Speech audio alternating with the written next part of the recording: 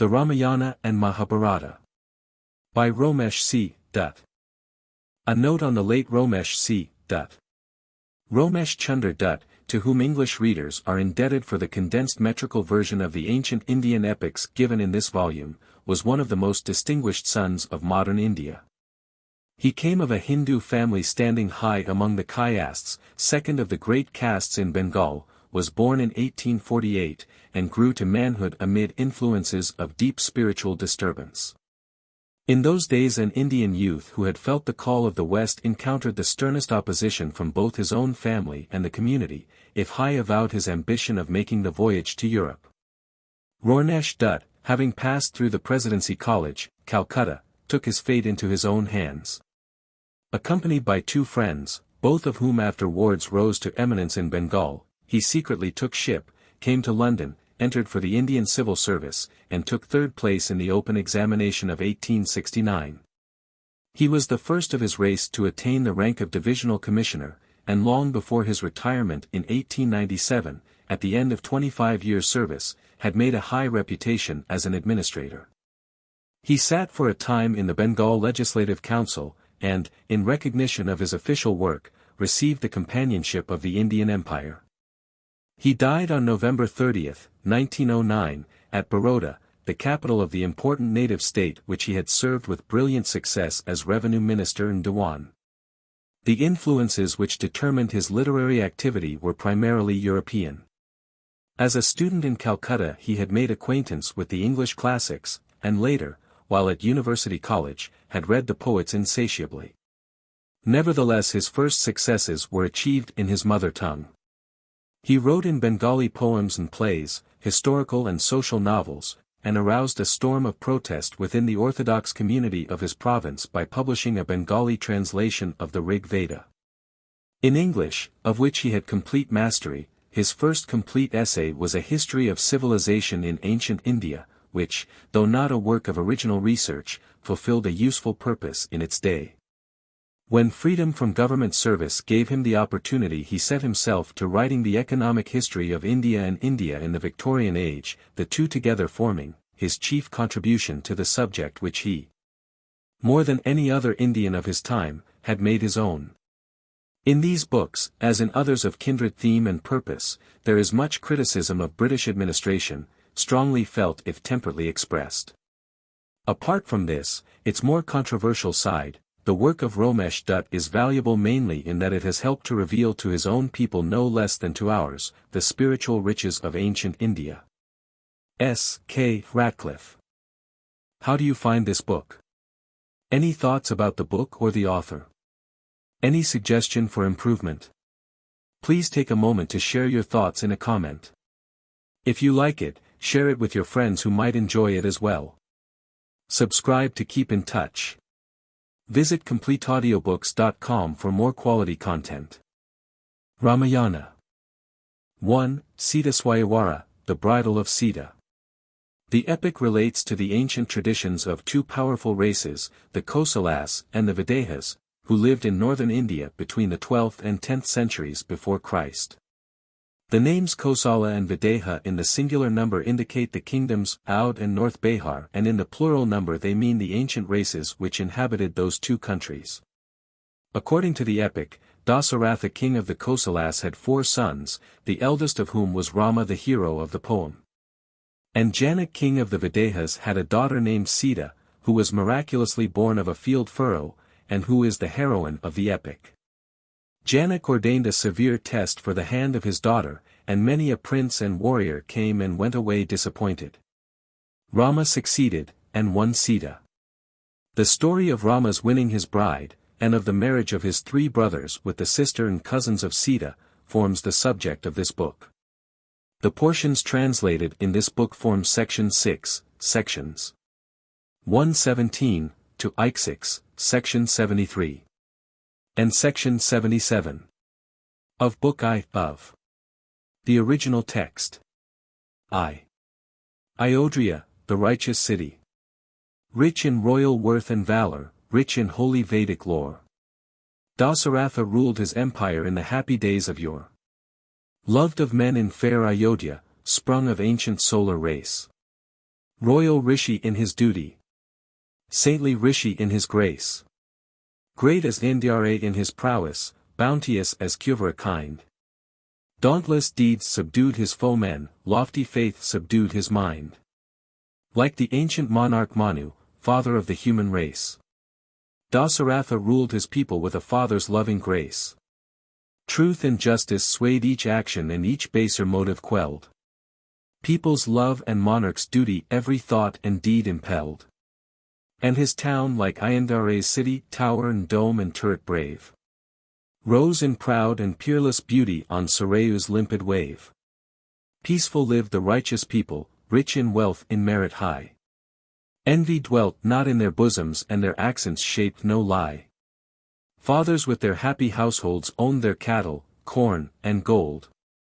Galling penury and famine in Ayodhya had no hold. Neighbors lived in mutual kindness helpful with their ample wealth. None who begged the wasted refuse, none who lived by fraud and stealth. And they wore the gem and earring, wreath and fragrant sandal paste. And their arms were decked with bracelets, and their necks with nishkas graced. Cheat and braggart and deceiver lived not in the ancient town. Proud despiser of the lowly wore not insults in their frown. Poorer fed not on the richer, hireling friend upon the great. None with low and lying accents did upon the proud man wait. Men to plighted vows were faithful. Faithful was each loving wife. Impure thought and wandering fancy stained not holy wedded life. Robed in gold and graceful garments, fair in form and fair in face. Winsome were Ayodhya's daughters. Rich in wit and woman's grace. Twice-born men were free from passion, lust of gold and impure greed. Faithful to their rites and scriptures, truthful in their word and deed. Altar blazed in every mansion, from each home was bounty given. Stooped no man to fulsome falsehood, questioned none the will of heaven. Kshatras bowed to holy Brahmins, Vaishyas to the Kshatras bowed. Toiling Sudras lived by labor, of their honest duty proud. To the gods and to the fathers, to each guest in virtue trained. Rites were done with true devotion as by holy writ ordained.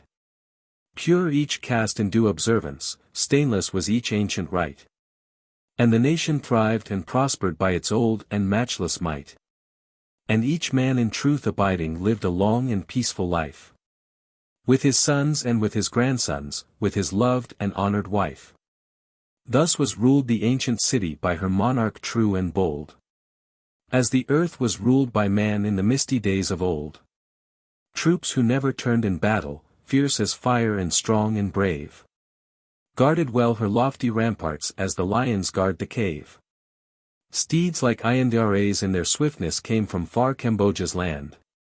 From Vinaya and Valika and from Sindhu's rock-bound strand. Elephants of mighty stature from the Vindhya mountains came. Or from deep and dark-some forests round Himalaya's peaks of fame. Matchless in their mighty prowess, peerless in their wondrous speed.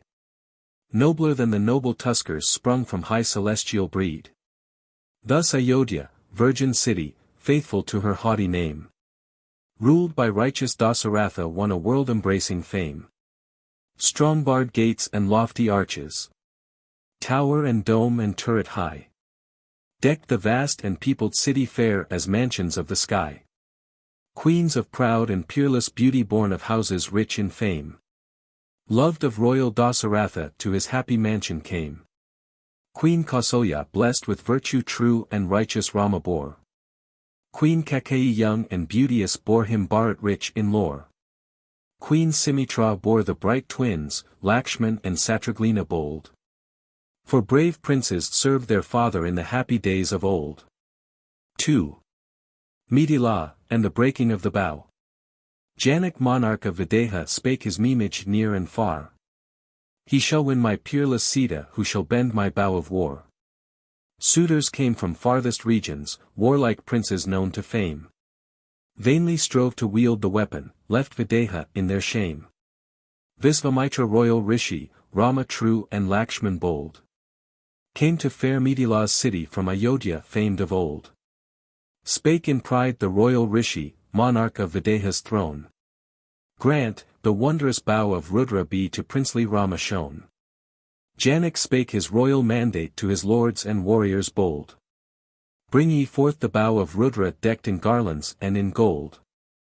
And his peers and proud retainers waiting on the monarch's call, brought the great and goodly weapon from the city's inner hall.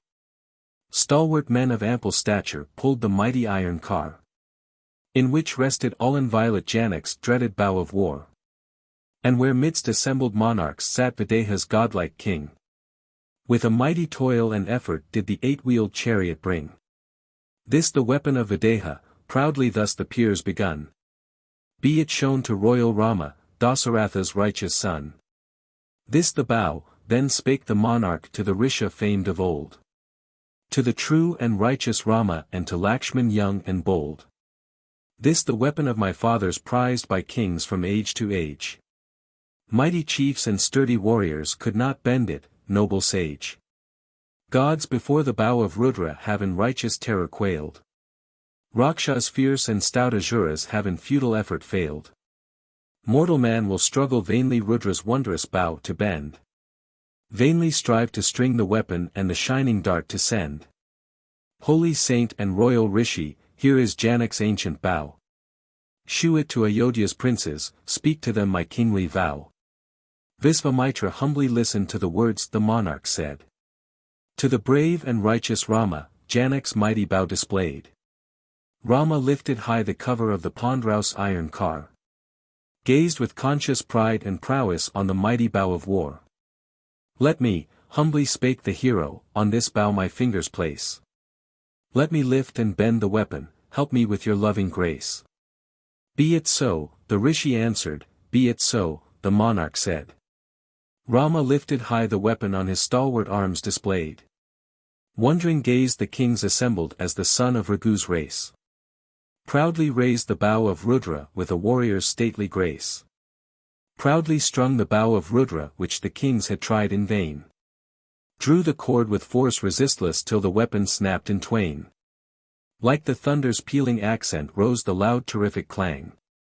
And the firm earth shook and trembled and the hills in echoes rang. And the chiefs and gathered monarchs fell and fainted in their fear. And the men of many nations shook the dreadful sound to hear. Pale and white the startled monarchs slowly from their terror woke. And with royal grace and greetings Janak to the rishi spoke. Now my ancient eyes have witnessed wondrous deed by Rama done. Deed surpassing thought or fancy wrought by Dasa-Ratha's son. And the proud and peerless princess, Sita glory of my house, sheds on me an added luster as she weds a godlike spouse. True shall be my plighted promise, Sita dearer than my life. Won by worth and wondrous valor shall be Rama's faithful wife. Grant us leave, O royal rishi, grant us blessings kind and fair. Envoys mounted on my chariot to Ayodhya shall repair. They shall speak to Rama's father glorious feat by Rama done. They shall speak to Dasa-Ratha, Sita is by valor won. They shall say the noble princes safely live within our walls. They shall ask him by his presence to adorn our palace balls. Pleased at heart the sage assented, envoys by the monarch sent. To Ayodhya's distant city with the royal message went. 3. The embassy to Ayodhya. 3 knights halting in their journey with their steeds fatigued and spent. Envoys from Mithila's monarch to Ayodhya's city went. And by royal mandate bidden stepped within the palace hall, where the ancient Dasa-Ratha sat with peers and courtiers all. And with greetings and obeisance spake their message calm and bold. Softly fell their gentle accents as their happy tale they told. Greetings to thee, mighty monarch, greetings to each priest and peer. Wishes for thy health and safety from Videha's king we bear. Janak monarch of Videha for thy happy life hath prayed. And by Visvamitra's bidding words of gladsome message said. Known on earth my plighted promise, spoke by heralds near and far. He shall win my peerless Sita who shall bend my bow of war. Monarchs came and princely suitors. Chiefs and warriors known to fame. Baffled in their fruitless effort left Mithila in their shame. Rama came with gallant Lakshman by their proud preceptor led. Bent and broke the mighty weapon, he the beauteous bride shall wed. Rama strained the weapon stoutly till it snapped and broke in twain. In the concourse of the monarchs, in the throng of armed men, Rama wins the peerless princess by the righteous will of heaven. I redeem my plighted promise, be thy kind permission given. Monarch of Kosala's country, with each lord and peer and priest, welcome to Mithila's city, welcome to Videha's feast. Joy thee in thy Rama's triumph, joy thee with a father's pride. Let each prince of proud Kosala win a fair Videha bride. These by Visvamitra's bidding are the words our monarch said. This by Satananda's counsel is the quest that he hath made. Joyful was Kosala's monarch, spake to chieftains in the hall, Vamadeva and Vasishtha, and to priests and Brahmins all. Priests and peers, in far Mithila, so these friendly envoys tell. Righteous Rama, gallant Lakshman, in the royal palace dwell. And our brother of Videha prizes Rama's warlike pride. To each prince of proud Kosala yields a fair Videha bride. If it please ye, priests and chieftains, speed we to Mithila fair. World-renowned is Janak's virtue, heaven inspired his learning rare. Spake each peer and holy Brahman, Dasa-Ratha's will be done. Spake the king unto the envoys, part we with the rising sun. Honored with a regal honor, welcome to a rich repast. Gifted envoys from Mithila day and night in gladness past. 4. Meeting of Janak and Dasa-Ratha. On Ayodhya's tower and turret now the golden morning woke. Dasa-Ratha girt by courtiers thus to wise Sumantra spoke. Bid the keepers of my treasure with their wagons lead the way. Ride in front with royal riches, gold and gems in bright array. Bid my warriors skilled in duty lead the fourfold ranks of war. Elephants and noble chargers, serried foot and battle car. Bid my faithful chariot driver harness quick each car of state. With the fleetest of my coursers, and upon my orders wait. Vamadeva and Vasishtha versed in Veda's ancient lore. Kasyapa and good Jabali sprung from holy saints of yore. Markandeya in his glory, Katyayana in his pride. Let each priest and proud preceptor with Kosala's monarch ride. Harness to my royal chariot strong and stately steeds of war. For the envoys speed my journey and the way is long and far. With each priest and proud retainer Dasa-Ratha led the way. Glittering ranks of forces followed in their fourfold dread array. For days on the way they journeyed till they reached Videha's land. Janak with a courteous welcome came to greet the royal band. Joyously Videha's monarch greeted every priest and peer. Greeted ancient Dasa-Ratha in his accents soft and clear. Hast thou come, my royal brother, on my house to yield thy grace? Hast thou made a peaceful journey, pride of Raghu's royal race? Welcome. For Mithila's people seek my royal guest to greet. Welcome. For thy sons of valor long their loving sire to meet. Welcome to the priest Vasishtha versed in Veda's ancient lore. Welcome every righteous rishi sprung from holy saints of yore. And my evil fates are vanquished and my race is sanctified. With the warlike race of Raghu thus in loving bonds allied. Sacrifice and rites auspicious we ordain with rising sun.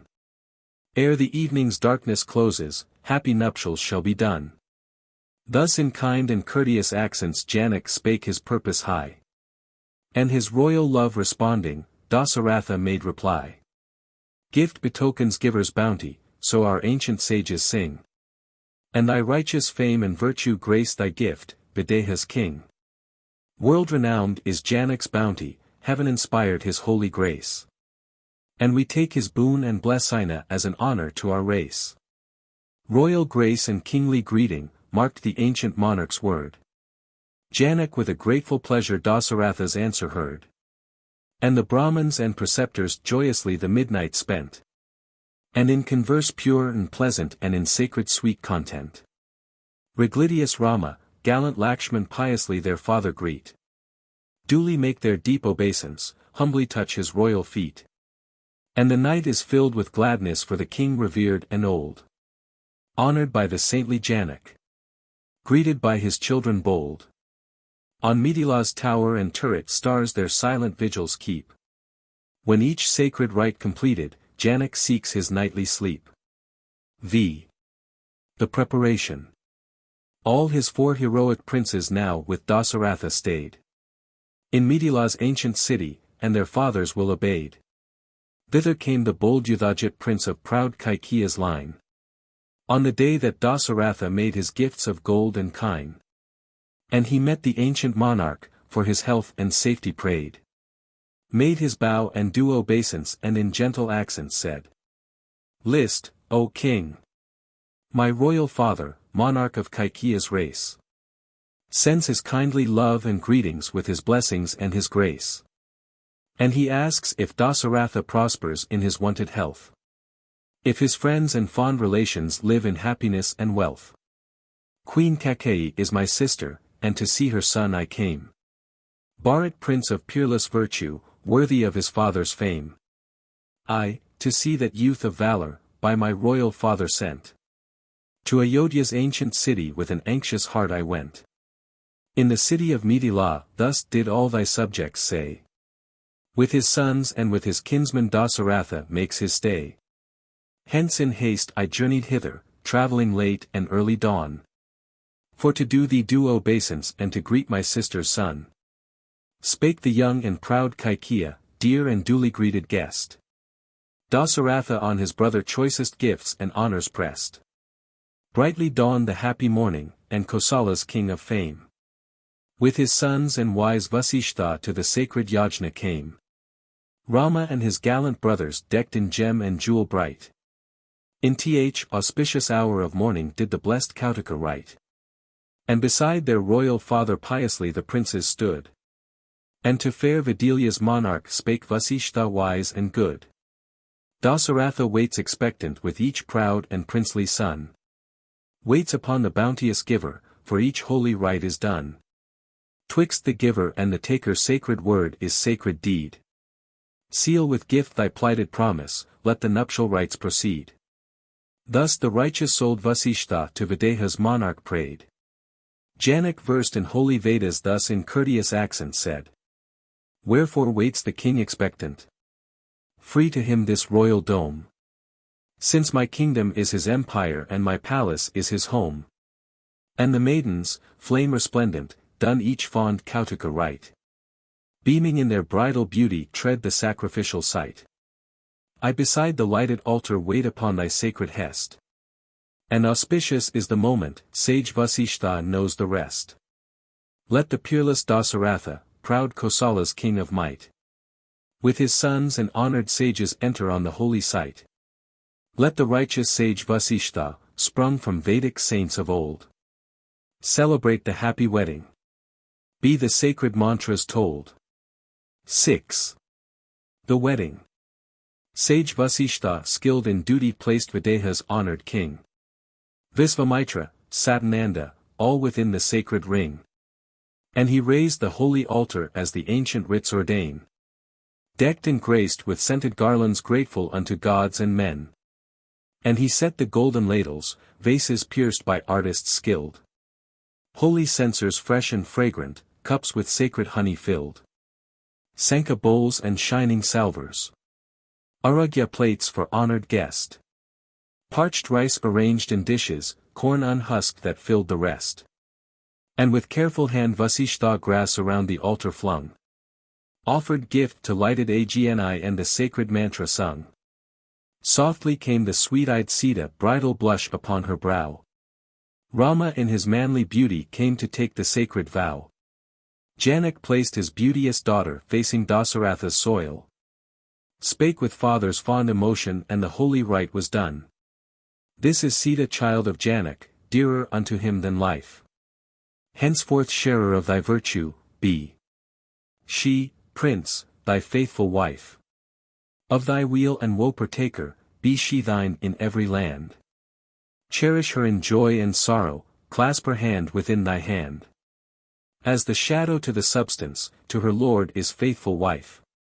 And my Sita best of women follows thee in death or life.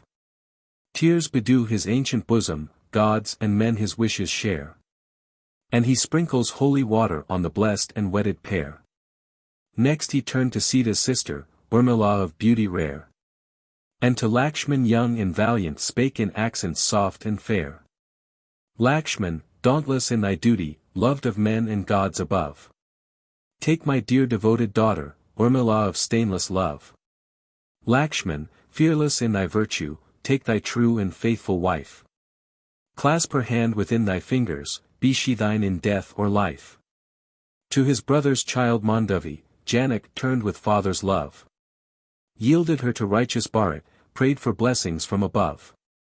Bharat, take the fair Mandavi, be she thine in death or life.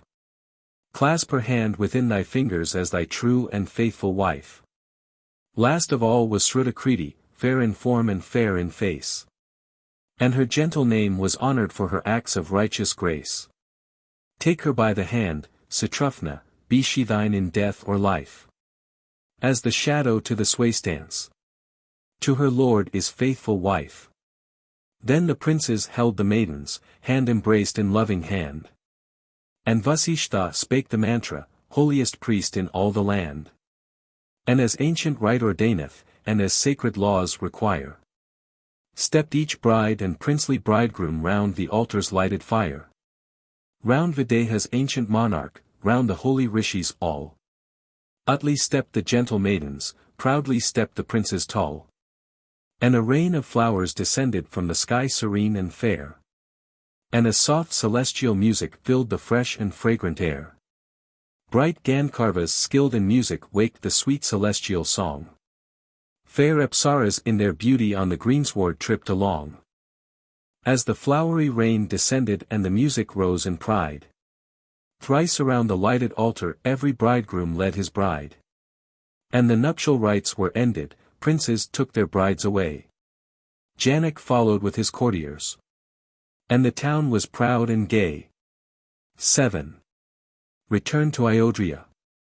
With his wedded sons and daughters and his guard in bright array. To the famed and fair Ayodhya, Dasa-Ratha held his way. And they reached the ancient city decked with banners bright and brave. And the voice of drum and trumpet hailed the home-returning brave. Fragrant blossoms strewed the pathway, song of welcome filled the air. Joyous men and merry women issued forth in garments fair. And they lifted up their faces and they waved their hands on high. And they raised the voice of welcome as their righteous king drew nigh. Greeted by his loving subjects, welcomed by his priests of fame. Dasa-Ratha, with the princes to his happy city came. With the brides and stately princes in the town he held his way. Entered slow his lofty palace bright as peak of Himalaya. Queen Kausalya blessed with virtue, Queen Kaikeyi in her pride. Queen Sumitra sweetly loving, greeted every happy bride. Soft-eyed Sita noble destined, Urmila of spotless fame. Mandavi and Srutakirti to their loving mothers came. Decked in silk and queenly garments they performed each pious rite. Brought their blessings on the household, bowed to gods of holy might. Bowed to all the honored elders, blessed the children with their love. And with soft and sweet endearment by their loving consorts moved. Happy were the wedded princes peerless in their warlike might. And they dwelt in stately mansions like Kuvera's mansions bright. Loving wife and troops of kinsmen, wealth and glory on them wait. Filial love and fond affection sanctify their happy fate. Once when on the palace chambers bright the golden morning woke. To his son the gentle Bharat, thus the ancient monarch spoke. Know, my son, the Prince Kaikeya, Udajit of warlike fame. Queen Kaikeyi's honored brother. From his distant regions came. He hath come to take thee, Bharat, to Kaikeya's monarch bold. Go and stay with them a season, greet thy grandsire loved of old. Bharat heard with filial duty and he hastened to obey. Took with him the young Satrufna in his grandsire's home to stay. And from Rama and from Lakshman parted they with many a tear. From their young and gentle consorts. From their parents ever dear. And Kaikeya with the princes, with his guards and troopers gay. To his father's western regions gladsome held his onward way. Rama with a pious duty favored by the gods above. Tended still his ancient father with a never-faltering love. In his father's sacred mandate still his noblest duty saw. In the weal of subject nations recognized his foremost law. And he pleased his happy mother with a fond and filial care. And his elders and his kinsmen with devotion soft and fair. Brahmins blessed the righteous Rama for his faith in gods above. People in the town and hamlet blessed him with their loyal love. With a woman's whole affection fond and trusting Sita loved. And within her faithful bosom loving Rama lived and moved. And he loved her, for their parents chose her as his faithful wife. Loved her for her peerless beauty. For her true and trustful life. Loved and dwelt within her bosom though he wore a form apart. Rama in a sweet communion lived in Sita's loving heart. Days of joy and months of gladness o'er the gentle Sita flew. As she like the queen of beauty brighter in her graces grew. And as Vishnu with his consort dwells in skies, alone, apart. Rama in a sweet communion lived in Sita's loving heart. 2. Vana-Gamana-Adesa, the Banishment. The events narrated in this book occupy scarcely 2 days. The description of Rama's princely virtues and the rejoicings at his proposed coronation, with which the book begins, contrast with much dramatic force and effect with the dark intrigues which follow. And which end in his cruel banishment for 14 years. The portions translated in this book form sections I, 2, 6, and 7, portions of sections X, to 13, and the whole of section 18. Of Book 2 of the original text. I. The council convened. Thus the young and brave Satrughna, Bharat ever true and bold, went to warlike western regions where Kaikyas lived of old. Where the ancient Aswapati ruled his kingdom broad and fair. Hailed the sons of Dasa-Ratha with a grandsire's loving care. Tended with a fond affection, guarded with a gentle sway. Still the princes of their father dreamt and thought by night and day. And their father in Ayodhya, great of heart and stout of hand, thought of Bharat and Satrughna living in Kaikya's land. For his great and gallant princes were to him his life and light. Were a part of Dasa-Ratha like his hands and arms of might. But of all his righteous children righteous Rama won his heart. As Swayabibhu of all creatures, was his dearest, holiest part. For his Rama strong and stately was his eldest and his best. Void of every baser passion and with every virtue blessed. Soft in speech, sedate and peaceful, seeking still the holy path. Calm in conscious worth and valor, taunt nor cavil waked his wrath. In the field of war excelling, boldest warrior midst the bold. In the palace chambers musing on the tales by elders told. Faithful to the wise and learned, truthful in his deed and word. Rama dearly loved his people and his people loved their lord. To the Brahmins pure and holy Rama due obeisance made. To the poor and to the helpless deeper love and honor paid. Spirit of his race and nation was to high-souled Rama given. Thoughts that widen human glory. Deeds that ope the gates of heaven. Not intent on idle cavil Rama spake with purpose high. And the god of speech might envy when he spake or made reply. In the learning of the Vedas highest meed and glory won. In the skill of arms the father scarcely matched the gallant son. Taught by sages and by elders in the manners of his race. Rama, grew in social virtues and each soft endearing grace. Taught by inborn pride and wisdom patient purpose to conceal. Deep determined was his effort, dauntless was his silent will. Peerless in his skill and valor steed and elephant to tame. Dauntless leader of his forces, matchless in his warlike fame. Higher thought and nobler duty did the righteous Rama move. By his toil and by his virtues still he sought his people's love. Dasa-Ratha marked his Rama with each kingly virtue blessed. And from lifelong royal duties now he sought repose and rest. Shall I see my son anointed, seated on Kosala's throne? In the evening of my lifetime ere my days on earth be done. Shall I place my ancient empire in the youthful Rama's care? Seek for me a higher duty and prepare for life more fair. Pondering thus within his bosom counsel from his courtiers sought. And to crown his Rama, regent, was his purpose and his thought. For strange signs and diverse tokens now appeared on earth and sky. And his failing strength and vigor spoke his end approaching nigh. And he witnessed Rama's virtues filling all the world with love. As the full moon's radiant luster fills the earth from skies above. Dear to him appeared his purpose, Rama to his people dear. Private wish and public duty made his path serene and clear. Dasa-Ratha called his council, summoned chiefs from town and plain. Welcomed too from distant regions monarchs and the kings of men.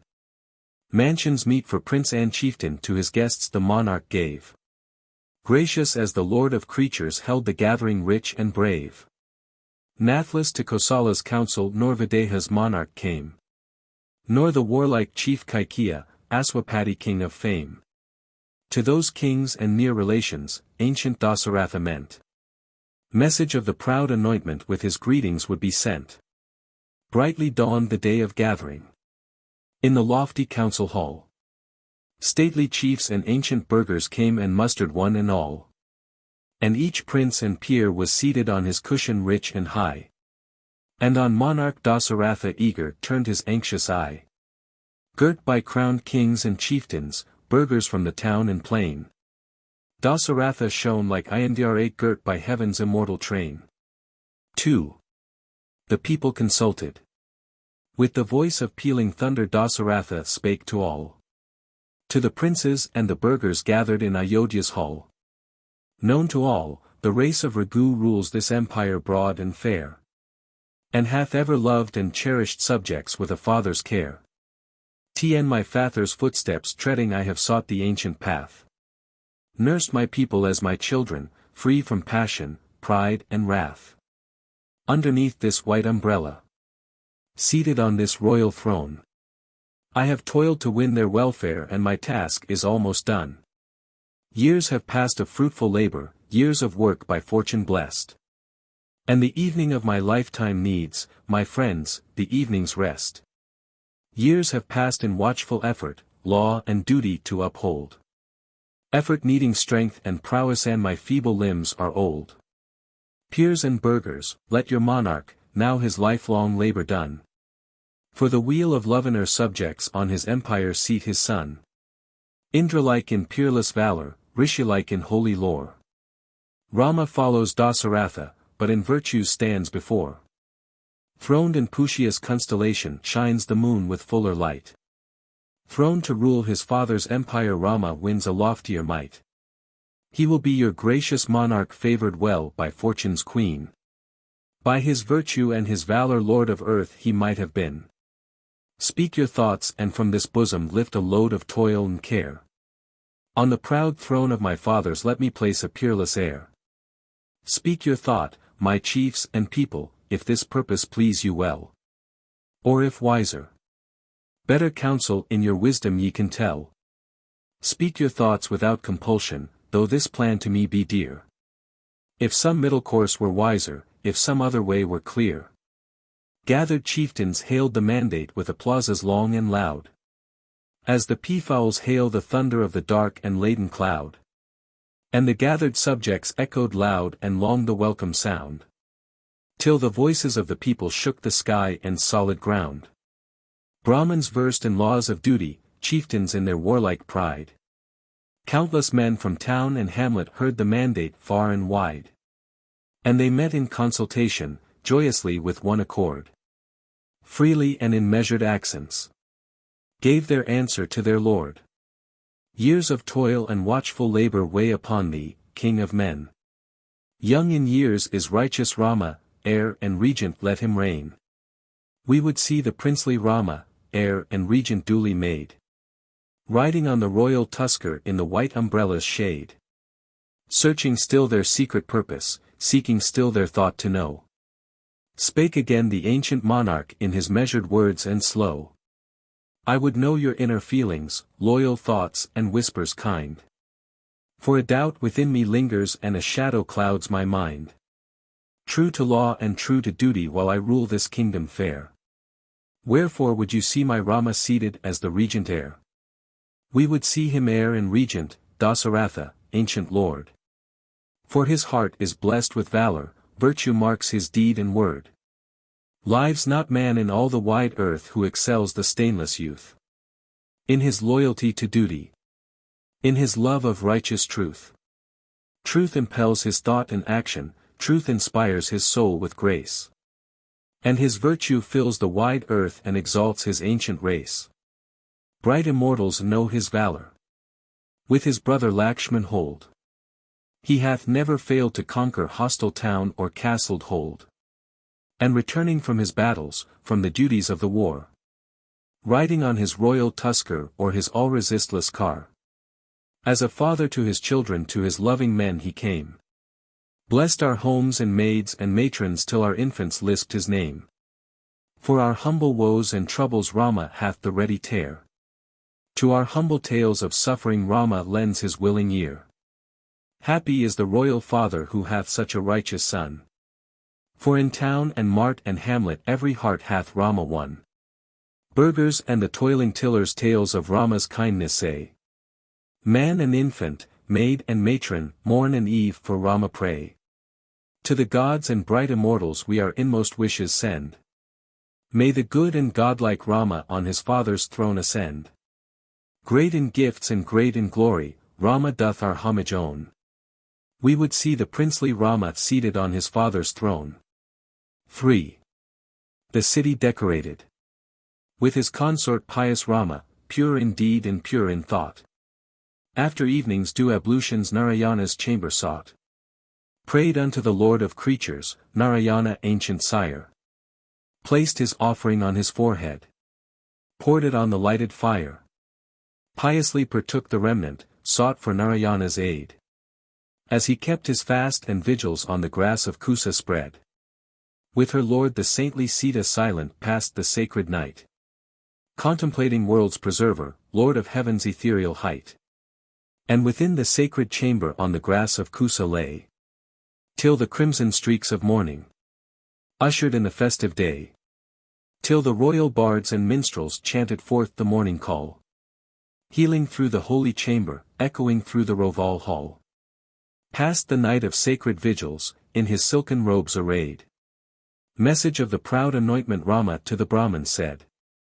And the Brahmins spake to burghers that the festive day was come. Till the mart and crowded pathway rang with note of pipe and drum. And the townsmen heard rejoicing of the vigils of the night. Kept by Rama and by Sita, for the day's auspicious rite. Rama shall be heir and regent, Rama shall be crowned today. Rapid flew the gladdening message with the morning's gladsome ray.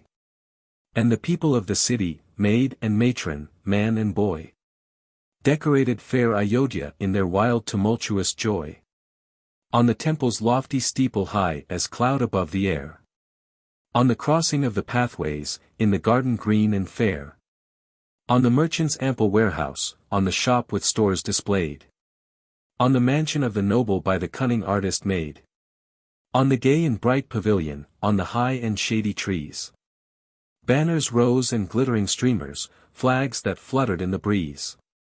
Actors gay and nimble dancers, singers skilled in lightsome song. With their antics and their music pleased the gay and gathered throng. And the people met in conclaves, spake of Rama, regent heir. And the children by the roadside lisped of Rama brave and fair. Women wove the scented garland, merry maids the censer lit. Men with broom and sprinkled water swept the spacious mart and street. Rows of trees and posts they planted hung with lamps for coming night. That the midnight dark might rival splendor of the noonday light. Troops of men and merry children labored with a loving care.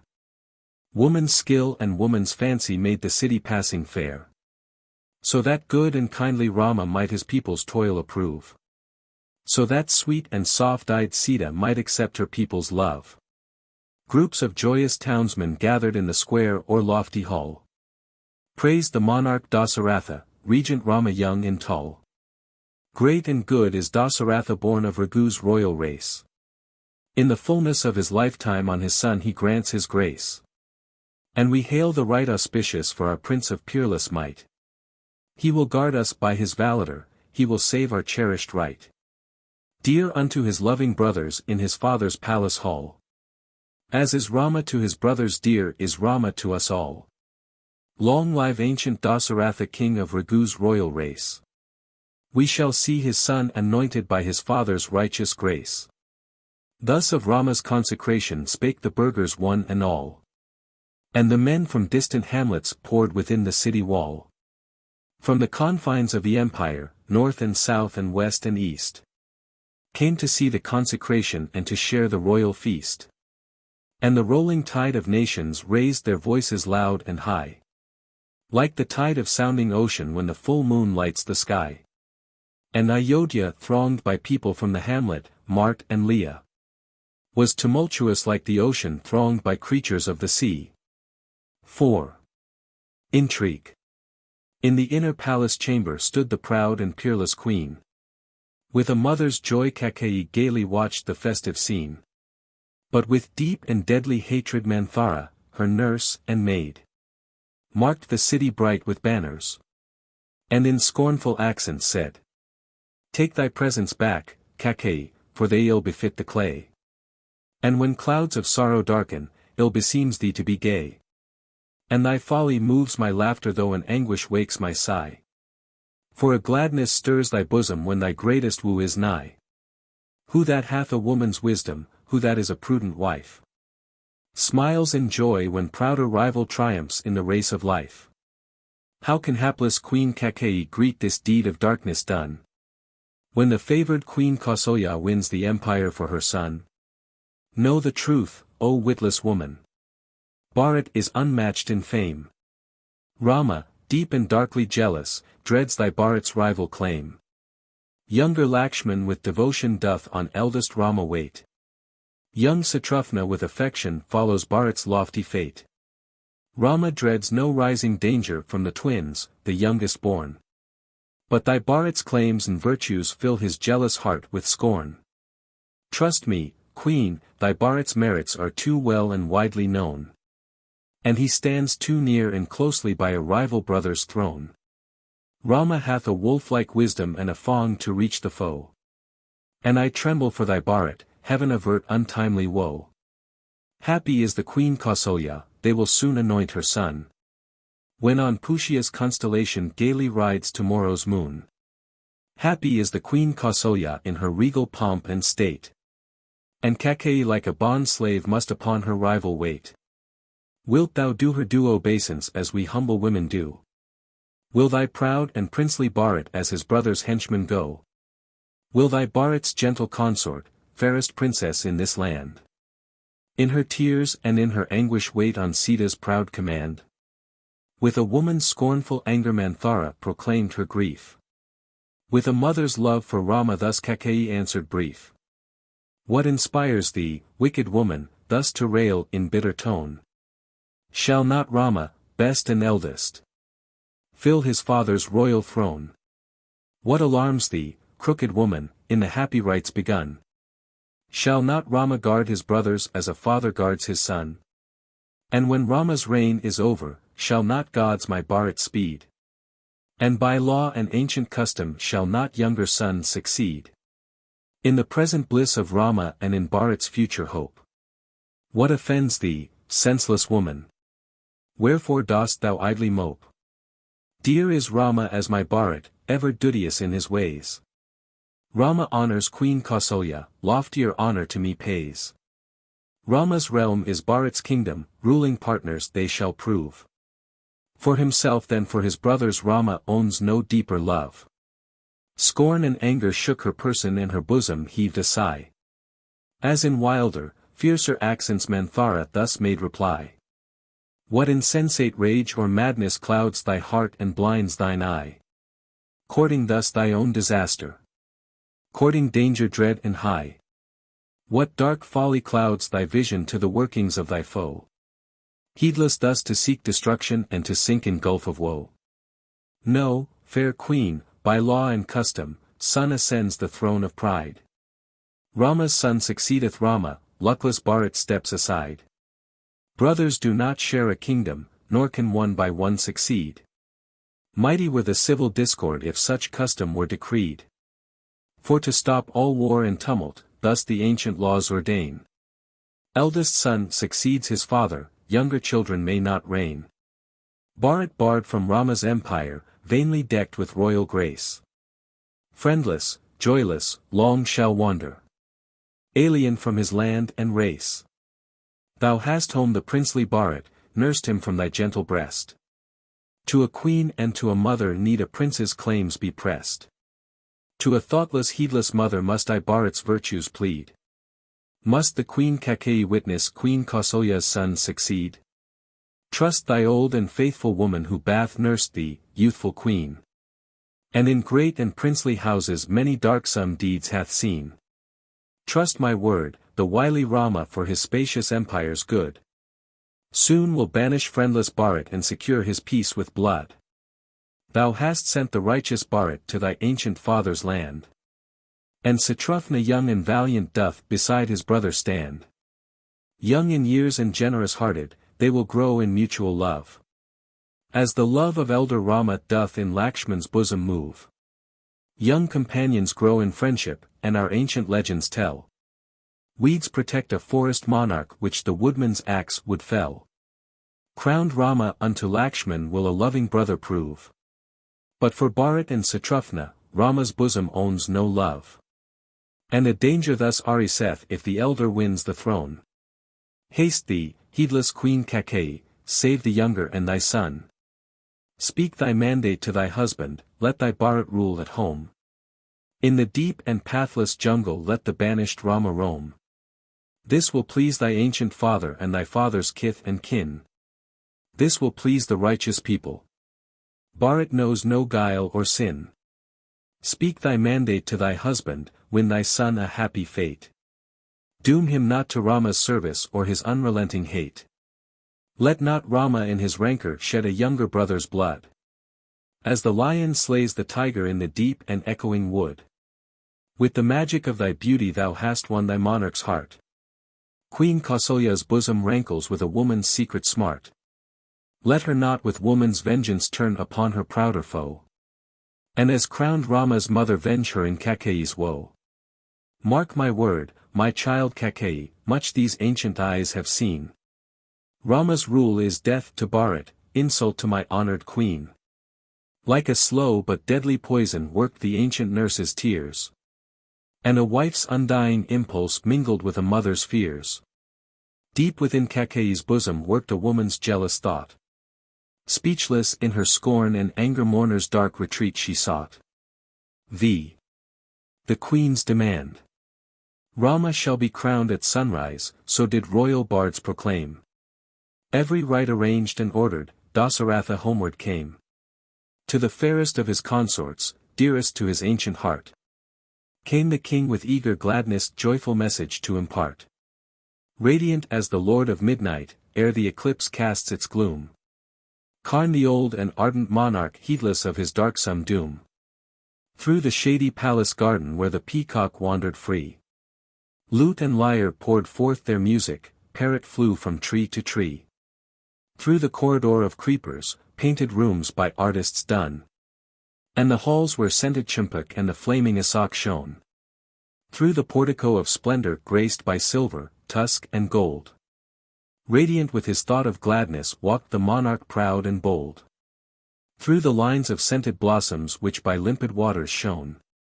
And the rooms with seats of silver, ivory bench and golden throne. Through the chamber of confection, where each viand wooed the taste.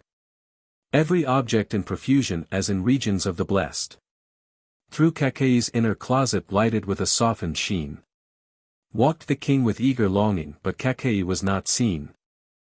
Thoughts of love and gentle dalliance woke within his ancient heart. And the magic of her beauty and the glamour of her art. With a soft desire the monarch vainly searched the vanished fair. Found her not in royal chamber. Found her not in gay parterre. Filled with love and longing languor loitered not the radiant queen. In her soft voluptuous chamber, in the garden, grove or green. And he asked the faithful warder of Kaikeyi loved and lost. She who served him with devotion and his wishes never crossed. Spake the warder in his terror that the queen with rage distraught. Weeping silent tears of anguish had the mourner's chamber sought. Thither flew the stricken monarch. On the bare and unswept ground, trembling with tumultuous passion was the queen Kakei found. On the cold uncovered pavement sorrowing lay the weeping wife. Young wife of an ancient husband, dearer than his heart and life. Like a bright and blossoming creeper rudely severed from the earth. Like a fallen fair Apsara, beauteous nymph of heavenly birth. Like a female forest ranger bleeding from the hunter's dart. Whom her mate the forest monarch soothes with soft endearing art. Lay the queen in tears of anguish. And with sweet and gentle word. To the lotus-eyed lady softly spake her loving lord. Wherefore thus, my queen and empress, sorrow-laden is thy heart. Who with daring slight or insult seeks to cause thy bosom smart. If some unknown ailment pains thee, evil spirit of the air. Skilled physicians wait upon thee, priests with incantations fair. If from human foe some insult, wipe thy tears and doom his fate. Rich reward or royal vengeance shall upon thy mandate wait. Wilt thou doom to death the guiltless, free whom direst sins debase? Wilt thou lift the poor and lowly or the proud and great disgrace? Speak, and I and all my courtiers Queen Kakei's hest obey. For thy might is boundless, empress. Limitless thy regal sway. Rolls my chariot wheel revolving from the sea to farthest sea. And the wide earth is my empire, monarchs list my proud decree. Nations of the eastern regions and of Sindhu's western wave. Brave Saurashtras and the races who the ocean's dangers brave. Vangas, Angas and Magadhas, warlike Matsyas of the west.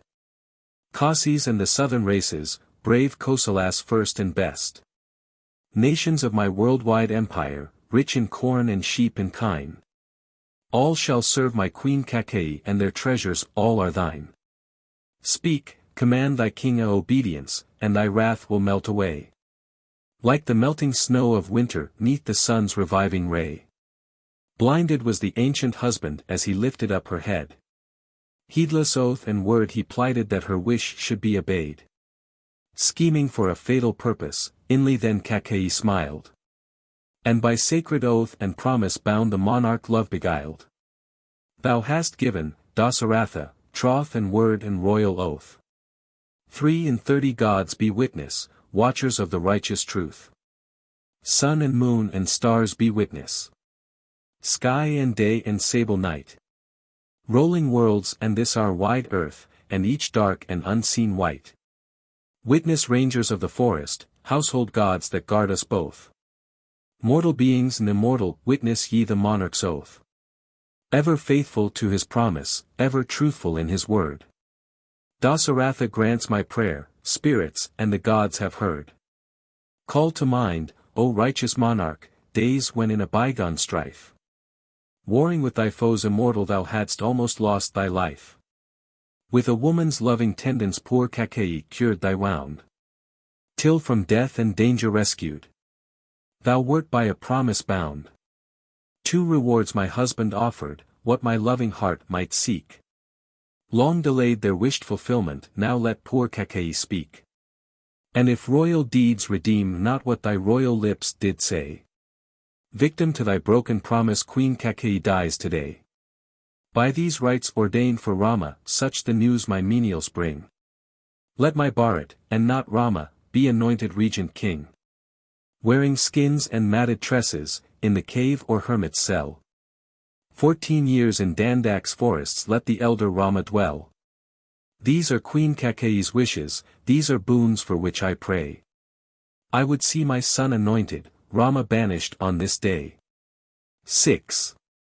The King's Lament. Is this torturing dream or madness, do my feeble senses fail? O'er my darkened mind and bosom doth a fainting fit prevail? So the stricken monarch pondered and in hushed and silent fear. Looked on her as on a tigress looks the dazed and stricken deer. Lying on the unswept pavement still he heaved the choking sigh. Like a wild and hissing serpent quelled by incantations high. Sobs convulsive shook his bosom and his speech and accent failed. And a dark and death-like faintness o'er his feeble soul prevailed. Stunned awhile remained the monarch, then in furious passion woke. And his eyeballs flamed with red fire, to the queen as thus he spoke. Traitress to thy king and husband, fell destroyer of thy race. Wherefore seeks thy ruthless rancor Rama rich in righteous grace? Traitress to thy kith and kindred. Rama loves thee as thy own. Wherefore then with causeless vengeance as a mother hate thy son? Have I courted thee, Kakeyi, thrown thee in my heart of truth? Nursed thee in my home and bosom like a snake of poisoned tooth? Have I courted thee, Kakeyi, placed thee on Ayodhya's throne? That my Rama, loved of people, thou shouldst banish from his own. Banish far my queen Kausalya, Queen Sumitra's saintly wife. Wrench from me my ancient empire, from my bosom wrench my life. But with brave and princely Rama never can his father part. Till his ancient life is ended, cold and still his beating heart. Sunless rolled the world in darkness, rainless may the harvests thrive. But from Re-Tius Rama severed, never can his sire survive. Feeble is thy aged husband, few and brief on earth his day. Lend me, wife, a woman's kindness. As a consort be my stay. Ask for other boon, Kakeyi, aught my sea-girt empire yields. Wealth or treasure, gem or jewel, castled town or smiling fields. Ask for other gift, Kakeyi, and thy wishes shall be given. Stain me not with crime unholy in the eye of righteous heaven. Coldly spake the queen Kakeyi, if thy royal heart repent. Break thy word and plighted promise, let thy royal faith be rent. Ever known for truth and virtue, speak to peers and monarchs all. When from near and distant regions they shall gather in thy hall. Speak if so it please thee, monarch, of thy evil-destined wife. How she loved with wife's devotion, how she served and saved thy life. How on plighted promise trusting for a humble boon she sighed. How a monarch broke his promise, how a cheated woman died. Fair thy form, resumed the monarch, beauty dwells upon thy face. Woman's winsome charms bedeck thee, and a woman's peerless grace. Wherefore then within thy bosom wakes this thought of cruel wile? And what dark and loathsome spirit stains thy heart with blackest guile? Ever since the day, Kakeyi, when a gentle bride you came. By a wife's unfailing duty you have won a woman's fame. Wherefore now this cruel purpose hath a stainless heart defiled? Ruthless wish to send my Rama to the dark and pathless wild. Wherefore, darkly scheming woman, on unrighteous purpose bent, doth thy cruel causeless vengeance on my Rama seek a vent? Wherefore seek by deeds unholy for thy son the throne to win? Throne which Bharat doth not covet, blackened by his mother's sin. Shall I see my banished Rama mantled in the garb of woe? Reft of home and kin and empire to the pathless jungle go? Shall I see disasters sweeping o'er my empire dark and deep, as the forces of a foeman o'er a scattered army sweep? Shall I hear assembled monarchs in their whispered voices say, weak and foolish in his Dodapur, Dasa-Ratha holds his sway? Shall I say to righteous elders when they blame my action done, that by woman's mandate driven I have banished thus my son? Queen Kausalya, dear loved woman, she who serves me as a slave, soothes me like a tender sister, helps me like a consort brave, as a fond and loving mother tends me with a watchful care, as a daughter ever duteous doth obeisance sweet and fair. When my fond and fair Kausalya asks me of her banished son, how shall Dasa-Ratha answer for the impious action done? How can husband, cold and cruel, break a wife's confiding heart? How can father, false and faithless, from his best and eldest part? Coldly spake the queen Kakeyi, if thy royal heart repent, break thy word and plighted promise, let thy royal faith be rent. Truth abiding is our monarch, so I heard the people say. And his word is all inviolate, stainless virtue marks his sway. Let it now be known to nations, righteous Dasa-Ratha lied. And a trusting, cheated woman broke her loving heart and died. Darker grew the shades of midnight, coldly shone each distant star. Wilder in the monarch's bosom raged the struggle and the war. Starry midnight, robed in shadows, give my wearied heart relief. Spread thy sable-covering mantle o'er an impious monarch's grief. Spread thy vast and inky darkness o'er a deed of nameless crime. Reign perennial o'er my sorrows heedless of the lapse of time. May a sinful monarch perish ere the dawning of the day. O'er a dark life sin polluted, beam not morning's righteous ray. 7. The sentence. Morning came and duteous Rama to the palace bent his way, for to make his salutation and his due obeisance pay. And he saw his aged father shorn of kingly pomp and pride. And he saw the queen Kaikeyi sitting by her consort's side. Duteously the righteous Rama touched the ancient monarch's feet. Touched the feet of Queen Kaikeyi with a son's obeisance meet. Rama! Cried the feeble monarch, but the tear bedimmed his eye. Sorrow choked his failing utterance and his bosom heaved a sigh. Rama started in his terror at his father's grief or wrath. Like a traveler in the jungle crossed by serpent in his path. Reft of sense appeared the monarch, crushed beneath a load of pain. Heaving oft a sigh of sorrow as his heart would break in twain. Like the ocean tempest shaken, like the sun in eclipse pale. Like a crushed repenting rishi when his truth and virtue fail. Breathless mused the anxious Rama, what foul action hath he done? What strange anger fills his father, wherefore greets he not his son? Speak, my mother, uttered Rama, what strange error on my part? Unremembered sin or folly fills with grief my father's heart. Gracious unto me is father with a father's boundless grace. Wherefore clouds his altered visage, wherefore tears bedew his face? Doth a piercing painful ailment rack his limbs with cruel smart? Doth some secret silent anguish wring his tom and tortured heart? Bharat lives with brave Satrans, in thy father's realms afar.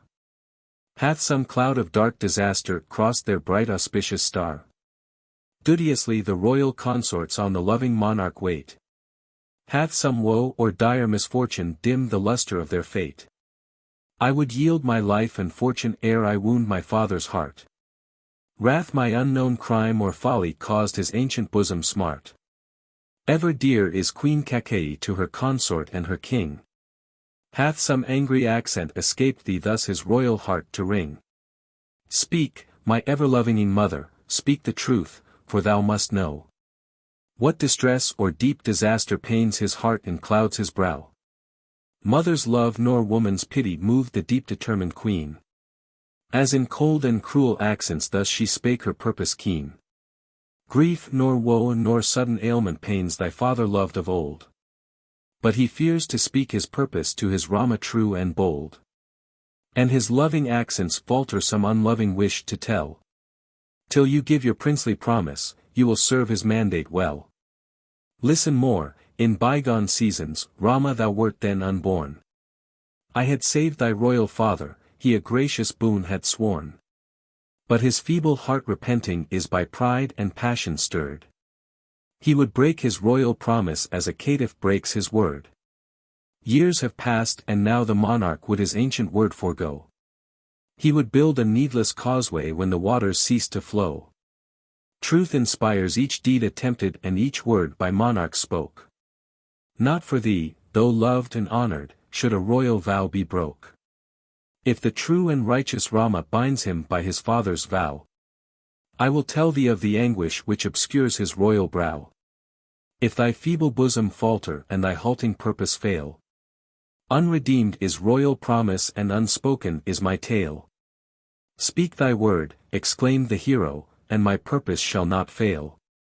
Rama serves his father's mandate and his bosom shall not quail. Poisoned cup or death untimely what the cruel fates decree. To his king and to his father Rama yields obedience free. Speak my father's royal promise, hold me by his promise tied. Rama speaks and shall not palter, for his lips have never lied. Cold and clear Kaikeyi's accents fell as falls the hunter's knife. Listen then to word of promise and redeem it with thy life. Wounded erst by foes immortal, saved by Queen Kakeyi's care. Two great boons your father plighted and his royal words were fair. I have sought their due fulfillment, brightly shines my Bharat's star. Bharat shall be heir and regent, Rama shall be banished far. If thy father's royal mandate thou wouldst list and honor still, 14 years in Dandak's forest live and wander at thy will. 7 long years and 7, my Rama, thou shalt in the jungle dwell. Bark of trees shall be thy raiment and thy home the hermit's cell. Over fair Kosala's empire let my princely Bharat reign. With his cars and steeds and tuskers, wealth and gold and armed men. Tender-hearted is the monarch, age and sorrow dim his eye. And the anguish of a father checks his speech and purpose high. For the love he bears thee, Rama, cruel vow he may not speak. I have spoke his will and mandate. And thy true obedience seek. Calmly Rama heard the mandate, grief nor anger touched his heart. Calmly from his father's empire and his home prepared to part. 3. Dasa-Ratha-Viyoga, the death of the king. The first 6 days of Rama's wanderings are narrated in this book. Sita and the faithful Lakshman accompanied Rama in his exile, and the loyal people of Ayodhya followed their exiled prince as far as the banks of the Tamesa river, where they halted on the first night. Rama had to steal away at night to escape the citizens, and his wanderings during the following days give us beautiful glimpses of forest life in holy hermitages. 30 centuries have passed since the age of the Kosalas and Videhas, but every step of the supposed journey of Rama is well known in India to this day, and is annually traversed by thousands of devoted pilgrims. The past is not dead and buried in India, it lives in the hearts of millions of faithful men and faithful women, and shall live forever. On the 3rd day of their exile, Rama and his wife and brother crossed the Ganges. On the 4th day they came to the hermitage of Bharadvaja, which stood where Allahabad now stands, on the confluence of the Ganges and the Jumna. On the 5th day they crossed the Jumna, the southern shores of which were then covered with woods. And on the 6th day they came to the hill of Chitrakuta, where they met the Saint Valmiki, the reputed author of this epic. We have often looked, says a writer in Calcutta Review, Volume 22, on that green hill. It is the holiest spot of that sect of the Hindu faith who devote themselves to this incarnation of Vishnu. The whole neighborhood is Rama's country. Every headland has some legend, every cavern is connected with his name, some of the wild fruits are still called sitafal, being the reputed food of the exile. Thousands and thousands annually visit the spot, and round the hill is raised a footpath on which the devotee, with naked feet, treads full of pious awe. Grief for the banished Rama pressed on the ancient heart of Dasa-Ratha. The feeble old king pined away and died, remembering and recounting on his deathbed how in his youth he had caused sorrow and death to an old hermit by killing his son. Scarcely any passage in the epic is more touching than this old sad story told by the dying monarch. The portions translated in this book form the whole or the main portions of sections 26, 27, 31, 39, XL, 46, II, Liv, LV. LV, 113, and 64. Of Book 2. Of the original text. I. Woman's love. Dearly loved, devoted Sita. Daughter of a royal line. Part we now, for years of wandering in the pathless woods is mine. For my father, promise fettered, to Kakeyi yields the sway. And she wills her son anointed, 14 years doth Rama stray. But before I leave thee, Sita, in the wilderness to rove, yield me one more tender token of thy true and trustful love. Serve my crowned brother, Sita, as a faithful, duteous dame. Tell him not of Rama's virtues, tell him not of Rama's claim. Since my royal father willeth, Bharat shall be regent heir. Serve him with a loyal duty, serve him with obeisance fair. Since my Roval father willeth, years of banishment be mine. Brave in sorrow and in suffering, woman's brightest fame be thine. Keep thy fasts and vigils, Sita, while thy Rama is away. Faith in gods and faith in virtue on thy bosom hold their sway. In the early watch of morning to the gods for blessings pray. To my father Dasa-Ratha honor and obeisance pay. To my mother, Queen Kausalya, is thy dearest tendance due. Offer her thy consolation, be a daughter fond and true. Queen Kaikeyi and Sumitra equal love and honor claim. With a soothing soft endearment sweetly serve each royal dame. Cherish Bharat and Satrughna with a sister's watchful love. And a mother's true affection and a mother's kindness prove. Listen, Sita, unto Bharat speak no heedless angry word. He is monarch of Kosala and of Raghu's race is lord. Crowned kings our willing service and our faithful duty own. Dearest song they disinherit, cherish strangers near the throne. Bharats will with deep devotion and with faultless faith obey. Truth and virtue on thy bosom ever hold their gentle sway. And to please each dear relation, gentle Sita, be it thine part we love. For years of wandering in the pathless woods is mine. Rama spake, and soft-eyed Sita, ever sweet in speech and word. Stirred by loving woman's passion boldly answered thus her lord. Do I hear my husband rightly, are these words my Rama spake? And her banished lord and husband will the wedded wife forsake? Lightly I dismiss the counsel which my lord hath lightly said. For it ill beseems a warrior and my husband's princely grade. For the faithful woman follows where her wedded lord may lead. In the banishment of Rama, Sita's exile is decreed. Sire nor son nor loving brother rules the wedded woman's state. With her lord she falls or rises, with her consort courts her fate. If the righteous son of Raghu wends to forests dark and drear, Sita steps before her husband wild and thorny path to clear. Like the tasted refuse water cast thy timid thoughts aside. Take me to the pathless jungle, bid me by my lord abide. Car and steed and gilded palace, vain are these to woman's life. Dearer is her husband's shadow to the loved and loving wife. For my mother often taught me and my father often spake, that her home the wedded woman doth beside her husband make. As the shadow to the substance, to her lord is faithful wife. And she parts not from her consort till she parts with fleeting life. Therefore bid me seek the jungle and in pathless forests roam. Where the wild deer freely ranges and the tiger makes his home. Happier than in father's mansions in the woods will Sita rove. Waste no thought on home or kindred. Nestling in her husband's love. World-renowned is Rama's valor, fearless by her Rama's side. Sita will still live and wander with a faithful woman's pride. And the wild fruit she will gather from the fresh and fragrant wood. And the food by Rama tasted shall be Sita's cherished food. Bid me seek the sylvan greenwoods, wooded hills and plateaus high. Limpid rills and crystal nullas as they softly ripple by. And where in the lake of lotus tuneful ducks their plumage lave. Let me with my loving Rama skim the cool translucent wave. Years will pass in happy union, happiest lot to woman given. Sita seeks not throne or empire, nor the brighter joys of heaven. Heaven conceals not brighter mansions in its sunny fields of pride. Where without her lord and husband faithful Sita would reside. Therefore let me seek the jungle where the jungle rangers rove.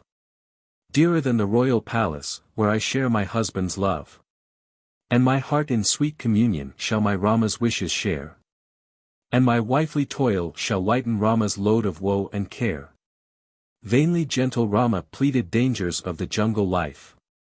Vainly spake of toil and trial to a true and tender wife. 2. Brother's faithfulness. Tears bedewed the face of Lakshman as he heard what Sita said. And he touched the feet of Rama and in gentle accents prayed. If my elder and his lady to the pathless forests wend, armed with bow and ample quiver Lakshman will on them attend. Where the wild deer ranged the forest and the lordly tuskers roam. And the bird of gorgeous plumage nestles in its jungle home. Dearer far to me those woodlands where my elder Rama dwells. Than the homes of bright immortals where perennial bliss prevails. Grant me then thy sweet permission faithful to thy glorious star. Lakshman shall not wait and tarry when his Rama wanders far. Grant me then thy loving mandate, Lakshman hath no wish to stay. None shall bar the faithful younger when the elder leads the way. Ever true to deeds of virtue, duteous brother, faithful friend. Dearer than his life to Rama, thou shalt not to forests wend. Who shall stay by Queen Kausalya, Lakshman, if we both depart? Who shall stay by Queen Sumitra? She who nursed thee on her heart. For the king our aged father, he who ruled the earth and main, is a captive to Kaikeyi, fettered by her silken chain. Little help Kaikeyi renders to our mothers in her pride. Little help can Bharat offer, standing by his mother's side. Thou alone canst serve Kausalya when for distant woods I part. When the memory of my exile rankles in her sorrowing heart. Thou alone canst serve Sumitra, soothe her sorrows with thy love. Stay by them, my faithful Lakshman. And thy filial virtues prove. Be this then thy sacred duty, tend our mothers in their woe. Little joy or consolation have they left on earth below. Spake the hero, fear no evil, well is Rama's prowess known. And to mighty Rama's mother Bharat will obeisance own. Nathless if the pride of empire sways him from the righteous path. Blood will venge the offered insult and will quench our filial wrath. But 1,000-peopled hamlets Queen Kausalya's hests obey. And 1,000 armed champions own her high and queenly sway. Aye, 1,000 village centers Queen Sumitra's state maintain. And 1,000 swords like Lakshman's guard her proud and prosperous reign. All alone with gentle Sita thou shalt track thy darksome way. Grant it, that thy faithful Lakshman shall protect her night and day. Grant it, with his bow and quiver Lakshman shall the forests roam. And his axe shall fell the jungle. And his hands shall rear the home. Grant it, in the deepest woodlands he shall seek the forest fruit. Berries dear to holy hermits and the sweet and luscious root. And when with thy meek-eyed Sita thou shalt seek the mountain crest. Grant it. Lakshman ever duteous watch and guard thy nightly rest. Words of brothers' deep devotion Rama heard with grateful heart. And with Sita and with Lakshman for the woods prepared to part.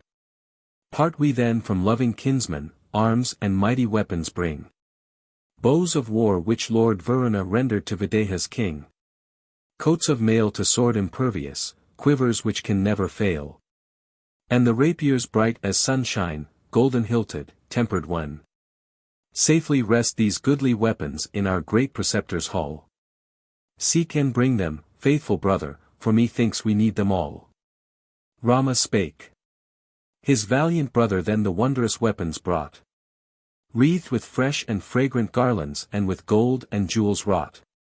Welcome, brother, uttered Rama, stronger thus to woods we go. Wealth and gold and useless treasure to the holy priests bestow. To the son of Saint Vasishtha, to each sage is honor due. Then we leave our father's mansions, to our father's mandate true. 3. Mother's blessings. Tears of sorrow and of suffering flowed from Queen Kausalya's eye. As she saw departing Sita for her blessings drawing nigh. And she clasped the gentle Sits, and she kissed her moistened head. And her tears like summer tempest choked the loving words she said. Part we, dear devoted daughter, to thy husband ever true. With a woman's whole affection render love to husbands due. False are women loved and cherished, gentle in their speech and word.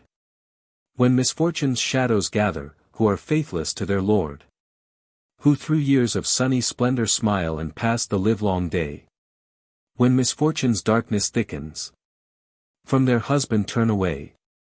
Who with changeful fortune changing oft ignore the plighted word. And forget a woman's duty, woman's faith to wedded lord. Who to holy love inconstant from their wedded consort part. Manly deed nor manly virtue wins the changeful woman's heart. But the true and righteous woman, loving, spouse and changeless wife. Faithful to her lord and consort holds him dearer than her life. Ever true and righteous Sita, follow still my godlike son. Like a god to thee is Rama in the woods or on the throne. I shall do my duty, mother, said the wife with wifely pride.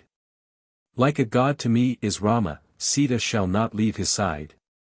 From the moon will part his luster ere I part from wedded lord. Ere from faithful wife's devotion falter in my deed or word. For the stringless lute is silent, idle is the wheelless car. And no wife the loveless consort, inauspicious is her star. Small the measure of affection which the sire and brother prove. Measureless to wedded woman is her lord and husband's love. True to law and true to scriptures, true to woman's plighted word. Can I ever be, my mother, faithless? Loveless to my lord? Tears of joy and mingled sorrow filled the Queen Kausalya's eye.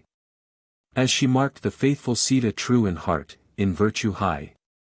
And she wept the tears of sadness when with sweet obeisance due. Spake with hands in meekness folded Rama ever good and true. Sorrow not, my loving mother, trust in virtue's changeless beam. Swift will fly the years of exile like a brief and transient dream. Girt by faithful friends and forces. Blessed by righteous gods above. Thou shalt see thy son returning to thy bosom and thy love.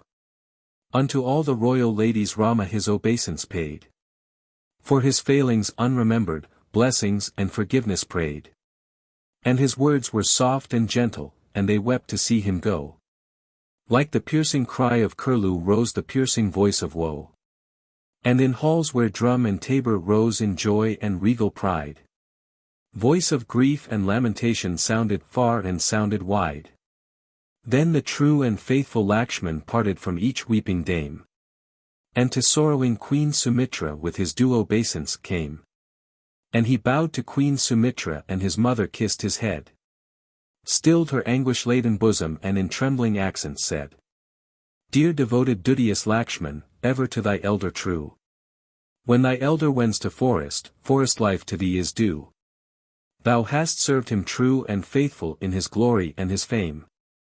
This is law for true and righteous, serve him in his woe and shame. This is law for race of Ragu known on earth for holy might. Bounteous in their sacred duty, brave and warlike in the fight. Therefore tend him as thy father, as thy mother tend his wife. And to thee, like fair Ayodhya be thy humble forest life. Go, my son, the voice of duty bids my gallant Lakshman go. Serve thy elder with devotion and with valor meet thy foe. 4. Citizens lament. Spake Sumantra chariot driver waiting by the royal car. Haste thee, mighty destined Rama, for we wander long and far. 14 years in Dandak's forest shall the righteous Rama stray. Such is Dasa-Ratha's mandate, haste thee Rama and obey. Queenly Sita bright apparelled, with a strong and trusting heart. Mounted on the car of splendor for the pathless woods to part. And the king for needs providing gave her robes and precious store. For the many years of exile in a far and unknown shore. And a wealth of warlike weapons to the exiled princes gave. Bow and dart and linked armor, sword and shield and lances brave. Then the gallant brothers mounted on the gold emblazoned car. For unending was the journey and the wilderness was far. Skilled Sumantra saw them seated, urged the swiftly flying steed. Faster than the speed of tempest was the noble courser's speed. And they parted for the forest. Like a long unending night. Gloomy shades of grief and sadness deepened on the city's might. Mute and dumb but conscious creatures felt the woe the city bore. Horses neighed and shook their bright bells, elephants returned a roar. Man and boy and maid and matron followed Rama with their eye. As the thirsty seek the water when the parched fields are dry. Clinging to the rapid chariot, by its side, before, behind. Fly-wronging men and wailing women wept for Rama good and kind. Draw the reins, benign Sumantra, slowly drive the royal car. We would once more see our Rama, banished Ayang and banished far. Iron-hearted is Kausalya from her Rama thus to part. Rends it not her mother's bosom thus to see her son depart? True is righteous-hearted Sita cleaving to her husband still. As the ever-present sunlight cleaves to Meru's golden hill. Faithful and heroic Lakshman. Thou hast by thy brother stood. And in duty still unchanging thou hast sought the pathless wood. Fixed in purpose, true in valor, mighty boon to thee is given. And the narrow path thou choosest is the righteous path to heaven. Thus they spake in tears and anguish as they followed him apace. And their eyes were fixed on Rama, pride of Raghu's royal race. Meanwhile ancient Dasa-Ratha from his palace chamber came. With each weeping queen and consort.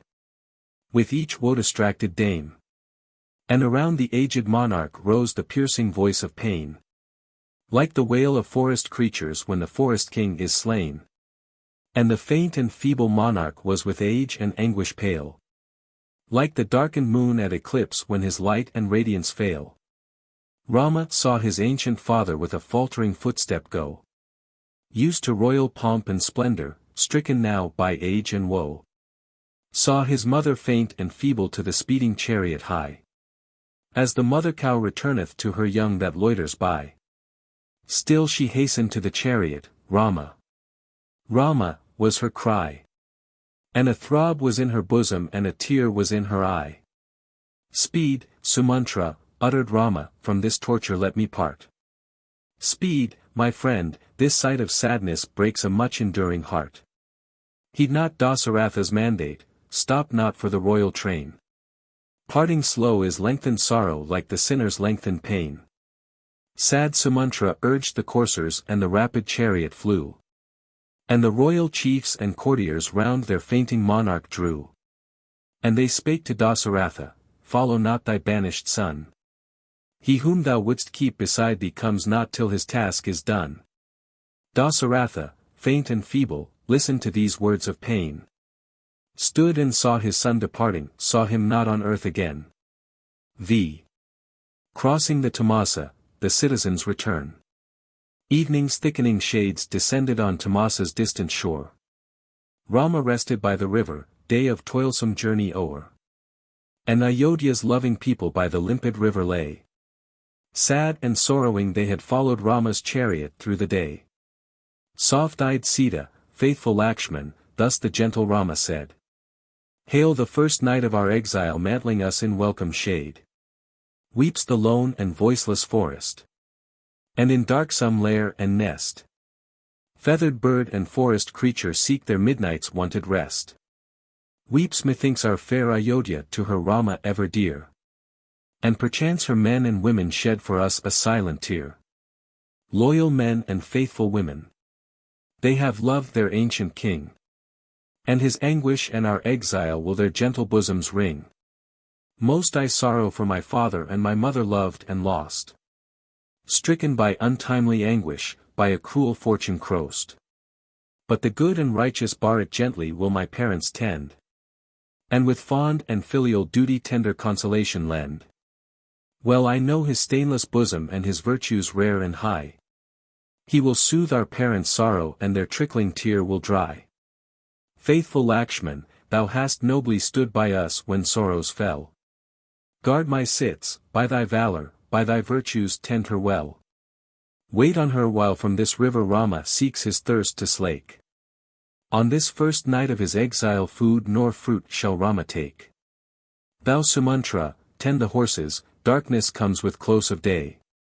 Weary was the endless journey, weary is our onward way. Store of grass and welcome fodder to the steeds the driver gave. Gave them rest and gave them water from Tamasa's limpid wave. And performing night's devotions, for the princes made their bed. By the softly rippling river, neath the trees' umbrageous shade. On a bed of leaf and verdure Rama and his Sita slept. Faithful Lakshman with Sumantra nightly watch and vigils kept. And the stars their silent luster on the weary exiles shed. And on wood and rolling river night her darksome mantle spread. Early woke the righteous Rama and to watchful Lakshman spake. Mark the slumbering city people, still their nightly rest they take. They have left their homes and children, followed us with loyal heart. They would take us to Ayodhya. From their princes loath to part. Speed, my brother, for the people wake not till the morning star. Speed by night the silent chariot, we may travel fast and far. So my true and loving people see us not by dawn of day. Follow not through wood and jungle Rama in his onward way. For a monarch meek in suffering should his burden bravely bear. And his true and faithful people may not ask his woe to share. Lakshman heard the gentle mandate, and Sumantra yoked the steed. Fresh with rest and grateful fodder, matchless in their wondrous speed. Rama with his gentle consort and with Lakshman true and brave. Crossed beneath the silent starlight dark Tamasa's limpid wave. On the farther bank a pathway, fair to view and far and wide. Stretching onwards to the forests spanned the spacious countryside. Leave the broad and open pathway, so the gentle Rama said. Follow yet a track diverging, so the people be misled. Then returning to the pathway we shall march ere break of day. So our true and faithful people shall not know our southward way. Wise Sumantra hastened northward, then returning to the road. By his master and his consort and the valiant Lakshman stood. Raghu's sons and gentle Sita mounted on the stately car. And Sumantra drove the coursers travelling fast and travelling far. Morning dawned, the waking people by Tamasa's limpid wave. Saw not Rama and his consort, saw not Lakshman young and brave. And the tears suffused their faces and their hearts with anguish burned. Sorrow-laden and lamenting to their cheerless homes returned. 6. Crossing the Ganges. Bharadvaja's hermitage. Morning dawned, and far they wandered, by their people loved and lost. Drove through grove and flowering woodland, rippling rill and river crossed. Crossed the sacred Vedasruti on their still unending way. Crossed the deep and rapid Gumti where the herds of cattle stray. All the toilsome day they travelled, evening fell o'er wood and lea. And they came where sea-like Ganga rolls in regal majesty. 'Neath a falling Goody's shadow by the river's zephyrs blessed. Second night of Rama's exile passed in sleep and gentle rest. Morning dawned, the royal chariot Rama would no further own. Sent Sumantra and the coursers back to fair Ayodhya's town. Doffing then their royal garments Rama and his brother bold. Coats of bark and matted tresses wore like anchorites of old. Guha, chief of wild Nishadas, boat and needed succor gave. And the princes and fair Sita ventured on the sacred wave. And by royal Rama bidden strong Nishadas plied the oar. And the strong boat quickly bounding left fair Ganga's northern shore. Goddess of the mighty Ganga, so the pious sits, prayed. Exiled by his father's mandate, Rama seeks the forest shade. Ganga. O'er the three worlds rolling, bride and empress of the sea. And from Brahma's sphere descended. Banished Sita bows to thee. May my lord return in safety, and 1,000 fattened kine. Golden gifts and gorgeous garments, pure libations shall be thine. And with flesh and corn I worship unseen dwellers on thy shore. May my lord return in safety. 14 years of exile o'er. On the southern shore they journeyed through the long and weary day. Still through grove and flowering woodland held their long and weary way. And they slayed the deer of jungle and they spread their rich repast. Third night of the prince's exile underneath a tree was passed. Morning dawned, the soft-eyed Sits wandered with the princes brave. To the spot where ruddy Ganges mingles with dark Jumna's wave. And they crossed the shady woodland, verdant lawn and grassy mead. Till the sun was in its zenith. Rama then to Lakshman said. Yonder mark the famed Prayaga, spot revered from age to age. And the line of smoke ascending speaks some rishi's hermitage. There the waves of ruddy Ganges with the dark blue Jumna meet. And my ear the sea-like voices of the mingling waters greet. Mark the monarchs of the forest severed by the hermit's might. And the logs of wood and fuel for the sacrificial rite. Mark the tall trees in their blossom and the peaceful shady grove. There the sages make their dwelling, thither, Lakshman. Let us rove. Slowly came the exile wanderers, when the sun withdrew his rays. Where the vast and sea-like rivers met in sisters' sweet embrace. And the ashram's peaceful dwellers, bird of song and spotted deer, quaked to see the princely strangers in their warlike garb appear. Rama stepped with valiant Lakshman, gentle Sits followed close. Till behind the screening foliage hermits' peaceful dwellings rose. And they came to Bharadvaya, anchorite and holy saint, girt by true and faithful pupils on his sacred duty bent. Famed for rites and lofty penance was the anchorite of yore. Blessed with more than mortal vision, deep in more than mortal tour. And he sat beside the altar for the Agnihotra rite. Rama spake in humble accents to the man of holy might. We are sons of Dasa-Ratha and to thee our homage bring. With Rny wife, the saintly Sita, daughter of Videha's king. Exiled by my royal father in the wilderness I roam.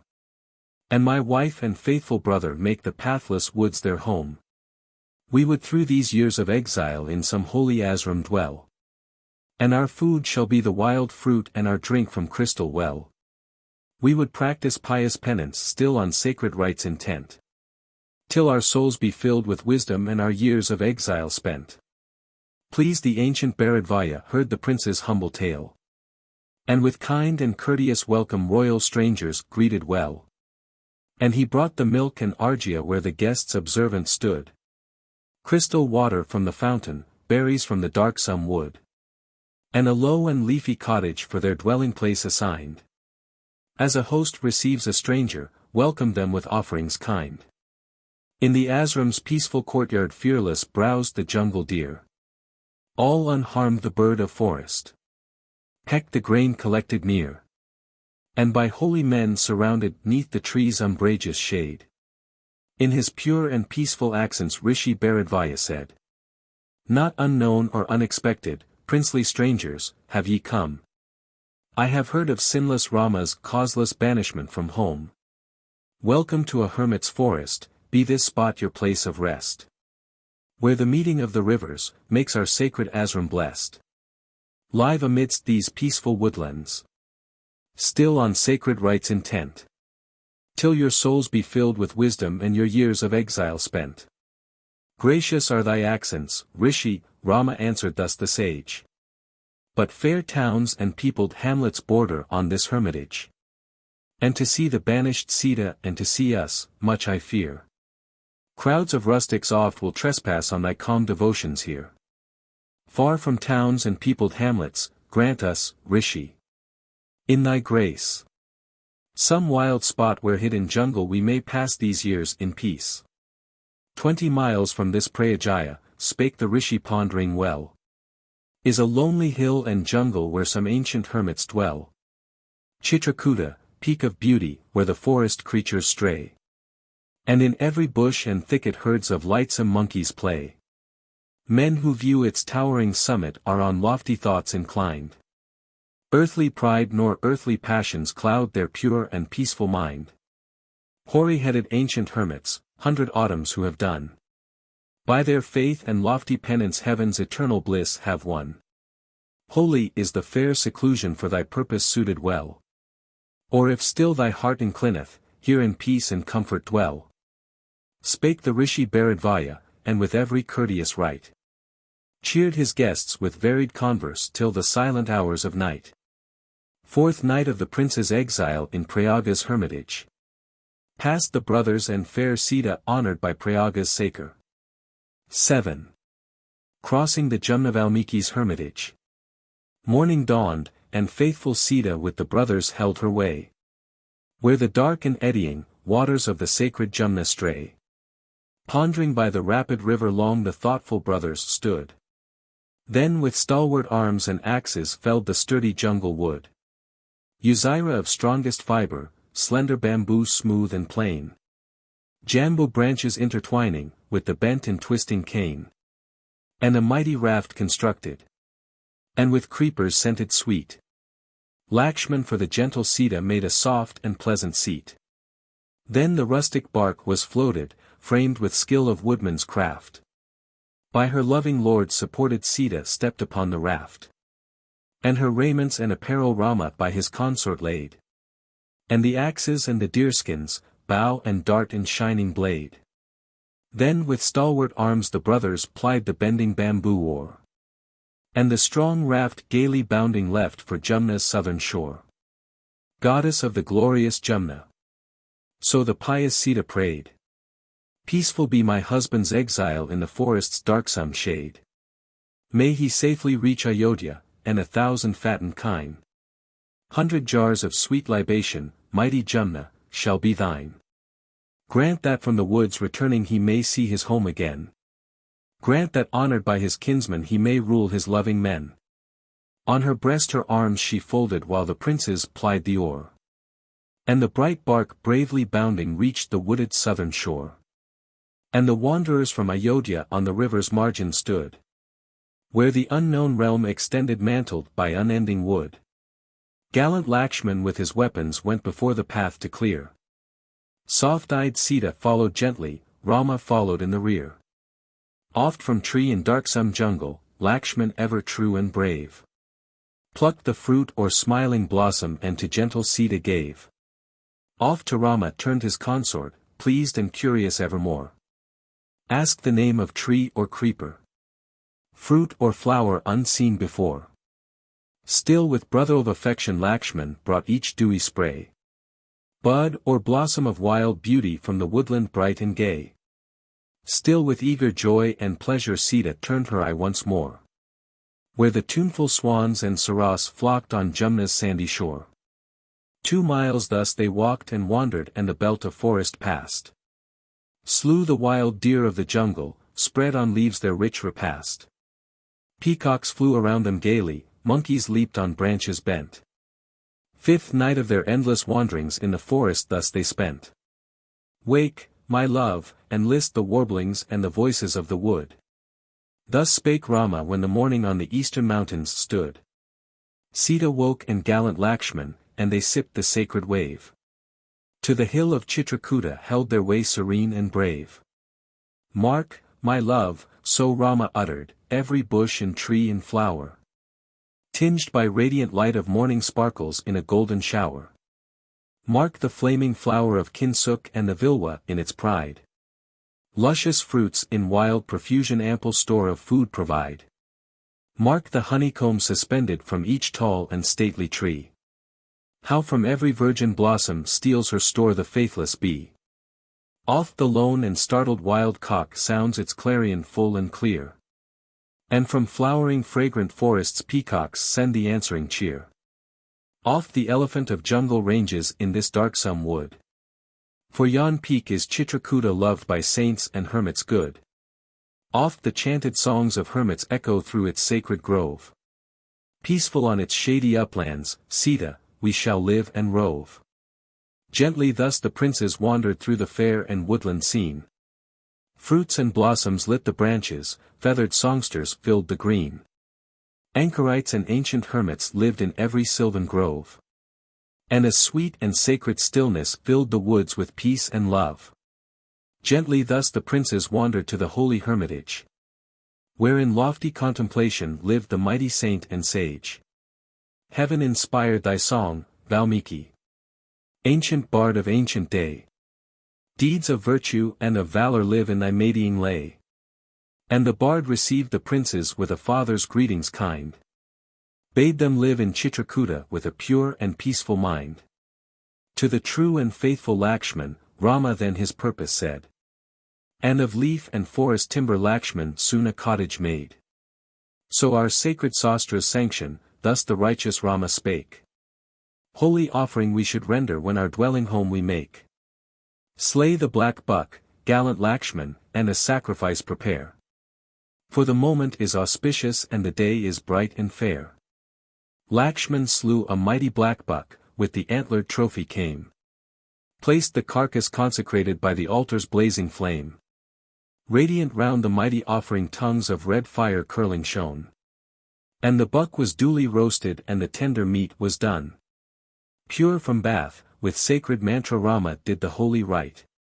And invoked the bright immortals for to bless the dwelling site. To the kindly Vismadevas, and to Rudra fierce and strong. And to Vishnu Lord of creatures, Rama raised the sacred song. Righteous right was duly rendered for the forest-dwelling maid. And with true and deep devotion was the sacred mantra prayed. And the worship of the bright ones purified each earthly stain. Pure-souled Rama raised the altar and the Chaitya's sacred fane. Evening spread its holy stillness, bush and tree its magic felt. As the gods in Brahma's mansions, exiles in their cottage dwelt. In the woods of Chitrakuta where the Malyavati flows. Sixth day of their weary wanderings ended in a sweet repose. 8. Tale of the Hermit's Son. Wise Sumantra chariot driver came from Ganga's sacred wave.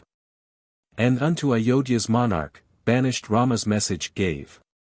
Dasa-Ratha's heart was shadowed by the deepening shade of night. As the darkness of the eclipse glooms the sun's meridian light. On the sixth night when his Rama slept in Chitrakuta's bower. Memory of an ancient sorrow flung on him its fatal power. Of an ancient crime and anguish, unforgotten, dark and dread. Through the lapse of years and seasons casting back its death-like shade. And the gloom of midnight deepened, Dasa-Ratha sinking fast. To Kausalya sad and sorrowing spake his memories of the past. Deeds we do in life, Kausalya, be they bitter, be they sweet. Bring their fruit and retribution. Rich reward or suffering meet. Heedless child is he, Kausalya, in his fate who doth not scan. Retribution of his karma, sequence of a mighty plan. Oft in madness and in folly we destroy the mango grove. Plant the gorgeous gay palesa for the red flower that we love.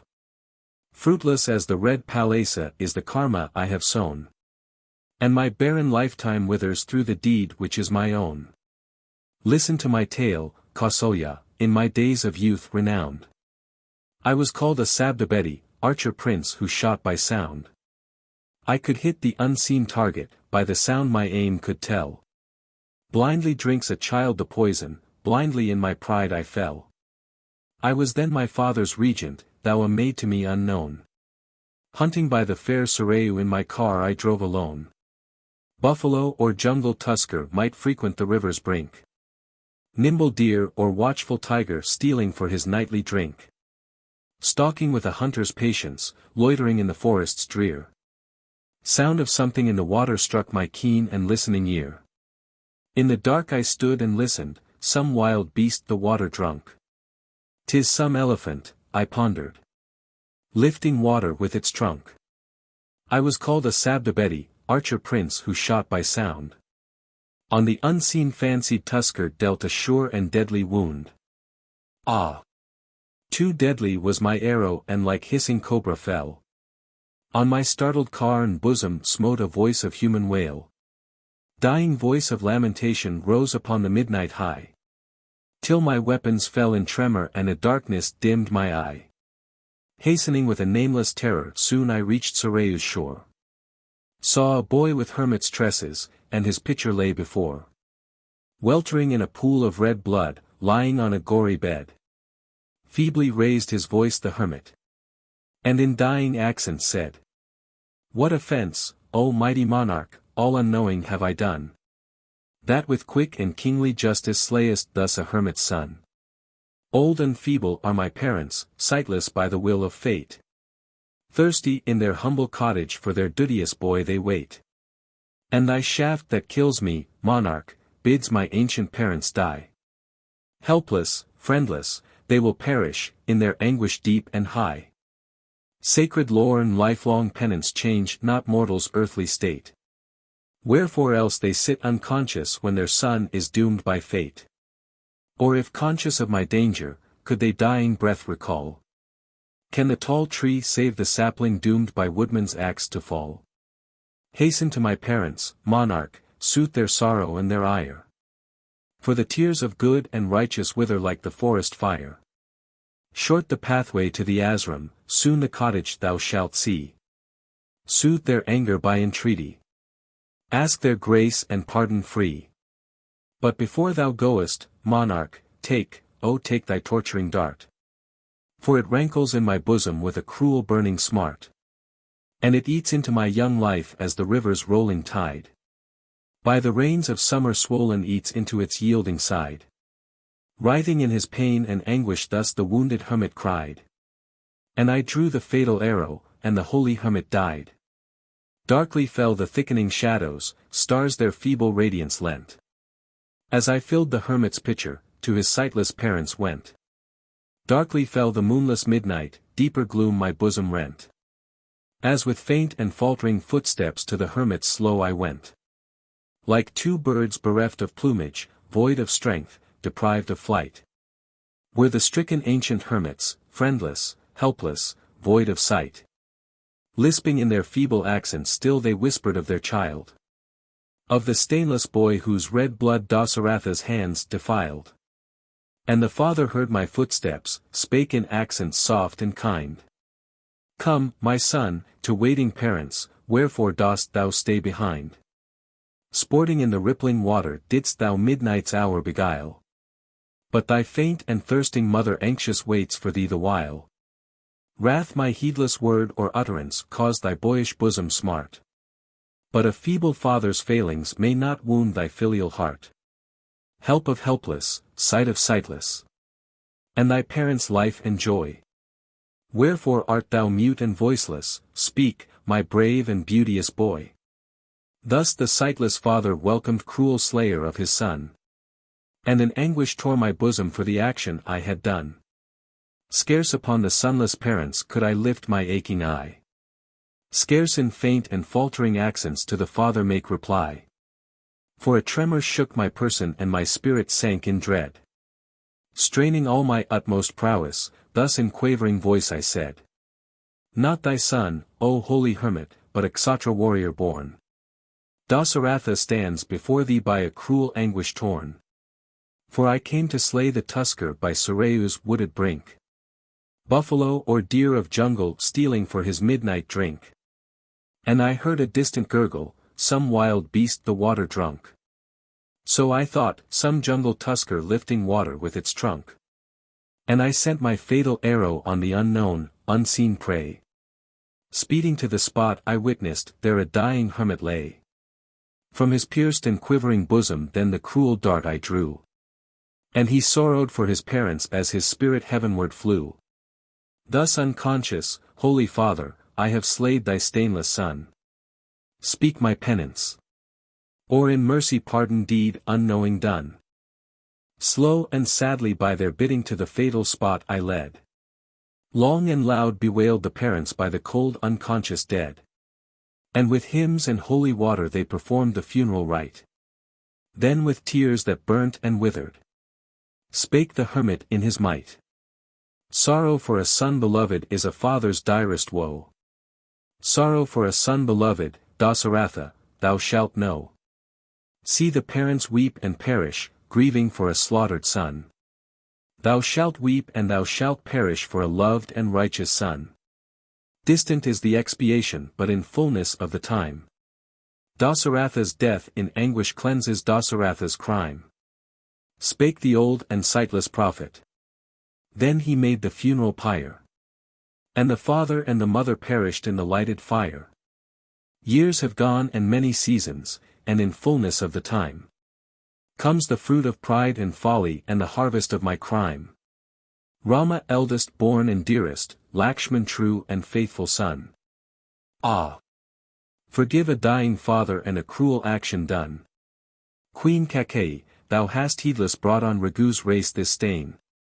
Banished are the guiltless children and thy lord and king is slain. Lay thy hands on mine, Kausalya, wipe thy unavailing tear. Speak a wife's consoling accents to a dying husband's ear. Lay thy hands on mine, Sumitra, vision falls my closing eyes.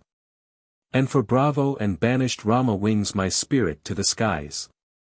Hushed and silent past the midnight, feebly still the monarch sighed. Blessed Kausalya and Sumitra, blessed his banished sons, and died. For Rama-Bharata-Sambada, the meeting of the princes. The scene of this book is laid at Chitrakuta. Bharat returning from the kingdom of the Kaikyas heard of his father's death and his brother's exile, and refused the throne which had been reserved for him. He wandered through the woods and jungle to Chitrakuta, and implored Rama to return to Ayodhya and seat himself on the throne of his father. But Rama had given his word, and would not withdraw from it. Few passages in the epic are more impressive than Rama's wise and kindly advice to Bharat on the duties of a ruler, and his firm refusal to Bharat's passionate appeal to seat himself on the throne. Equally touching is the lament of Queen Kausalya when she meets Sita in the dress of an anchorite in the forest. But one of the most curious passages in the whole epic is the speech of Jabali the skeptic, who denied heaven and a world hereafter. In ancient India as in ancient Greece there were different schools of philosophers, some of them orthodox and some of them extremely heterodox, and the greatest latitude of free thought was permitted. In Jabali, the poet depicts a freethinker of the broadest type. He ridicules the ideas of duty and of future life with a force of reasoning which a Greek sophist and philosopher could not have surpassed. But Rama answers with the fervor of a righteous, truth-loving, God-fearing man. All persuasion was in vain, and Bharat returned to Ayodhya with Rama's sandals, and placed them on the throne, as an emblem of Rama's sovereignty during his voluntary exile. Rama himself then left Chitrakuta and sought the deeper forests of Dandak, so that his friends and relations might not find him again during his exile. He visited the hermitage of the Saint Atri. And the ancient and venerable wife of Atri welcomed the young Sita, and robed her in rich raiments and jewels, on the eve of her departure for the unexplored wildernesses of the south. The portions translated in this book are the whole or the main portions of sections 99, C, Ci, Civ, Kvi, 6, Xi, and X6. Of Book 2. Of the original text. I. The meeting of the brothers. Sorrowing for his sire departed Bharat to Ayodhya came. But the exile of his brother stung his noble heart to flame. Scorning sin-polluted empire, traveling with each widowed queen. Sought through wood and trackless jungle Chitrakota's peaceful scene. Royal guards and Saint Vasishtha loitered with the dames behind. Onward pressed the eager Bharat, Rama's hermit home to find. Nestled in a jungle thicket, Rama's cottage rose in sight. Thatched with leaves and twining branches. Reared by Lakshman's faithful might. Faggots hewn of gnarled branches, blossoms culled from bush and tree. Coats of bark and russet garments, kusa spread upon the leah. Store of horns and branching antlers, firewood for the dewy night. Spake the dwelling of a hermit suited for a hermit's right. May the scene, so Bharat uttered, by the righteous Rishi told. Markalvadi's rippling waters, Chitrakota's summit bold. Mark the dark and trackless forest where the untamed tuskers roam. And the deep and hollow caverns where the wild beasts make their home. Mark the spacious wooded uplands, wreaths of smoke obscure the sky. Hermits feed their flaming altars for their worship pure and high. Done our weary work and wandering, righteous Rama here we meet. Saint and king and honored elder. Bharat bows unto his feet. Born a king of many nations, he hath forest refuge sought. Yielded throne and mighty kingdom for a hermit's humble cot. Honor unto righteous Rama, unto Sita true and bold. Theirs be fair Kosala's empire. Crown and scepter, wealth and gold. Stately sal and feathered palm tree on the cottage lent their shade. Strewn upon the sacred altar was the grass of kusa spread. Gaily on the walls suspended hung 2 bows of ample height. And their back with gold was penciled, bright as Indra's bow of might. Cased in broad unfailing quivers arrows shone like light of day. And like flame-tongued fiery serpents cast a dread and lurid ray. Resting in their golden scabbards lay the sword of warriors bold. And the targets broad and ample bossed with rings of yellow gold. Glove and gauntlet decked the cottage safe from fear of hostile men. As from creatures of the forest is the lion's lordly den. Calm in silent contemplation by the altar's sacred fire. Holy in his pious purpose though begirt by weapons dire. Clad in deerskin pure and peaceful, pouring on the sacred flame. In his bark and hermit's tresses like an anchorite of fame. Lion-shouldered, mighty armed, but with gentle lotus eye. Lord of wide earth ocean girdled, but intent on penance high. Godlike as the holy Brahma, on a skin of dappled deer. Rama sat with meek-eyed Sita, faithful Lakshman loitered near. Is this he whom joyous nations called to fair Ayodhya's throne? Now the friend of forest rangers wandering in the woods alone. Is this he who robed in purple made Ayodhya's mansions bright? Now in jungle bark and deerskin clad as holy anchorite. Is this bee whose wreathed ringlets fresh and holy fragrance shed? Now a hermit's matted tresses cluster round his royal head. Is this he whose royal yajnas filled the earth with righteous fame? Now inured to hermit's labor by the altar's sacred flame. Is this he whose brow and forehead royal gem and jewel graced? Heir to proud Kosala's empire, eldest, noblest, and the best. Thus lamented pious Bharat, for his heart was anguish rent. As before the feet of Rama he in loving homage bent. Arya, in his choking accents this was all that Bharat said. Arya, spake the young Satrufna and he bent his holy head. Rama to his loving bosom raised his brothers from his feet. Ah, too deep is love for utterance when divided brothers meet. Faithful Guha, brave Sumantra, bowed to Rama's righteous feet. And a joy and mingled sadness filled the hermit's calm retreat. 2. Bharat's entreaty and Rama's reply. Speak, my true, my faithful Bharat, so the righteous Rama cried. Wherefore to this jungle dwelling hast thou from Ayodhya hied? Speak, my fond and loving brother, if our father bade thee come. Leaving throne and spacious empire in this wilderness to roam. Heir and regent of Kosala. Dost thou tend our father well? And obey the lofty mandate from his royal lips that fell? And the ancient Dasa-Ratha, glorious still in regal might. Doth he pass his bright life's evening in each pure and holy rite? Doth my mother, Queen Kausalya, still for Rama wet her eye?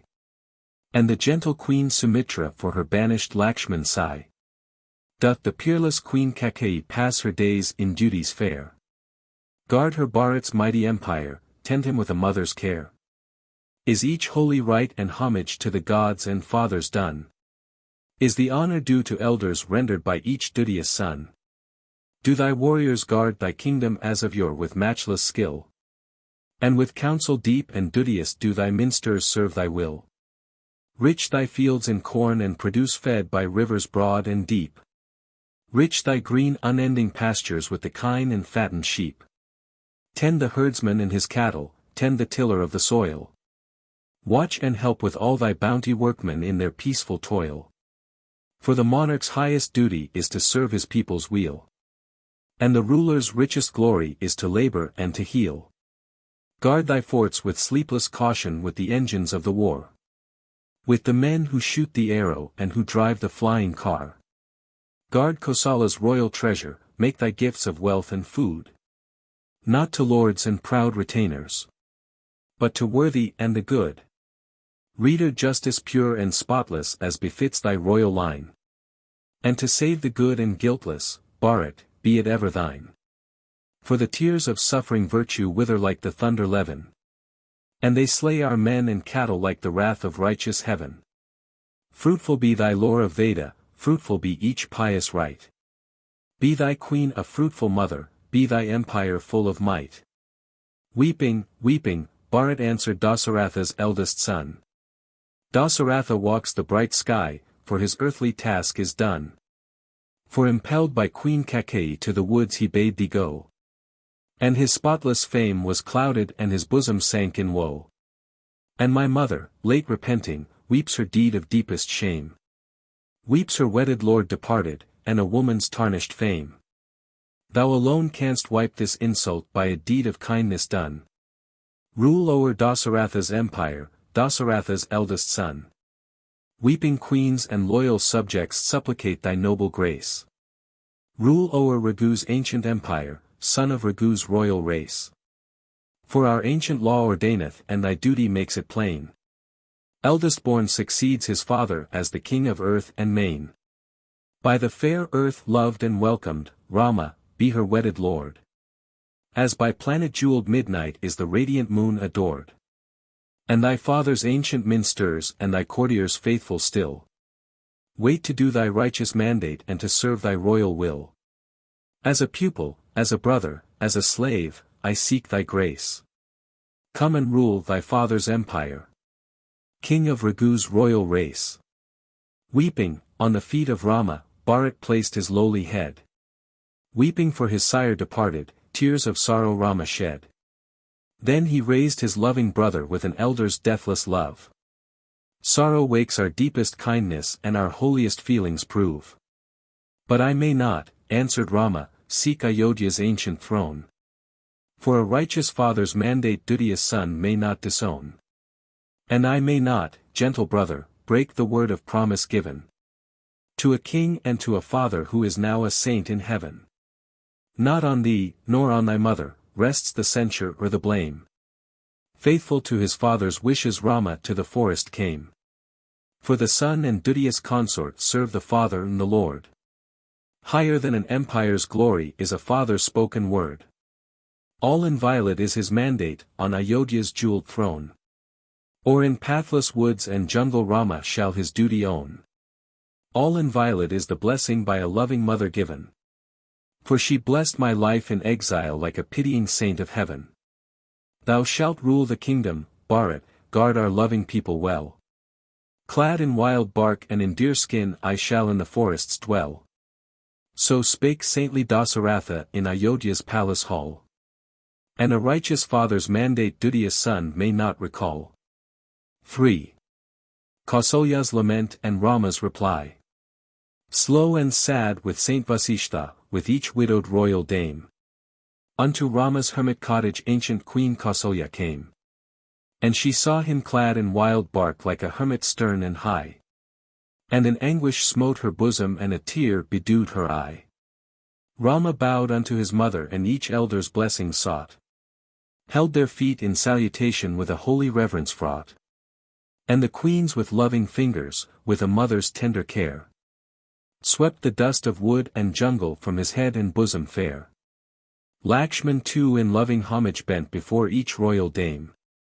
And they blessed the faithful hero spotless in his righteous fame. Lastly came the soft-eyed Sita with obeisance soft and sweet. And with hands in meekness folded bent her tresses to their feet. Pain and anguish smote their bosoms, round their Sita as they pressed. As a mother clasps a daughter.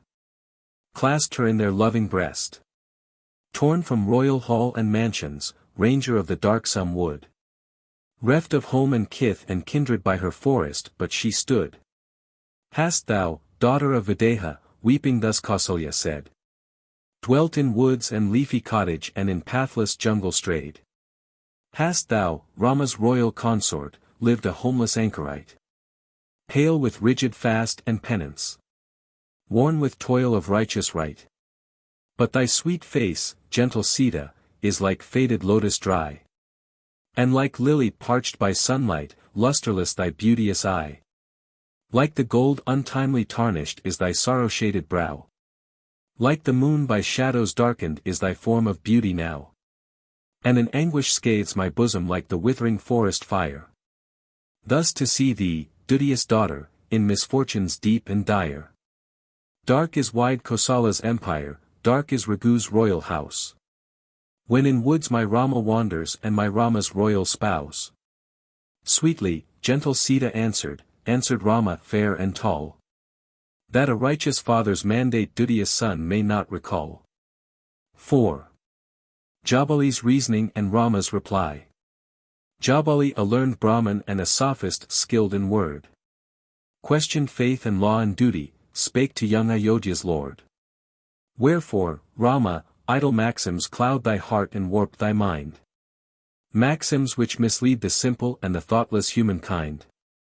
Love nor friendship doth a mortal to his kith or kindred own. Entering on his wide earth friendless, and departing all alone. Foolishly upon the father and the mother dotes the son. Kinship is an idle fancy, save thyself thy kith is none. In the wayside in he halteth who in distant lands doth roam. Leaves it with the dawning daylight for another transient home. Thus on earth are kin and kindred, home and country, wealth and store. We but meet them on our journey. Leave them as we pass before. Wherefore for a father's mandate leave thy empire and thy throne. Pass thy days in trackless jungle sacrificing all thy own. Wherefore to Ayodhya's city, as to longing wife's embrace. Speedst thou not to rule thy empire? Lord of Raghu's royal race. Dasa-Ratha claims no duty, and this will is empty word. View him as a foreign monarch, of thy realm thou art the lord. Dasa-Ratha is departed, gone where all the mortals go. For a dead man's idle mandate wherefore lead this life of woe? Ah! I weep for erring mortals who on erring duty bent.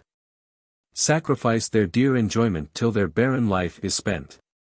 Who to gods and to the fathers vainly still their offerings make. Waste of food. For God nor Father doth our pious homage take. And the food by one partaken, can it nourish other men? Food bestowed upon a Brahmin, can it serve our fathers then? Crafty priests have forged these maxims and with selfish objects say. Make thy gifts and do thy penance, leave thy worldly wealth and pray. There is no hereafter, Rama, vain the hope and creed of men. Seek the pleasures of the present, spurn illusions poor and vain. Take the course of sense and wisdom, cast all idle faith aside. Take the kingdom Bharat offers. Rule Ayodhya in thy pride. Fair thy purpose, answered Rama, false thy reason leads astray. Tortuous wisdom brings no profit, virtue shuns the crooked way. For the deed proclaims the hero from the man of spacious lies.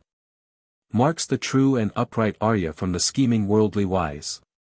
If assuming virtue's mantle I should seek the sinful path. Gods who judge our secret motives curse me with their deepest wrath. And thy counsel helps not, Rishi, mansions of the sky to win. And a king his subjects follow adding deeper sin to sin. Sweep aside thy crafty reasoning, truth is still our ancient way. Truth sustains the earth and nations and a monarch's righteous sway. Mighty gods and holy sages find in truth their haven sure. Scorning death and dark destruction. Truth survives for evermore. Deadlier than the serpent's venom is the venom of a lie. From the false, then from the cobra, men with deeper terror fly. Dearer than the food to mortals, truth as nourishment is given. Truth sustains the wide creation. Truth upholds the highest heaven. Vain were gifts and sacrifices, rigid penances were vain. Profitless the holy Vedas but for truth which they sustain. Gifts and rites and rigid penance have no aim or purpose high. Save in truth which rules the wide earth and the regions of the sky. I have plighted truth and promise and my word may not unsay. 14 years in pathless forests father's mandate I obey. And I seek no spacious reasons my relinquished throne to win. Gods nor fathers nor the Vedas counsel tortuous paths of sin. Pardon, Rishi, still unchanging shall remain my promise given. To my mother Queen Kakeyi, to my father now in heaven. Pardon, Rishi, still in jungle we shall seek the forest fair. Worship gods who watch our actions, and pervade the earth and air. Unto Agni, unto Vayu, shall my constant prayers run. I shall live like happy Indra, 100 sacrifices done. And the deep and darksome jangle shall be Rama's royal hall. For a righteous father's mandate duteous son may not recall. The sandals. Tears nor sighs nor sad entreaty Rama's changeless purpose shook. Till once more with hands conjoined Bharat to his elder spoke. Rama, true to royal mercy, true to duties of thy race. Grant this favor to thy mother, to thy brother grant this grace. Vain were my unaided efforts to protect our father's throne. Town and hamlet, lord and tiller, turn to thee and thee alone. Unto Rama, friends and kinsmen, chiefs and warriors, turn in pain. And each city chief and elder, and each humble village swain. Base thy empire strong, unshaken, on a loyal nation's will. With thy worth and with thy valor serve thy faithful people still. Rama raised the prostrate Bharat to his ever-loving breast. And in voice of tuneful Hansa thus his gentle speech addressed. Trust me, Bharat, lofty virtue, strength and will to thee belong. Thou couldst rule a worldwide empire in thy faith and purpose strong. And our fathers' ancient minsters, ever faithful, wise and deep. They shall help thee with their counsel and thy ancient frontiers keep. List. The moon may lose his luster, Himalaya lose his snow. Heaving ocean pass his confines surging from the caves below.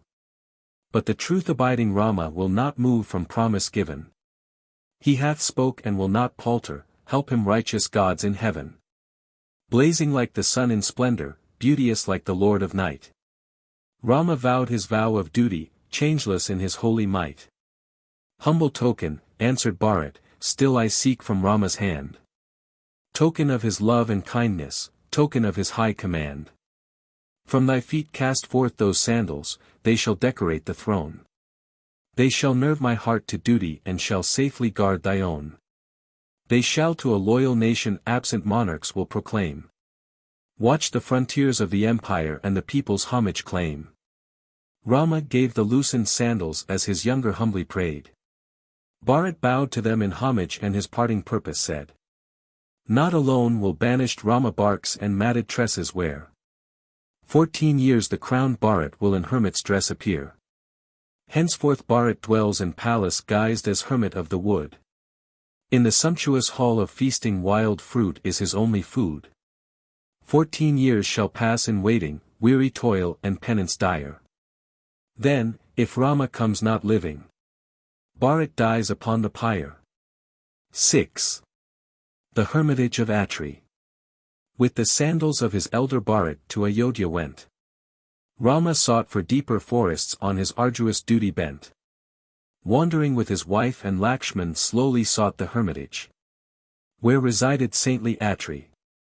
Vedic bard and ancient sage. Asuya, wife of Atri, votaress of gods above. Welcomed Sita in her cottage, tended her with mother's love.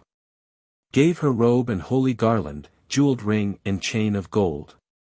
Heard the tale of love and sadness which the soft-eyed Sita told. How the monarch of Videha held the plough and tilled the earth. From the furrow made by plowshare infant Sita sprang to birth. How the monarch of Videha welcomed kings of worth and pride. Rama, midst the gathered monarchs broke the bow and won the bride. How by Queen Kaikeyi's mandate Rama lost his father's throne. Sita followed him in exile in the forest dark and lone. Softly from the lips of Sita words of joy and sorrow fell. And the pure-souled pious priestess wept to hear the tender tale. And she kissed her on the forehead, held her on her ancient breast. And in mother's tender accents thus her gentle thoughts expressed. Sweet the tale you tell me, Sita, of thy wedding and thy love. Of the true and tender Rama, righteous as the gods above. And thy wifely deep devotion fills my heart with purpose high. Stay with us my gentle daughter for the night shades gather nigh. Hastening from each distant region feathered songsters seek their nest. Twitter in the leafy thickets ere they seek their nightly rest. Hastening from their pure ablutions with their pitcher smooth and fair. In their dripping barks the hermits to their evening rites repair. And in sacred Agnihotra holy anchorites engage. And a wreath of smoke ascending marks the altar of each sage. Now a deeper shadow mantles bush and brake and trees around. And a thick and inky darkness falls upon the distant ground. Midnight prowlers of the jungle steal beneath the sable shade. But the tame deer by the altar seeks his wonted nightly bed. Mark! How by the stars encircled sails the radiant Lord of Night. With his train of silver glory streaming o'er the azure height. And thy consort waits thee, Sita, but before thou leavest, fair. Let me deck thy brow and bosom with these jewels rich and rare. Old these eyes and grey these tresses, but a thrill of joy is mine. Thus to see thy youth and beauty in this gorgeous garment shine. Pleased at heart the ancient priestess clad her in apparel meet. And the young wife glad and grateful bowed to Ansuya's feet. Robed and jeweled, bright and beauteous, sweet-eyed Sita softly came. Where with anxious heart awaited Rama prince of righteous fame. With a wifely love and longing Sita met her hero bold. Ansuya's love and kindness in her grateful accents told. Rama and his brother listened of the grace by Sita gained. Favors of the ancient priestess, pious blessings she had reigned. In the Rishi's peaceful ashram Rama passed the sacred night. In the hushed and silent forest silvered by the moon's pale light. Daylight dawned, to deeper forests Rama went serene and proud. As the sun in midday splendor sinks within a bank of cloud. 5. Panchavati, on the banks of the Godavari. The wanderings of Rama in the Deccan, his meeting with Saint Agastya, and his residence on the banks of the Godavari river, are narrated in this book. The reader has now left northern India and crossed the Vindhya mountains, and the scene of the present and succeeding 5 books is laid in the Deccan and southern India. The name of Agastya is connected with the Deccan, and many are the legends told of this great saint, before whom the Vindhya mountains bent in awe, and by whose might the southern ocean was drained. It is likely that some religious teacher of that name first penetrated beyond the Vindhyas, and founded the first Aryan settlement in the Deccan, 3,000 years ago. He was pioneer, discoverer and settler, the Indian Columbus who opened out southern India to Aryan colonization and Aryan religion. 2 yojanas from Agastya's hermitage, Rama built his forest dwelling in the woods of Panchavati, near the sources of the Godavari river, and within 100 miles from the modern city of Bombay. There he lived with his wife and brother in peace and piety, and the book closes with the description of an Indian winter morning, when the brothers and Sita went for their ablutions to the Godavari, and thought of their distant home in Oudh. The description of the peaceful forest life of the exiles comes in most appropriately on the eve of stirring events which immediately succeed, and which give a new turn to the story of the epic. We now stand therefore at the turning point of the poet's narrative. He has sung of domestic incidents and of peaceful hermitages so far, he sings of dissensions and wars hereafter. The portions translated in this book form sections I, 12, 13, 15, and 16 of Book 3 of the original text. I. The Hermitage of Agastya. Righteous Rama, soft-eyed Sita, and the gallant Lakshman stood in the wilderness of Dandaki, trackless, pathless, boundless wood. But within its gloomy gorges, dark and deep and known to few, humble homes of hermit sages rose before the prince's view. Coats of bark and scattered kusa spake their peaceful pure abode. Seat of pious rite and penance which with holy splendor glowed. Forest songsters knew the ashrama and the wild deer crept its blade. And the sweet-voiced sylvan wood-nymph haunted oft its holy shade. Brightly blazed the sacred altar, vase and ladle stood around. Fruit and blossom, skin and faggot, sanctified the holy ground. From the broad and bending branches ripening dash, fruits in clusters hung. And with gifts and rich libations hermits raised the ancient song. Lotus and the virgin lily danced upon the rippling rill. And the golden sunlight glittered on the greenwoods calm and still. And the consecrated woodland by the holy hermits trod shone like Brahma's sky in luster, hallowed by the grace of God. Rama loosened there his bowstring and the peaceful scene surveyed. And the holy sages welcomed wanderers in the forest shade. Rama bright as Lord of Midnight, Sita with her saintly face. Lakshman young and true and valiant, decked with warriors' peerless grace. Leafy hut the holy sages to the royal guests assigned. Brought them fruit and forest blossoms, blessed them with their blessings kind. Raghu's son, thus spake the sages, helper of each holy rite. Portion of the royal Ayandyare, fount of justice and of might. On thy throne or in the forest, King of nations, Lord of men. Grant us to thy kind protection in this hermit's lonely den. Homely fare and jungle produce were before the princes laid. And the toil-worn, tender Sita slumbered in the ashram's shade. Thus from grove to grove they wandered, to each haunt of holy sage. Sarabanga's sacred dwelling and Sutikshna's hermitage. Till they met the Saint Agastya, mightiest saint of olden time. Harbinger of holy culture in the wilds of southern clime. Eldest born of Dasa-Ratha, long and far hath Rama strayed. Thus to pupil of Agastya young and gallant Lakshman said. With his faithful consort Sita in these wilds he wanders still. I am righteous Rama's younger, duteous to his royal will. And we pass these years of exile to our father's mandate true. Fain to mighty Saint Agastya we would render homage due. Listening to his words the hermit sought the shrine of sacred fire. Spake the message of the princes to the saint and ancient sire. Righteous Rama, valiant Lakshman, saintly Sita seek this shade. And to see thee, radiant Rishi. Have in humble accents prayed. Hath he come, so spake Agastya, Rama prince of Raghu's race. Youth for whom this heart hath thirsted, youth endued with righteous grace. Hath he come with wife and brother to accept our greetings kind? Wherefore came ye for permission? Wherefore linger they behind? Rama and the soft-eyed Sita, were with gallant Lakshman led. Where the dun deer free and fearless roamed within the holy shade. Where the shrines of great immortals stood in order thick and close. And by bright and blazing altars chanted songs and hymns arose. Brahma and the flaming Agni, Vishnu Lord of heavenly light. Indra and benign Vivasat ruler of the azure height. Soma and the radiant Bhaga, and Kuvara Lord of gold. And Vidhatri great creator worshipped by the saints of old.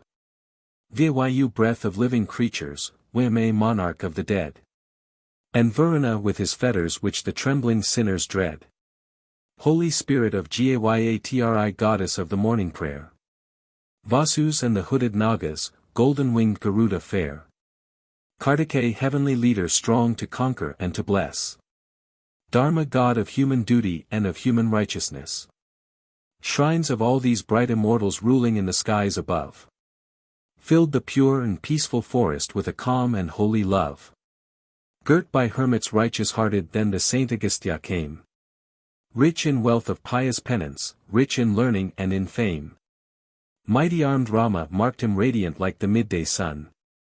Bowed and rendered due obeisance with each act of homage done. Valiant Lakshman tall and stately to the great Agastya bent.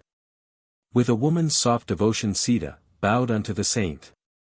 Saint Agastya raised the princes, greeted them in accents sweet. Gave them fruit and herb and water, offered them the honored seat. With libations unto Agni offered welcome to each guest. Food and drink beseeming hermits on the wearied princes pressed.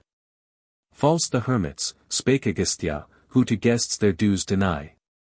Hunger they in life hereafter like the speaker of a lie. And a royal guest and wanderer doth our foremost honor claim. Car-born kings protect the wide earth by their prowess and their fame. By these fruits and forest blossoms be our humble homage shown. By some gift, of Rama worthy. Be Agastya's blessings known. Take this bow, heroic Rama, need for warlike arms is thine. Gems of more than earthly radiance on the goodly weapon shine. Worshipper of righteous Vishnu. Vishnu's wondrous weapon take. Heavenly artist Visvakarman shaped this bow of heavenly make. Take this shining dart of Brahma radiant like a tongue of flame. Sped by good and worthy archer never shall it miss its aim. And this Indra's ample quiver filled with arrows true and keen. Filled with arrows still unfailing in the battle's dreadful scene. Take this saber golden hilted in its case of burnished gold. Not unworthy of a monarch and a warrior true and bold. Impious foes of bright immortals know these weapons dread and dire. Mowing down the ranks of foemen, scathing like the forest fire. Be these weapons thy companions, Rama, thou shalt need them oft. Meet and conquers till thy foemen like the thunder god aloft. 2. The Counsel of Agastya. Pleased am I, so spake Agastya, in these forests dark and wild. Thou hast come to seek me, Rama, with the saintly Janak's child. But like pale and drooping blossom severed from the parent tree. Far from home in toil and trouble, faithful Sita follows thee. True to wedded lord and husband she hath followed Raghu's son. With a woman's deep devotion woman's duty she hath done. How unlike the fickle woman, true while fame and fortune smile. Faithless when misfortunes gather, loveless in her wicked wile. How unlike the changeful woman, false as light the lightning's fling. Keen as saber, quick as tempest. Swift as bird upon its wing. Dead to fortune's frown or favor, Sita still in truth abides. As the star of Arundhati in her mansion still resides. Rest thee with thy gentle consort, farther still she may not roam. Holier were this hermit's forest as the saintly Sita's home. Great Agastya. Answered Rama, blessed is my banished life. For thy kindriest to an exile and his friendless homeless wife. But in wilder, gloomier forests lonesome we must wander still. Where a deeper, darker shadow settles on the rock and rill. Be it so, Agastya answered, 2 short yojans from this place. Wild is Panchavati's forest where unseen the wild deer race. Godavari's limpid waters through its gloomy gorges flow. Fruit and root and luscious berries on its silent margin grow. Seek that spot and with thy brother build a lonesome leafy home. Tend thy true and toil-worn Sita, farther still she may not roam. Not unknown to me the mandate by thy royal father given. Not unseen thy endless wanderings destined by the will of heaven. Therefore Panchavati's forest marked I for thy woodland stay. Where the ripening wild fruit clusters and the wild bird trills his lay. Tend thy dear devoted Sita and protect each pious rite. Matchless in thy warlike weapons, peerless in thy princely might. Mark yon gloomy Mahua forest stretching o'er the boundless Leah. Pass that wood and turning northward seek an old Nyagroda tree. Then ascend a sloping upland by a steep and lofty hill. Thou shalt enter Panchavati, blossom-covered, calm and still. Bowing to the great Agastya, Rama left the mighty sage. Bowing to each saint and hermit, Lakshman left the hermitage. And the princes tall and stately marched where Panchavati lay. Soft-eyed Sita followed meekly where her Rama led the way. 3. The forest of Panchavati. Godavari's limpid waters in her gloomy gorges strayed. Unseen rangers of the jungle nestled in the darksome shade. Mark the woodlands, uttered Rama, by the Saint Agastya told. Panchavati's lonesome forest with its blossoms red and gold. Skilled to scan the wood and jungle, Lakshman, cast thy eye around. For our humble home and dwelling seek a low and level ground. Where the river laves its margin with a soft and gentle kiss. Where my sweet and soft-eyed Sita may repose in sylvan bliss. Where the lawn is fresh and verdant and the qua young and bright. And the creeper yields her blossoms for our sacrificial rite. Little can I help thee, brother, did the duteous Lakshman say. Thou art prompt to judge and fathom, Lakshman listens to obey. Mark this spot, so answered Rama, leading Lakshman by the hand. Soft the lawn of verdant Kusa, beauteous blossoms light the land. Mark the smiling lake of lotus gleaming with a radiance fair. Wafting fresh and gentle fragrance o'er the rich and laden air. Mark each scented shrub and creeper bending o'er the lucid wave. Where the bank with soft caresses Godavari's waters lave. Tuneful ducks frequent this margin, Chakravakas breathe of love. And the timid deer of jungle browse within the shady grove. And the valleys are resonant with the peacock's clarion cry. And the trees with budding blossoms glitter on the mountains high. And the rocks in well-marked strata in their glittering lines appear. Like the streaks of white and crimson painted on our tuskers fair. Stately sal and feathered palm tree guard this darksome forest land. Golden date and flowering mango stretch afar on either hand. Asak thrives and blazing kinsuk, chandan wafts a fragrance rare. Aswakarna and Kadira by the Sami dark and fair. Beauteous spot for hermit dwelling joyous with the voice of song. Haunted by the timid wild deer and by black buck fleet and strong. Foe-compelling faithful Lakshman heard the words his elder said. And by sturdy toil and labor stately home and dwelling made. Spacious was the leafy cottage walled with moistened earth and soft. Pillared with the stately bamboo holding high the roof aloft. Interlacing twigs and branches, corded from the ridge to eaves. held the thatch of reed and branches and of jungle grass and leaves. And the floor was pressed and levelled and the toilsome task was done. And the structure rose in beauty for the righteous Raghu's son. To the river for ablutions Lakshman went of warlike fame. With a store of fragrant lotus and of luscious berries came. Sacrificing to the bright god sacred hymns and mantras said. Proudly then unto his elder shewed the home his hand had made. In her soft and grateful accents gentle Sita praised his skill. Praised a brother's loving labor, praised a hero's dauntless will. Rama clasped his faithful Lakshman in a brother's fond embrace. Spake in sweet and kindly accents with an elder's loving grace. How can Rama, homeless wanderer, priceless love like thine requite? Let him hold thee in his bosom, soul of love and arm of might. And our Father good and gracious.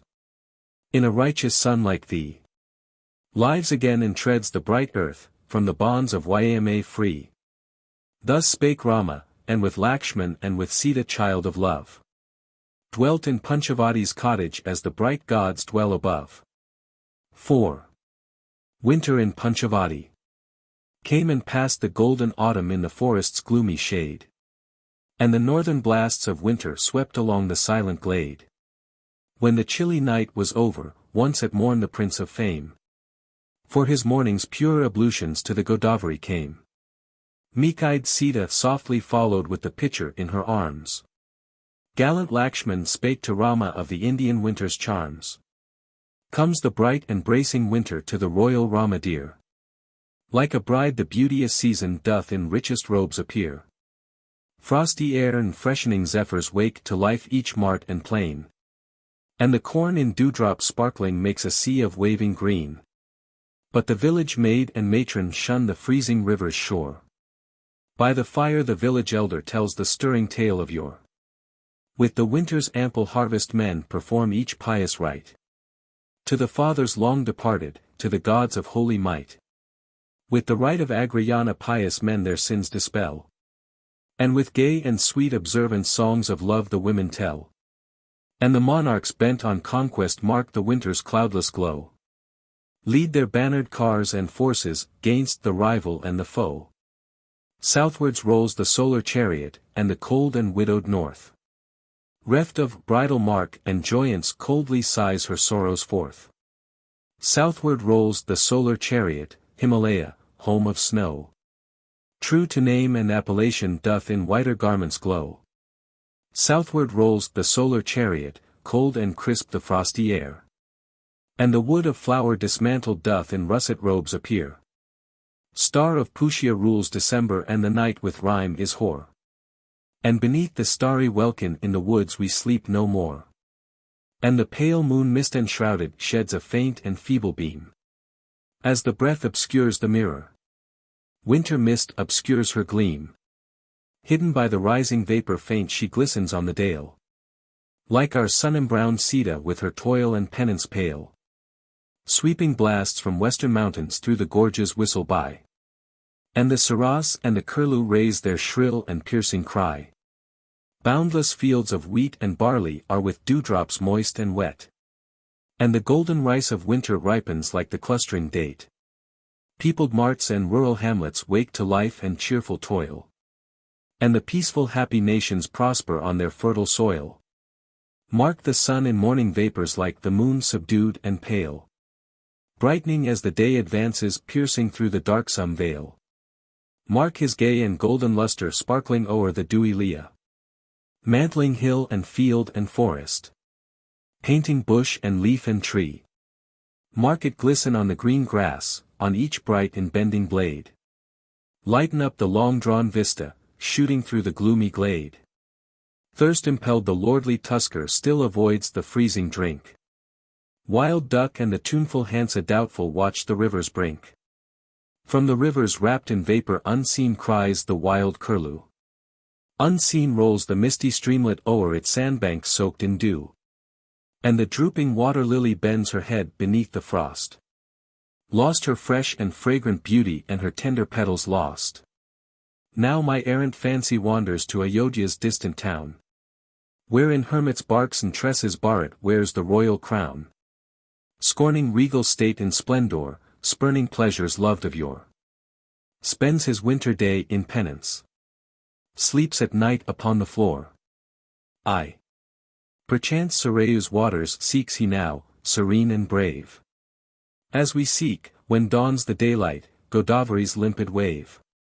Rich of hue, with eye of lotus, truthful, faithful, strong of mind.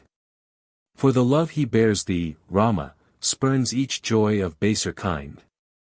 False he proves unto his father who is led by mother's wile. Vain this ancient impious adage Bharat spurns his mother's guile.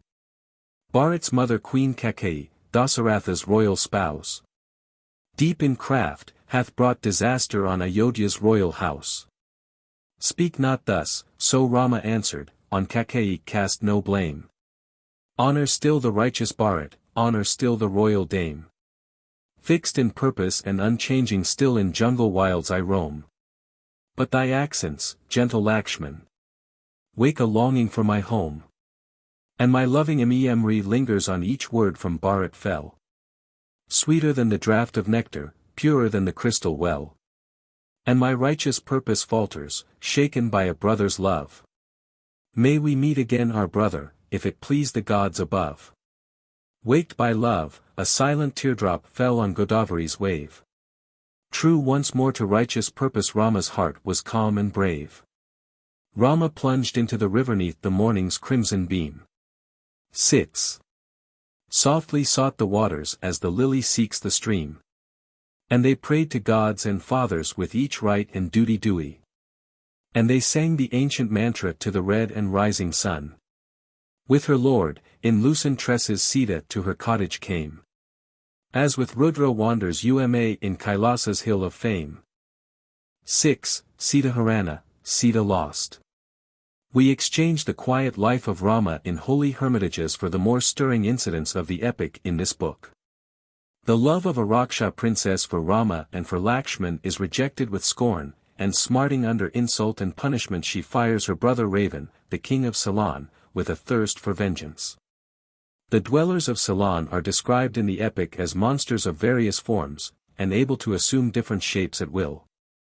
Ravan sends Maricha in the shape of a beautiful deer to tempt away Rama and Lakshman from the cottage, and then finds his chance for stealing away the unprotected Sita. The misfortunes of our lives, according to Indian thinkers, are but the results of our misdeeds, calamities are brought about by our sins. And thus we find in the Indian epic, that a dark and foul suspicion against Lakshman crossed the stainless mind of Sita, and words of unmerited insult fell from her gentle lips, on the eve of the great calamity which clouded her life ever after. It was the only occasion on which the ideal woman of the epic harbored an unjust thought or spoke an angry word, and it was followed by a tragic fate which few women on earth have suffered. To the millions of men and women in India, Sita remains to this day the ideal of female love and female devotion. Her dark suspicions against Lakshman sprang out of an excess of her affection for her husband, and her tragic fate and long trial proved that undying love. The portions translated in this book form the whole or the main portions of section 17. 18, 43, XLV, 46, XLV, and XLLX. Of Book 3. Of the original text. I. Surpanaka in love. As the moon with starry Chitra dwells in azure skies above. In his lonesome leafy cottage Rama dwelt in Sita's love. And with Lakshman strong and valiant, quick to labor and obey. Tales of bygone times recounting Rama passed the livelong day. And it so befell, a maiden, dweller of the darksome wood, led by wandering thought or fancy once before the cottage stood. Surpanaka, Raksha maiden, sister of the Raksha lord, came and looked with eager longing till her soul was passion stirred. Looked on Rama lion-chested, mighty-armed, lotus-eyed, stately as the jungle tusker, with his crown of tresses tied. Looked on Rama lofty-fronted, with a royal visage graced, like Kundarp young and lustrous, lotus-hued and lotus-faced. What though she a Raksha maiden, poor in beauty plain in face? Fell her glances passion-laden on the prince of peerless grace. What though wild her eyes and tresses, and her accents counselled fear. Soft-eyed Rama fixed her bosom, and his sweet voice thrilled her ear. What though bent on deeds unholy, holy Rama won her heart. And, for love makes bold affamale, thus did she her thoughts impart. Who be thou in hermit's vestments, in thy native beauty bright? Friend by a youthful woman, armed with thy bow of might. Who be thou in these lone regions where the Rakshas hold their sway? Wherefore in a lonely cottage in this darksome jungle stay? With his wonted truth and candor Rama spake sedate and bold. And the story of his exile to the Raksha maiden told. Dasa-Ratha of Ayodhya ruled with Ayandare's godlike fame. And his eldest, firstborn Rama, by his mandate here I came. Younger Lakshman strong and valiant doth with me these forests roam. And my wife, Videha's daughter, Sita makes with me her home. Duteous to my father's bidding, duteous to my mother's will. Striving in the cause of virtue in the woods we wander still. Tell me, female of the forest, who thou be and whence thy birth. Much I fear thou art a Raksha wearing various forms on earth. Listen, so spake Surpanaka, if my purpose thou wouldst know. I am Raksha, Surpanaka, wearing various shapes below. Know my brothers, royal raven, Lanka's lord from days of old. Kumbhakarna dread and dauntless, and Bibhishan true and bold. Kara and the doughty Dushan with me in these forests stray. But by Rama's love emboldened I have left them on the way. Broad and boundless is my empire and I wander in my pride. Thee I choose as lord and husband, cast thy human wife aside. Pale is Sita and misshapen, scarce a warrior's worthy wife. To a nobler, lordlier female consecrate thy gallant life. Human flesh is food of Rakshas. Weakling Sita I will slay. Slay that boy thy stripling brother, thee as husband I obey. On the peaks of lofty mountains, in the forests dark and lone. We shall range the boundless woodlands and the joys of dalliance prove. 2. Surpayarua punished. Rama heard her impious purpose and a gentle smile repressed. To the foul and forward female thus his mocking words addressed. List, O passion-smitten maiden. Sita is my honored wife.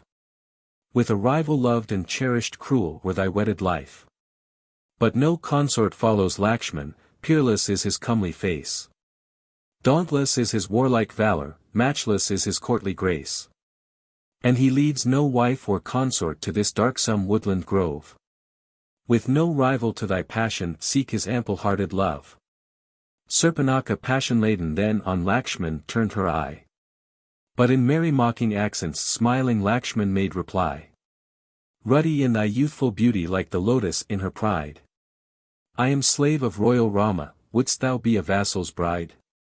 Rather be his younger consort, banish Sita from his arms. Spurning Sita's faded beauty let him seek thy fresher charms. Spurning Sita's faded graces let him brighter pleasures prove. Wearied with a woman's dalliance let him court a Raksha's love. Wrath of unrequited passion raged like madness in her breast. Torn by anger strong as tempest thus her answer she addressed. Are these mocking accents uttered, Rama, to insult my flame? Feasting on her faded beauty dost thou still revere thy dame? But beware a Raksha's fury and an injured female's wrath. Surpanaka slays thy consort, bears no rival in her path. Fawn-eyed Sita fell in terror as the Raksha rose to slay. So beneath the flaming meteor sinks Rohini's softer ray. And like demon of destruction furious Surpa-Naka came. Rama rose to stop the slaughter and protect his helpless dame. Brother, we have acted wrongly, for with those of savage breed. Word in jest is courting danger, this the penance of our deed. Death perchance or death-like stupor hovers o'er my loved dame. Let me wake to life my Sita. Chase this female void of shame. Lakshman's anger leaped like lightning as the female hovered near. With his sword the wrathful warrior cleft her nose and either ear. Surpanaka in her anguish raised her accents shrill and high. And the rocks and wooded valleys answered back the dismal cry. Kara and the doughty Dushan heard the far-resounding wail. Saw her red disfigured visage, heard her sad and woeful tale. 3. Rama's departure. Vainly fought the vengeful Kara, doughty Dushan vainly bled. Rama and the valiant Lakshman strewed the forest with the dead. Till the humbled Surpanaka to her royal brother hied. Spake her sorrows unto Raven and Maricha true and tried. Shape of deer unmatched in beauty now the deep Maricha wore. Golden tints upon his haunches, sapphire on his antlers bore. Till the woodland wandering Sita marked the creature in his pride. Golden was his neck of beauty. Silver white his flank and side. Come, my lord and gallant Lakshman, thus the raptured Sita spake. Mark the deer of wondrous radiance browsing by the forest brake. Much my heart misgives me, sister, Lakshman hesitated still. 'Tis some deep deceitful Raksha wearing every shape at will. Monarchs wandering in this forest, hunting in this lonely glen. Oft waylaid by artful Rakshas are by deep devices slain.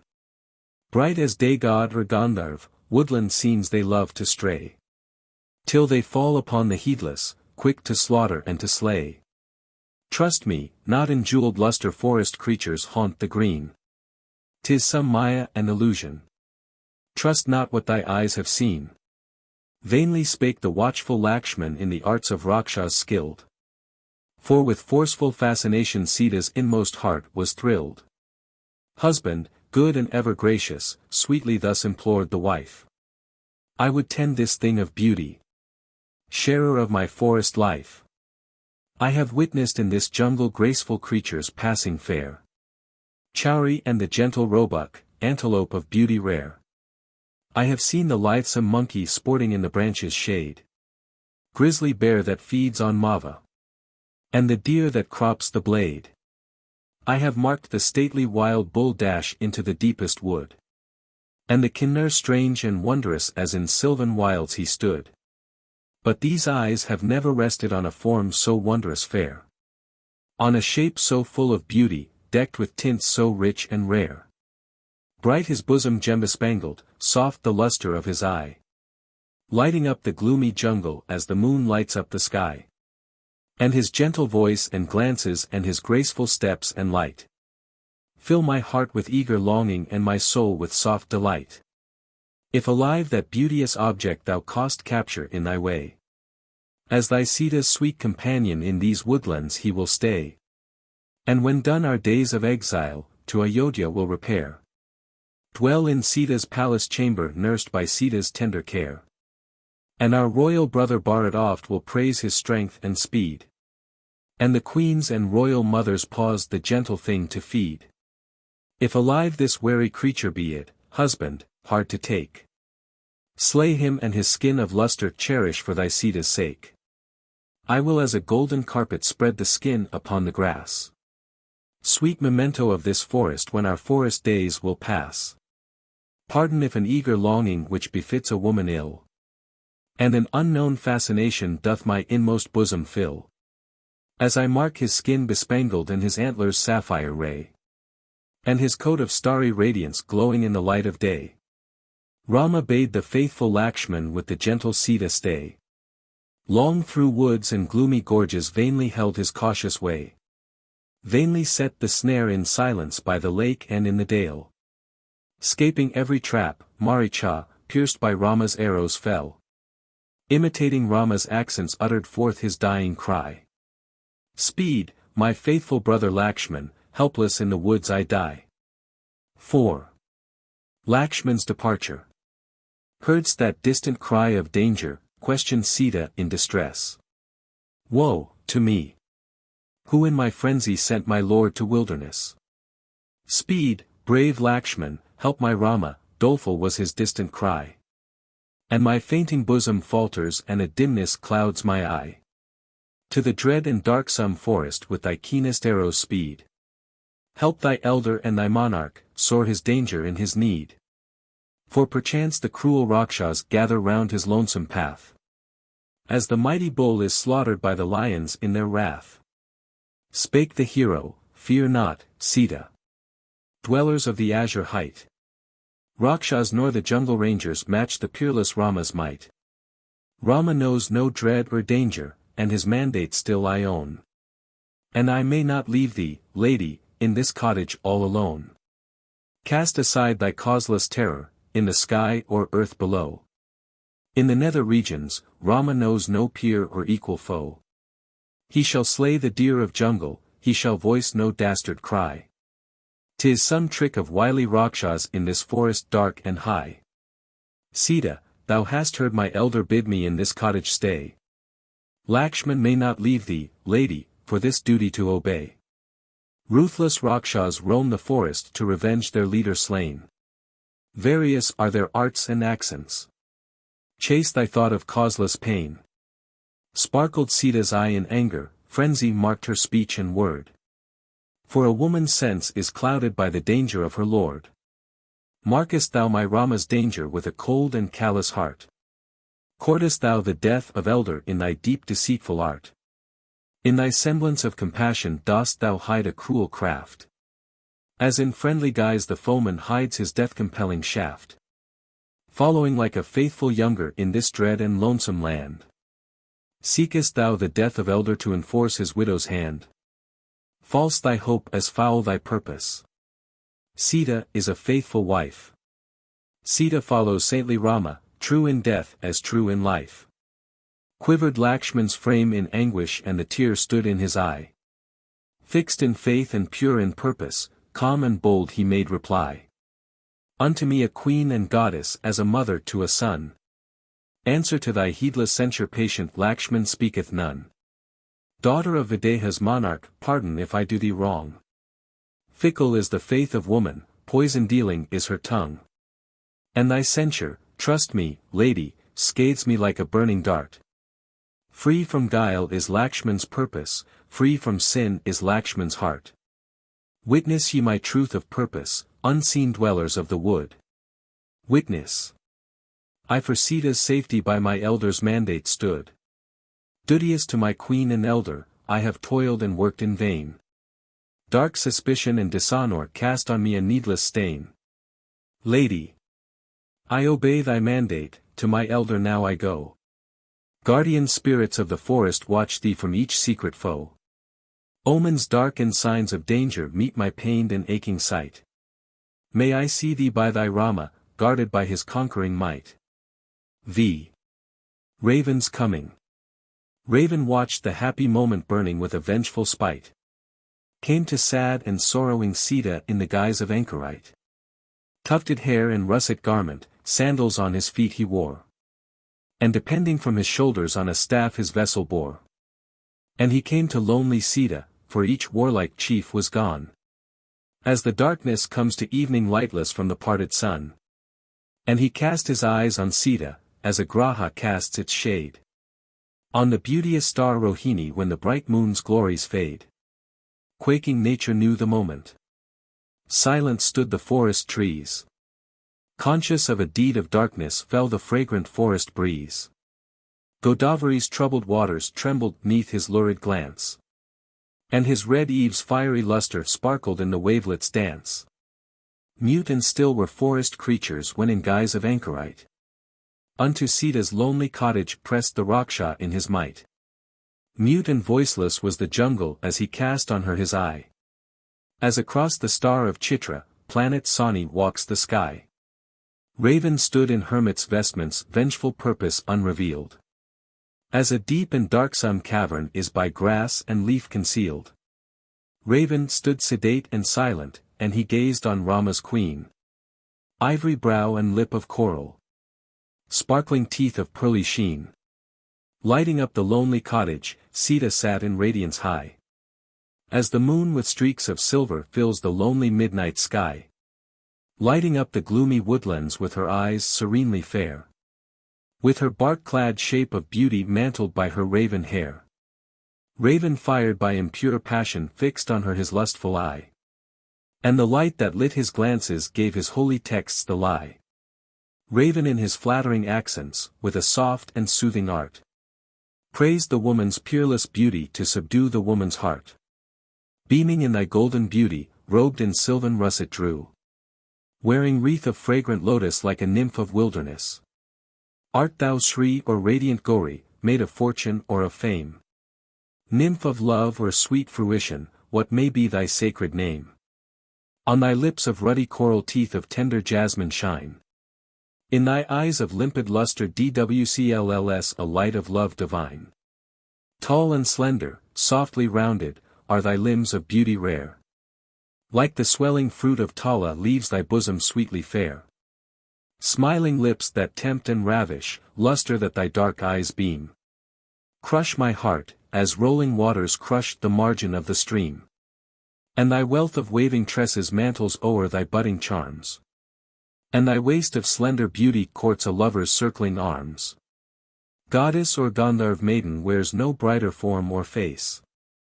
Woman seen by eyes of mortals owns not such transcendent grace. Wherefore then, in lonesome forest, nymph or maiden, make thy stay. Where the jungle creatures wander and the Rakshas hold their sway. Royal balls and stately mansions were for thee a meeter home. And thy steps should grace a palace, not in pathless forest roam. Blossoms rich, not thorn of jungle, decorate a lady's bower. Silken robes, not sylvan garments. Heighten beauty's potent power. Lady of the sylvan forest. Other destiny is thine. As a bride beloved and courted in thy bridal garments shine. Choose a loved and lordly suitor who shall wait on thee in pride. Choose a hero worth thy beauty, be a monarch's queenly bride. Speak thy lineage, heaven descended. Who may be thy parents high? Rudras or the radiant Maruts, Vasas leaders of the sky. All unworthy is this forest for a nymph or heavenly maid. Beasts of prey infest the jungle, Rakshas haunt its gloomy shade. Lions dwell in lovely caverns. Tuskers ford the silent lake. Monkeys sport on pendant branches, tigers steal beneath the brake. Wherefore then this dismal forest doth thy fairy face adorn? Who art thou and whence descended, nymph or maid or goddess born? 6. Ravens wooing. Listen, Brahman, answered Sita, unsuspecting in her mind. That she saw a base betrayer in a hermit seeming kind. I am born of royal Janak, ruler of Videha's land. Rama prince of proud Kosala by his valor won my hand. Years we passed in peaceful pleasure in Ayodhya's happy clime. Rich in every rare enjoyment gladsome passed our happy time. Till the monarch Dasa-Ratha, for his days were almost done, wished to crown the royal Rama as his heir and regent son. But the scheming queen Kaikeyi claimed a long-forgotten boon. That my consort should be exiled and her son should fill the throne. She would take no rest or slumber, nourishment of drink or food, till her Bharat ruled the empire. Rama banished to the wood. 25 righteous summers graced my good and gracious lord. True to faith and true to duty, true in purpose, deed, and word. Loved of all his loyal people, rich in valor and in fame. For the rite of consecration Rama to his father came. Spake Kaikeyi to my husband, list thy father's promise fair. Bharat shall be ruling monarch, do thou to the woods repair. Ever gentle, ever duteous, Rama listened to obey. And through woods and pathless jungles we have held our lonely way. This, O pious-hearted hermit, is his story of distress. And his young and faithful brother follows him in wilderness. Lion in his warlike valor, hermit in his saintly vow. Lakshman with his honored elder wanders through the forest now. Rest thee here, O holy Brahman, rich in piety and fame. Till the forest-ranging brothers greet thee with the forest game. Speak, if so it please thee, Father, what great rishi claims thy birth? Wherefore in this pathless jungle wanderest friendless on this earth? Brahman nor a righteous rishi, royal raven made reply. Leader of the wrathful Rakshas, Lanka's lord and king am I. He whose valor quells the wide world, gods above and men below. He whose proud and peerless prowess Rakshas and Asuras know. But thy beauty's golden luster, Sita, wins my royal heart. Be a sharer of my empire, of my glory take a part.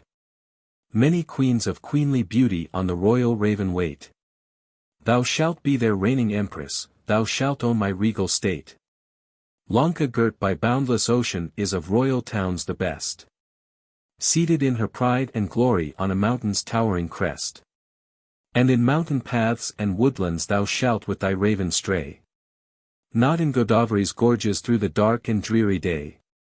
And 5,000 gay-dressed damsels shall upon my Sita wait. Queen of ravens' true affection, proud partaker of his state. Sparkled Sita's eyes in anger and a tremor shook her frame. As in proud and scornful accents answered thus the royal dame.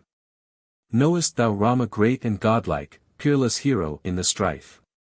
Deep, uncompassed, like the ocean. I am Rama's wedded wife. Knowest thou Rama proud and princely, sinless in his saintly life?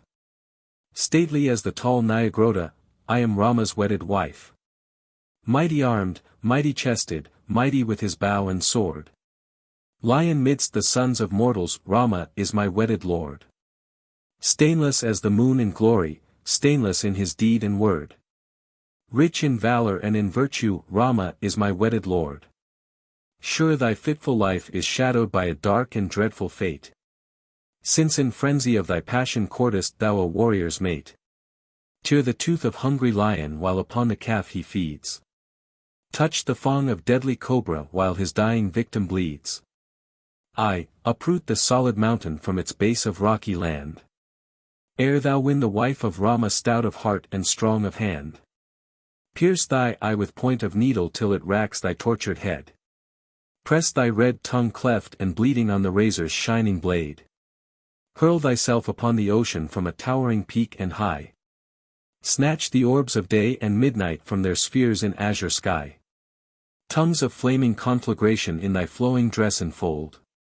Ere thou take the wife of Rama to thy distant dungeon hold. Ere thou seek to insult Rama unrelenting in his wrath. O'er a bed of pikes of iron tread a softer easier path. 7. Raven's triumph. Vain her threat and soft entreaty, Raven held her in his wrath. As the planet Buddha captures fair Rohini in his path. By his left hand tremor shaken, Raven held her streaming hair. By his right the ruthless Raksha lifted up the fainting fair. Unseen dwellers of the woodlands watched the dismal deed of shame. Marked the mighty armed Raksha lift the poor and helpless dame. Seat her on his car celestial yoked with asses winged with speed. Golden in its shape and radiance. Fleet as Indra's heavenly steed.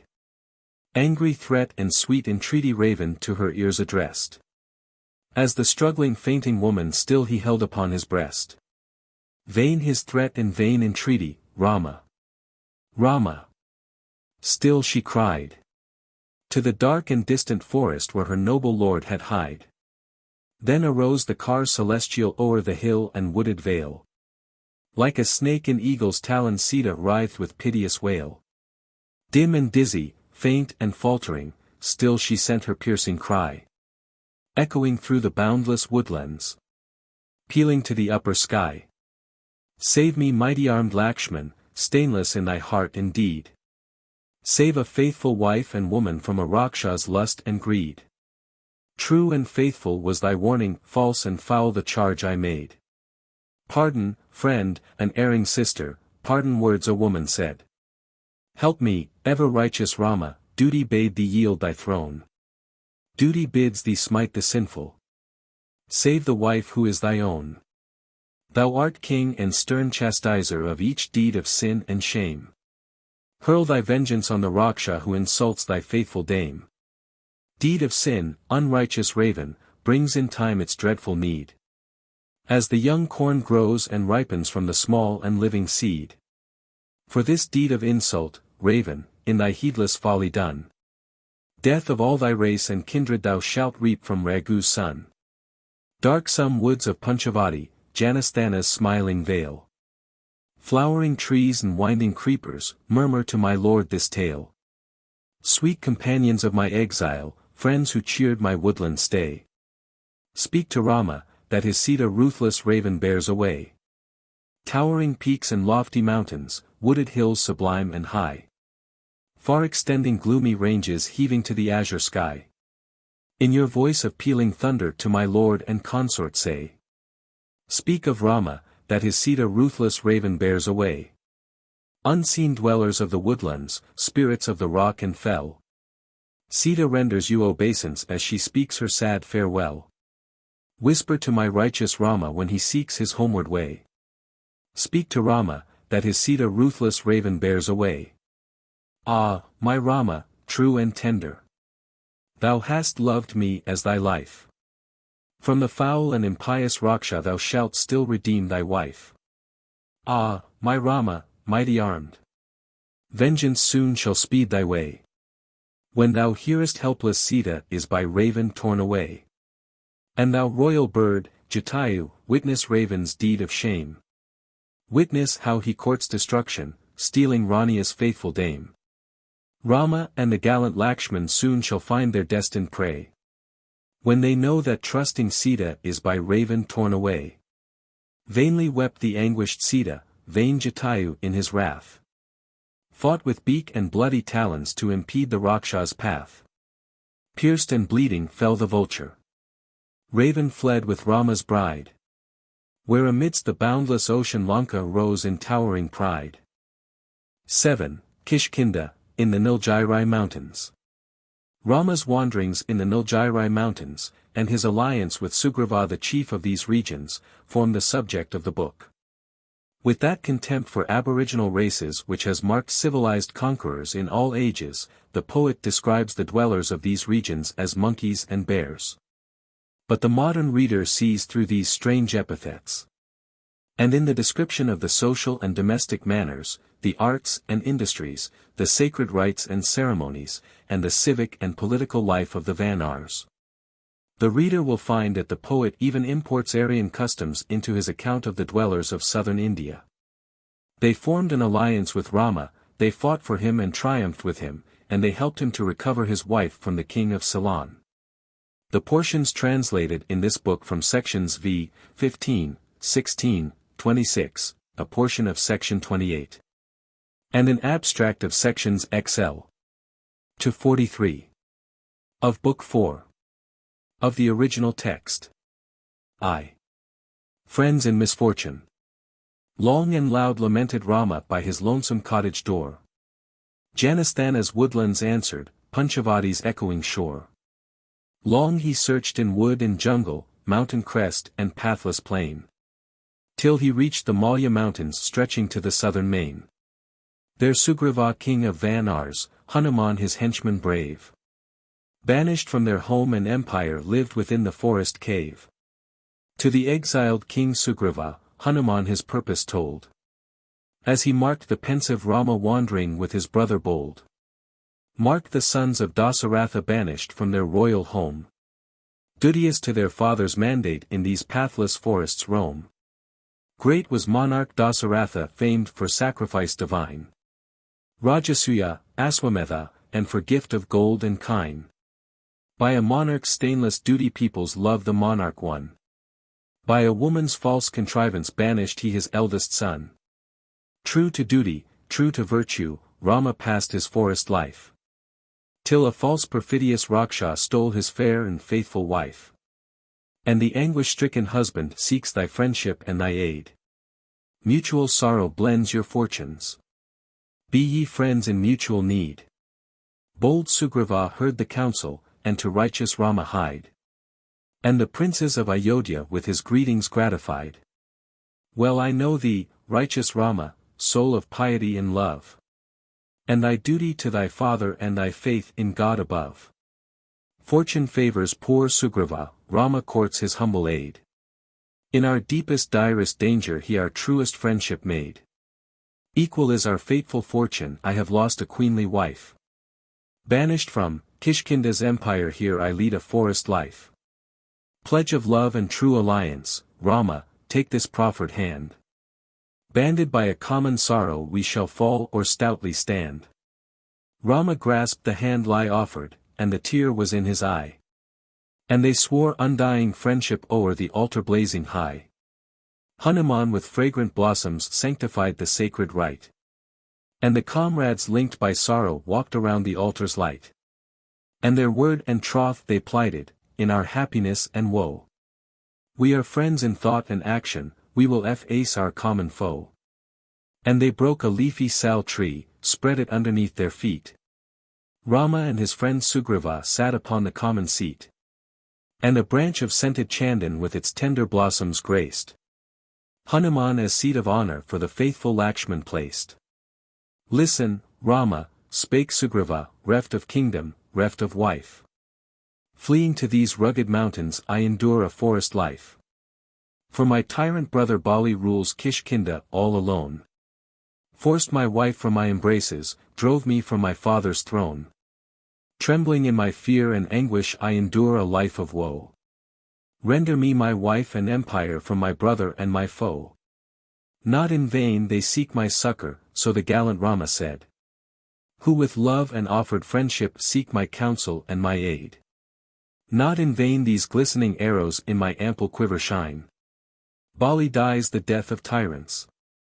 Wife and empire shall be thine. Quick as Ayandare's forked lightning are these arrows feather-plumed. Deadly as the hissing serpent are these darts with points illumed. And this day shall not be ended ere it sees thy brother fall.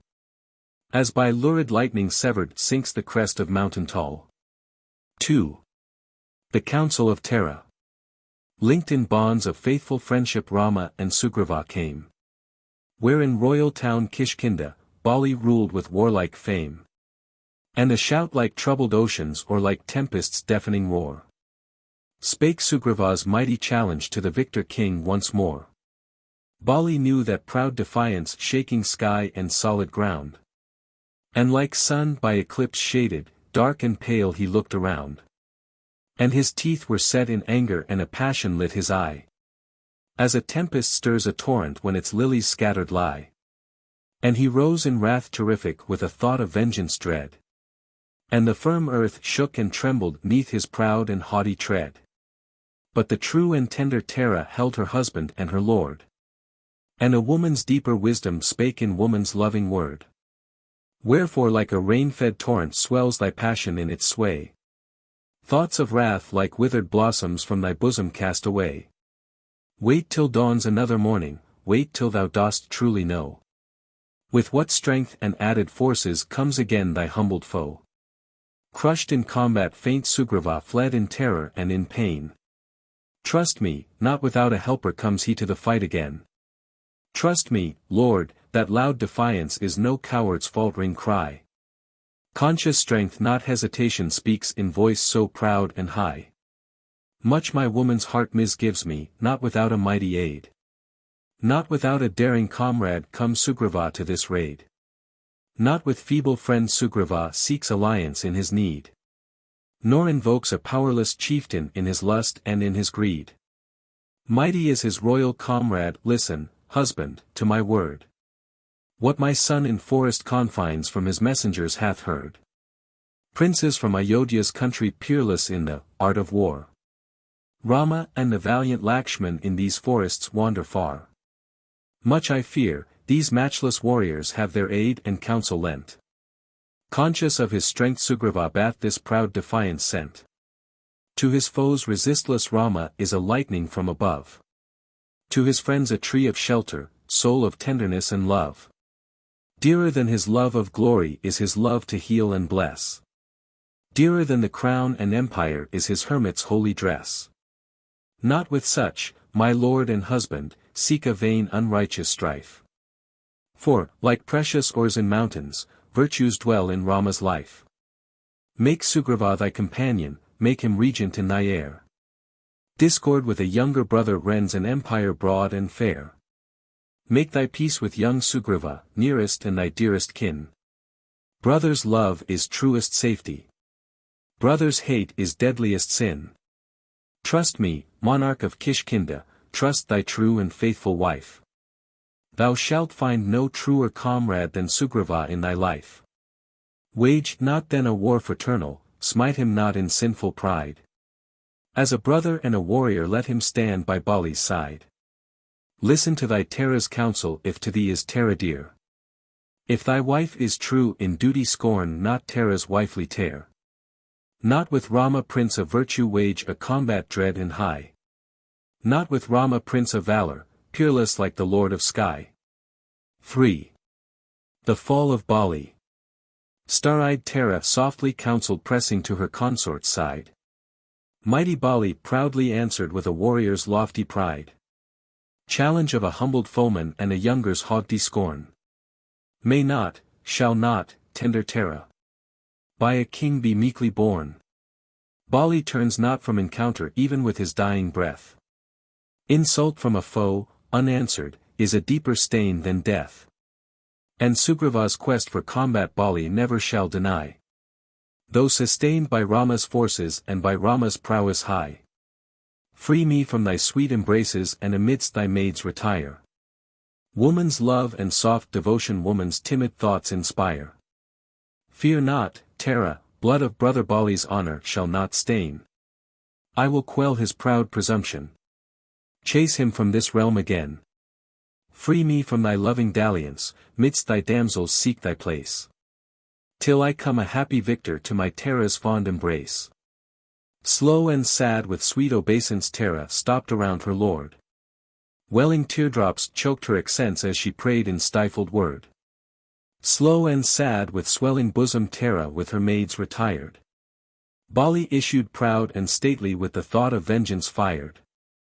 Hissing like an angry cobra, city's lofty gates he passed. And his proud and angry glances fiercely all around he cast. Till he saw the bold Sugriva, gold-complexioned, red with ire. Girded for the dubious combat, flaming like the forest fire. Bali braced his warlike garments and his hand he lifted high. Bold Sugriva raised his right arm with a proud and answering cry. Bali's eyes were red as copper and his chain was burnished gold. To his brother bold Sugriva thus he spake in accents bold. Mark this iron fist, intruder, fatal is its vengeful blow. Crushed and smitten thou shalt perish and to nether world shalt go. Nay that fate awaits thee, Bali. Spake Sugriva armed for strife. When this right arm smites thy forehead, from thy bosom rends thy life. Closed the chiefs in fatal combat, each resistless in his pride. And like running rills from mountains poured their limbs the purple tide. Till Sugriva quick uprooting sal tree from the jungle wood. As the dark cloud hurls the lightning. Hurled it where his brother stood. Staggering 'neath the blow terrific Bali reeled and almost fell. As a proud ship overladen reels upon the ocean's swell. But with fiercer rage and fury Bali in his anguish rose. And with mutual blows they battled, brothers and relentless foes. Like the sun and moon in conflict or like eagles in their fight. Still they fought with cherished hatred and an unforgotten spite. Till with mightier force and fury Bali did his younger quell. Faint Sugriva fiercely struggling 'neath his brother's prowess fell. Still the wrathful rivals wrestled with their bleeding arms and knees. With their nails like claws of tigers and with riven rocks and trees. And as Aindyare battles Vritra in the tempest's pealing roar. Blood-stained Bali, red Sugriva. Strove and struggled, fought and tore. Till Sugriva faint and faltering fell like Vritra from the sky. To his comrade and his helper turned his faint and pleading eye. Ah! Those soft and pleading glances smote the gentle Rama's heart. On his bow of ample stature Rama raised the fatal dart. Like the fatal disk of Yama was his proudly circled bow. Like a snake of deadly poison flew his arrow swift and low. Winged dwellers of the forest heard the twang with trembling few. Echoing woods gave back the accent, lightly fled the startled deer. And as Aindare's flag is lowered and the Ashwin winds prevail. Lofty Bali pierced and bleeding by that fatal arrow fell. 4. The consecration of Sugriva. Tears of love the tender Tara on her slaughtered hero shed. E'en Sugriva's bosom melted when he saw his brother dead. And each Vanar chief and warrior, Mahamatra, lord and peer. Gathered round the sad Sugriva wet with unavailing tear. And they girt the victor Rama and they praised his wondrous might. as the heavenly rishis gather circling Brahma's throne of light. Hanuman of sun-like radiance, lofty as a hill of gold, clasped his hands in due obeisance, spake in accents calm and bold. By thy prowess, peerless Rama, Prince Sugriva is our lord. To his father's throne and empire, to his father's town restored. Cleansed be bath and fragrant unguents and in royal garments gay. He shall with his gold and garlands homage to the victor pay. To the rock-bound fair Kishkinda do thy friendly footsteps bend. And as monarch of the Vanars consecrate thy grateful friend. 14 years, so Rama answered, by his father's stern command. In a city's sacred confines banished Rama may not stand. Friend and comrade, brave Sugriva, enter thou the city wall. And assume the royal scepter in thy father's royal hall. Gallant Angad, son of Bali, is in regal duties trained. Ruling partner of thy empire be the valiant prince ordained. Eldest son of eldest brother, such the maxim that we own. Worthy of his father's kingdom, doth ascend his father's throne. Listen. 'Tis the month of Shravan, now begins the yearly reign. In these months of wind and deluge thoughts of vengeful strife were vain. Enter then thy royal city, fair Kishkinda be thy home. With my ever-faithful Lakshman let me in these mountains roam. Spacious is yon rocky cavern fragrant with the mountain air. Bright with lily and with lotus, watered by a streamlet fair. Here we dwell till month of Kartik when the clouded sky will clear. And the time of war and vengeance on our foemen shall be near. Bowing to the victor's mandate brave Sugriva marched in state. And the host of thronging Vanars entered by the city gate. Prostrate chiefs with due obeisance rendered homage, one and all. And Sugriva blessed his people. Stepped within the palace hall. And they sprinkled sacred water from the vases jewel-graced. And they waved the fan of chowry, raised the sunshade silver-laced. And they spread the gold and jewel, grain and herb and fragrant ghee. Sapling twigs and bending branches. Blossoms from the flowering tree. Milk-white garments gem-bespangled, and the chandan's fragrant dye. Wreaths and spices, snow-white lilies, lotus azure as the sky. Jatarupa and Priyangu, honey, curd and holy oil. Costly sandals gilt and jeweled. Tiger skin the hunter's spoil. Decked in gold and scented garlands, robed in radiance rich and rare. Sweetly stepped around Sugriva 16 maidens passing fair. Priests received the royal bounty, gift and garment gold belaced. And they lit the holy altar with the sacred mantra graced. And they poured the sweet libation on the altar's lighted flame. And on throne of royal splendor placed the chief of royal fame. On a high and open terrace with auspicious garlands graced. Facing eastward, in his glory was the brave Sugriva placed. Water from each holy river, from each tirtha famed of old. From the broad and boundless ocean, was arranged in jars of gold. And from vase and horn of wild bull, on their monarch and their lord. Holy consecrating water chiefs and loyal courtiers poured. Gaya and the great Gavaksha, Gandhamadhan proud and brave. Hanuman held up the vases, Jambaman his succor gave. And they laved the king Sugriva as immortals in the sky. Consecrate the star-eyed Indyare in his mansions bright and high. And a shout of joy and triumph, like the pealing voice of war. Spake Sugriva's consecration to the creatures near and far. Dutyous still to Rama's mandate, as his firstborn and his own. King Sugriva named young Angad sharer of his royal throne. Gay and bannered town Kishkinda hailed Sugriva's gracious word. Tender Tara wiped her teardrops bowing to a younger lord. The rains in the Nilgirai mountains. Mark the shadowing rain and tempest, Rama to his brother said. As on Naila's cloud-capped ranges in their hermit guise they strayed. Massive clouds like rolling mountains gather thick and gather high. Lurid lightnings glint and sparkle, pealing thunders shake the sky. Pregnant with the ocean moisture by the solar ray instilled. Now the skies like fruitful mothers are with grateful waters filled. Mark the folds of cloudy masses, ladder-like of smooth ascent. One could almost reach the sun god, wreath him with a wreath of scent. And when glow these heavy masses red and white with evening's glow, one could almost deem them sword cuts branded by some heavenly fire. Mark the streaks of golden luster fighting up the checkered sky. Like a lover chanted painted in each breeze it heaves a sigh. And the earth is hot and feverish, moistened with the tears of rain. Sighing like my anguished Sita when she wept in woe and pain. Fresh and sweet like draught of nectar is the rain, besprinkled breeze. Fragrant with the keduk blossom, scented by the camphor trees. Fresh and bold each peak and mountain bathed in soft descending rain. So they sprinkle holy water when they bless a monarch's reign. Fair and tall as holy hermits, stand yon shadow-mantled hills. Murmuring mantras with the zephyr, robed in threads of sparking rills. Fair and young as gallant coursers neighing forth their thunder cries. Lashed by golden whips of lightning are the dappled sunlit skies. Ah, my lost and loving Sita! Writhing in a Raksha's power. As the lightning shakes and quivers in this dark tempestuous shower.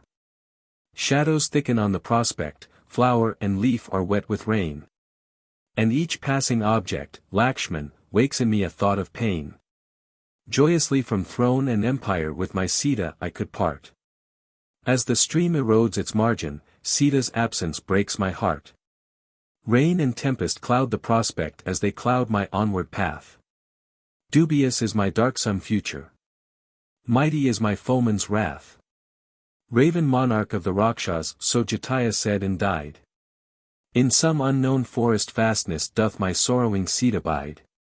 But Sugriva true and faithful seeks the Rakshas' secret hold. Firm in faith and fixed in purpose we will face our foeman bold. 6. The quest for Sita. Past the reins, the marshalled Vanars gathered round Sugriva bold. And unto a gallant chieftain thus the king his purpose told. Brave in war and wise in council. Take 10,000 of my best. Seek the hiding place of Raven in the regions of the east. Seek each ravine rock and forest and each shadowy hill and cave. Far where bright Sarayu's waters mix with Ganga's ruddy wave. And where Jumna's dark blue waters ceaseless roll in regal pride. And the sown through leagues of country spreads its torrents far and wide. Seek where in Videha's empire castled towns and hamlets shine. In Kosala and in Malva and by Kasi's sacred shrine. Magath rich in peopled centers, Pundra region of the brave. Anga rich in corn and cattle on the eastern ocean wave. Seek where clans of skillful weavers dwell upon the eastern shore. And from virgin mines of silver miners work the sparkling ore. In the realms of uncouth nations, in the islets of the sea. In the mountains of the ocean, wander far and wander free. Next to Nila son of Agni, Jambaman Vidhata's son. Hanuman the son of Merat, famed for deeds of valor done. Unto Gaya and Gavaksha, Gandhamadhan true and tried. Unto Angad prince and regent, thus the brave Sugriva cried. Noblest, bravest of our chieftains, greatest of our race are ye. Seek and search the southern regions, rock and ravine, wood and tree. Search the 1,000 peaks of Vindhya lifting high its misty head. Through the gorges of Nirmada rolling o'er its rocky bed. By the gloomy Godavari and by Krishna's wooded stream. Through Utkala's sea-girt forests tinged by morning's early gleam. Search the towns of famed Dasarna and Avanti's rocky shore. And the uplands of Vidarbha and the mountains of Mysore.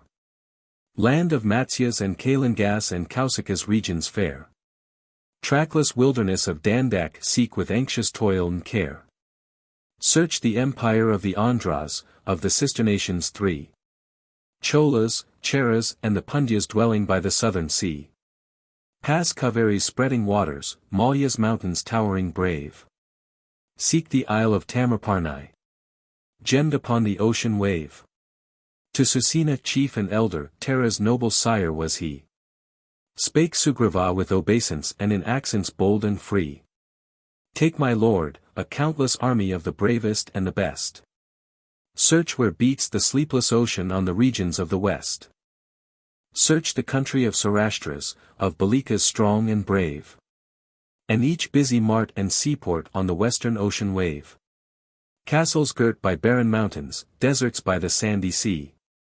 Forests of the fragrant Kedak, regions of the tamal tree. Search the ocean port of Patan shaded by its fruitful trees. Where the feathery groves of cocoa court the balmy western breeze.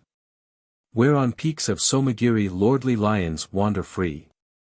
Where the waters of the Indus mingle with the mighty sea. Lastly to the valiant chieftain Satavala strong and brave. For the quest of saintly Sita, thus his mighty mandate gave. Hie thee, gallant Satavala, with thy forces wander forth. To the peaks of Himalaya, to the regions of the north. Mlechas and the wild Pulindas in the rocky regions dwell. Madra chiefs and mighty Kurus live within each fertile vale. Wild Kambojas of the mountains, Yavnas of wondrous skill. Sakas swooping from their gorges, Patanas of iron will. Search the woods of Devadaru mantling Himalaya's side. And the forests of the Ladra spreading in their darksome pride. Search the land of Somasrama where the gay Gandharvs dwell. In the tableland of Kala search each rock and ravine well. Crossed the snowy Himalaya, and Siddharsun's holy peak. Devasaka's wooded ranges which the feathered songsters seek. Crossed the vast and dreary region void of stream or wooded bill. Till, you reach the white Kailasa, home of gods, serene and still. Pass Kuvara's pleasant regions, search the Krauncha mountain well. And the land where warlike females and the horse-faced women dwell. Halt not till you reach the country where the northern Kurus rest. Utmost confines of the wide earth. Home of gods and spirits blessed. 8. Sita-Sandesa, Sita discovered. Among the many chiefs sent by Sugriva in different directions in search of Sita, Hanuman succeeded in the quest and discovered Sita in Ceylon. Ceylon is separated from India by a broad channel of the sea, and Hanuman leaped, or rather flew through the air, across the channel, and lighted on the island. Sita, scorning the proposals of Ravan, was kept in confinement in a garden of Asoka trees, surrounded by a terrible guard of Raksha females, and in this hard confinement she remained true and faithful to her lord. Hanuman gave her a token from Rama, and carried back to Rama a token which she sent of her undying affection and truth. The portions translated in this book form the whole of the main portions of sections 15, 31, 36, and 66, of Book V. Of the original text. I. Sita in the Asoka garden. Crossed the ocean's boundless waters, Hanuman in duty brave. Lighted on the emerald island girded by the sapphire wave. And in tireless quest of Sita searched the margin of the sea. In a dark Asoka garden hid himself within a tree. Creepers threw their clasping tendrils round the trees of ample height. Stately palm and feathered cocoa, fruit and blossom pleased the sight. Herds of tame and gentle creatures in the grassy meadow strayed. Kokils sang in leafy thicket. Birds of plumage lit the shade. Limpid lakes of scented lotus with their fragrance filled the air. Homes and huts of rustic beauty peeped through bushes green and fair. Blossoms rich in tint and fragrance in the checkered shadow gleamed. Clustering fruits of golden beauty in the yellow sunlight beamed. Brightly shone the red Asoka with the morning's golden ray. Karnikara and Kansuka dazzling as the light of day. Brightly grew the flower of Chumpak in the vale and on the reef. Panaga and Saptaparna with its sevenfold scented leaf. Rich in blossoms many tinted, grateful to the ravished eye. Gay and green and glorious Kanka was like garden of the sky. Rich in fruit and laden creeper and in beauteous bush and trep. Flower-bespangled golden Lanka was like gem-bespangled sea. Rose a palace in the woodlands girt by pillars strong and high. Snowy white like fair Kailasa cleaving through the azure sky. And its steps were ocean coral and its pavement yellow gold. White and gay and heaven-aspiring rose the structure high and bold. By the rich and royal mansion Hanuman his eyes did rest. On a woman sad and sorrowing in her sylvan garments drayest.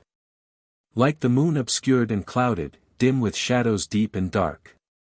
Like the smoke-enshrouded red fire, dying with a feeble spark. Like the tempest-pelted lotus by the wind and torrent shaken. Like the beauteous star Rohini by a graha overtaken. Fasts and vigils paled her beauty, tears bedimmed her tender grace. Anguish dwelt within her bosom, sorrow darkened on her face. And she lived by Rakshas guarded, as a faint and timid deer. Severed from her herd and kindred when the prowling wolves are near. And her raven locks ungathered hung behind in single braid. And her gentle eye was lightless, and her brow was hid in shade. This is she. The peerless princess, Rama's consort loved and lost. This is she. The saintly Sita, by a cruel fortune crossed. Hanuman thus thought and pondered, on her graceful form I spy. Gems and gold by sorrowing Rama oft depicted with its sigh. On her ears the golden pendants and the tiger's sharpened tooth. On her arms the jeweled bracelets, tokens of unchanging truth. On her pallid brow and bosom still the radiant jewels shine. Rama with a sweet affection did in early days entwine. Hermit's garments clothe her person, braided is her raven hair. Matted bark of trees of forest drape her neck and bosom fair. And a dower of dazzling beauty still bedecks her peerless face. Though the shadowing tinge of sorrow darkens all her earlier grace. This is she. The soft-eyed Sita, wept with unavailing tear. This is she. The faithful consort, unto Rama ever dear. Unforgetting and unchanging, truthful still in deed and word. Sita, in her silent suffering sorrows for her absent lord. Still for Rama lost but cherished, Sita heaves the choking sigh. Sita lives for righteous Rama, for her Rama she would die. 2. The voice of hope. Hanuman from leafy shelters lifts his voice in sacred song. Till the tale of Rama's glory Lanka's woods and valleys prolong. Listen, lady, to my story. Dasa-Ratha famed in war. Rich in steeds and royal tuskers, armed men and battle car. Ruled his realm in truth and virtue, in his bounty ever free. Of the mighty race of Raghu mightiest king and monarch he. Robed in every royal virtue. Great in peace in battle brave. Blessed in bliss of grateful nations, blessed in blessings which he gave. And his eldest born and dearest, Rama soul of righteous might. Shone, as mid the stars resplendent shines the radiant Lord of Night. True unto his sacred duty, true unto his kith and kin. Friend of piety and virtue, punisher of crime and sin. Loved in all his spacious empire, peopled mart and hermit's den. With a truer deeper kindness Rama loved his subject men. Dasa-Ratha, promise fettered, then his cruel mandate gave. Rama with his wife and brother lived in woods and rocky cave. And he slayed the deer of jungle and he slept in leafy shade. Stem destroyer of the Rakshas in the pathless forest strayed. Till the monarch of the Rakshas fraudful is his impious life. Cheated Rama in the jungle, from his cottage stole his wife. Long lamenting lone and weary Rama wandered in the wood. Searched for Sita, in the jungle where his humble cottage stood. Godavari's gloomy gorges, Krishna's dark and wooded shore. And the ravine, rock and valley, and the cloud-capped mountain hoar. Then he met the sad Sugriva in wild Malya's dark retreat. Won for him his father's empire and his father's royal seat. Now Sugriva's countless forces wander far and wander near. In the search of stolen Sita still unto his Rama dear. I am henchman of Sugriva and the mighty sea have crossed. In the quest of hidden Sita, Rama's consort loved and lost. And methinks that form of beauty, peerless shape of woman's grace. Is my Rama's dear loved consort, Rama's dear remembered face. Hushed the voice, the ravished Sita cast her wondering eyes around. Whence that song of sudden gladness, whence that soul-entrancing sound? Dawning hope and rising rapture overflowed her widowed heart. Is it dream's deceitful whisper which the cruel fates impart? 3. Rama's token. 'Tis no dream's deceitful whisper. Hanuman spake to the dame. As from darksome leafy shelter he to Rama's consort came. Rama's messenger and vassal, token from thy lord I bring. Mark this bright ring, jewel-lettered with the dear name of thy king. For the loved and cherished Sita, is to Rama ever dear. And he sends his loving message and his force is drawing near. Sita, held that tender token from her loved and cherished lord. And once more herself she fancied to his loving arms restored. And her pallid face was lighted and her soft eve sent a spark. As the moon regains her luster freed from Rahu's shadows dark. And with voice of deep emotion in each softly whispered word. Spake her thoughts in gentle accents of her consort and her lord. Messenger of love of Rama. Dauntless is thy deed and bold. Thou hast crossed the boundless ocean to the Rakshas' castled hold. Thou hast crossed the angry billows which confess no monarch's sway. O'er the face of rolling waters found thy unresisted way. Thou hast done what living mortal never sought to do before. Dared the Raksha in his island, raven in his sea-girt shore. Speak, if Rama lives in safety in the woods or by the hill. And if young and gallant Lakshman faithful serves his brother still. Speak, if Rama in his anger and his unforgiving ire hurls destruction on my captor like the world-consuming fire. Speak, if Rama in his sorrow wets his pale and drooping eye. If the thought of absent Sita wakes within his heart a sigh. Doth my husband seek alliance with each wild and warlike chief? Striving for a speedy vengeance and for Sita's quick relief. Doth he stir the warlike races to a fierce and vengeful strife? Dealing death to ruthless Rakshas for this insult on his wife? Doth he still in fond remembrance cherish Sita loved of yore? Nursing in his hero bosom tender sorrows evermore? Didst thou hear from far Ayodhya, from Kausalya royal dame? From the true and tender Bharat prince of proud and peerless fame? Didst thou hear if royal Bharat leads his forces to the fight? Conquering Raven's scattered army in his all-resistless might?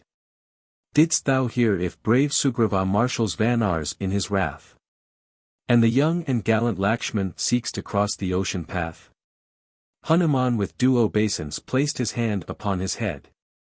Bowed unto the queenly Sita and in gentle accents said. Trust me, lady, valiant Rama soon will greet his saintly wife. E'en as Ayandhyare greets his goddess, Sachi dearer than his life. Trust me, Sita, conquering Rama comes with panoply of war. Shaking Lanka's sea-girt mountains. Slaying Rakshas near and far. He shall cross the boundless ocean with the battle's dread array. He shall smite the impious raven and the cruel Rakshas slay. Mighty gods and strong Asuras shall not hinder Rama's path. When at Lanka's gates he thunders with his more than godlike wrath. Deadly Yama, all-destroying, pales before his peerless might. When his red right arm of vengeance wrathful Rama lifts to smite. By the lofty Mandar mountains, by the fruit and root I seek. By the cloud-obstructing Vindhyas, and by Malya's towering peak. I will swear, my gentle lady, Rama's vengeance draweth nigh. Thou shalt see his beaming visage like the lord of midnight sky. Firm in purpose Rama waiteth on the Prasravana hill. As upon the huge Aravat, Indhyare, motionless and still. Flesh of deer nor forest honey tasteth Rama true and bold. Till he rescues cherished Sita from the Rakshas' castled hold. Thoughts of Sita leave not Rama dreary day or darksome night. Till his vengeance deep and dreadful crushes Raven in his might. Forest flower nor scented creeper pleases Rama's anguished heart. Till he wins his wedded consort by his death-compelling dart. 4. Sita's token. Token from her raven tresses Sita to the Vanar gave. Hanuman with dauntless valor crossed once more the ocean wave. Where in Prasravana's mountain Rama with his brother stayed. Jewel from the brow of Sita by her sorrowing consort laid. Spake of Raven's foul endearment and his loathsome loving word. Spake of Sita's scorn and anger and her truth unto her lord. Tears of sorrow and affection from the warrior's eyelids start, as his consort's loving token Rama presses to his heart. As the mother cow, Sugriva, yields her milk beside her young. Welling tears upon this token yields my heart by anguish wrung. Well I know this dear love jewel sparkling with the ray of heaven. Born in sea. By mighty Indra to my Sita's father given. Well I know this tender token, Janak placed it on her hair. When she came my bride and consort decked in beauty rich and rare. Well I know this sweet memorial, Sita wore it on her head. And her proud and peerless beauty on the gem a lustre shed. Ah, methink the gracious Janak stands again before my eye. With a father's fond affection, with a monarch's stature high. Ah, methinks my bride and consort, she who wore it on her brow, stands again before the altar, speaks again her loving row. Ah, the sad, the sweet remembrance. Ah, the happy days gone by. Once again, O loving vision, wilt thou gladden Rama's eye? Speak again, my faithful vassal, how my Sita wept and prayed. Like the water to the thirsty, dear to me what Sita said. Did she send this sweet remembrance as a blessing from above? As a true and tender token of a woman's changeless love? Did she waft her heart's affection o'er the billows of the sea? Wherefore came she not in person from her foes and fetters free? Lainaman, any friend and comrade, lead me to the distant isle, where my soft-eyed Sita lingers midst the Rakshas dark and vile. Where my true and tender consort like a lone and stricken deer, girt by Rakshas stern and ruthless sheds the unavailing tear. Where she weeps in ceaseless anguish, sorrow-stricken, sad and pale. Like the moon by dark clouds shrouded then her light and lustre fail. Speak again, my faithful henchman, loving message of my wife. Like some potent drug her accents renovate my fainting life. Arm thy forces, friend Sugriva, Rama shall not brook delay. While in distant Lanka's confines Sita weeps the livelong day. Marshal forth thy bannered forces, cross the ocean in thy might. Rama speeds on wings of vengeance Lanka's impious lord to smite. 9. Ravana-Sabha, the Council of War. Ravan was thoroughly frightened by the deeds of Hanuman. For Hanuman had not only penetrated into his island and discovered Sita in her imprisonment, but had also managed to burn down a great portion of the city before he left the island. Ravan called a council of war, and as might be expected, all the advisers heedlessly advised war. All but Bibhishan. He was the youngest brother of Raval, and condemned the folly and the crime by which Ravan was seeking a war with the righteous and unoffending Rama. He advised that Sita should be restored to her lord and peace made with Rama. His voice was drowned in the cries of more violent advisers. It is noticeable that Ravan's second brother, Kumbhakarna, also had the courage to censure his elder's action.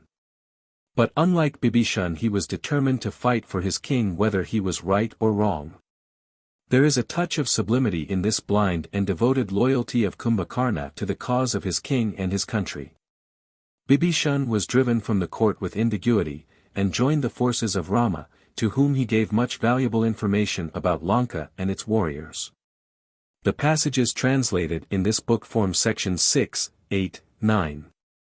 Portions of sections 12 and 15, and the whole of section 16. Of Book 6. Of the original text. I. Ravan seeks advice.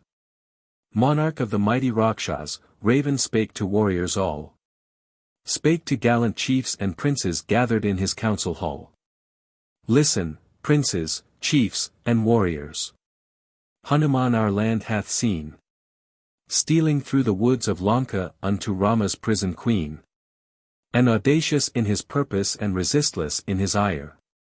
Burnt our turret tower and temple, wasted Lanka's town with fire. Speak your counsel, gallant leaders, Ravan is intent to hear. Triumph waits on fearless wisdom, speak your thoughts without a fear. Wisest monarchs act on counsel from his men for wisdom known. Next are they who in their wisdom and their daring act alone. Last, unwisest are the monarchs who nor death nor danger weigh. Think not, ask not friendly counsel, by their passions borne away. Wisest counsel comes from courtiers who in holy lore unite. Next, when varying plans and reasons blending lead unto the right. Last and worst, when stormy passions mark the hapless king's debate. And his friends are disunited when his foe is at the gate. Therefore freely speak your counsel and your monarch's task shall be. But to shape in deed and action what your wisest thoughts decree. Speak with reins and hearts united, shape your willing monarch's deed. Counsel peace. Or Raven's forces to a war of vengeance lead. Ere Sugriva's countless forces cross the vast and boundless main. Ere the wrathful Rama girdles Lanka with a living chain. 2.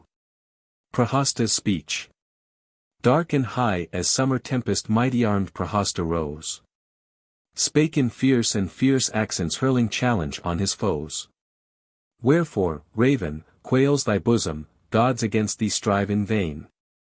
Wherefore fear the feeble mortals, homeless hermits, helpless men. Hanuman approached in secret, stealing like a craven spy. Not from one in open combat would alive the Vanar fly. Let him come with all his forces, to the confines of the sea. I will chase the scattered army and thy town from foemen free. Not in fear and hesitation Raven should repent his deed. While his gallant Raksha forces stand beside him in his need. Not in tears and vain repentance Sita to his consort yield. While his chieftains guard his empire in the battle's gory field. 3. Dharmaka's speech. Dharmaka of cruel visage and of fierce and angry word. Rose within the council chamber, spake to Lanka's mighty lord. Never shall the wily foeman boast of insult on us flung. Hanuman shall die a victim for the outrage and the wrong. Stealing in unguarded Lanka through thy city's virgin gate. He hath courted deep disaster and a dark untimely fate. Stealing in the inner mansions where our dames and damsels dwell. Hanuman shall die a victim, tale of shame he shall not tell. Need is none of Raven's army, bid me seek the foe alone. If he hides in sky or ocean or in nether regions thrown. Need is none of gathered forces, Raven's mandate I obey. I will smite the bold intruder and his Vanar forces slay.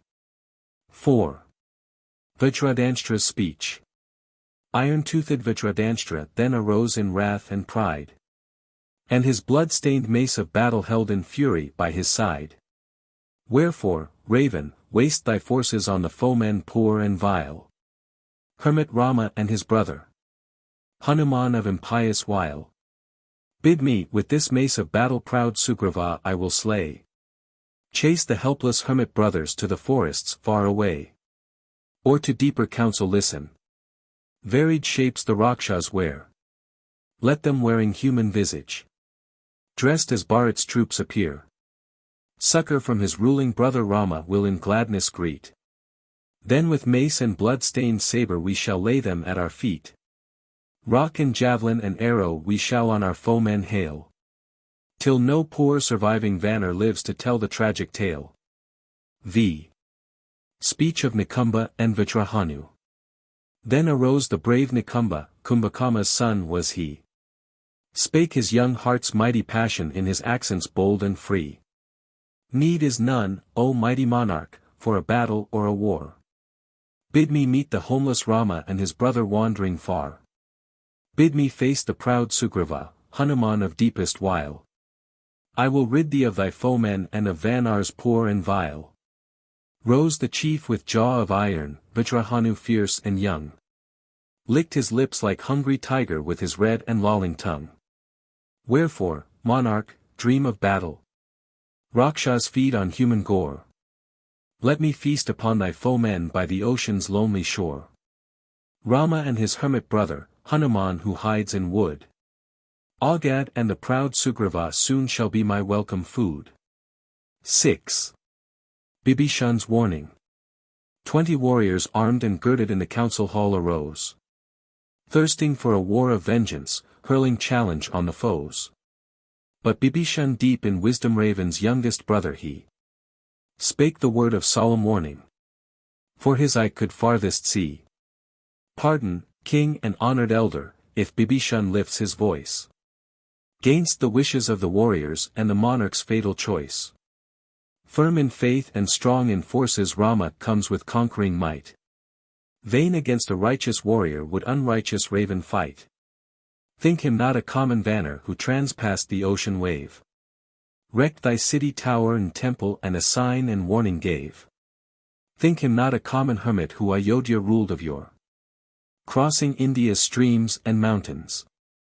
Thunders now on Lanka's shore. What dark deed of crime or folly hath the righteous Rama done? That you stole his faithful consort unprotected and alone. What offense or nameless insult hath the saintly Sita given? She who chained in Lanka's prison pleads in piteous terror to heaven. Take my counsel, king and elder, Sita to her lord restore. Wipe this deed of wrong and outrage, Rama's righteous grace implore. Take my counsel, Raksha monarch, vain against him is thy might. Doubly armed is the hero. He who battles for the right. Render Sita to her Rama heir with vengeance swift and dire. He despoils our peopled Lanka with his bow and brand and fire. Render wife unto her husband heir in battle's dread array. Rama swoops upon thy empire like a falcon on its prey. Render to the Lord his consort heir with blood of Rakshas slain. Rama soaks the land of Lanka to the margin of the main. Listen to my friendly counsel, though it be I stand alone. Faithful friend but fiery foeman is this Dasa-Ratha's son. Listen to my voice of warning, Rama's shafts are true and keen. Flaming like the withering sunbeams on the summer's parched green. Listen to my soft entreaty, righteousness becomes the brave. Cherish peace and cherish virtue and thy sons and daughters save. 7. Kumbhakarna's determination. Raven's brother Kumbhakarna, from his wonted slumber woke. Mightiest he of all the Rakshas, thus in solemn accents spoke. Truly speaks the wise Bibhishan. Ere he stole a hermit's wife. Raven should have thought and pondered, courted not a causeless strife. Ere he did this deed of folly, Raven should have counsel sought. Tardy is the vain repentance when the work of shame is wrought. Word of wisdom timely spoken saves from death and dangers dire. Vain is grief for crime committed, offerings to unholy fire. Vain is hero's worth or valor if by foolish counsel led. Toil and labor fail and perish save when unto wisdom wed. And the foeman speeds in triumph o'er a heedless monarch's might. As through gaps of Krauncha mountains Hansas speed their southern flight.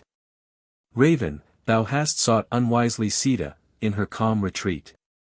As the wild and heedless hunter feeds upon the poisoned meat. Nathless, faithful Kumbhakarna, will his loyal duty know. He shall fight his monarch's battle. He shall face his brother's foe. True to brother and to monarch, be he right or be he wrong. Kumbhakarna fights for Lanka, gainst her foemen fierce and strong. Recks not if the mighty Indyara and Vivasvat cross his path. Or the wild and stormy Maruts, Aegeani in his fiery wrath. For the Lord of skies shall tremble when he sees my stature high. And he hears his thunders echoed by my loud and answering cry. Rama armed with ample quiver shall no second arrow send. Ere I slay him in the battle and his limb from limb I rend.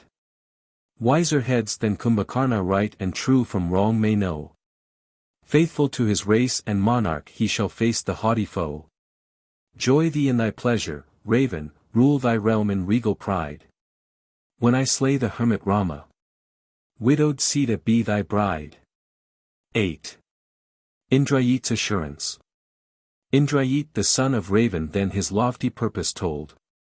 Midst the best and boldest Rakshas none so gallant, none so bold. Wherefore, noble king and father, pale Bibhishan's counsel hear. Scion of the race of Rakshas speaks not thus in dastard fear. In this race of valiant Rakshas, known for deeds of glory done. Feeble-hearted, faint in courage, save Bibhishan, there is none. Matched with meanest of the Rakshas what are sons of mortal men? What are homeless human brothers hiding in the hermit's den? Shall we yield to weary wanderers, driven from their distant home? Chased from throne and father's kingdom in the desert woods to roam? Lord of sky and nether region, I endure 'neath my weapon fell. Pale immortals know my valor and my warlike deeds can tell. Indra's tusker, huge Aravat, by my prowess overthrown, trumpeted its anguished accents, shaking sky and earth with groan.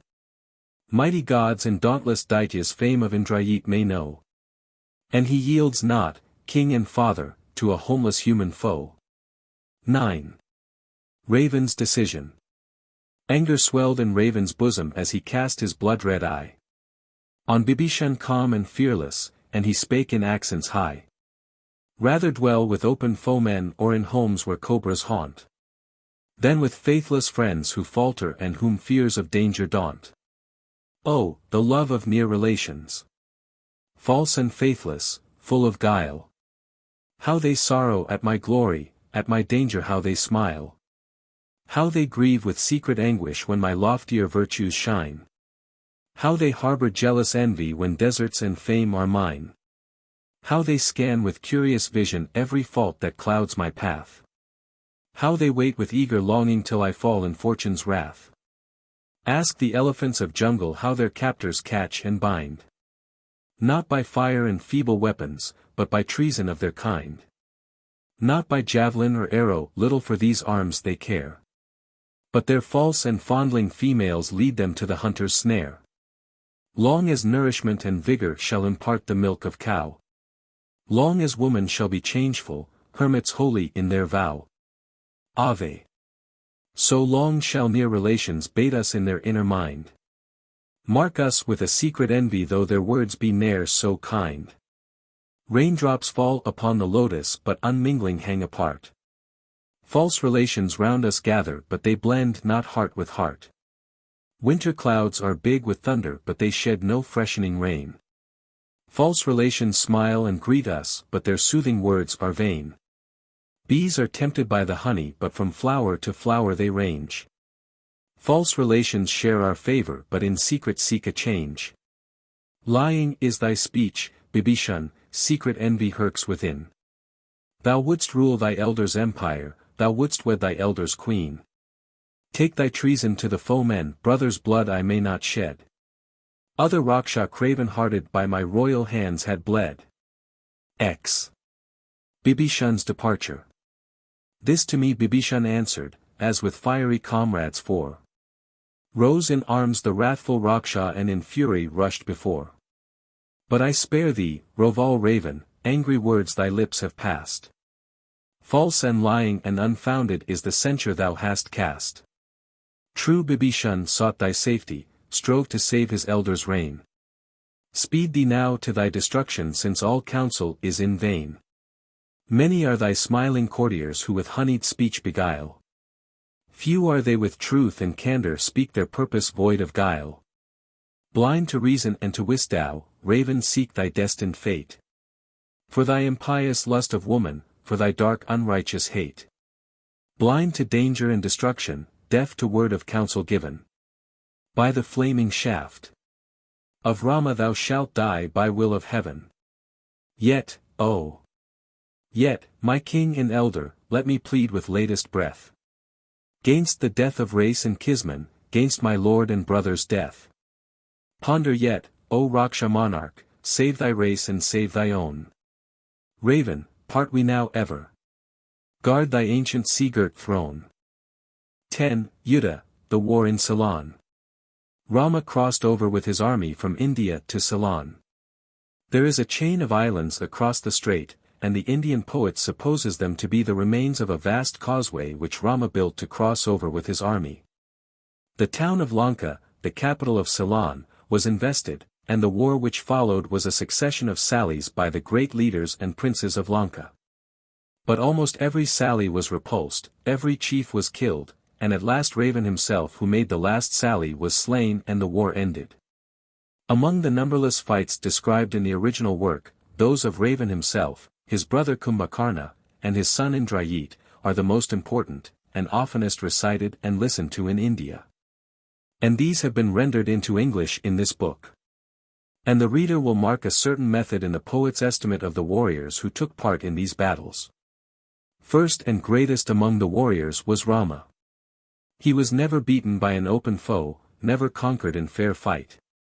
Next to him, and to him only, was Ravan the monarch of Lanka. He twice defeated Lakshman in battle, and never retreated except before Rama. Next to Rama and to Ravan stood their brothers, Lakshman and Kumbhakarna. It is difficult to say who was the best of these two, for they fought only once, and it was a drawn battle. Fifth in order of prowess was Indrajit the son of Ravana, but he was the first in his magic art. Concealed in mists by his magic, he twice defeated both Rama and Lakshman. But in his last battle he had to wage a face-to-face combat with Lakshman, and was slain. After these 5 warriors, preeminent for their prowess, various Vanars and Rakshas took their rank. The war ended with the fall of Ravan and his funerals. The portions translated in this book form the whole or portions of sections 44, 48, Licks, 66, 117, and 73, an abstract of sections X. To Sai, and portions of sections 93, 96, CI, C, 6, CX, and XCI. Of Book 6. Of the original text. I. Indrajit's first battle. The serpent noose. Darkly round the leaguered city Rama's countless forces lay. Far as Ravan cast his glances in the dawning light of day. Wrath and anguish shook his bosom and the gates he opened wide. And with ranks of charging Rakshas sallied with a Raksha's pride. All the day the battle lasted, endless were the tale to tell. What unnumbered Vanars perished and what countless Rakshas fell. Darkness came, the fiery foemen urged the still unceasing fight. Struggling with a deathless hatred fiercer in the gloom of night. Onward came resistless Rakshas, laid Sugrava's forces low. Crushed the broken ranks of Vanars, drank the red blood of the foe. Bravely fought the scattered Vanars facing still the tide of war. Struggling with the charging tusker and the steed and battle car. Till at last the gallant Lakshman and the godlike Rama came. And they swept the hosts of Ravan like a sweeping forest flame. And their shafts like hissing serpents on the faltering foemen fell. Fiercer grew the sable midnight with the dying shriek and yell. Dust arose like clouds of summer from each thunder-sounding car. From the hoofs of charging coursers, from the elephants of war. Streams of red blood warm and bubbling issued from the countless slain. Flooded battle's dark arena like the floods of summer rain. Sound of trumpet and of bugle, drum and horn and echoing shell. And the neigh of charging coursers and the tuskers' dying wail. And the yell of wounded Rakshas and the Vanar's fierce delight. Shook the earth and sounding welkin, waked the echoes of the night. 6 bright arrows Rama thundered from his weapon dark and dread. Iron-toothed Vitradranstra and his fainting comrades fled. Dauntless still the serried Rakshas, wave on wave succeeding came. Perished under Rama's arrows as the moths upon the flame. Indrajit the son of Ravan, Lanka's glory and her pride. Matchless in his magic weapons came and turned the battle's tide. What though Angad in his fury had his steeds and driver slayed? Indrajit hid in the midnight battled from its friendly shade. Shrouded in a cloud of darkness still he poured his darts like rain. On young Lakshman and on Rama and on countless Vanars slain. Matchless in his magic weapons, then he hurled his Nagadart. Serpent noose upon his foemen draining lifeblood from their heart. Vainly then the royal brothers fought the cloud-enshrouded foe. Vainly sought the unseen warrior dealing unresisted blow. Fastened by a noose of Naga forced by hidden foe to yield. Rama and the powerless Lakshman fell and fainted on the field. 2. Sita's Lament. Indrajit ere dawn the morning entered in his father's hall. Spake of midnight's darksome contest, Rama's death and Lakshman's fall. And the proud and peerless Ravan clasped his brave and gallant son. Praised him for his skill and valor and his deed of glory done. And with dark and cruel purpose bade his henchmen yoke his car. Bade them take the sorrowing Sita to the gory field of war. Soon they harnessed royal coursers and they took the weeping wife. Where her Rama, pierced and bleeding, seemed bereft of sense and life. Brother lay beside his brother with their shattered mail and bow. Arrows thick and dark with red blood spake the conquest of the foe. Anguish woke in Sita's bosom and a dimness filled her eye. And a widow's nameless sorrow burst in widow's mournful cry. Rama, Lord and King and Husband. Didst thou cross the billowy sea? Didst thou challenge death and danger, court thy fate to rescue me? Didst thou hurl a fitting vengeance on the cruel Raksha force? Till the hand of hidden foeman checked thy all-resistless course. Breathes upon the earth no warrior who could face thee in the fight. Who could live to boast his triumph o'er thy world-subduing might? But the will of fate is changeless, death is mighty in his sway. Peerless Rama, faithful Lakshman. Sleep the sleep that knows no day. But I weep not for my Rama nor for Lakshman young and brave. They have done a warrior's duty and have found a warrior's grave. And I weep not for my sorrows, sorrow marked me from my birth. Child of earth I seek in suffering bosom of my mother earth. But I grieve for dear Kausalya, sonless mother, widowed queen. How she reckons days and seasons in her anguish evergreen.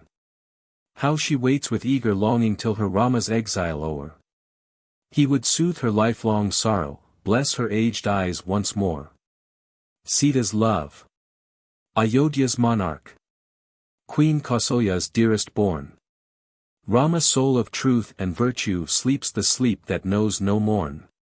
Sorely wept the sorrowing Sita in her accents soft and low.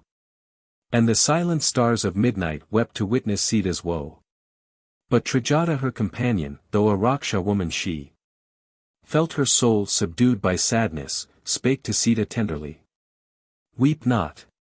Sad and saintly Sita, shed not widow's tears in vain. For thy lord is sorely wounded, but shall live to fight again. Rama and the gallant Lakshman, fainting, not bereft of life. They shall live to fight and conquer, thou shalt be a happy wife. Mark the Vanar's marshalled forces, listen to their warlike cries. 'Tis not thus the soldiers gather when a chief and hero dies. 'Tis not thus round lifeless leader muster warriors true and brave. For when falls the dying helmsman, sinks the vessel in the wave. Mark the ring of hopeful Vanars, how they watch o'er Rama's face. How they guard the younger Lakshman beaming yet with living grace. Trust me, sad and sorrowing Sita, marks of death these eyes can trace. Shade of death's decaying fingers sweeps not o'er thy Rama's face. Listen more, my gentle Sita, though a captive in our keep. For thy woes and for thy anguish see a Raksha woman weep. Though thy Rama armed in battle is our unrelenting foe. For a true and stainless warrior see a Raksha filled with woe. Fainting on the field of battle, blood ensanguined in their face. They shall live to fight and conquer, worthy of their gallant race. Cold nor rigid are their features, darkness dwells not on their brow. Weep not thus, my gentle Sita. Hasten we to Lanka now. And Trijata spake no falsehood, by the winged Garuda's skill. Rama and the valiant Lakshman live to fight their foemen still. 3. Raven's first battle the javelin stroke. Gainst the god-assisted Rama, Raven's efforts all were vain. Leaguered Lanka vainly struggled in her adamantine chain. Wrathful Rakshas with their forces vainly issued through the gate. Chiefs and serried ranks of warriors met the same resistless fate. Dark-eyed chief Raksha sallied with the fierce tornado's shock. Hanuman of peerless prowess slayed him with a rolling rock. Iron-toothed Vitradanshtra dashed through countless Vanars slain. But the young and gallant Angad laid him lifeless on the plain. A Kampan unshaken warrior issued out of Lanka's wall. Hanuman was true and watchful, speedy was the Raksha's fall. Then the mighty armed Prahasta strove to break the hostile line. But the gallant Nila felled him as the woodman fells the pine. Bravest chiefs and countless soldiers sallied forth to face the fight. Broke not Rama's iron circle, scaped not Rama's wondrous might. Raven could no longer tarry, for his mightiest chiefs were slain. Foremost leaders, dearest kinsmen, lying on the gory plain. Lofty scorn of foes unworthy spared them from my flaming ire. But the blood of slaughtered kinsmen claims from me a vengeance dire. Speaking thus the wrathful raven mounted on his thundering car. Flame resplendent was the chariot drawn by matchless steeds of war. Beat of drum and voice of Sankha and the Rakshas' battle cry. Song of triumph, chanted mantra, smote the echoing vault of sky. And the troops like cloudy masses with their eyes of lightning fire girt their monarch. As his legions girdle Rudra in his ire. Rolled the car with peal of thunder through the city's lofty gate. And each fierce and fiery Raksha charged with warriors' deathless hate. And the vigor of the onset cleft the stunned and scattered foe. As a strong bark cleaves the billows riding on the ocean's brow. Brave Sugriva king of Vanars met the foeman fierce and strong. And a rock with mighty effort on the startled raven flung. Vain the toil, disdainful raven dashed aside the flying rock. Brave Sugriva pierced by arrows fainted 'neath the furious shock. Next Susena chief and elder, Nala and Gavaksha bold. Hurled them on the path of raven speeding in his car of gold. Vainly heaved the rock and missile, vainly did with trees assail. Onward sped the conquering raven. Pierced the fainting Vanars fell. Hanuman the son of Marut next against the Raksha came. Fierce and strong as stormy Marut, warrior of unrivaled fame. But the Raksha's mighty onset gods nor mortals might sustain. Howmen in red blood weltering rolled upon the gory plain. Onward rolled the car of raven, where the dauntless Nila stood. Armed with rock and tree and missile, thirsting for the Raksha's blood. Vainly fought the valiant Nila, pierced by raven's pointed dart. On the gory field of battle poured the red blood of his heart. Onward through the scattered forces raven's conquering chariot came. Where in pride mid dauntless valor Lakshman stood of warlike fame. Calm and proud the gallant Lakshman marked the all-resistless foe. Boldly challenged Lanka's monarch as he held aloft his bow.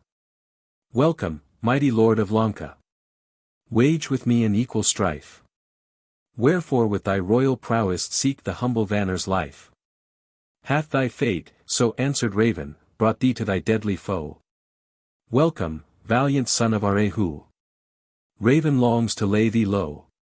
Then they closed in dubious battle, Lanka's lord his weapon bent. 7 bright arrows, keen and whistling, on the gallant Lakshman sent. Vain the toil, for watchful Lakshman stout of heart and true of aim. With his darts like shooting sunbeams cleft each arrow as it came. Bleeding from the darts of Lakshman, pale with anger, wounded sore. Raven drew at last his Sakti, gift of gods in days of yore. Javelin of flaming splendor, deadly like the shaft of fate. Raven hurled on dauntless Lakshman in his fierce and furious hate. Vain were Lakshman's human weapons aimed with skill directed well. Pierced by Sakti, gallant Lakshman in his red blood fainting fell. Wrathful Rama saw the combat and arose in godlike might. Bleeding Raven turned to Lanka. Sought his safety in his flight. 4. Fall of Kumbhakarna. Once, more healed and strong and valiant, Lakshman in his arms, arose. Safe behind the gates of Lanka humbled Raven shunned his foes. Till the stalwart Kumbhakarna from his wonted slumbers woke. Mightiest be of all the Rakshas. Raven thus unto him spoke. Thou alone, O Kumbhakarna, can the Rakshas' honor save. Strongest of the Raksha warriors, stoutest hearted midst the brave. Speed thee like the dread destroyer to the dark and dubious fray. Cleave through Rama's girdling forces. Chase the scattered foe away. Like a mountain's beetling turret Kumbhakarna stout and tall. Past the city's lofty portals and the city's girdling wall. And he raised his voice in battle, sent his cry from shore to shore. Solid mountains shook and trembled and the sea returned the roar. Indra nor the great Varuna equaled Kumbhakarna's might. Vanars trembled at the warrior, sought their safety in their flight. But the prince of fair Kishkinda, Angad chief of warlike fame, marked his panic-stricken forces with a princely warrior's shame. "Whither fly, ye trembling Vanars?" Thus the angry chieftain cried. "All forgetful of your duty, of your worth and warlike pride. Deem not stalwart Kumbhakarna is our match in open fight. Forward let us meet in battle, let us crush his giant might."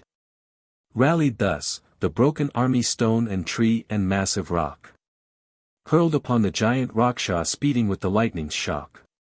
Vain each flying rock and missile, vain each stout and sturdy stroke. On the Rakshasa's limbs of iron, stone and tree in splinters broke. Dashing through the scattered forces Kumbhakarna fearless stood. As a forest conflagration feasts upon the parched wood. Far as confines of the ocean, to the causeway they had made. To the woods or caves or billows, Vanars in their terror fled. Hanuman of dauntless valor turned not in his fear nor fled. Heaved a rock with mighty effort on the Rakshasa's towering held. With his spearhead Kumbhakarna dashed the flying rock aside. By the Rakshasa's weapon stricken Hanuman fell in his pride. Next Rishabha and brave Nila and the bold Sarabha came. Gavaksha and Gandhamadhan, chieftains of a deathless fame. But the spear of Kumbhakarna hurled to earth his feeble foes. Dreadful was the field of carnage, loud the cry of battle rose. Angad prince of fair Kishkinda, filled with anger and with shame, tore a rock with wrathful prowess, to the fatal combat came. Short the combat, soon the Rakshasa caught and turned his foe around. Hurled him in his deadly fury, bleeding, senseless on the ground. Last, Sugriva king of Vanars with a vengeful anger woke. Tore a rock from bed of mountain and in proud defiance spoke. Vain Sugriva's toil and struggle, Kumbhakarna hurled a rock. Fell Sugyariva crushed and senseless, neath the missile's mighty shock. Piercing through the Vanar forces, like a flame through forest wood. Came the Rakshasa where in glory Lakshman calm and fearless stood. Short their contest, Kumbhakarna sought a greater, mightier foe. To the young and dauntless Lakshman spake in accents soft and low. Dauntless prince and matchless warrior, fair Sumitra's gallant son. Thou hast proved unrivaled prowess and unending glory won. But I seek a mightier foeman. To thy elder let me go. I would fight the royal Rama, or to die or slay my foe. Victor proud, said gallant Lakshman, peerless in thy giant might. Conqueror of great immortals, Lakshman owns thy skill in fight. Mightier foe than bright immortals thou shalt meet in fatal war. Death for thee in guise of Rama tarries yonder, not afar. Ill it fared with Kumbhakarna when he strove with Rama's might. Men on earth nor gods immortal conquered Rama in the fight. Deadly arrows keen and flaming from the hero's weapon broke. Kumbhakarna faint and bleeding felt his death at every stroke. Last, an arrow pierced his armor, from his shoulders smote his head. Kumbhakarna, lifeless, headless, rolled upon the gory bed. Hurled unto the heaving ocean Kumbhakarna's body fell. And as shaken by a tempest, mighty was the ocean's swell. V. Indrajit's sacrifice and second battle. Still around beleaguered Lanka girdled Rama's living chain. Rakshasa chieftain after chieftain strove to break the line in vain. Sons of Ravan brave Narantak was by valiant Angad slain. Trisiras and fierce Devantak, Hanuman slew on the plain. Atikaya, tall of stature, was by gallant Lakshman killed. Ravan wept for slaughtered princes, brave in war in weapons skilled. Shed no tears of sorrow, father. Indrajit exclaimed in pride. While thy eldest son Sarvaveth triumph dwells on Raven's side. Rama and that stripling Lakshman, I had left them in their gore. Once again I seek their lifeblood, they shall live to fight no more. Hear my vow, O Lord of Rakshas. Ere descends yon radiant sun. Rama's days and gallant Lakshman's on this wide earth shall be done. Witness Indrara and Vivasvat, Vishnu great and Rudra dire. Witness sun and moon and Satyas, and the living god of fire.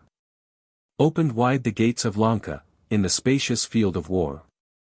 Indrajit arranged his army, foot and horse and battle car. Then with gifts and sacred mantras bent before the god of fire. And invoked celestial succor in the battle dread and dire. With his offerings and his garlands, Indrajit with spices rare. Worshipped holy Vaiswanara on the altar bright and fair. Spear and mace were ranged in order, dart and bow and shining blade. Sacred fuel, blood-red garments. Fragrant flowers were duly laid. Head of goat as black as midnight offered then the warrior brave. And the shooting tongue of red fire omens of a conquest gave. Curling to the right in smokeless, red and bright as molten gold. Tongue of flame received the offering of the hero true and bold. Victory the sign betokens. Bow and dart and shining blade. Sanctified by holy mantras, by the fire the warrior laid.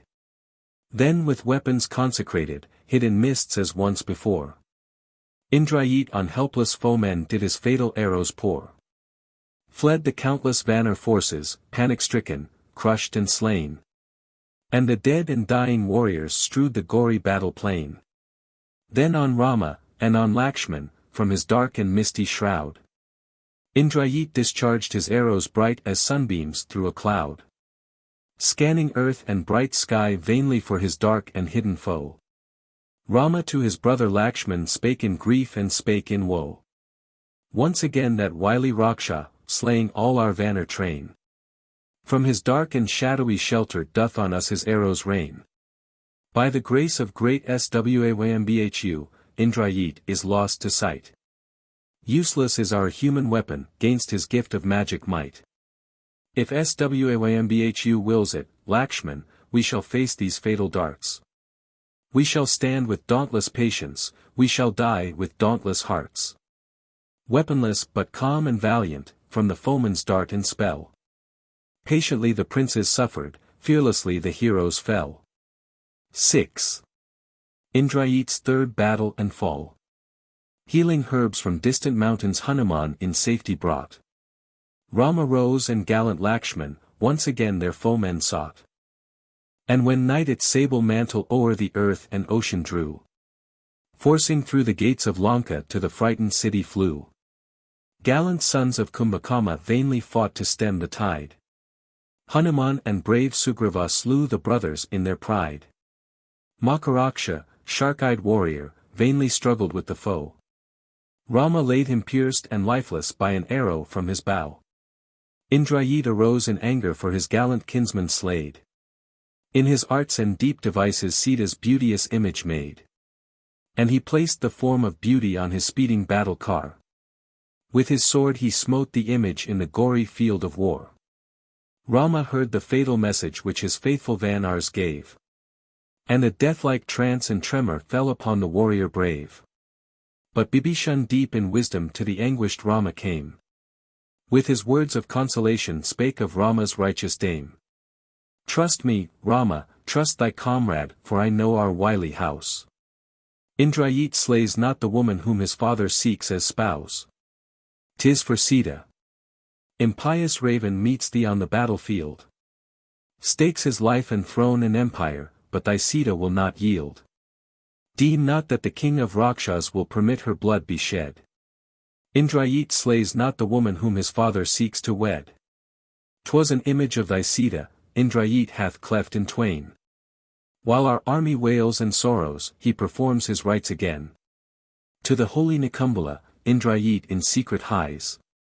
For the rites which yield him prowess, hide him in the cloudy skies. Let young Lakshman seek the foeman ere his magic rites be done. Once the sacrifice completed, none can combat Raven's son.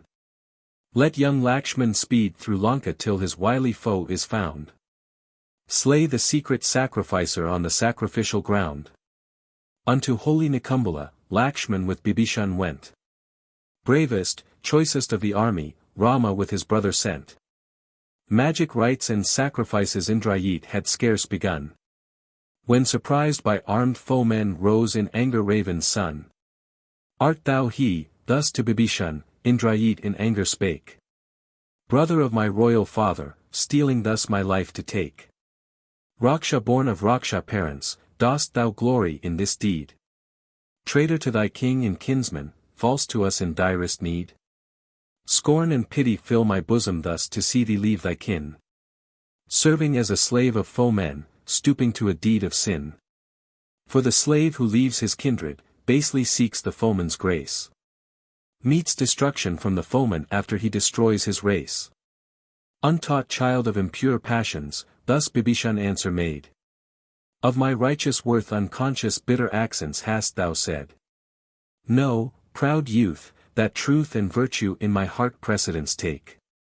And we shun the impious kinsman as we shun the poisonous snake. Listen, youth. This earth no longer bears thy father's sin and strife. Plunder of the righteous neighbor, passion for the neighbor's wife. Earth and skies have doomed thy father for his sin-polluted reign. Unto gods his proud defiance and his wrongs to sons of men. Listen more. This fated Lanka groans beneath her load of crime. And shall perish in her folly by the ruthless hand of time.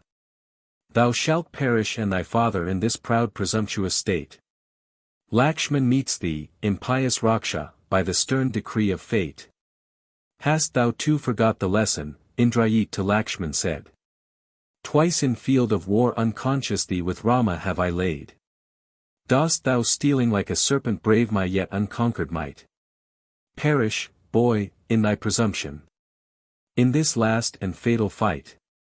Spake the hero, like a coward hid beneath a mantling cloud. Thou hast battled like a caitiff safe behind thy sheltering shroud. Now I seek an open combat, time is none to prate or speak. Boastful word is coward's weapon. Weapons and thy arrows seek. Soon they mixed in dubious combat, fury fired each foeman's heart. Either warrior felt his rival worthy of his bow and dart. Lakshman with his hurtling arrows pierced the Raksha's golden mail. Shattered by the Raksha's weapons Lakshman's useless armor fun.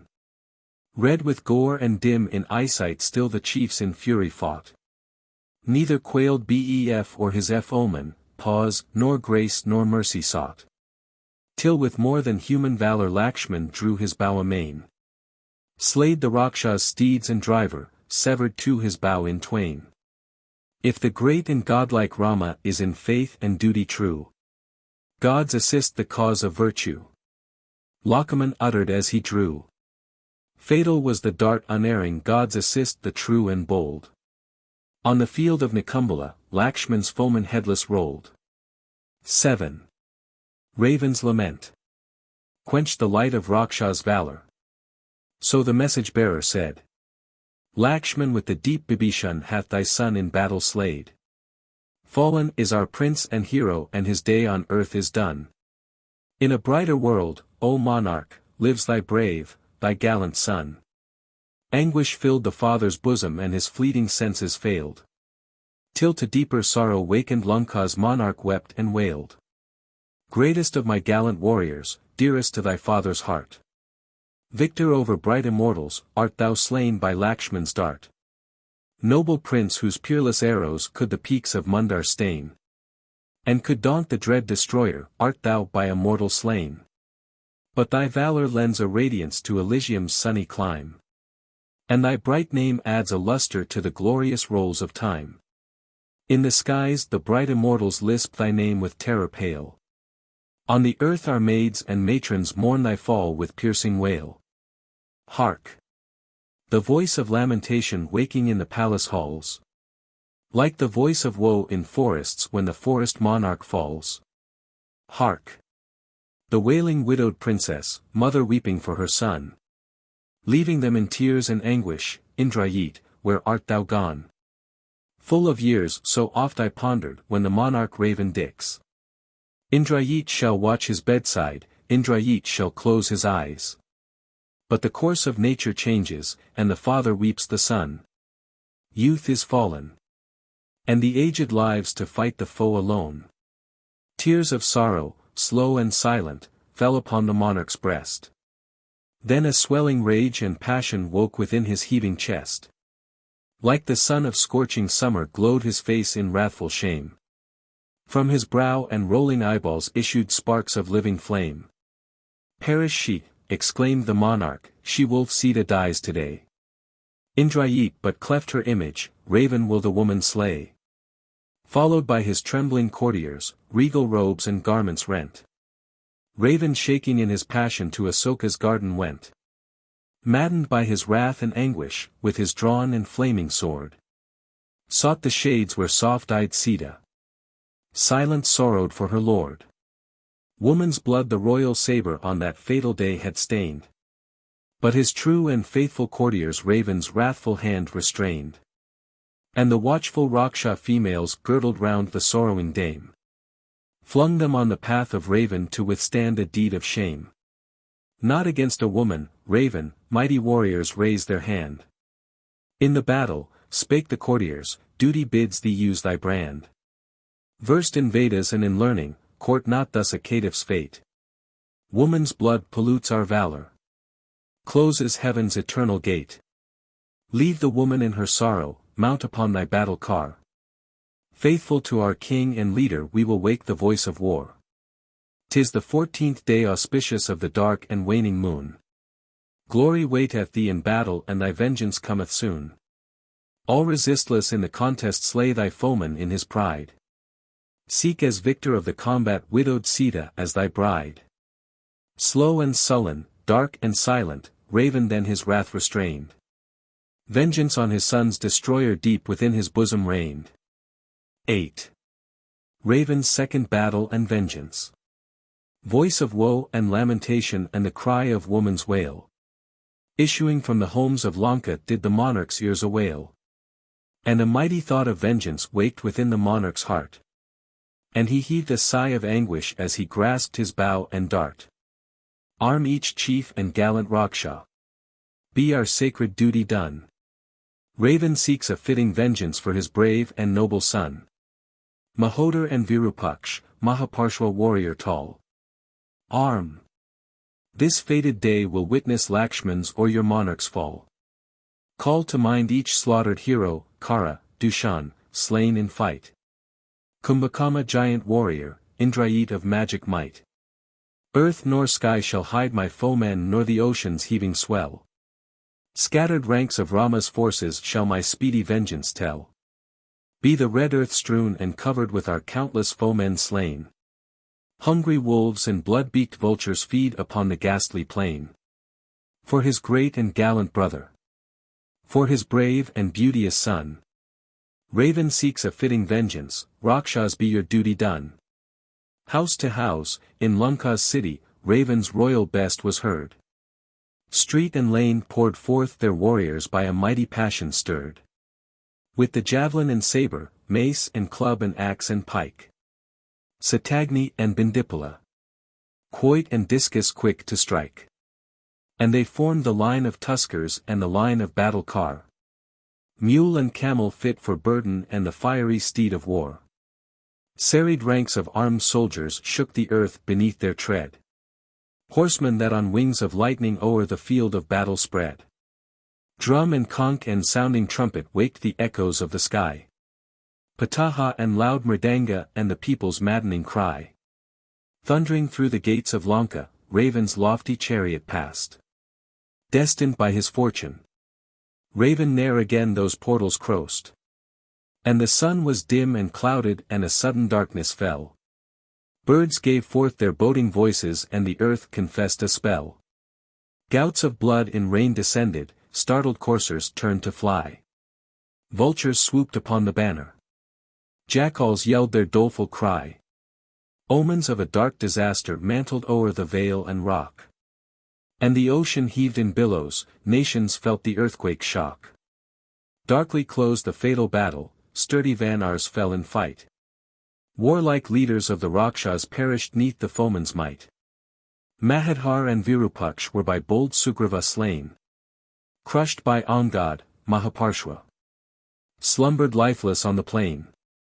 But with more than mortal valor Raven swept the ranks of war. Warriors fell beneath his prowess, fled before his mighty car. Cleaving through the Vanar forces, filled with vengeance deep and dire. Raven marked the gallant Lakshman flaming like a crimson fire. Like the tempest cloud of summer ravens winged coursers flew. But Bibhishan in his prowess soon the gallant charges slew. Dashina from his useless chariot Raven leaped upon the ground. And his false and traitor brother by his dearest foeman found. Wrathful Raven marked Bibhishan battling by the foeman's side. And he hurled his ponderous weapon for to slay him in his pride. Lakshman marked the mighty javelin as it winged its whizzing flight. Cleft it in its onward passage. Saved Bibhishan by his might. Grimly smiled the angry Raven gloating in his vengeful wrath. Spake to young and dauntless Lakshman daring thus to cross his path. Welcome, Lakshman. Thee I battle for thy deed of darkness done. Face the anger of a father, cruel slayer of the son. By thy skill and by thy valor, false Bibhishan thou hast saved. Save thyself. Deep in this bosom is a cruel grief engraved. Father's grief and sad remembrance urged the lightning-winged dart. Raven's Sakti fell resistless on the senseless Lakshman's heart. Wrathful Rama saw the combat and arose in godlike might. Carless, steedless. Wounded Raven sought his safety in his flight. 9. Rama's Lament. Art thou fallen, sorrowed Rama, weary of this endless strife? Lakshman, if thy days are ended, Rama recks not for his life. Gone is Rama's wonted valor, weapons leave his nerveless hand. Drop his bow and shining arrows. Useless hangs his sheathed brand. Art thou fallen, gallant Lakshman, death and faintness on me creep. Weary of this fatal contest let me by my brother sleep. Weary of the strife and triumph, since my faithful friend is gone. Rama follows in his footsteps and his task on earth is done. Thou hast from the far Ayodhya, followed me in deepest wood. In the thickest of the battle thou hast by thy elder stood. Love of woman, love of comrade, trite is love of kith and kind. Love like thine, true-hearted brother. Not on earth we often find. When Sumitra seeks thee, Lakshman, ever weeping for thy sake. When she asks me of her hero, what reply shall Rama make? What reply, when Bharat questions, where is he who went to wood? Where is true and faithful Lakshman who beside his elder stood? What great crime or fatal shadow darkens o'er my hapless life? Victim to the sins of Rama sinless Lakshman falls in strife. Best of brothers, best of warriors, wherefore thus unconscious he? Mother, wife, and brother wait thee. Ope once more thy sleeping eye. Tara's father, wise Susena, gentle consolation lent. Hanuman from distant mountains herbs of healing virtue rent. And by loving Rama tended, Lakshman in his strength arose. Stirred by thoughts of fatal vengeance Rama sought the flying foes. X. Celestial arms and chariot. Not in dastard terror heaven sought his safety in his flight. But to seek fresh steeds of battle ere he faced his foeman's might. Harnessing his gallant coursers to a new and glorious car. Sunlike in its radiant splendor, Raven came once more to war. Gods in wonder watched the contest of the more than mortal foes. Raven mighty in his vengeance, Rama lofty in his woes.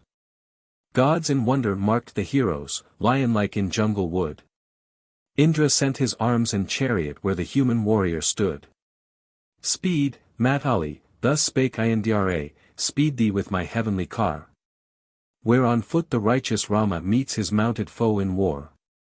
Speed, for Raven's days are ended, and his moments brief and few. Rama strives for right and virtue. Gods assist the brave and true. Brave Matali drove the chariot drawn by steeds like solar ray.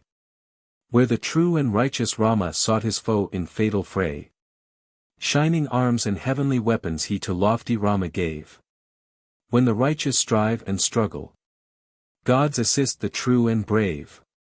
Take this car, so said Matali, which the helping gods provide.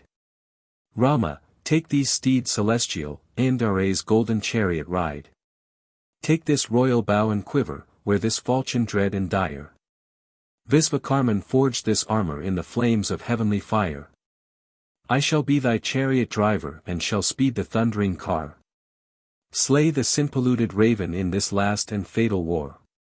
Rama mounted on the chariot clad in arms of heavenly sheen. And he mingled in a contest mortal eyes have never seen. 11. Raven's third battle and fall. Gods and mortals watched the contest and the heroes of the war. Raven speeding on his chariot, Rama on the heavenly car.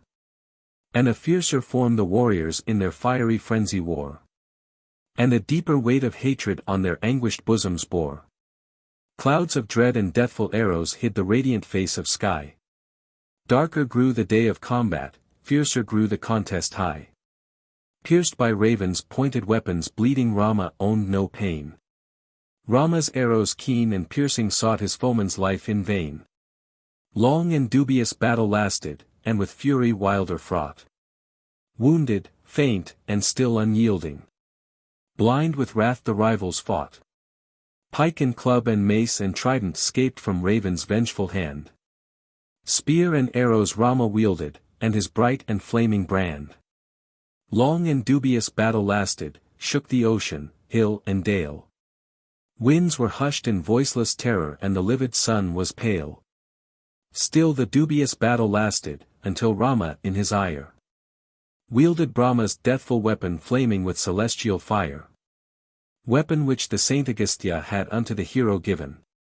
Winged as lightning dart of Indra, fatal as the bolt of heaven. Wrapped in smoke and flaming flashes, speeding from the circled bow. Pierced the iron heart of Raven. Lain the lifeless hero low. And a cry of pain and terror from the Raksha ranks arose. And a shout from joying Vanars as they smote their fleeing foes. Heavenly flowers in rain descended on the red and gory plain. And from unseen harps and timbrels rose a soft celestial strain. And the ocean heaved in gladness, brighter shone the sunlit sky. Soft and cool the gentle zephyrs through the forest murmured by. Sweetest scent and fragrant odors wafted from celestial trees. Fell upon the earth and ocean, rode upon the laden breeze. Voice of blessing from the bright sky fell on Raghu's valiant son. Champion of the true and righteous. Now thy noble task is done. 12. Mandodari's lament and the funerals. Hast thou fallen, wept in anguish Raven's first and eldest bride. Mandodari, slender-waisted, queen of Lanka's state and pride. Hast thou fallen, king and consort, more than gods in warlike might. Slain by man, whom bright immortals feared to face in dubious fight. Not a man, the dark destroyer came to thee in mortal form. Or the heaven-traversing Vishnu, Indra ruler of the storm. Gods of sky in shape of Vanars helped the dark and cruel deed. Girdling round the discus wielder in the battle's direst need. Well I knew when Kara, Dushan, were by Rama's prowess slain. Rama was no earthly mortal, he who crossed the mighty main. Well I knew when with his army he invested Lanka's gate. Rama was no earthly mortal but the messenger of fate. And I prayed, the faithful Sita, might unto her consort go. For 'tis writ that nations perish for a righteous woman's woe. But for impious lust of woman all forgetful of thy wife. Thou hast lost thy crown and kingdom. Thou hast lost thy fated life. Woe to me! The sad remembrance haunts my tortured bosom still. Of our days on famed Kailasa or on Meru's golden hill. Done the days of joy and gladness, Mandodari's days are done. Since her lord and king and husband from her dear embrace is gone. Sorely wept the queen of Lanka. Rama, tender, tearful, true. Bade the funeral rites and honors to a fallen foeman due. And they heaped the wood of Chandan and the fragrant garland laid. On the pyre they lifted Raven in the richest robes arrayed. Weeping queens and sorrowing Rakshas round their fallen leader stood. Brahmins with their chanted mantras piled the dry and scented wood. Oil and cords and sacred offerings were upon the altar laid. And a goat of inky darkness as a sacrifice was slayed. Piously the good Bibhishan lighted Raven's funeral pyre. And the zephyrs gently blowing fanned the bright and blazing fire. Slow and sad with due abatitions mourners left the funeral site. Rama then unstrung his weapon. Laid aside his arms of might. 11. Rajya-Abhisheka, Rama's return and consecration. The real epic ends with the war, and with Rama's happy return to Ayodhya. Sita proves her stainless virtue by an ordeal of fire, and returns with her lord and with Lakshman in an aerial car, which Ravan had won from the gods, and which Bibhishan made over to Rama. Indian poets are never tired of descriptions of nature, and the poet of the Ramayana takes advantage of Rama's journey from Ceylon to Oudh to give us a bird's-eye view of the whole continent of India, as well as to recapitulate the principal incidents of his great epic. The gathering of men at Ayodhya, the greetings to Rama, and his consecration by the Vedic bard Vasishtha, are among the most pleasing passages in the whole poem. And the happiness enjoyed by men during the reign of Rama described in the last few couplets of this book is an article of belief and a living tradition in India to this day. The portions translated in this book form the whole or portions of sections XY, CXX, CXXV, X6, and CXXX. Of Book 6. Of the original text. I. Ordeal by fire. For she dwelt in Raven's dwelling rumor clouds a woman's fame. Righteous Rama's brow was clouded, saintly Sita, spake in shame. Wherefore spake ye not, my Rama, if your bosom doubts my faith? Dearer than a dark suspicion to a woman were her death. Wherefore, Rama, with your token came your vassal o'er the wave. To assist a fallen woman and a tainted wife to save. Wherefore with Vor mighty forces crossed the ocean in your pride. Risked your fife in endless combats for a sin-polluted bride? Hast thou, Rama, all forgotten, saintly Janak saw my birth? Child of harvest-bearing furrow, Sita sprang from Mother Earth. As a maiden true and stainless unto thee I gave my hand. As a consort fond and faithful roved with thee from land to land. But a woman pleadeth vainly when suspicion clouds her name. Lakshman, if thou lov'st thy sister, light for me the funeral flame. When the shadow of dishonor darkens o'er a woman's life. Death alone is friend and refuge of a true and trustful wife. When a righteous lord and husband turns his cold averted eyes. Funerary flame dispels suspicion, honor lives when woman dies. Dark was Rama's gloomy visage and his lips were firmly sealed. And his eye betrayed no weakness, word disclosed no thought concealed. Silent heaved his heart in anguish, silent drooped his tortured head. Lakshman with a throbbing bosom funeral pyre for Sita made. And Videha's sinless daughter prayed unto the gods above. On her lord and wedded consort cast her dying looks of love. If in act and thought, she uttered, I am true unto my name. Witness of our sins and virtues, may this fire protect my fame. If a false and lying scandal brings a faithful woman shame. Witness of our sins and virtues, may this fire protect my fame. If in lifelong loving duty I am free from sin and blame. Witness of our sins and virtues, may this fire protect my fame. Fearless in her faith and valor Sita stepped upon the pyre. And her form of beauty vanished circled by the clasping fire. And an anguish shook the people like the ocean tempest tossed.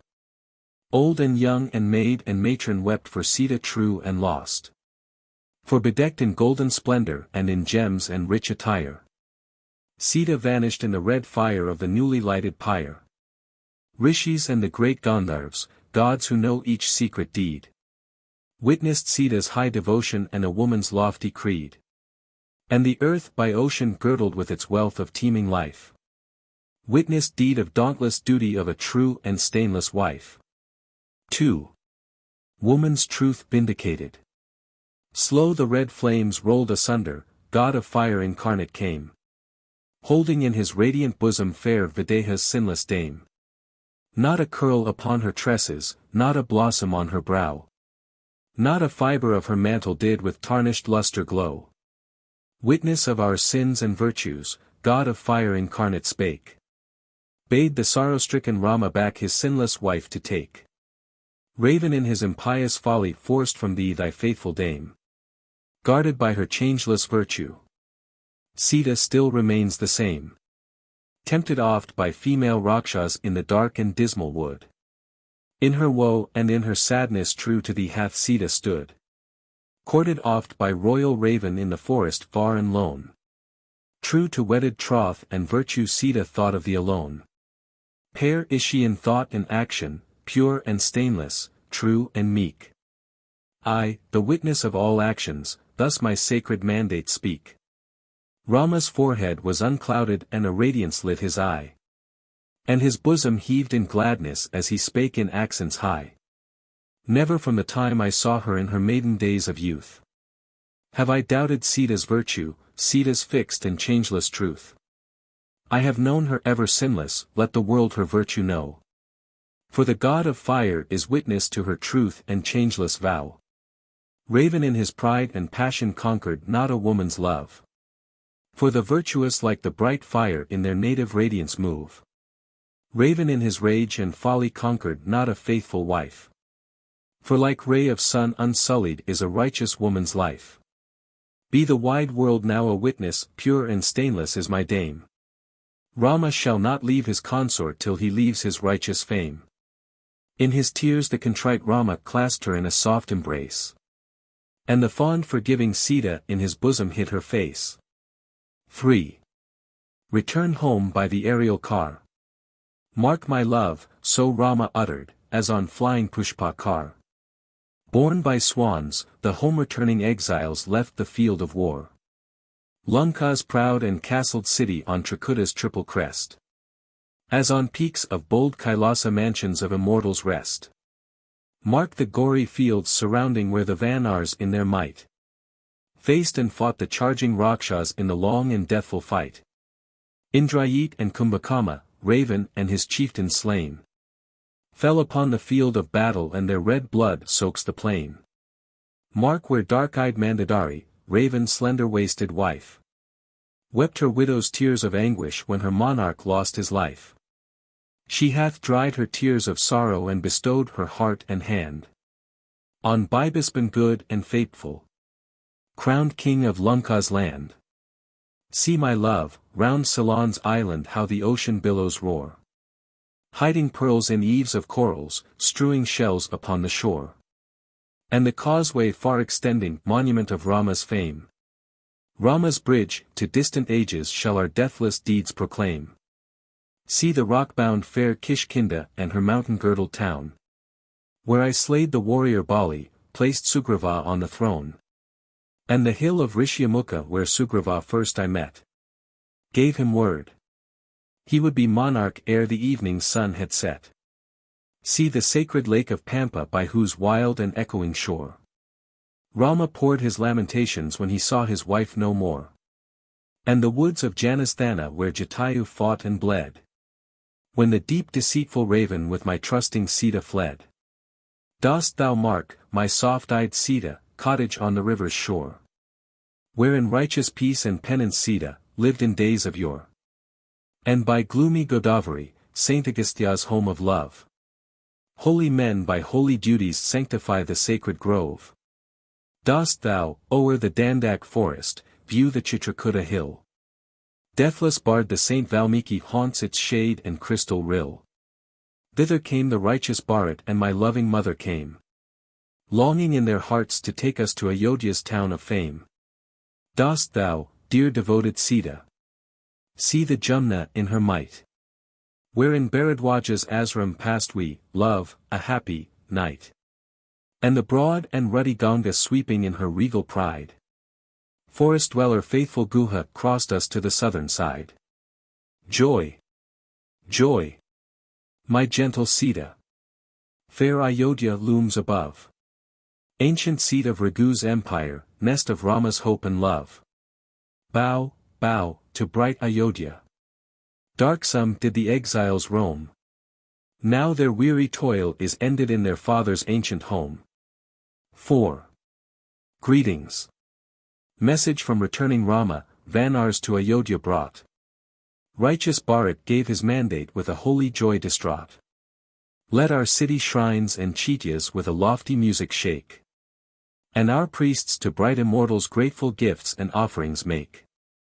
Bards, reciters of Puranas, minstrels burst in ancient song. Women with their tuneful voices lays of sacred love prolong. Let our queens and stately courtiers step in splendor and in state. Chieftains with their marshaled forces range along the city gate. And our white-robed holy Brahmins hymn and sacred mantras sing. Offer greetings to our brother, render homage to our king. Brave Satruvna heard his elder and his mandate duly kept. Be our great and sacred city leveled, cleansed, and duly swept. And the grateful earth be sprinkled with the water from the well. Strewn with parched rice and offering and with flour of sweetest smell. On each turret, tower, and temple let our flags and colors wave. On the gates of proud Ayodhya plant Ayodhya banners brave. Gay festoons of flowering creeper home and street and dwelling line. And in gold and glittering garment let the gladdened city shine. Elephants in golden trappings thousand chiefs and nobles bore. Chariots, cars, and gallant chargers speeding by Sarayu's shore. And the serried troops of battle marched with colors rich and brave. Proudly o'er the gay procession did Ayodhya's banners wave. In their stately gilded litters royal dames and damsels came. Queen Kausalya first and foremost, Queen Sumitra rich in fame. Pious priest and learned Brahmin, chief of guild from near and far. Noble chief and stately courtier with the wreath and water jar. Girt by minstrel, bard, and herald chanting glorious deeds of yore. Bharat came, his elder's sandals still the faithful younger bore. Silver white his proud umbrella, silver white his garland brave. Silver white the fan of chowry which his faithful henchmen wave. Stately march of gallant chargers and the roll of battle car. Heavy tread of royal tuskers and the beat of drum of war.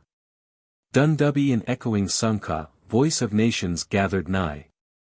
Shook the city's tower and temple and the pealing vault of sky. Sailing o'er the cloudless ether Rama's Pushpa chariot came. And 10,000 jocund voices shouted Rama's joyous name. Women with their loving greetings, children with their joyous cry. Tottering age and lisping infant hailed the righteous chief and high. Bharat lifted up his glances unto Rama from afar. Unto Sita, unto Lakshman, seated on the Pushpa car. And he wafted high his greetings and he poured his pious lay.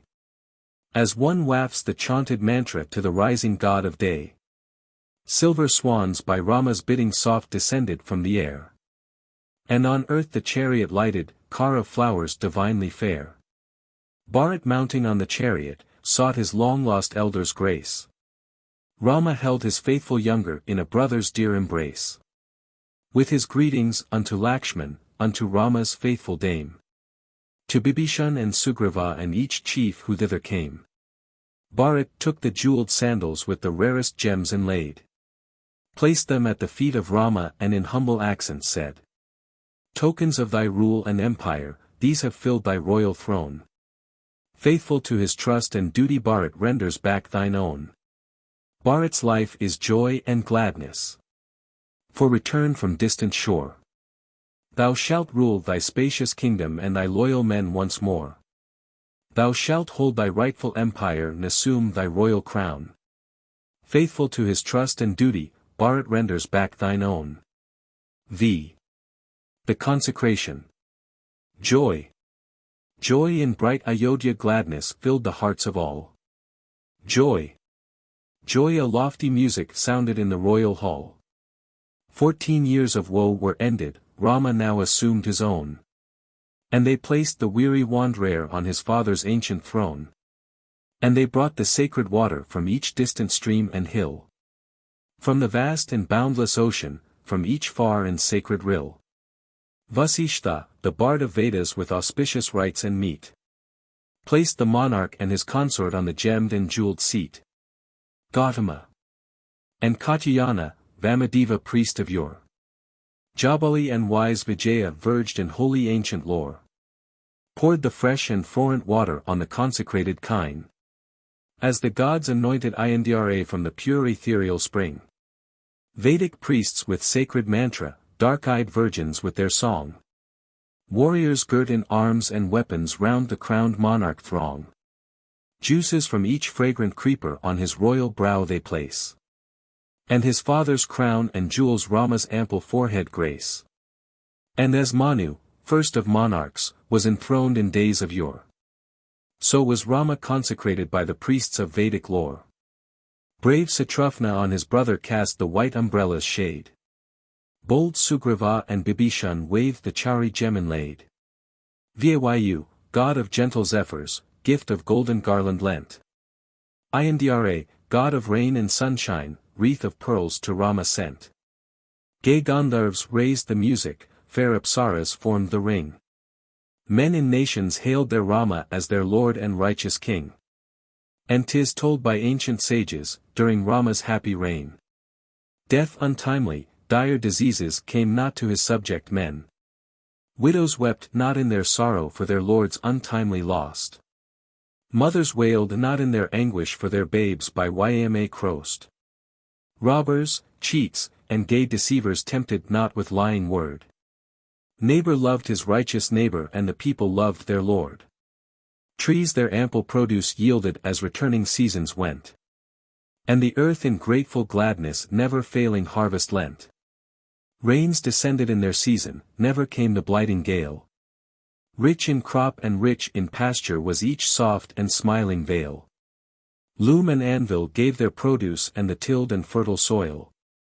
And the nation lived rejoicing in their old ancestral.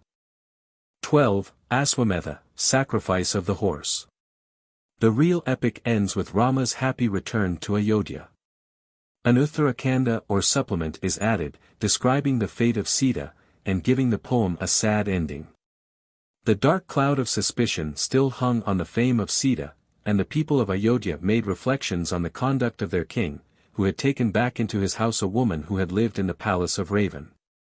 Rama gave way to the opinion of his people, and he sent away his loving and faithful Sita to live in forests once more. Sita found an asylum in the hermitage of Valmiki, the reputed author of this epic, and there gave birth to twins, Lava and Kusa. Years passed on, and Lava and Kusa grew up as hermit boys, and as pupils of Valmiki. After years had passed, Rama performed a great horse sacrifice.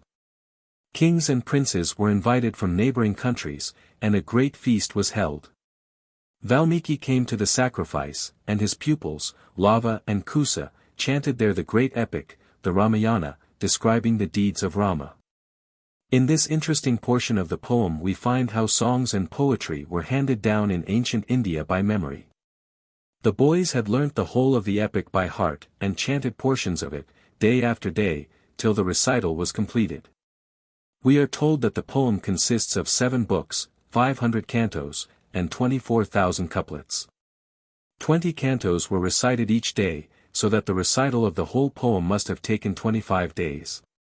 It was by such feats of memory and by such recitals that literature was preserved in ancient times in India. Rama recognized his sons in the boy minstrels, and his heart yearned once more for Sita, whom he had banished but never forgotten. He asked the poet Valmiki to restore his wife to him, and he desired that Sita might once more prove her purity in the great assembly, so that he might take her back with the approval of his people. Sita came. But her life had been darkened by an unjust suspicion, her heart was broken, and she invoked the earth to take her back. And the earth, which had given Sita birth, yawned and took back her suffering child into her bosom. In the ancient hymns of the Rig Veda, Sita is simply the goddess of the field furrow which bears crops for men. We find how that simple conception is concealed in the Ramayana, where Sita the heroine of the epic is still born of the field furrow, and after all her adventures returns to the earth. To the millions of men and women in India, however, Sita is not an allegory, she lives in their hearts and affections as the model of womanly love, womanly devotion, and a wife's noble self-abnegation. The portions translated in this book form the whole or portions of sections 92, 93, 94, and 97 of Book 7, of the original text. I. The Sacrifice. Years have passed. The lonely Rama in his joyless palace reigned. And for righteous duty yearning, Aswa-Medha right ordained. And a steed of darkest sable with the valiant Lakshman sent. And with troops and faithful courtiers to Nimisha's forest went. Fair was far Nimisha's forest by the limpid Gumti's sham. Monarchs came and warlike chieftains, Brahmins versed in sacred lore. Bharat with each friend and kinsman served them with the choicest food. Proud retainers by each chieftain and each crowned monarch stood. Palaces and stately mansions were for royal guests assigned. Peaceful homes for learned Brahmins were with trees umbrageous lined. Gifts were made unto the needy, cloth by skillful weavers wrought. Ere the suppliants spake their wishes. Ere they shaped their inmost thought. Rice unto the helpless widow, to the orphan wealth and gold. Gifts they gave to holy Brahmins, shelter to the weak and old. Garments to the grateful people crowding by their monarch's door. Food and drink unto the hungry. Home unto the orphan poor. Ancient rishis had not witnessed feast like this in any land. Bright immortals in their bounty blessed not with a kinder hand. Through the year and circling seasons lasted Rama's sacred feast. And the untold wealth of Rama by his kindly gifts increased. 2.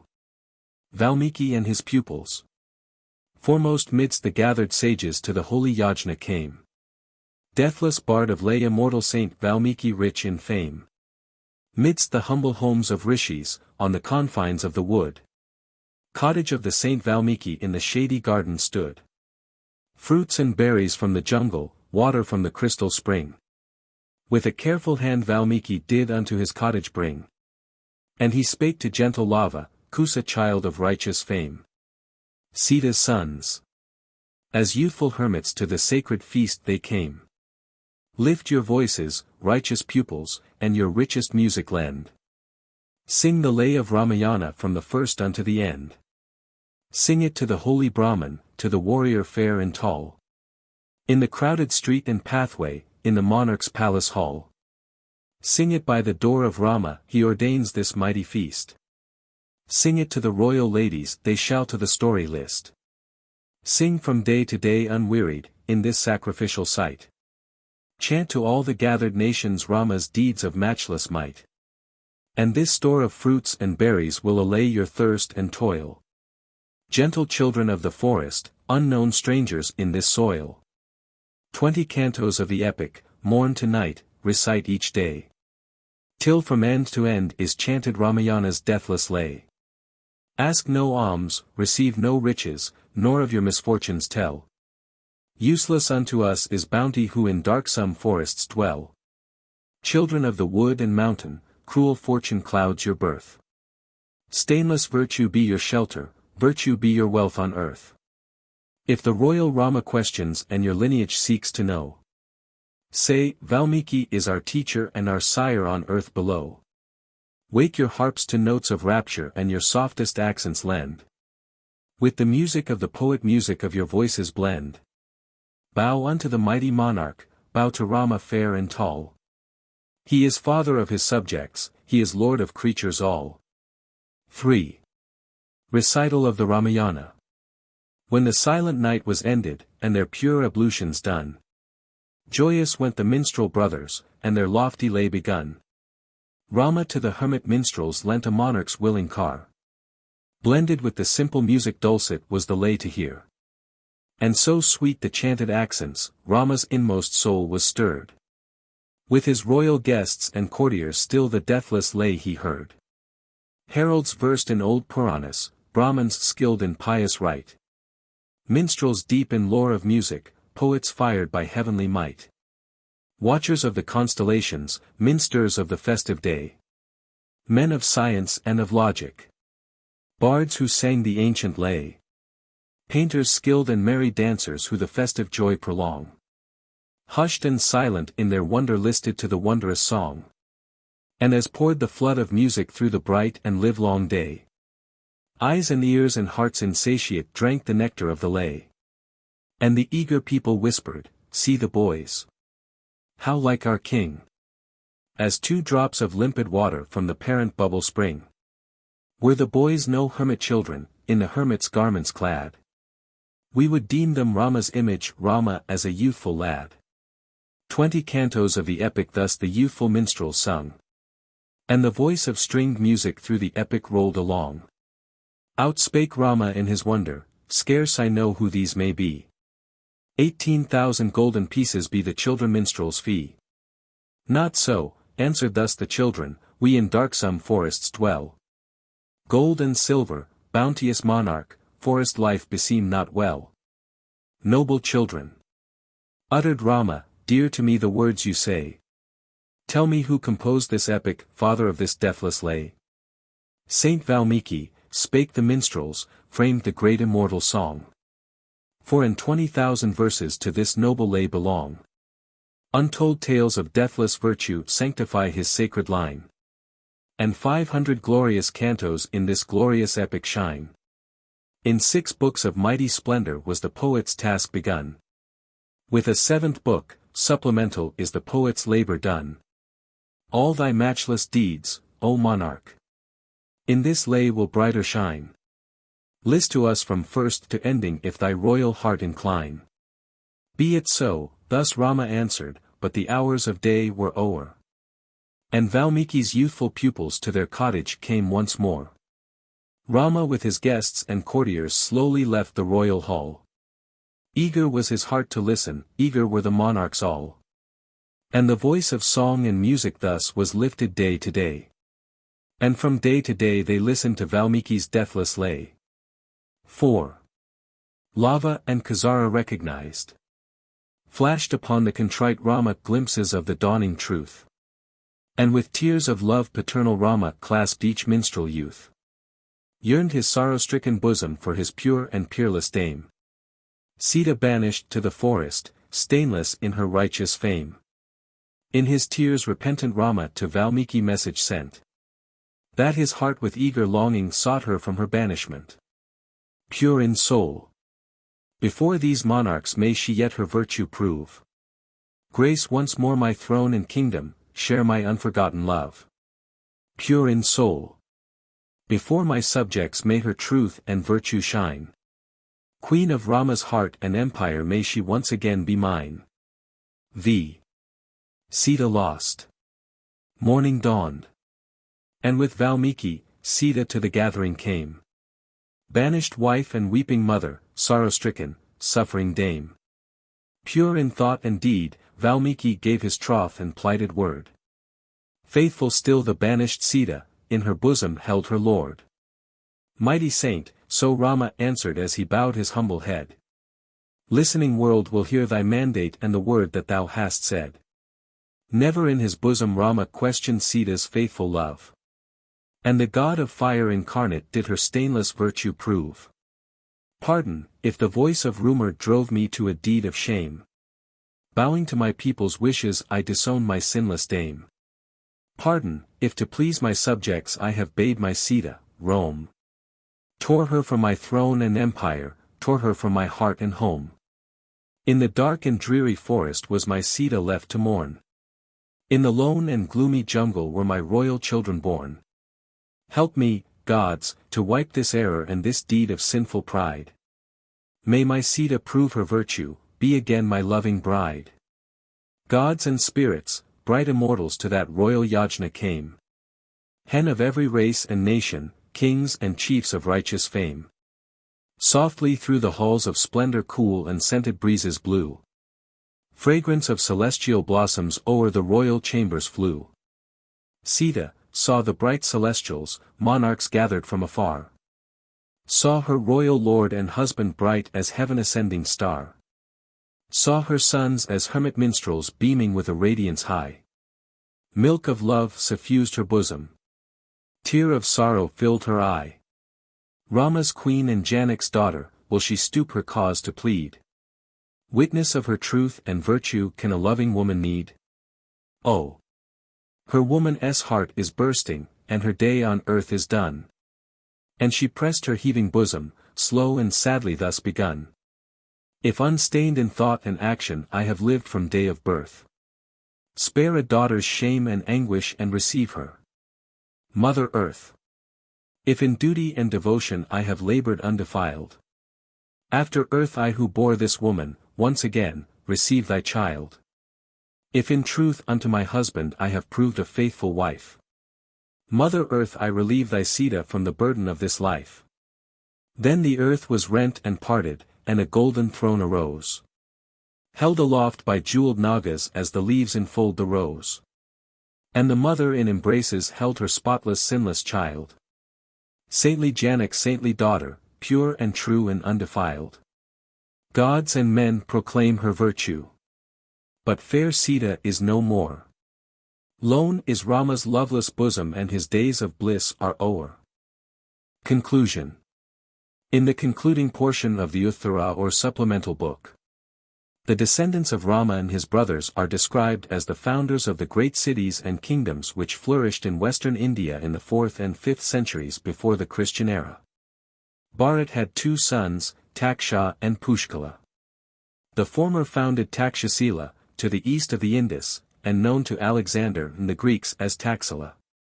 The latter founded Pushkalavati, to the west of the Indus, and known to Alexander and the Greeks as Pukalatis. Thus the sons of Bharat are said to have founded kingdoms which flourished on either side of the Indus River in the 4th century before Christ. Lakshman had 2 sons, Angatha and Chandraketu. The former founded the kingdom of Karapada, and the latter founded the city of Chandrakunti in the Malva country. Satrufna had 2 sons, Suvahu and Satragati. The former became king of Mathura, and the latter ruled in Vidisha. Rama had 2 sons, Lava and Kusa. The former ruled in Sravasti, which was the capital of Oudh at the time of the Buddha in the 5th and 6th centuries before Christ. The latter founded Kusavati at the foot of the Vindhya mountains.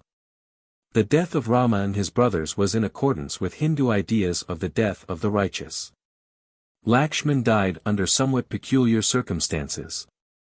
A messenger from heaven sought a secret conference with Rama, and Rama placed Lakshman at the gate, with strict injunctions that whoever intruded on the private conference should be slain. Lakshman himself had to disturb the conference by the solicitation of the celestial Rishi Durvasa, who always appears on earth to create mischief. And true to the orders passed by Rama, he surrendered his life by penances, and went to heaven. In the fullness of time, Rama and his other brothers left Ayodhya, crossed the Sarayu, surrendered their mortal life, and entered heaven. Epilogue by the Translator. Ancient India, like ancient Greece, boasts of 2 great epics. The Mahabharata, based on the legends and traditions of a great historical war, is the Iliad of India. The Ramayana, describing the wanderings and adventures of a prince banished from his country, has so far something in common with the Odyssey.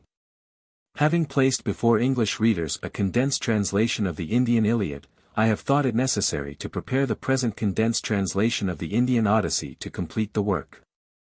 The 2 together comprise the whole of the epic literature of the ancient Hindus. And the 2 together present us with the most graphic and lifelike picture that exists of the civilization and culture, the political and social life, the religion and thought of ancient India. The Ramayana, like the Mahabharata, is a growth of centuries, but the main story is more distinctly the creation of one mind. Among the many cultured races that flourished in northern India about 1,000 years before Christ, the Kosalas of Oudh and the Videhas of North Bihar were perhaps the most cultured. Their monarchs were famed for their learning as well as for their prowess, their priests distinguished themselves by founding schools of learning which were known all over India. Their sacrifices and gifts to the learned drew together the most renowned men of the age from distant regions. Their celebrated universities, parishads, were frequented by students from surrounding countries. Their compilations of the old Vedic hymns were used in various parts of India. Their elaborate brahmanas or commentaries on the Vedas were handed down from generation to generation by priestly families. Their researches into the mysteries of the soul and into the nature of the one universal soul which pervades the creation, are still preserved in the ancient Upanishads, and are among the most valuable heritages which have been left to us by the ancients. And their researches and discoveries in science and philosophy gave them the foremost place among the gifted races of ancient India. It would appear that the flourishing period of the Kosalas and the Videhas had already passed away, and the traditions of their prowess and learning had become a revered memory in India. When the poet composed the great epic which perpetuates their fame, distance of time lent a higher luster to the achievements of these gifted races, and the age in which they flourished appeared to their descendants as the golden age of India. To the imagination of the poet, the age of the Kosalas and Videhas was associated with all that is great and glorious, all that is righteous and true. His description of Ayodhya, the capital town of the Kosalas, is a description of an ideal seat of righteousness. Dasa-Ratha, the king of the Kosalas, is an ideal king, laboring for the good of a loyal people. Rama, the eldest son of Dasa-Ratha and the hero of the epic, is an ideal prince, brave and accomplished, devoted to his duty, unfaltering in his truth. The king of the Videhas, Janak, or rather Janaka, but I have omitted the finala of some names in this translation, is a monarch and a saint. Sita, the daughter of Janak and the heroine of the epic, is the ideal of a faithful woman and a devoted wife. A pious reverence for the past pervades the great epic. A lofty admiration of what is true and ennobling in the human character sanctifies the work. And delineations of the domestic life and the domestic virtues of the ancient Hindus, rich in tenderness and pathos, endear the picture to the hearts of the people of India to the present day. It is probable that the first connected narrative of this epic was composed within a few centuries after the glorious age of the Kosalas and the Videhas. But the work became so popular that it grew with age. It grew not like the Mahabharata by the incorporation of new episodes, tales, and traditions but by fresh descriptions of the same scenes and incidents. Generations of poets were never tired of adding to the description of scenes which were dear to the Hindu, and patient Hindu listeners were never tired of listening to such repetitions. The virtues of Rama and the faithfulness of Sita were described again and again in added lines and cantos. The grief of the old monarch at the banishment of the prince, and the sorrows of the mother at parting from her son, were depicted by succeeding versifiers in fresh verses. The loving devotion of Rama's brothers, the sanctity of saints, and the peacefulness of the hermitages visited by Rama, were described with endless reiteration. The long account of the grief of Rama at the loss of his wife, and stories of unending battles waged for her recovery, occupied generations of busy interpolators. The sloka verse in which much of the Ramayana is composed is the easiest of Sanskrit meters, and afforded a fatal facility to poets, and often we have the same scene, fully and amply described in one canto, repeated again in the 2 or 3 succeeding cantos. The unity of the composition is lost by these additions, and the effect of the narrative is considerably weakened by such endless repetition. It would appear that the original work ended with the 6th book, which describes the return of the hero to his country and to his loving subjects. The 7th book is called Uttara or supplemental, and in it we are told something of the dimensions of the poem, apparently after the fatal process of additions and interpolations had gone on for centuries. We are informed that the poem consists of 6 books and a supplemental book, and that it comprises 500 cantos and 24,000 couplets. And we are also told in this supplemental book that the descendants of Rama and his brothers founded some of the great towns and states which, we know from other sources, flourished in the 5th and 4th centuries before Christ. It is probable therefore that the epic, commenced after 1000 BC, had assumed something like its present shape a few centuries before the Christian era. The foregoing account of the genesis and growth of the Ramayana will indicate in what respects it resembles the Mahabharata, and in what respects the 2 Indian epics differ from each other. The Mahabharata grew out of the legends and traditions of a great historical war between the Kurus and the Panchalas. The Ramayana grew out of the recollections of the golden age of the Kosalas and the Videhas. The characters of the Mahabharata are characters of flesh and blood, with the virtues and crimes of great actors in the historic world. The characters of the Ramayana are more often the ideals of manly devotion to truth, and of womanly faithfulness and love in domestic life.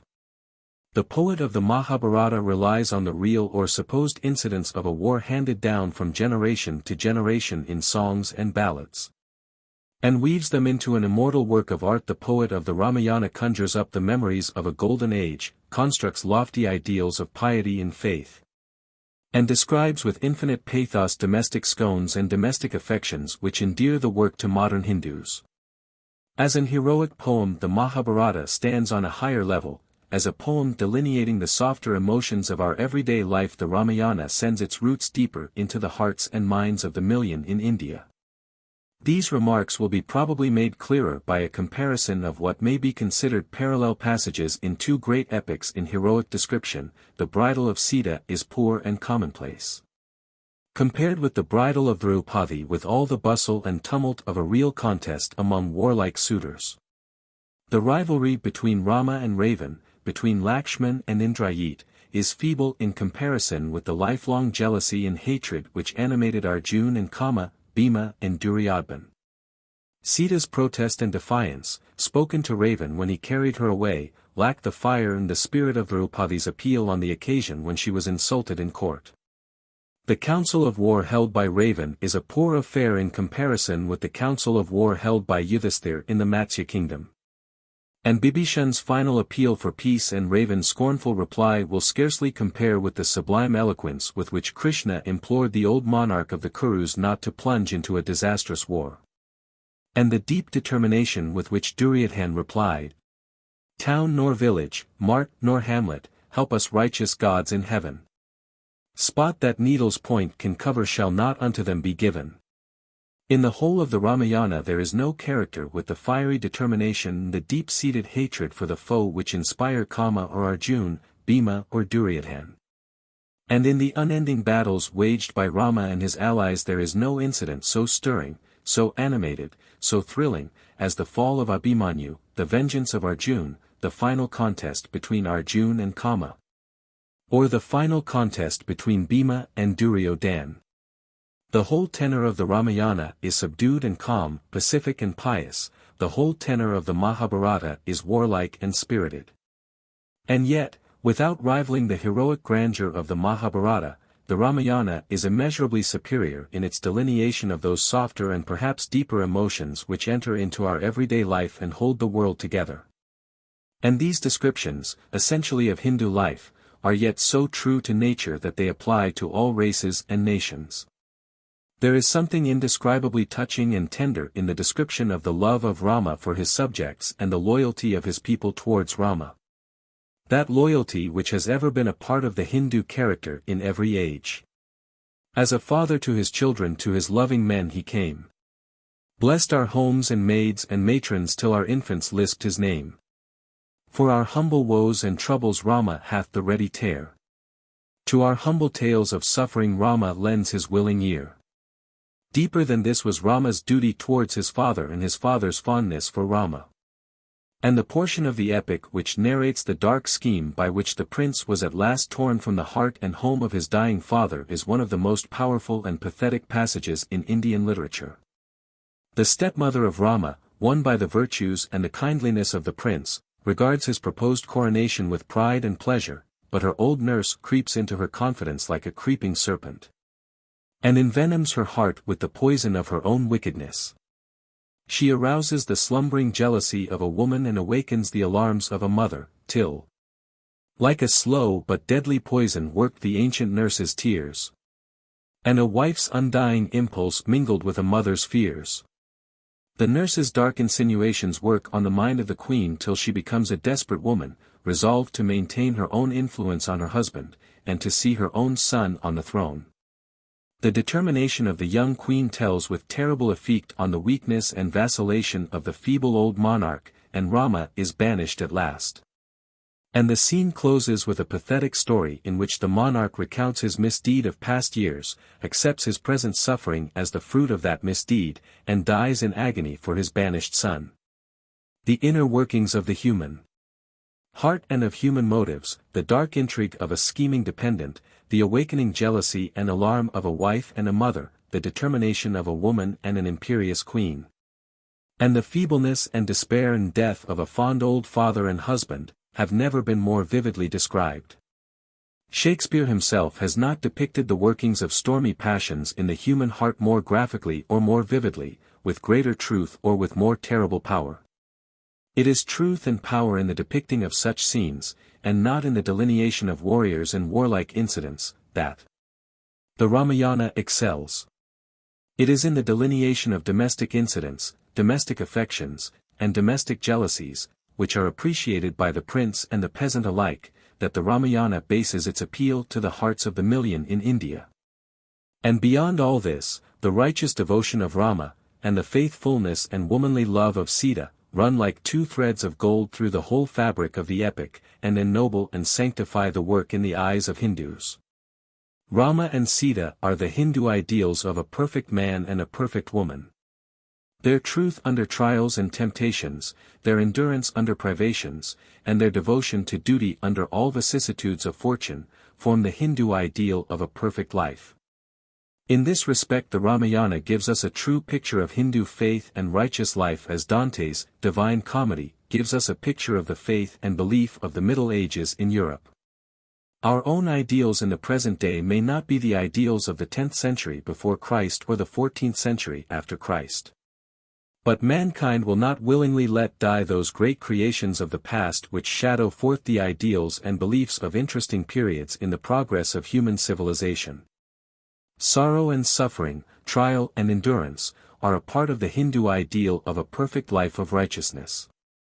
Rama suffers for 14 years in exile, and is chastened by privations and misfortunes, before he ascends the throne of his father. In a humble way this course of training was passed through by every pious Hindu of the ancient times. Every Aryan boy in India was taken away from his parents at an early age, and lived the hard life of an anchorite under his teacher for 12 or 24 or 36 years, before he entered the married life and settled down as a householder. Every Aryan boy assumed the rough garment and the staff and girdle of a student, lived as a mendicant and begged his food from door to door, attended on his preceptor as a menial, and thus trained himself in endurance and suffering as well as in the traditional learning of the age, before he became a householder. The pious Hindu saw in Rama's life the ideal of a true Hindu life, the success and the triumph which follow upon endurance and faith and devotion to duty. It is the truth and endurance of Rama under sufferings and privations which impart the deepest lessons to the Hindu character, and is the highest ideal of a Hindu righteous life. The ancient ideal may seem to us far-fetched in these days, but we can never fully comprehend the great moral epic of the Hindus unless we endeavor to study fully and clearly its relations of old Hindu ideas and old Hindu life. And if trial and endurance are a part of a Hindu's ideal of a man's life, devotion and self-abnegation are still more essentially a part of his ideal of a woman's life. Sita holds a place in the hearts of women in India which no other creation of a poet's imagination holds among any other nation on earth. There is not a Hindu man whose earliest and tenderest recollections do not cling round the story of Sita's sufferings and Sita's faithfulness, told in the nursery, taught in the family circle, remembered and cherished through life. Sita's adventures in a desolate forest and in a hostile prison only represent in an exaggerated form the humbler trials of a woman's life, and Sita's endurance and faithfulness teach her devotion to duty in all trials and troubles of life. For, said Sita, for my mother often taught me and my father often spake, that her home the wedded woman doth beside her husband make. As the shadow to the substance, to her lord is faithful wife. And she parts not from her consort till she parts with fleeting life. Therefore bid me seek the jungle and in pathless forests roam, where the wild deer freely ranges and the tiger makes his home. Happier than in father's mansions in the woods will Sita rove. Waste no thought on home or kindred, nestling in her husband's love. The ideal of life was joy and beauty and gladness in ancient Greece. The ideal of life was piety and endurance and devotion in ancient India.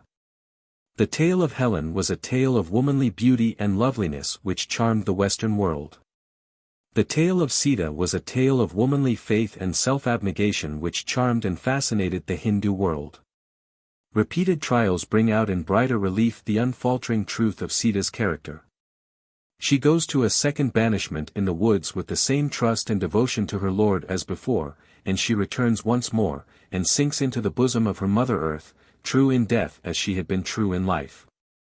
The creative imagination of the Hindus has conceived no loftier and holier character than Sita. The literature of the world has not produced a higher ideal of womanly love, womanly truth, and womanly devotion. The modern reader will now comprehend why India produced, and has preserved for well-nigh 3,000 years, two epics instead of one national epic. No work of the imagination abides long unless it is animated by some sparks of imperishable truth, unless it truly embodies some portion of our human feelings, human faith, and human life. The Mahabharata depicts the political life of ancient India, with all its valor and heroism, ambition and lofty chivalry. The Ramayana embodies the domestic and religious life of ancient India, with all its tenderness and sweetness, its endurance and devotion. The one picture without the other were incomplete. And we should know but little of the ancient Hindus if we did not comprehend their inner life and faith as well as their political life and their warlike virtues. The two together give us a true and graphic picture of ancient Indian life and civilization, and no nation on earth has preserved a more faithful picture of its glorious past. In condensing the Ramayana with its more than 24,000 Sanskrit couplets into 2,000 English couplets, I have followed the same plan which was adopted in my translation of the Mahabharata. I have selected those sections or cantos which tell the leading incidents of the epic, and have translated the whole or main portions of them, and these selected passages are linked together by short notes. The plan, as was explained before, has this advantage, that the story is told not by the translator in his own way, but by the poet himself. The passages placed before the reader are not the translator's abridgment of a long poem, but selected passages from the poem itself. It is the ancient poet of India, and not the translator, who narrates the old story, but he narrates only such portions of it as describe the leading incidents. We are told that the sons of Rama recited the whole poem of 24,000 verses, divided into 500 cantos or sections, in 25 days. The modern reader has not the patience of the Hindu listener of the old school. But a selection of the leading portions of that immortal song, arranged in 2,000 verses and in 84 short sections, may possibly receive a hearing, even from the much distracted modern reader. While speaking of my own translation, I must not fail to make some mention of my predecessors in this work. The magnificent edition of the Ramayana, Bengal recension, published with an Italian translation by Gurizio, at the expense of Charles Albert, King of Sardinia in 1843–67, first introduced this great epic to the European public. And it was not long before M. Hippolyte Foch presented the European world with a French translation of this edition. The Benares recension of the Ramayana has since been lithographed in Bombay, and a printed edition of the same recension with Ramanuja's commentary was brought out by the Venerable Hem Chandra Vidyaratna in Calcutta in 1869–85. The talented and indefatigable Mr. Ralph Griffith, C.I.E., who has devoted a lifetime to translating Indian poetry into English, has produced an almost complete translation of the first 6 books in more than 24,000 English couplets, and has given an abstract of the 7th book in prose. And a complete translation of the Ramayana into English prose has since appeared in Calcutta. The object of the present work is very different from that of these meritorious editions and translations. The purpose of this work, as explained above, is not to attempt a complete translation of a voluminous epic, but to place before the general reader the leading story of that epic by translating a number of selected passages and connecting them together by short notes. The purpose of this volume is not to repeat the long poem which Rama's sons are supposed to have recited in 24,000 Sanskrit couplets, but only to narrate the main incidents of that poem within the reasonable limit of 2,000 verses. And the general reader who seeks for a practical acquaintance with the great Indian poem within a reasonable compass will, it is hoped, find in this book a handy and not unacceptable translation of the leading story of the epic. I have stated before that in India the Ramayana is still a living tradition and a living faith. It forms the basis of the moral instruction of a nation, and it is a part of the lives of 200 millions of people.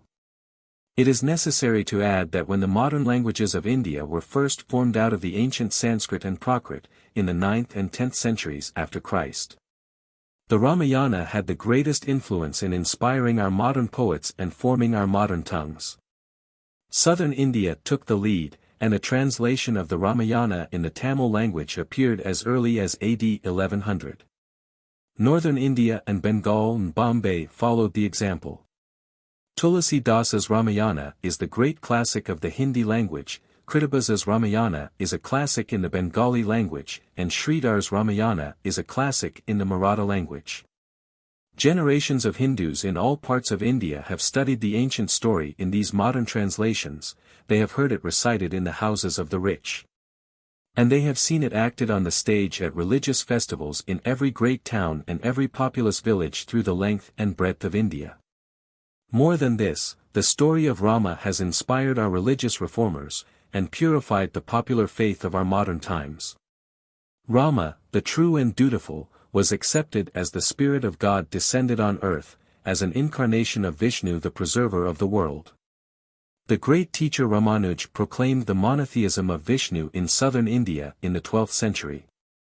The reformer Ramnanda proclaimed the same faith in northern India in the 13th or 14th century, and his follower the gifted Kabir conceived the bold idea of uniting Hindus and Mohammedans in the worship of one God. The God of the Hindus, he said, is the God of the Mohammedans, be he invoked as Rama or Ali. The city of the Hindu God is Benares, and the city of the Mohammedan God is Mecca. But search your hearts, and there you will find the God both of Hindus and Mohammedans. If the Creator dwells in tabernacles, whose dwelling is the universe. The reformer Chaitanya preached the same sublime monotheism in Bengal, and the reformer Nanak in the Punjab, in the 16th century. And down to the present day the popular mind in India, led away by the worship of many images in many temples, nevertheless holds fast to the cardinal idea of one God. And believes the heroes of the ancient epics Krishna and Rama to be the incarnations of that God. The various sects of the Hindus, especially the sects of Vishnu and of Shiva who formed the great majority of the people, quarrel about a name as they often did in Europe in the Middle Ages. And each sect gives to the deity the special name by which the sect is known. In the teeming villages of Bengal, in the ancient shrines of northern India, and far away in the towns and hamlets of southern India, the prevailing faith of the million is a popular monotheism underlying the various ceremonials in honor of various images and forms, and that popular monotheism generally recognizes the heroes of the two ancient epics, Krishna and Rama, as the earthly incarnations of the great God who pervades and rules the universe. To know the Indian epics is to understand the Indian people better. And to trace the influence of the Indian epics on the life and civilization of the nation, and on the development of their modern languages, literatures, and religious reforms, is to comprehend the real history of the people during 3,000 years. Romesh Dutt. University College, London. August 13, 1899. Mahabharata. 1. Astra Darsana, the tournament. The scene of the epic is the ancient kingdom of the Kurus which flourished along the upper course of the Ganges.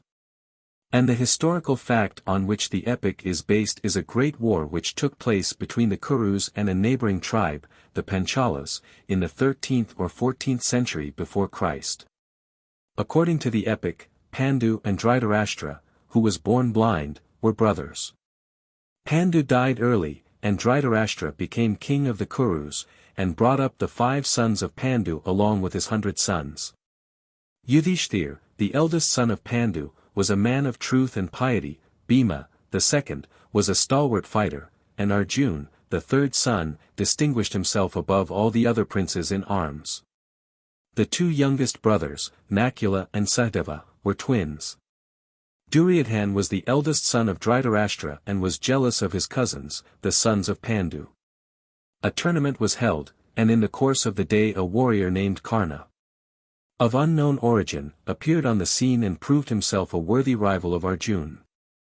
The rivalry between Arjun and Karna is the leading thought of the epic, as the rivalry between Achilles and Hector is the leading thought of the Iliad. It is only necessary to add that the sons of Pandu, as well as Karna, were, like the heroes of Homer, god-born chiefs. Some god inspired the birth of each. Yudhishthir was the son of Dharma or virtue, Bhima of Vayu or wind, Arjun of Indra or rain god. The twin youngest were the sons of the Ashwin twins, and Karna was the son of Surya the sun, but was believed by himself and by all others to be the son of a simple chariot driver. The portion translated in this book forms sections xiv to xvi of Book I of the original epic in Sanskrit, Calcutta edition of 1834. I. The Gathering. Wrathful sons of Dhritarashtra, born of Kuru's royal race. Righteous sons of noble Pandu, god-born men of godlike grace. Skill in arms attained these princes from a Brahmin warrior bold. Drona, priest and proud preceptor. Peerless chief of days of old. Outspake Drona to the monarch in Hastina's royal hall. Spake to Bhishma and to Kripa, spake to lords and courtiers all. Mark the gallant princes, monarch, trained in arms and warlike art. Let them prove their skill and valor. Rein the steed and throw the dart. Answered then the ancient monarch, joyful was his royal heart. Best of Brahmins and of warriors, nobly hast thou done thy part. Name the place and fix the moment, hold a royal tournament. Publish wide the laws of combat, publish far thy king's consent. Sightless roll these orbs of vision, dark to me is noonday light. Happier men will mark the tourney and the peerless princes fight. Let the good and wise Vidura serve thy mandate and behest. Let a father's pride and gladness fill this old and cheerless breast. Forthwith went the wise Vidura to his sacred duties bound. Drona, blessed with skill and wisdom, measured out the tourney ground.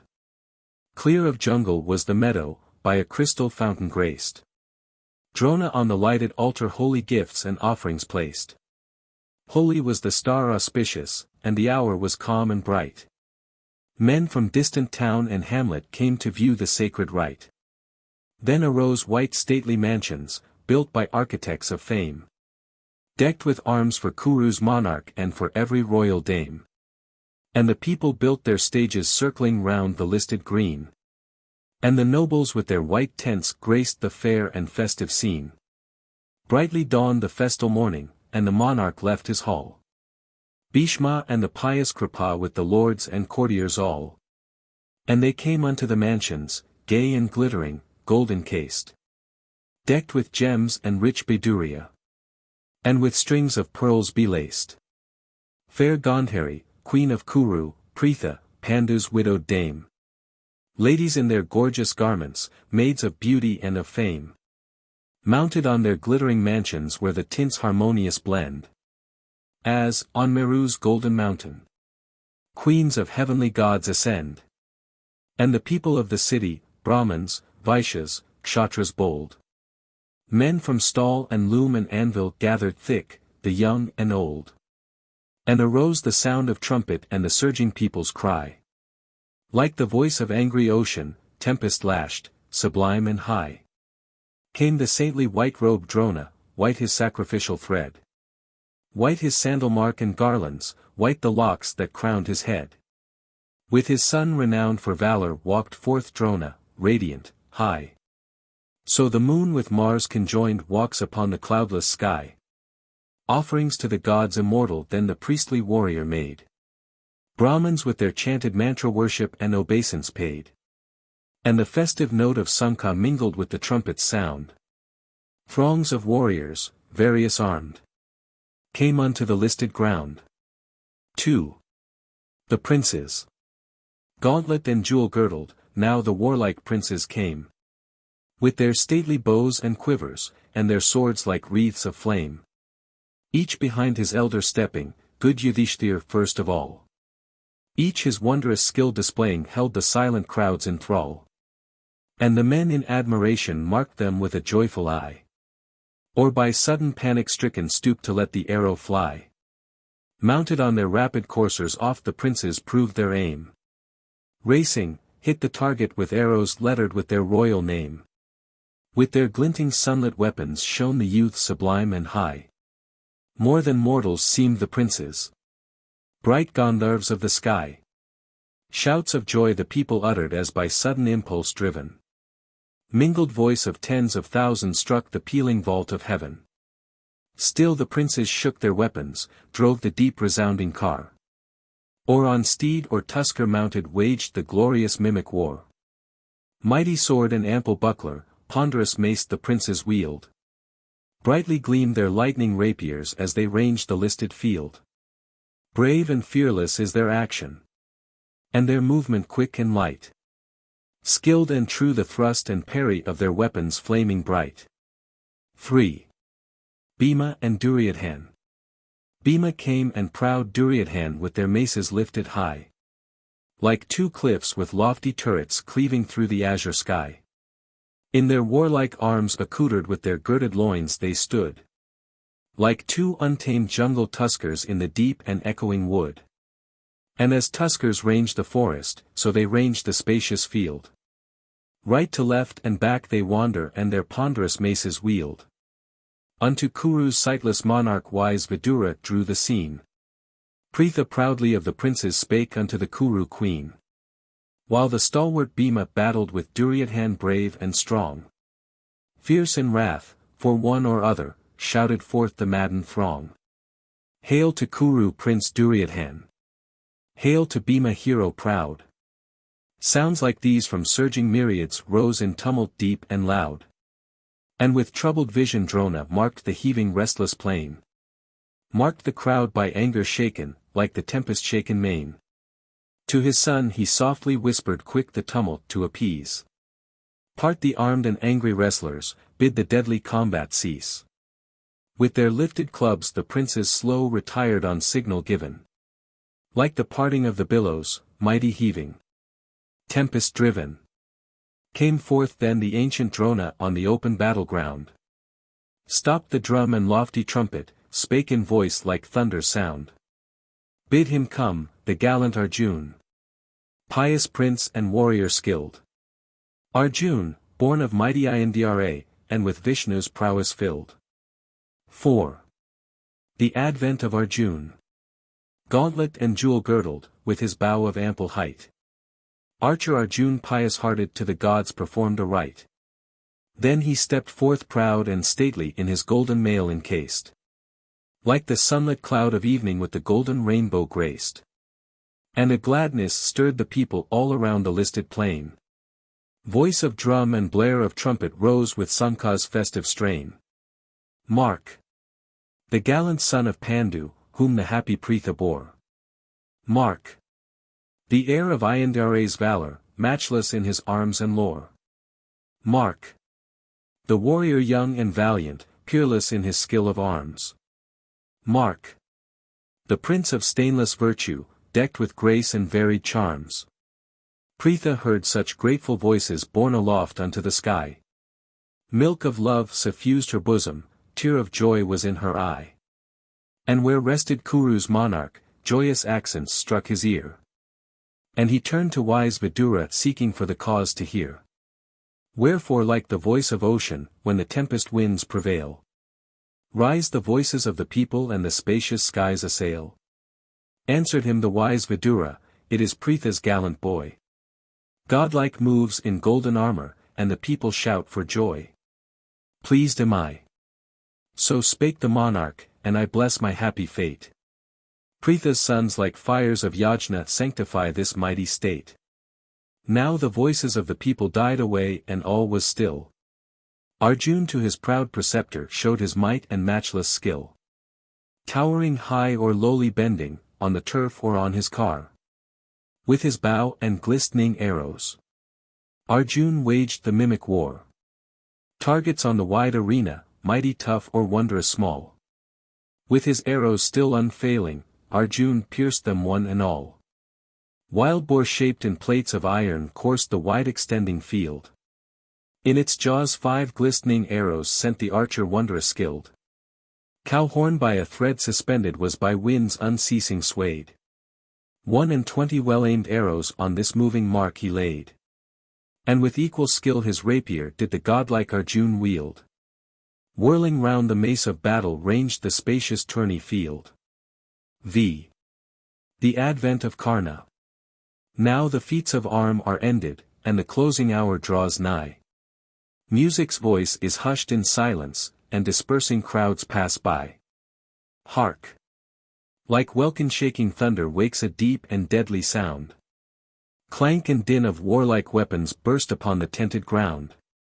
Are the solid mountains splitting? Is it bursting of the earth? Is it tempest's pealing accent whence the lightning takes its birth? Thoughts like these alarm the people, for the sound is dread and high. To the gaze of the arena turns the crowd with anxious eye. Gathered round Preceptor Drona, Pandu's sons in armor bright. Like the five-starred constellation round the radiant queen of night. Gathered round the proud Duryodhan, dreaded for his exploits done. All his brave and warlike brothers and Preceptor Drona's son. So the gods encircled Ayandhyare, thunder-wielding, fierce and bold. When he scattered Danu's children in the misty days of old. Pale, before the unknown warrior, gathered nations part in twain. Conqueror of hostile cities, lofty Karna treads the plain. In his golden mail accoutred. And his rings of yellow gold. Like a moving cliff in stature, armed comes the chieftain bold. Pritha, yet unwed, bore him, peerless archer on the earth. Portion of the solar radiance, for the sun inspired his birth. Like a tusker in his fury, like a lion in his ire. Like the sun in noontide radiance, like the all-consuming fire. Lion-like in build and muscle, stately as a golden palm. Blessed with every very manly virtue, peerless, dauntless, proud and calm. With his looks serene and lofty field of war the chief surveyed. Scarce to Kripa or to Drona honor and obeisance made. Still the panic-stricken people viewed him with unmoving gaze. Who may be this unknown warrior, questioned they in hushed amaze. Then in voice of pealing thunder spake fair Pritha's eldest son. Unto Arjun, Pritha's youngest, each, alas! To each unknown. All thy feats of weapons, Arjun, done with vain and needless boast. These and greater I accomplish, witness be this mighty host. Thus spake proud and peerless Karna in his accents deep and loud. And as moved by sudden impulse joyous rose the listening crowd. And a gleam of mighty transport glows in proud Duryodhan's heart. Flames of wrath and jealous anger from the eyes of Arjun start. Drona gave the word, and Karna, Pritha's war-beloving son. With his sword and with his arrows did the feats by Arjun done. 6. The rival warriors. Joyful was the proud Duryodhan, gladness gleamed upon his face. And he spake to gallant Karna with a loving fond embrace. Welcome, mighty armed chieftain. Thou hast victor's honors won. Thine is all my wealth and kingdom, name thy wish and it is done. Answered Karna to Duryodhan, Prince. Thy word is good as deed. But I seek to combat Arjun and to win the victor's meed. Noble is the boon thou seekest, answered Kuru's prince of fame. Be a joy unto your comrades, let the foeman dread thy name. Anger flamed in Arjun's bosom, and he spake in accents rude. Unto Karna who in triumph calm and proud and fearless stood. Chief!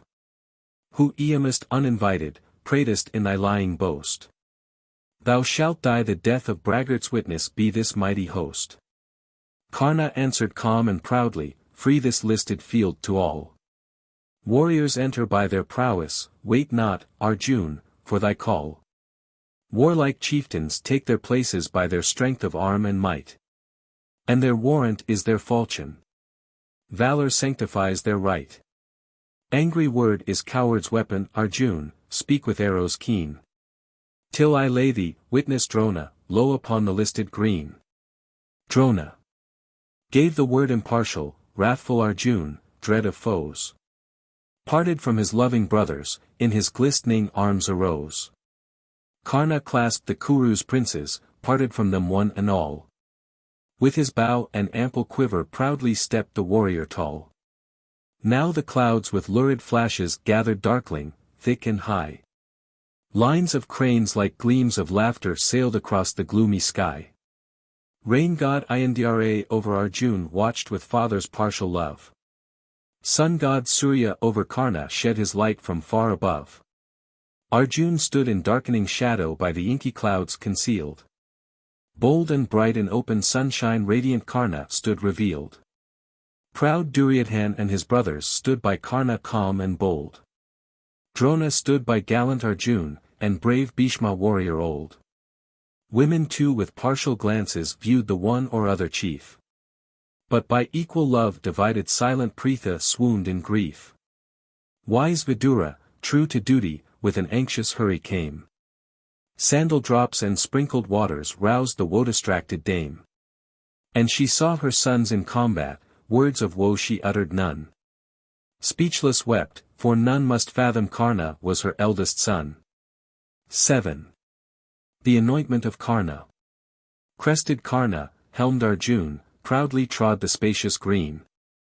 Kripa, skilled in herald's duties, spake upon the dreadful scene. This is helmet-wearing Arjun, sprung of Kuru's mighty race. Pandu's son and born by Pritha, prince of worth and warlike grace. Long-armed chief. Declare thy lineage, and the race thou dost adorn. Name thy mother and thy father, and the house that saw thee born. By the rules of war Prince Arjun claims his rival chief to know. Princes may not draw their weapon gainst a base and nameless foe. Karna silent heard this mandate, rank nor lineage could he claim. Like a raindrop-pelted lotus bent his humble head in shame. Prince we reckon, cried Duryodhan, not the man of birth alone. Warlike leader of his forces as a prince and chief we own. Karna by his warlike valor is of crowned kings the peer.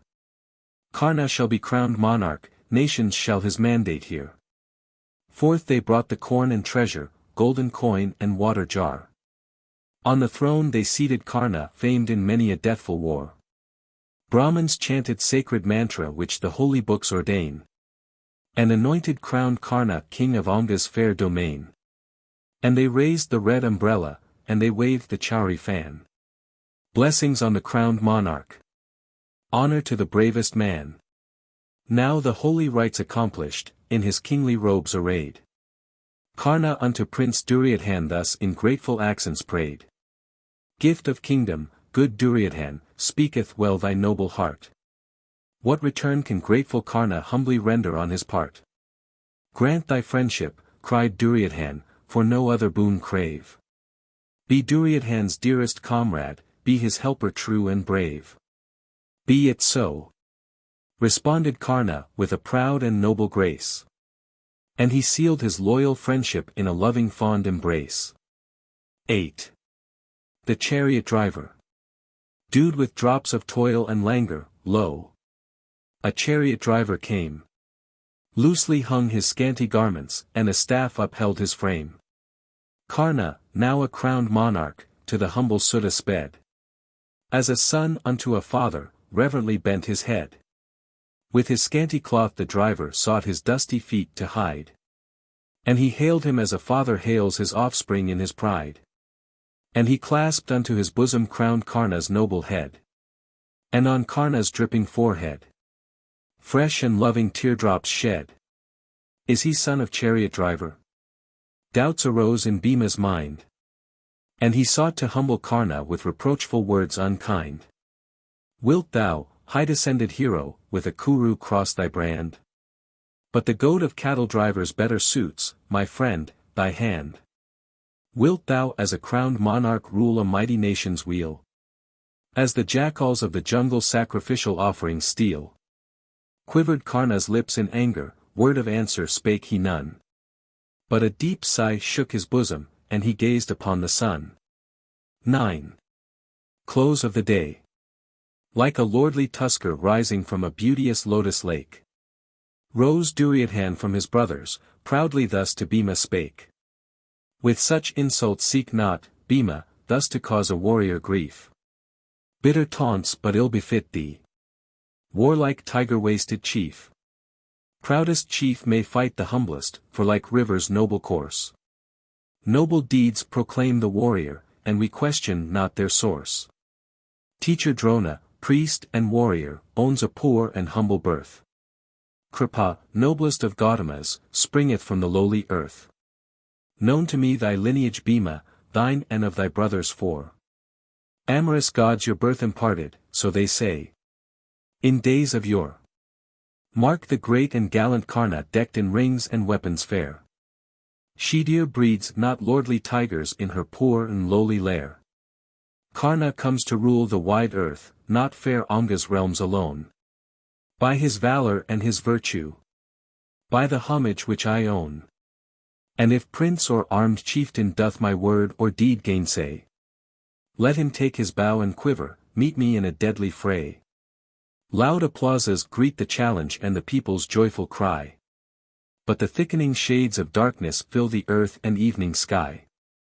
And the red lamp's fitful luster shone upon the field around. Slowly with the peerless Karna proud Duryodhan left the ground. Pandu's sons with warlike Drona marked the darksome close of day. And with Kripa and with Bhishma homeward silent bent their way. Arjun is the gallant victor. Valiant Karnas won the day. Prince Duryodhan is the winner. Various thus the people say. By some secret sign apprised Pritha knew her gallant boy. Saw him crowned king of Anga, with a mother's secret joy. And with greater joy Duryodhan fastened Karna to his side. Feared no longer Arjun's prowess. Arjun's skill of arms and pride.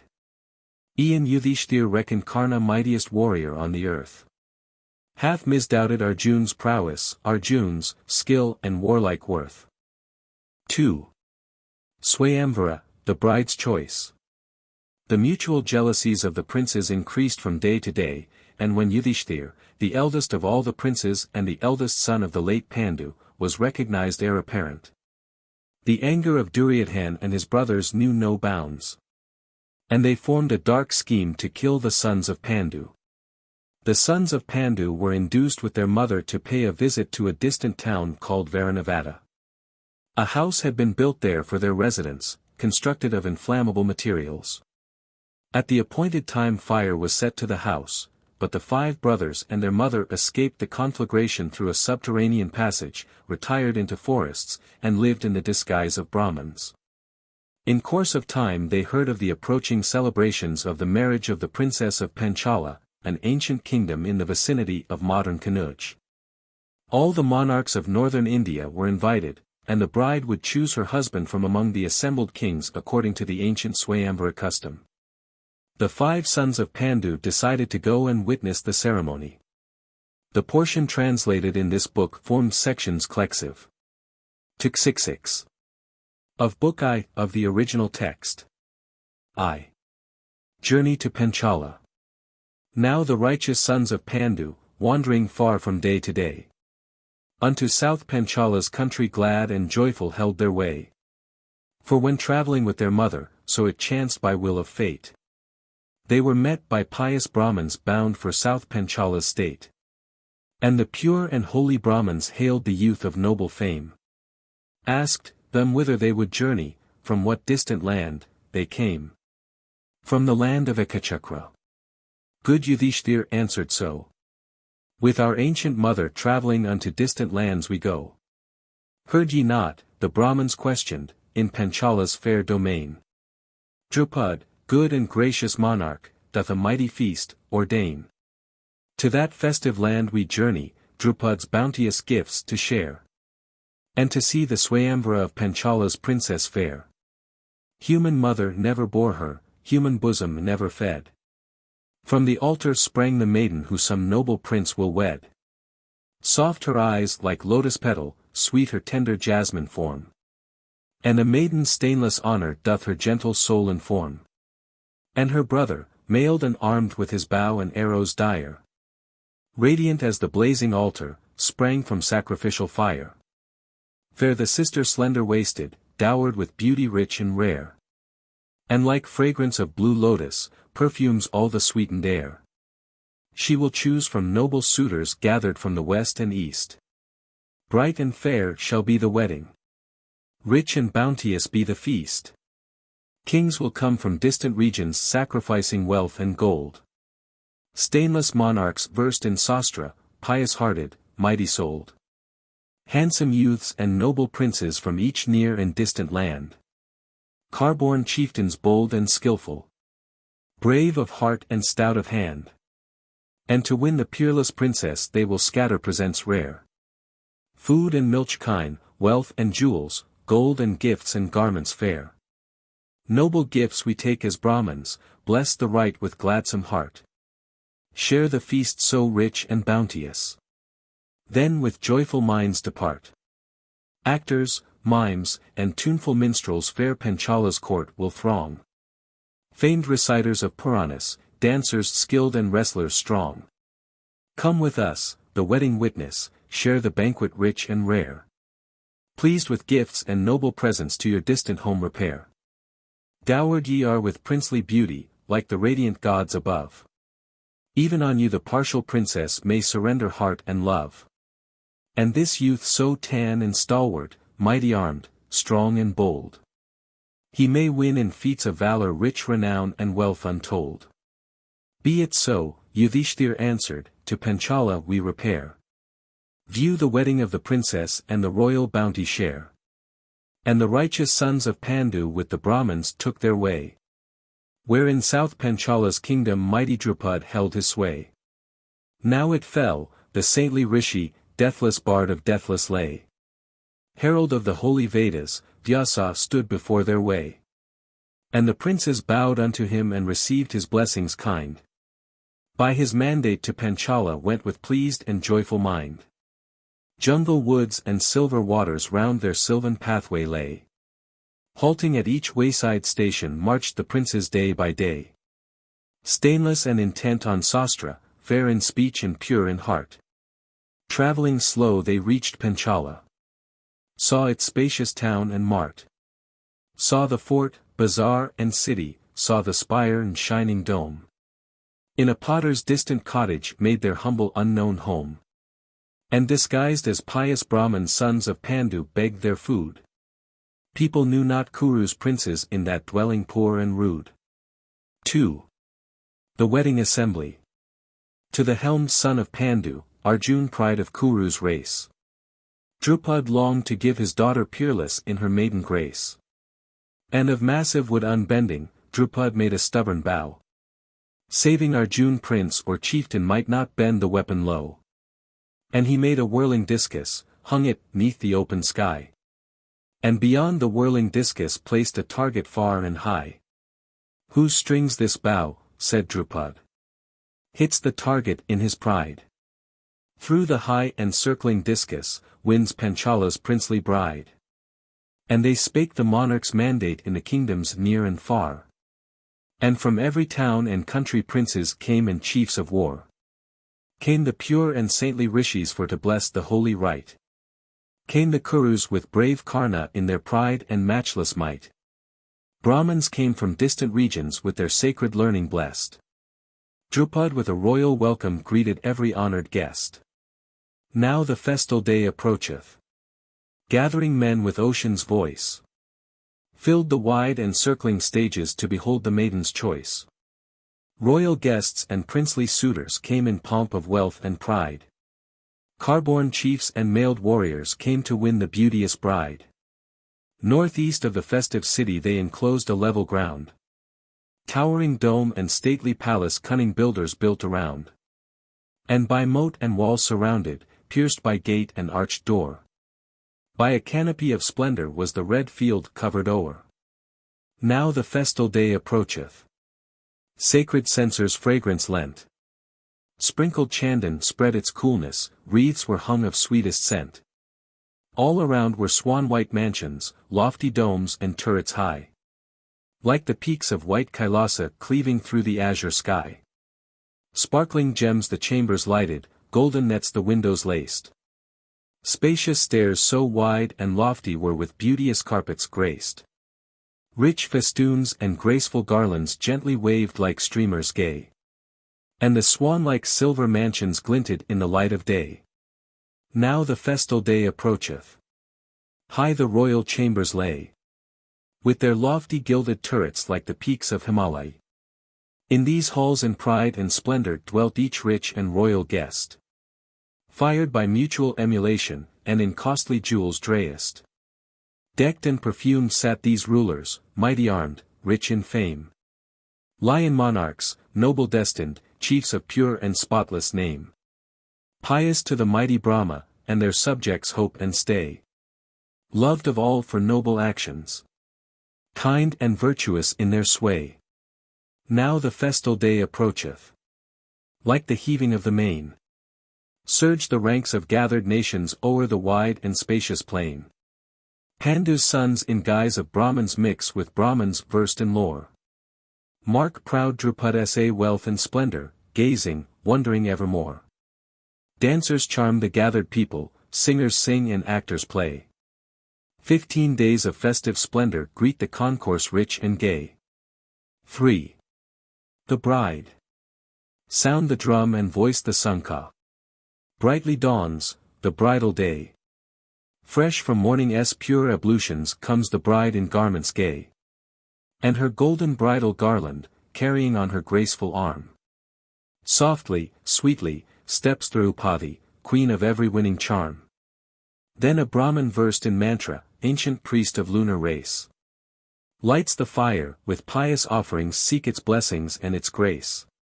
Whispered words of benediction saints and holy men repeat. Conch and trumpet's voice is silent. Hushed the lofty war drums beat. And there reigns a solemn silence, and in stately pomp and pride, Drupad's son leads forth his sister, fair Panchala's beauteous bride. In his loud and lofty accents like the distant thunder's sound, Drupad's son his father's wishes thus proclaims to all around. Mark this bow, assembled monarchs, and the target hung in high. Through yon whirling pierced discus let 5 glistening arrows fly. Whoso, born of noble lineage, hits the far suspended aim, let him stand and as his guerdon Drupad's beauteous maiden claim. Then he turns unto Draupadi, tells each prince and suitor's name. Tells his race and lofty lineage, and his warlike deeds of fame. 4. The suitors. Brave Duryodhan and his brothers, princes of the Kuruland. Karna proud and peerless archer, sister, seek thy noble hand. And Gandhara's warlike princes, Bhoja's monarch true and bold. And the son of mighty Drona, all bedecked in gems and gold. King and prince from Matsya kingdom grace this noble wedding feast. Monarchs from more distant regions north and south and west and east. Tamralipta and Kalinga on the eastern ocean wave. Patton's port whose hardy children western ocean's dangers brave. From the distant land of Madra Carborn monarch Salya came. And from Dvarka's sea-girt regions Valadeva known to fame. Valadeva and his brother Krishna sprung from Yadu's race. Of the Vrishni clan descended, soul of truth and righteous grace. This is mighty Jayadratha come from Sindhu's sounding shore. Famed for warlike feats of valor, famed alike for sacred lore. This is fair Kosala's monarch whose bright deeds our heralds sing. From the sturdy soil of Chedi. This is Chedi's peerless king. This is mighty Jarasandha, come from far Magadha's land. These are other princely suitors, sister, eager for thy hand. All the wide earth's warlike rulers seek to shoot the distant aim. Princess, whoso hits the target, choose as thine that prince of fame. Decked with jewels, young and valiant, all aflame with soft desire. Conscious of their worth and valor, all the suitors rose in ire. Nobly born, of lofty presence, full of young unyielding pride. Like the tuskers wild and lordly on Himalaya's wooded side. Each his rival marks as foeman as in field of deadly strife. Each regards the fair Draupadi as his own his queenly wife. On the gorgeous field they gather by a maddening passion fired. And they strive as strove the bright gods, when by Uma's love inspired. And the gods in cloud-borne chariots came to view the scene so fair. Bright edifiers in their splendor, Maruts in the moving air. Winged Suparnas, scaly Yagas, saints celestial pure and high. For their music famed, Gandharvs. Fair Apsaras of the sky. Valadeva armed with plowshare, Krishna chief of righteous fame. With the other Yadu chieftains to that wondrous bridal came.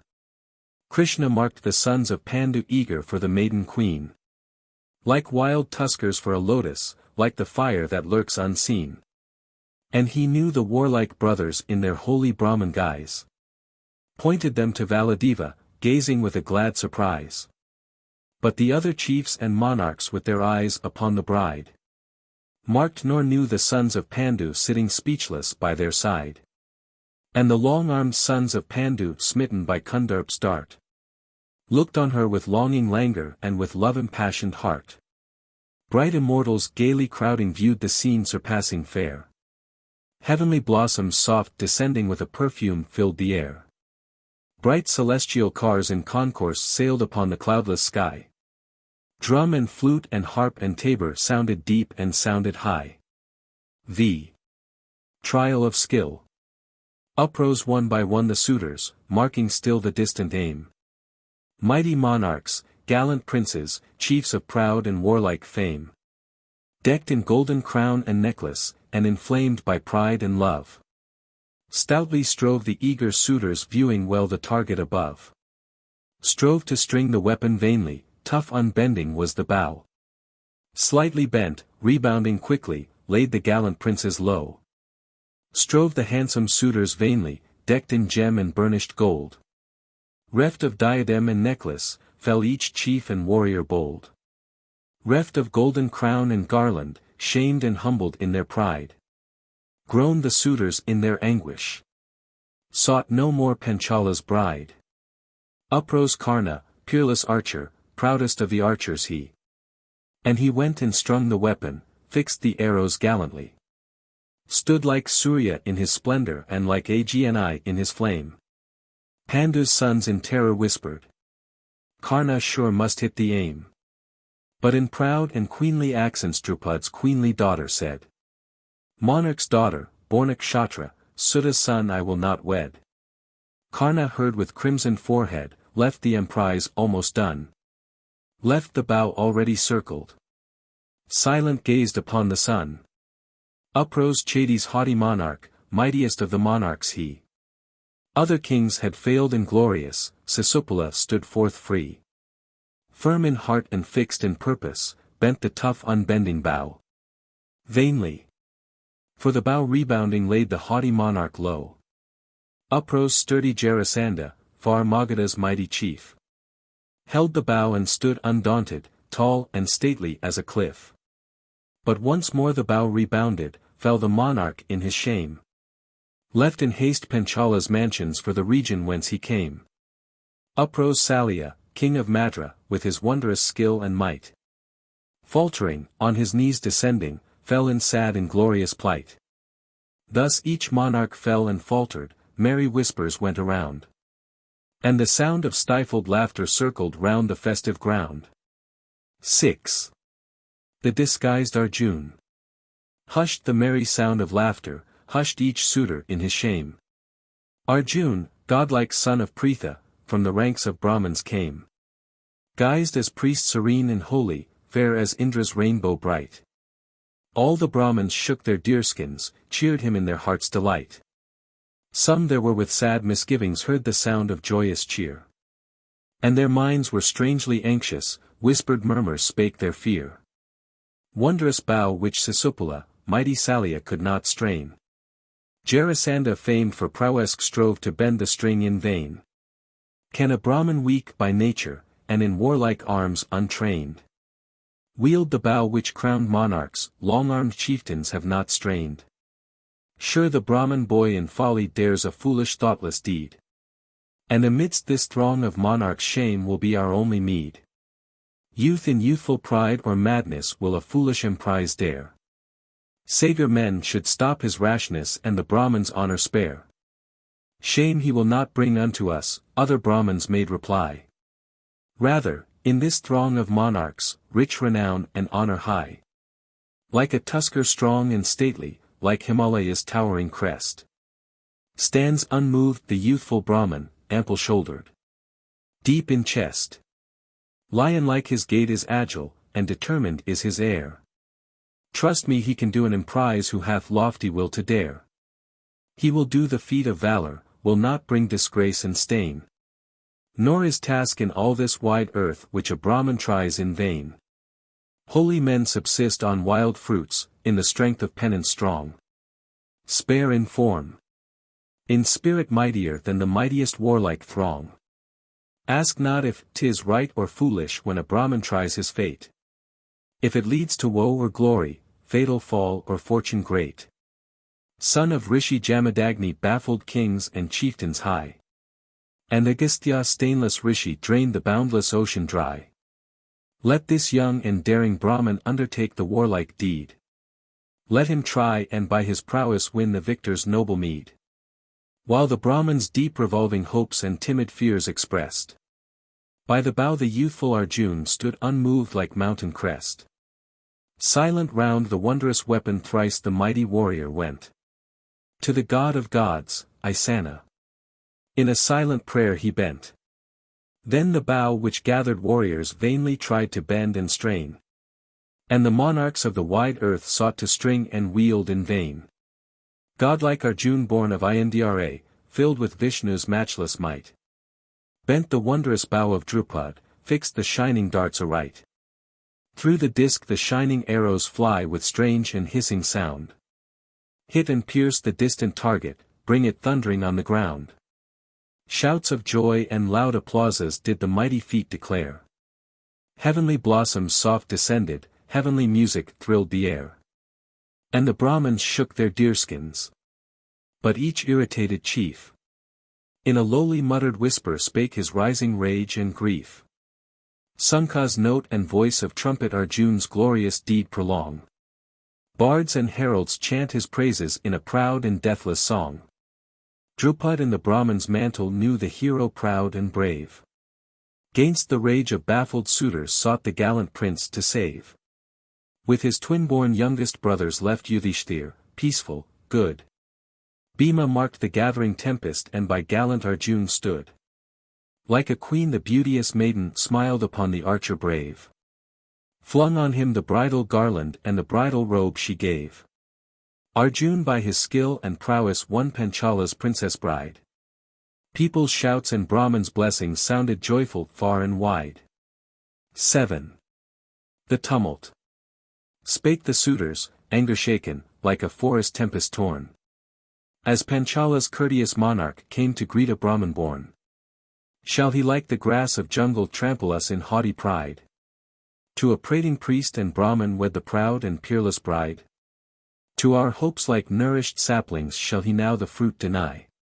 Monarch proud who insults monarch sure a traitor's death shall die. Honor for his rank we know not, have no mercy for his age. Perish foe of crowned monarchs. Victim to our righteous rage. Hath he asked us to his palace, favored us with royal grace. Feasted us with princely bounty, but to compass our disgrace. In this concourse of great monarchs, glorious like a heavenly band. Doth he find no likely suitor for his beauteous daughter's hand? And this right of Swayamvara, so our sacred laws ordain, is for warlike Kshatras only, priests that custom shall not stain. If this maiden on a Brahman casts her eye, devoid of shame, let her expiate her folly in a pyre of blazing flame. Leave the priestling in his folly sinning through a Brahman's greed. For we wage no war with Brahmans and forgive a foolish deed. Much we owe to holy Brahmans for our realm and wealth and life. Blood of priest or wise preceptor shall not stain our noble strife. In the blood of sinful Drupad we the righteous laws maintain. Such disgrace in future ages monarchs shall not meet again. Spake the suitors, tiger-hearted, iron-handed, bold and strong. Fiercely bent on blood and vengeance blindly rose the maddened throng. On they came, the angry monarchs, armed for cruel vengeful strife. Drupad midst the holy Brahmins trembling fled for fear of life. Like wild elephants of jungle rushed the kings upon their foes. Calm and stately, stalwart Bhima and the gallant Arjun rose. With a wilder rage the monarchs viewed these brothers cross their path. Rushed upon the daring warriors for to slay them in their wrath. Weaponless was noble Bhima, but in strength like lightning's brand. Tore a tree with peerless prowess.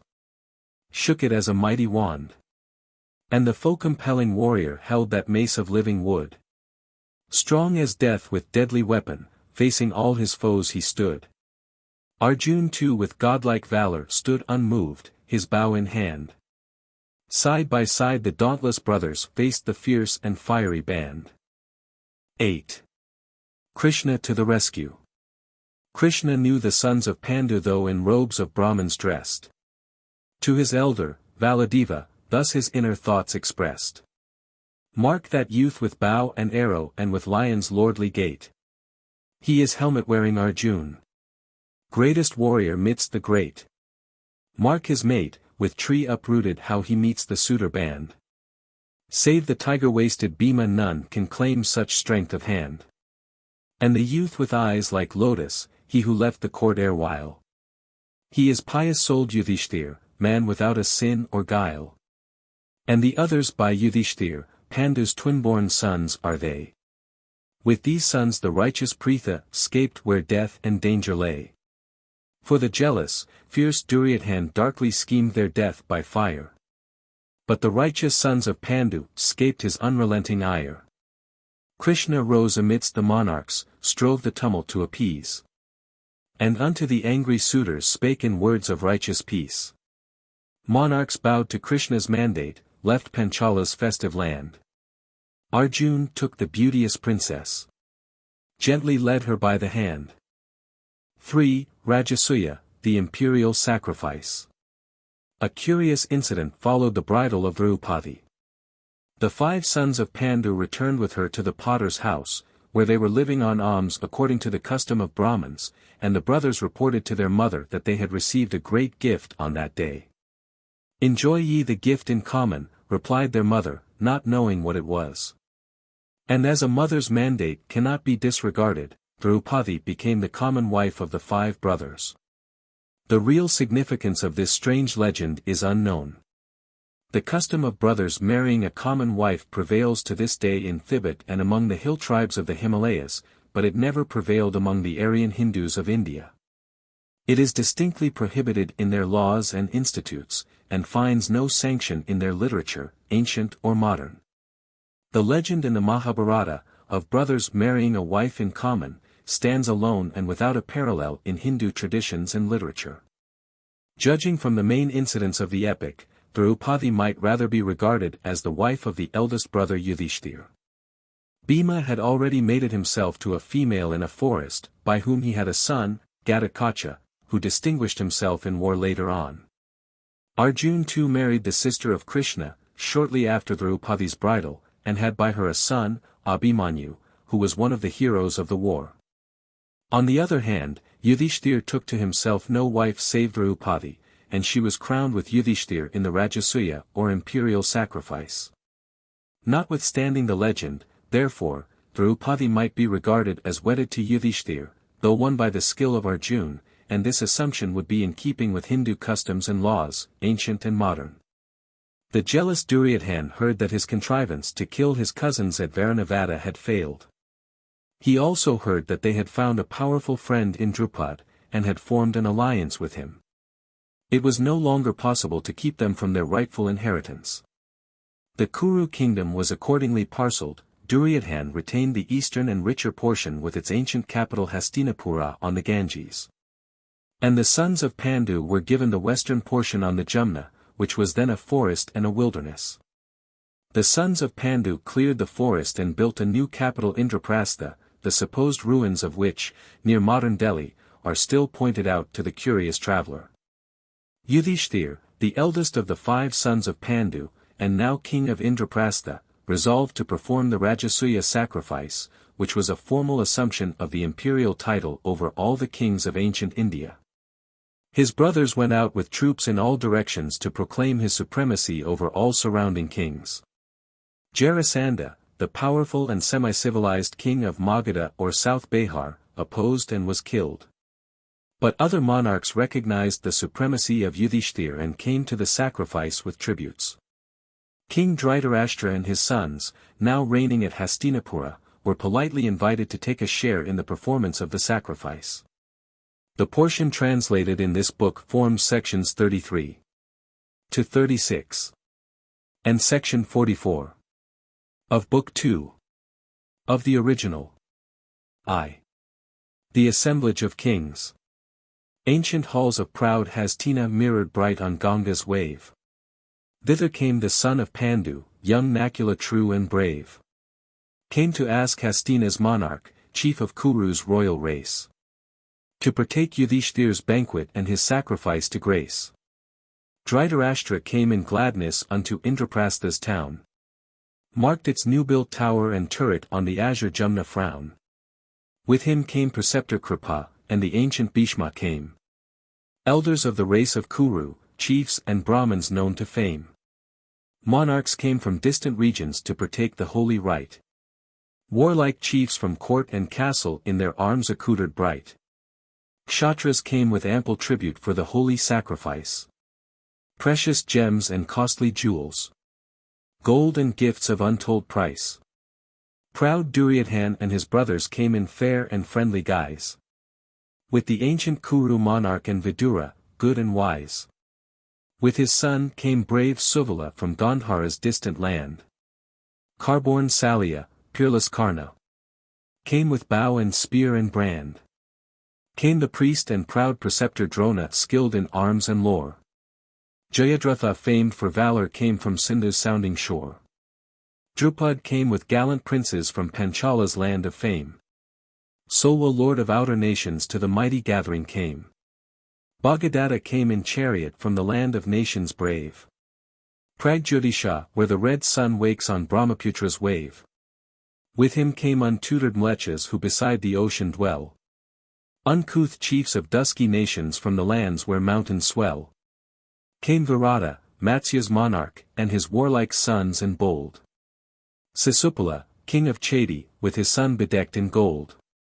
Came the warlike chiefs of Vrishni from the shores of western sea. And the lords of Madhyadesa, ever warlike ever free. 2. Feast and Sacrifice. Jumna's dark and limpid waters laved Yudhishthir's palace walls. And to hail him Dharmaraja, monarchs thronged his royal halls. He to honored kings and chieftains with a royal grace assigned. Palaces with sparkling waters and with trees umbrageous lined. Honored thus, the mighty monarchs lived in mansions milky white. Like the peaks of famed Kailasa lifting proud their snowy height. Graceful walls that swept the meadows circled round the royal halls. Nets of gold belised the casements, gems bedecked the shining walls. Flights of steps led up to chambers many tinted carpet graced. And festooning fragrant garlands were harmonious interlaced. Far below from spacious gateways rose the people's gathering cry. And from far the swan-white mansions caught the ravished gazer's eye. Richly graced with precious metals shone the turrets bright and gay. Like the rich-hoard shining turrets of the lofty Himalaya. And the scene bedecked by rishis and by priests and kings of might. Shone like azure sky in splendor, graced by deathless sons of light. Spake Yudhishthir unto Bhishma, elder of the Kuru race. Unto Drona proud preceptor, rich in lore and warlike grace. Spake to wise preceptor Kripa, versed in sacred rites of old. To Duryodhana and his brothers. Honored guests and kinsmen bold. Friends and kinsmen, grant your favor and your sweet affection lend. May your kindness ever helpful poor Yudhishthir's right attend. As your own, command my treasure, costly gifts and wealth untold. To the poor and to the worthy scatter free my gems and gold. Speaking thus he made his diksha, and to holy work inclined. To his friends and to his kinsmen all their various tasks assigned. Proud Dasasan in his bounty spread the rich and sumptuous feast. Drona's son with due devotion greeted saint and holy priest. Sanjay with a regal honor welcomed king and chief of might. Bhishma and the pious Drona watched the sacrificial rite. Kripa guarded wealth and treasure, gold and gems of untold price. And with presents unto Brahmins sanctified the sacrifice. Dhritarashtra, old and sightless, through the scene of gladness strayed. With a careful hand Vidura all the mighty cost defrayed. Proud Duryodhana took the tribute which the chiefs and monarchs paid. Pious Krishna unto Brahmins honor and obeisance made. 'Twas a gathering fair and wondrous on fair Jumna's sacred shore. Tributes in 1,000 nishkas every willing monarch bore. Costly gifts proclaimed the homage of each prince of warlike might. Chieftains vied with rival chieftains to assist the holy rite. Bright immortals, robed in sunlight, sailed across the liquid sky. And their gleaming cloud-borne chariots rested on the turrets high. Hero monarchs, holy Brahmins, filled the balls bedecked in gold. White-robed priests adept in mantra mingled with the chieftains bold. And amidst this scene of splendor, pious-hearted, pure and good, like the sinless god Varuna, gentle-souled Yudhishthir stood. 6 bright fires Yudhishthir lighted, offerings made to gods above.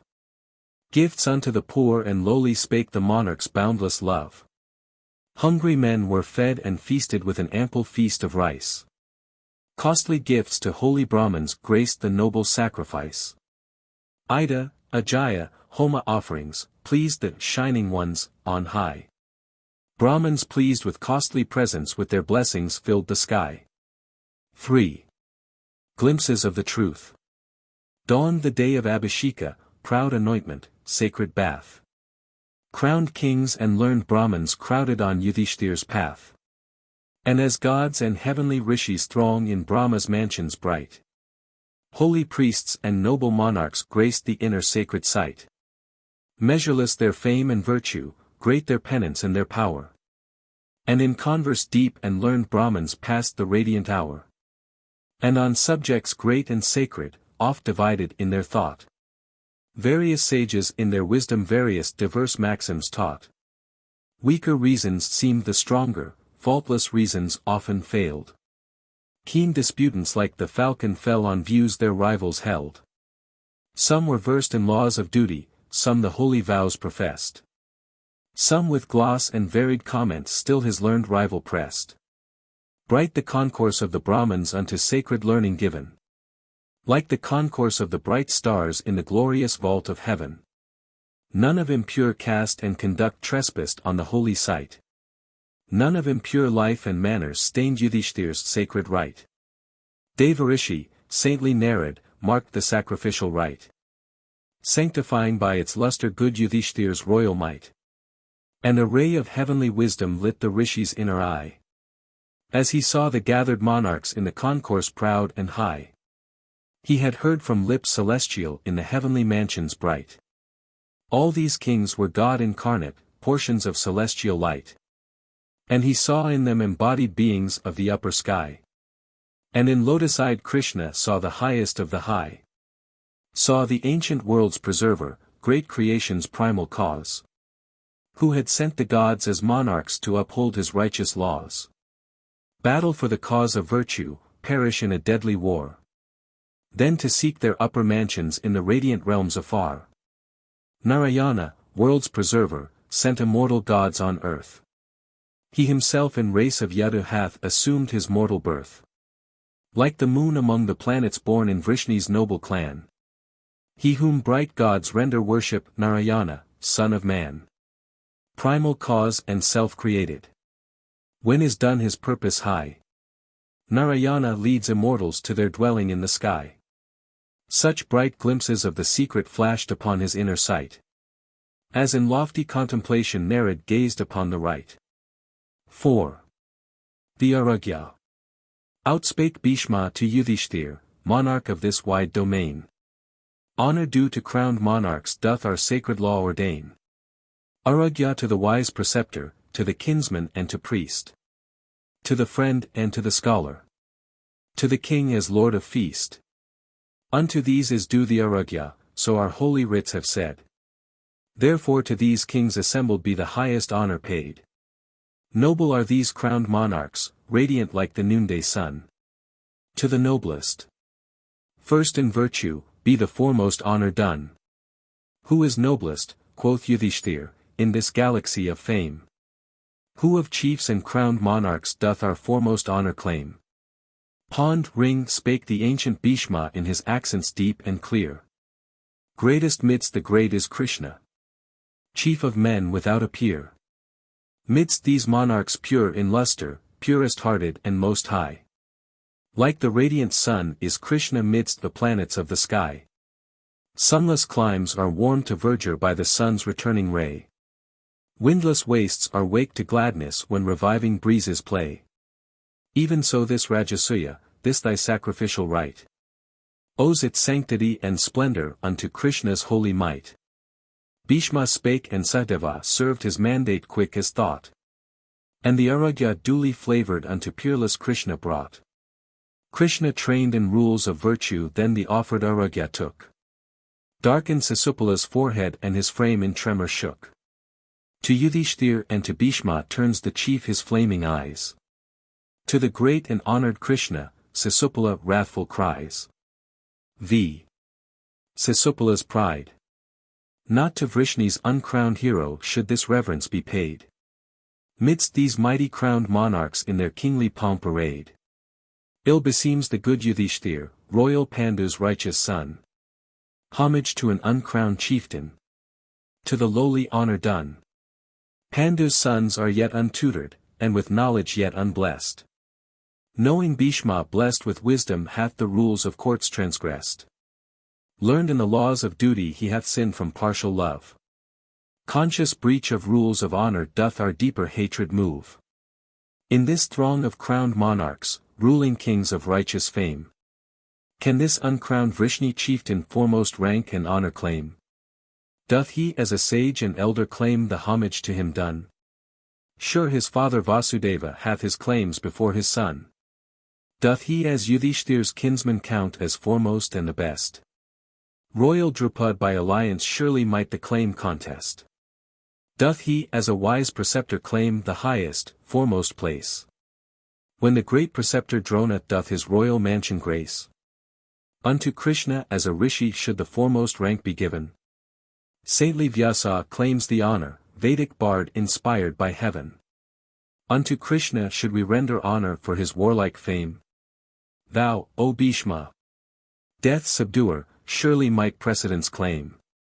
Unto Krishna for his knowledge should the noble prize we yield. Drona's son unmatched in learning surely might contest the field. Great Duryodhan midst the princes stands alone without a peer. Kripa priest of royal Kurus, holiest of all priests is here. Archer Karna braver archer none there is of mortal birth. Learned his arms from Parsu Rama, he who slew the kings of earth. Wherefore then to unknown Krishna render we this homage free? Saintly priest, nor wise preceptor, king nor foremost chief is he. 6. Sisupala's fall. Tiger-hearted Sisupala spake in anger stem and high. Calm unto him Krishna answered, but a light was in his eye. List, O chiefs and righteous monarchs, from a daughter of our race. Evil-destined Sisupala doth his noble lineage trace. Spite of wrong and frequent outrage, spite of insult often flung. Never in his heart hath Krishna sought to do his kinsman wrong. Once I went to eastern regions, Sisupala like a foe. Burnt my far-famed seaport Dvarka, laid the mart and temple low. Once on Bhoja's trusting monarch faithless Sisupala fell. Slew his men and threw him captive in his castle's dungeon cell. Once for holy Aswa-Medha Vasudeva sent his steed. Sisupala stole the charger, sought to stop the righteous deed. Once on saintly Babra's consort, pious-hearted, pure and just. Sisupala fell in madness, forced the lady to his lust. Once Visala's beauteous princess went to seek her husband's side. In her husband's garb disguised Sisupala clasped the bride. This and more hath Krishna suffered, for his mother is our kin. But the sickening tale appalleth. And he addeth sin to sin.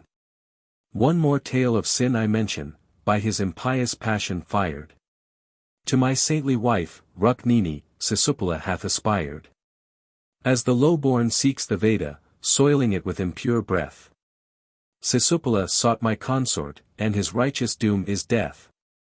Krishna spake, the rising red blood speaks each angry hero's shame. Shame for Chedi's impious actions, grief for Sisupala's fame. Loudly laughed proud Sisupala, spake with bitter taunt and jeer. Answered Krishna's lofty menace with disdain and cruel sneer. Wherefore in this vast assembly thus proclaim thy tale of shame? If thy wedded wife and consort did inspire my youthful flame. Doth a man of sense and honor, blessed with wisdom and with pride, thus proclaim his wedded consort was another's loving bride? Do thy worst. Or if by anger or by weak forbearance led. Sisupala seeks no mercy, nor doth Krishna's anger dread. Lowered Krishna's eye and forehead, and unto his hands there came. Fatal disc, the dread of sinners, disc that never missed its aim. Monarchs in this hall assembled. Krishna in his anger cried.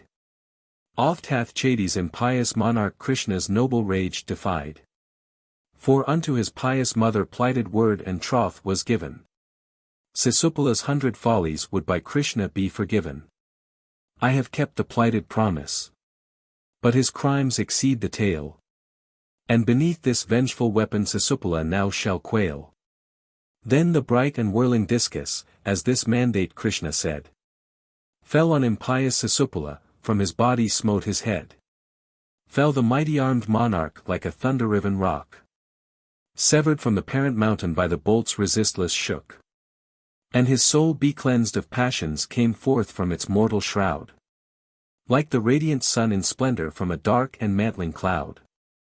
Unto Krishna good and gracious, like a lurid spark of flame. Chastened of its sin and anger. Sisupala's spirit came. Rain descends in copious torrents, quick the lurid lightnings fly. And the wide earth feels a tremor, restless thunders shake the sky. Various feelings away the monarchs as they stand in hushed amaze.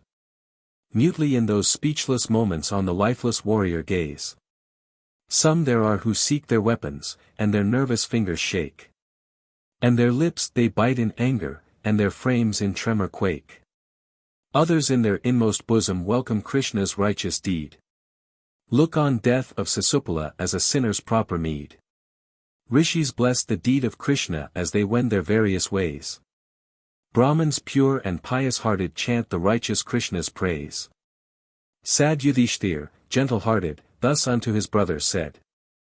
Funeral rites and regal honors be performed unto the dead. Duteously his faithful brothers then performed each pious rite.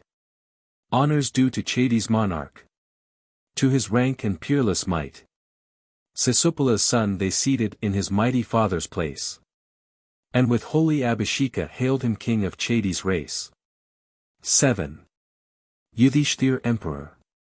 Thus removed the hapless hindrance, now the holy sacrifice was performed with joy and splendor and with gifts of gold and rice. Godlike Krishna watched benignly with his bow and disc and mace. And Yudhishthir closed the feasting with his kindliness and grace. Brahman sprinkled holy water on the empire's righteous lord. All the monarchs made obeisance, spake in sweet and graceful word. Born of race of Ajamata, thou hast spread thy father's fame. Rising by thy native virtue thou hast won a mightier name. And this right unto thy station doth a holier grace instill. And thy royal grace and kindness all our hope and wish fulfill. Grant us, King of mighty monarchs, now unto our realms we go. Emperor o'er earthly rulers, blessings and thy grace bestow. Good Yudhishthir to the monarch's parting grace and honors paid. And unto his duteous brothers thus in loving kindness said. To our feast these noble monarchs came from loyal love they bear. Far as confines of their kingdoms, with them let our friends repair. And his brothers and his kinsmen duteously his hest obey. With each parting guest and monarch journey on the homeward way. Arjun wends with high-souled Drupad, famed for lofty warlike grace. Drishtadhyumna with Virata, monarch of the Matsya race. Bhima on the ancient Bhishma and on Kuru's king doth wait. Sahadeva waits on Drona, great in arms, in virtue great. With Gandhara's warlike monarch brave Nakula holds his way. Other chiefs with other monarchs where their distant kingdoms lay.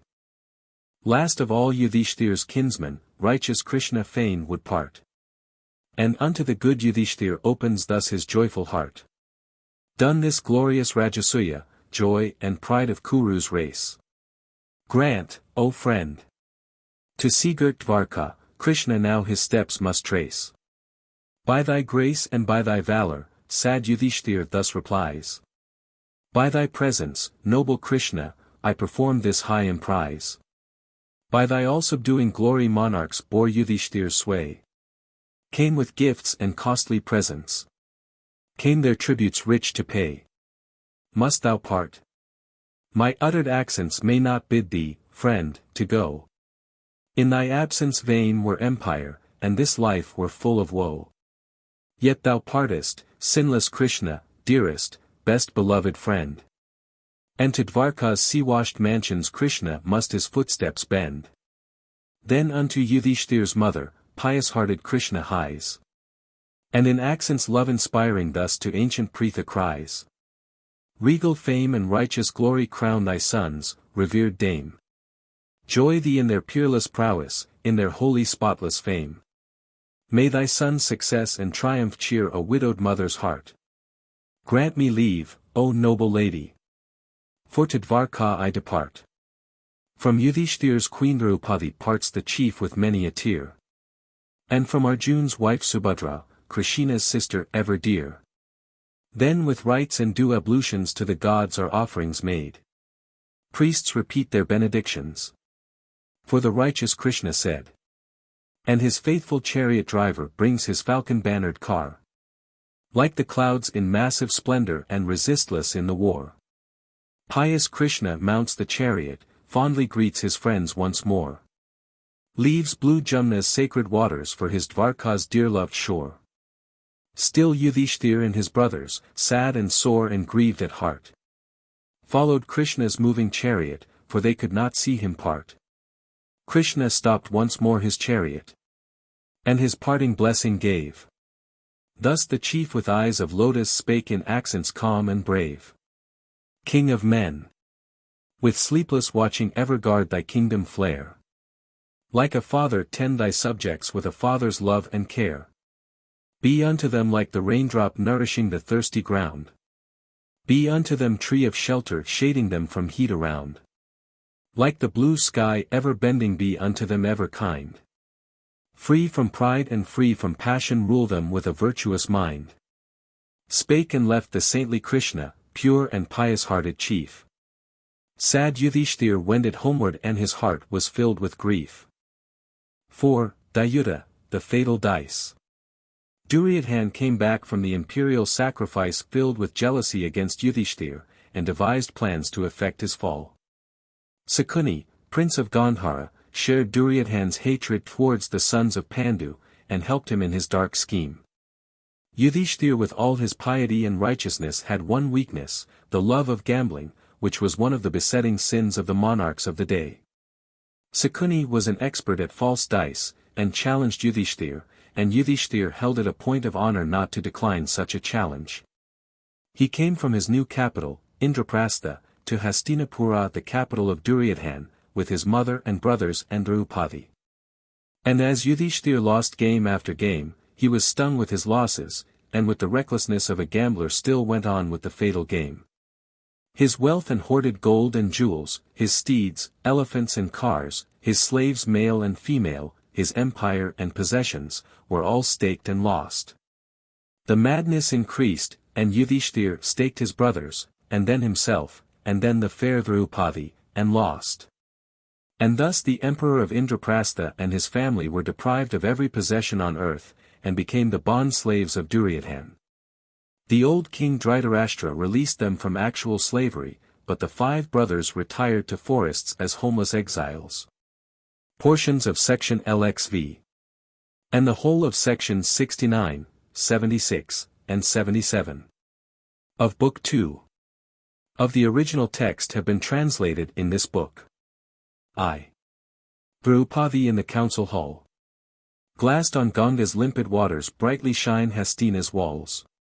Queen Draupadi duly honored lives within the palace halls. But as steals a lowly jackal in a lordly lion's den, base Duryodhan's humble menial came to proud Draupadi's ken. Pardon, Empress, quoth the menial, royal Pandu's righteous son. Lost his game and lost his reason, Empress, thou art staked and won. Prince Duryodhan claims thee, lady, and the victor bids me say, thou shalt serve him as his vassal, as his slave in palace stay. Have I heard thee, menial, rightly? Questioned she in anguish keen. Doth a crowned king and husband stake his wife and lose his queen? Did my noble lord and monarch sense and reason lose at dice? Other stake he did not wager, wedded wife to sacrifice. Other stakes were duly wagered, so he spake with bitter groan. Wealth and empire, every object which Yudhishthir called his own. Lost himself and all his brothers, bondsmen are those princes brave. Then he staked his wife and empress. Thou art Prince Duryodhan's slave. Rose the queen in queenly anger, and with woman's pride she spake. Hie thee, menial, to thy master, Queen Draupadi's answer take. If my lord, himself a bondsman, then hath staked his queen and wife. False the stake. For owns a bondsman neither wealth nor other's life. Slave can wager wife nor children, and such action is undone. Take my word to Prince Duryodhan, Queen Draupadi is unwon. Wrathful was the proud Duryodhan when he heard the answer bold.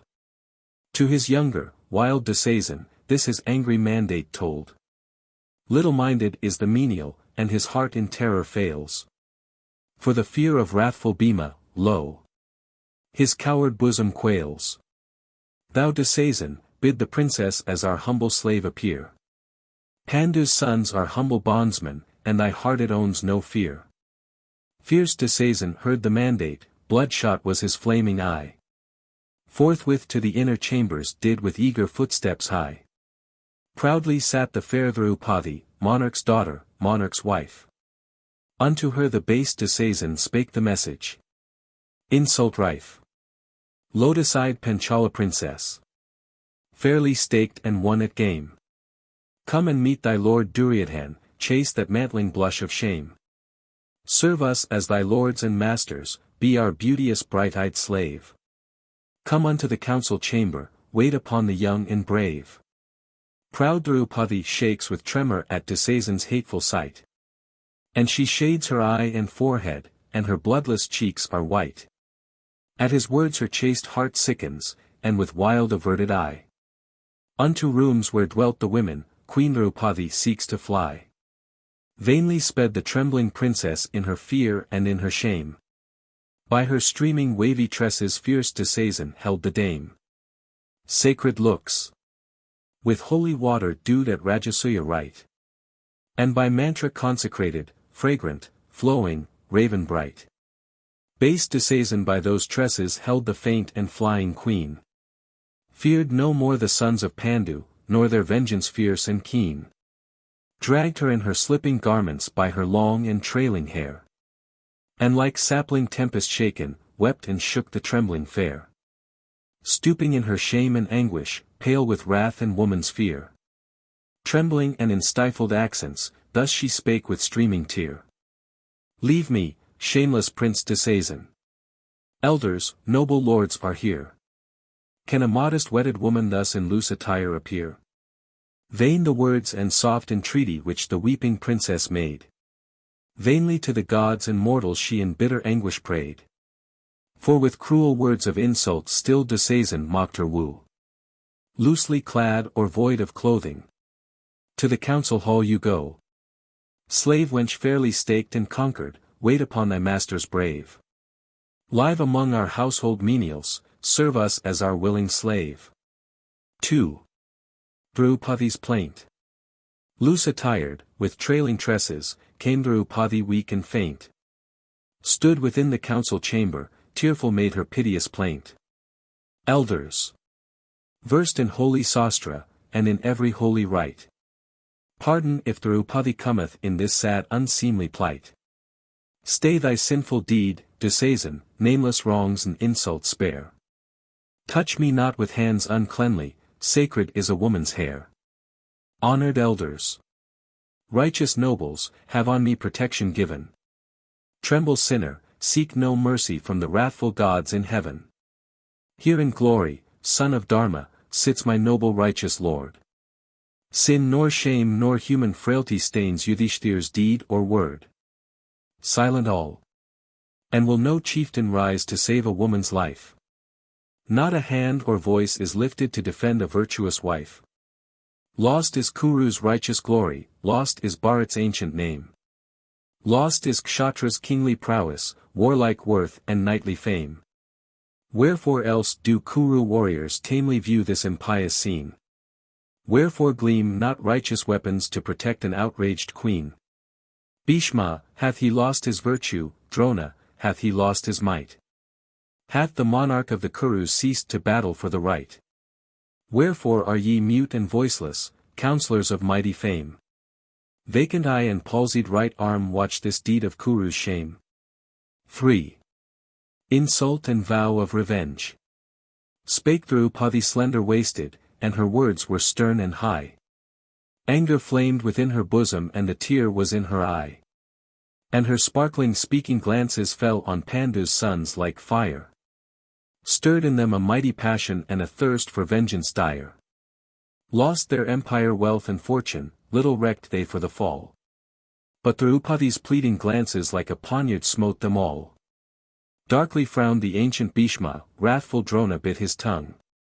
Pale Vidura marked with anger insults on Draupadi flung. Fulsome word nor foul dishonor could their truthful utterance taint. And they cursed Dusasan's action when they heard Draupadi's plaint. But brave Karna, though a warrior Arjun's deadly foe was he. Gainst the humbled sons of Pandu spake his scorn in scornful glee. 'Tis no fault of thine, fair princess, fallen to this servile state. Wife and son rule not their actions. Others rule their hapless fate. Thy Yudhishthir sold his birthright, sold thee at the impious play. And the wife falls with the husband, and her duty to obey. Live thou in this Kuru household, do the Kuru prince's will. Serve them as thy lords and masters, with thy beauty please them still. Fair one. Seek another husband who in foolish reckless game will not stake a loving woman, will not cast her forth in shame. For they censure not a woman, when she is a menial slave. If her woman's fancy wanders to the young and to the brave. For thy lord is not thy husband, as a slave he hath no wife.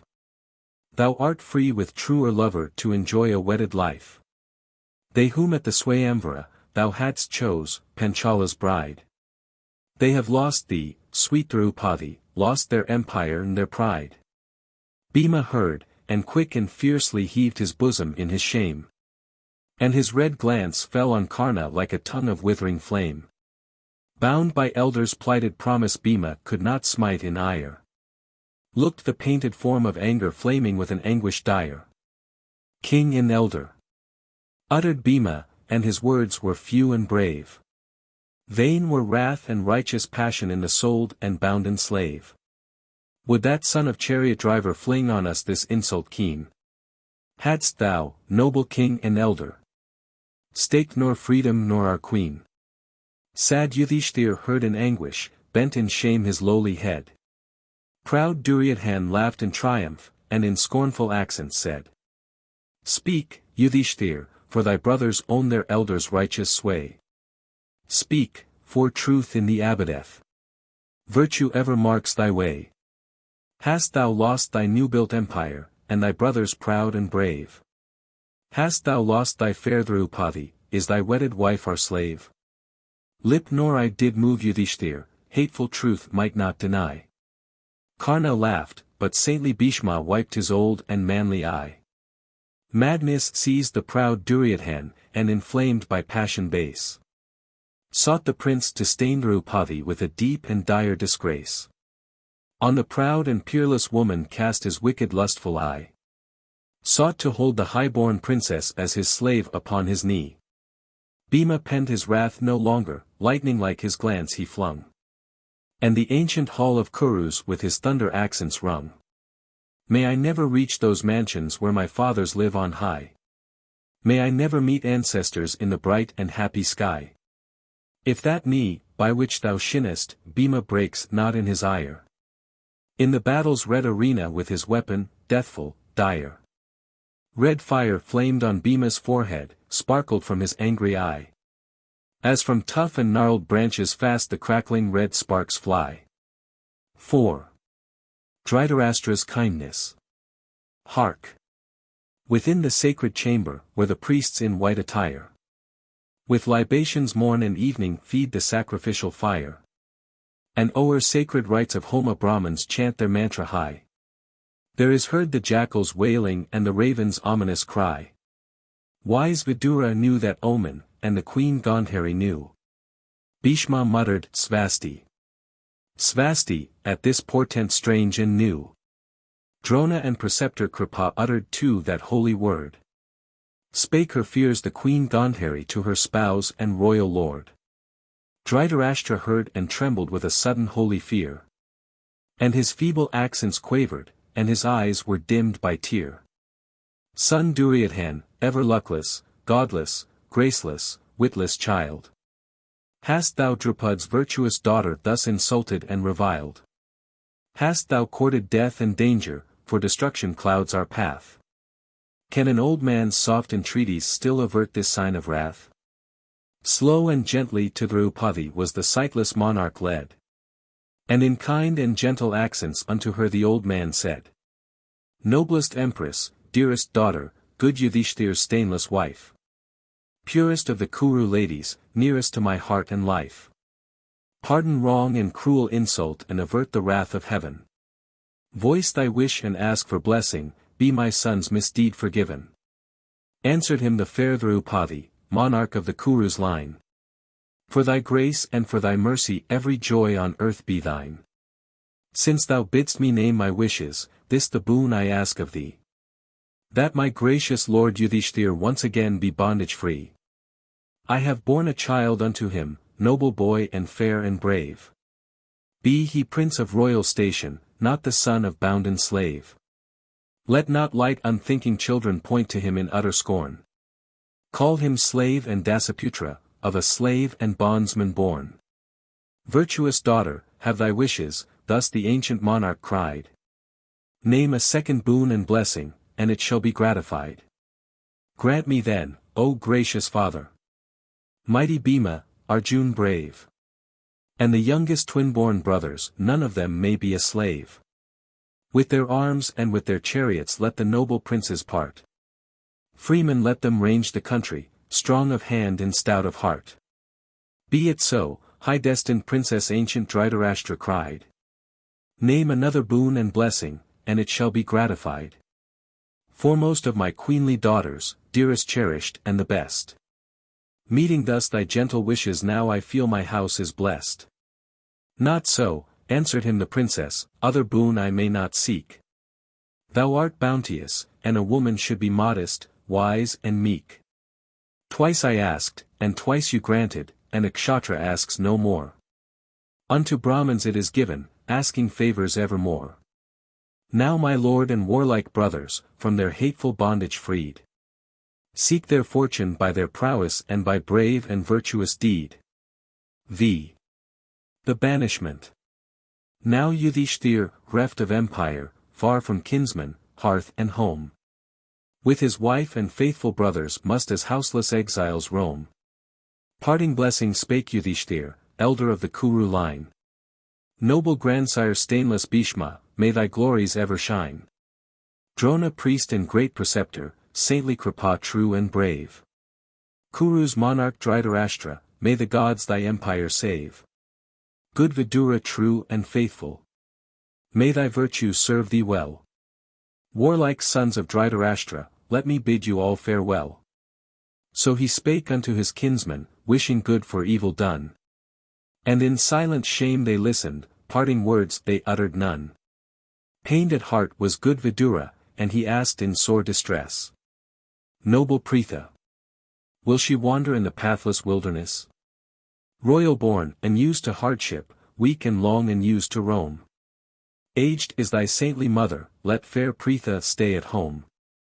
And by all beloved, respected, in my house shall Pritha dwell. Till your years of exile over. Ye shall greet her safe and well. Answered him the sons of Pandu, be it even as you say. Unto us thou art a father, we thy sacred will obey. Give us then thy holy blessings, friend and father, ere we part. Blessings from the true and righteous brace the feeble, fainting heart. Spake Vidura, pious-hearted, best of Bharat's ancient race. Let me bless thee in thy brothers, souls of truth and righteous grace. Fortune brings no will to mortals who may win by wicked wile. Sorrow brings no shame to mortals who are free from sin and guile. Thou art trained in laws of duty, Arjun is unmatched in war. And on Bhima in the battle kindly shines his faithful star. And the twins excel in wisdom, born to rule a mighty state. Fair Draupadi, ever faithful, wins the smiles of fickle fate. Each with varied gifts encircled, each beloved of one and all. Ye shall win a spacious empire. Greater, mightier, after fall. And your exile, good Yudhishthir, is ordained to serve your Kveel. Is a trial and samadhi, for it chastens but to heal. Meru taught thee righteous maxims where Himalaya soars above. And in Varnavada's forest Vyasa taught thee holy love. Rama preached the laws of duty far on Bhrigu's lofty hill. Sambhu showed the path of virtue by fair Drizadvati's rill. Fell from lips of Saint Asita, words of wisdom deep and grave. Bhrigu touched with fire thy bosom by the dark Kalmashi's wave. Now once more the teaching cometh, purer, brighter, oftener taught. Learn the truth from heavenly Narad, happy is thy mortal lot. Greater than the son of Ila, than the kings of earth in might. Holier than the holy rishis. Be thou in thy virtue bright. Indra help thee in thy battles, proud subduer of mankind. Vyame in the mightier duty, in the conquest of thy mind. Good Kuvara teach thee kindness, hungry and the poor to feed. King Varna quell thy passions, free thy heart from sin and greed. Like the moon in holy luster, like the earth in patience deep. Like the sun be full of radiance, strong like winds resistless sweep. In thy sorrow, in affliction, ever deeper lessons learn. Righteous be your life in exile, happy be your safe return. May these eyes again behold thee in Hastina's ancient town. Conqueror of earthly trials, crowned with virtue's heavenly crown. Spake Vidura to the brothers, and they felt their might increase. Bowed to him in salutation, filled with deeper, holier peace. Bowed to Bhishma and to Drona, and to chiefs and elders all. Exiles to the pathless jungle. Left their father's ancient hall. 6. Pritha's Lament. In the inner palace chambers where the royal ladies dwell. Unto Pritha, came Draupadi, came to speak her sad farewell. Monarch's daughter, monarch's consort, as an exile she must go. Pritha wept and in the chambers rose the wailing voice of woe. Heaving sobs convulsed her bosom as a silent prayer she prayed. And in accents choked by anguish thus her parting words she said. Grieve not, child, if bitter fortune so ordains that we must part. Virtue hath her consolations for the true and loving heart. And I need not tell thee, daughter, duties of a faithful wife. Drupad's and thy husband's mansions thou hast brightened by thy life. Nobly from the sinning Kurus thou hast turned thy righteous wrath. Safely, with a mother's blessing, tread the trackless jungle path. Dangers bring no woe or sorrow to the true and faithful wife. Sinless deed and holy conduct ever guard her charmed life. Nurse thy lord with woman's kindness, and his brothers, where ye go. Young in years in Sadeva, gentle and in use to woe. May thy blessings help me, mother, so the fair Draupadi said. Safe in righteous truth and virtue, forest paths we fearless tread. Wet her eyes and loose her tresses, fair Draupadi bowed and left. Ancient Pritha weeping followed of all earthly joy bereft. As she went, her duteous children now before their mother came, clad in garments of the deerskin, and their heads were bent in shame. Sorrow welling in her bosom choked her voice and filled her eye, till in broken stifled accents faintly thus did Pritha cry. Ever true to path of duty, noble children void of stain. True to gods, to mortals faithful, why this undeserved pain? Wherefore hath untimely sorrow like a darksome cloud above cast its pale and deathful shadow on the children of my love?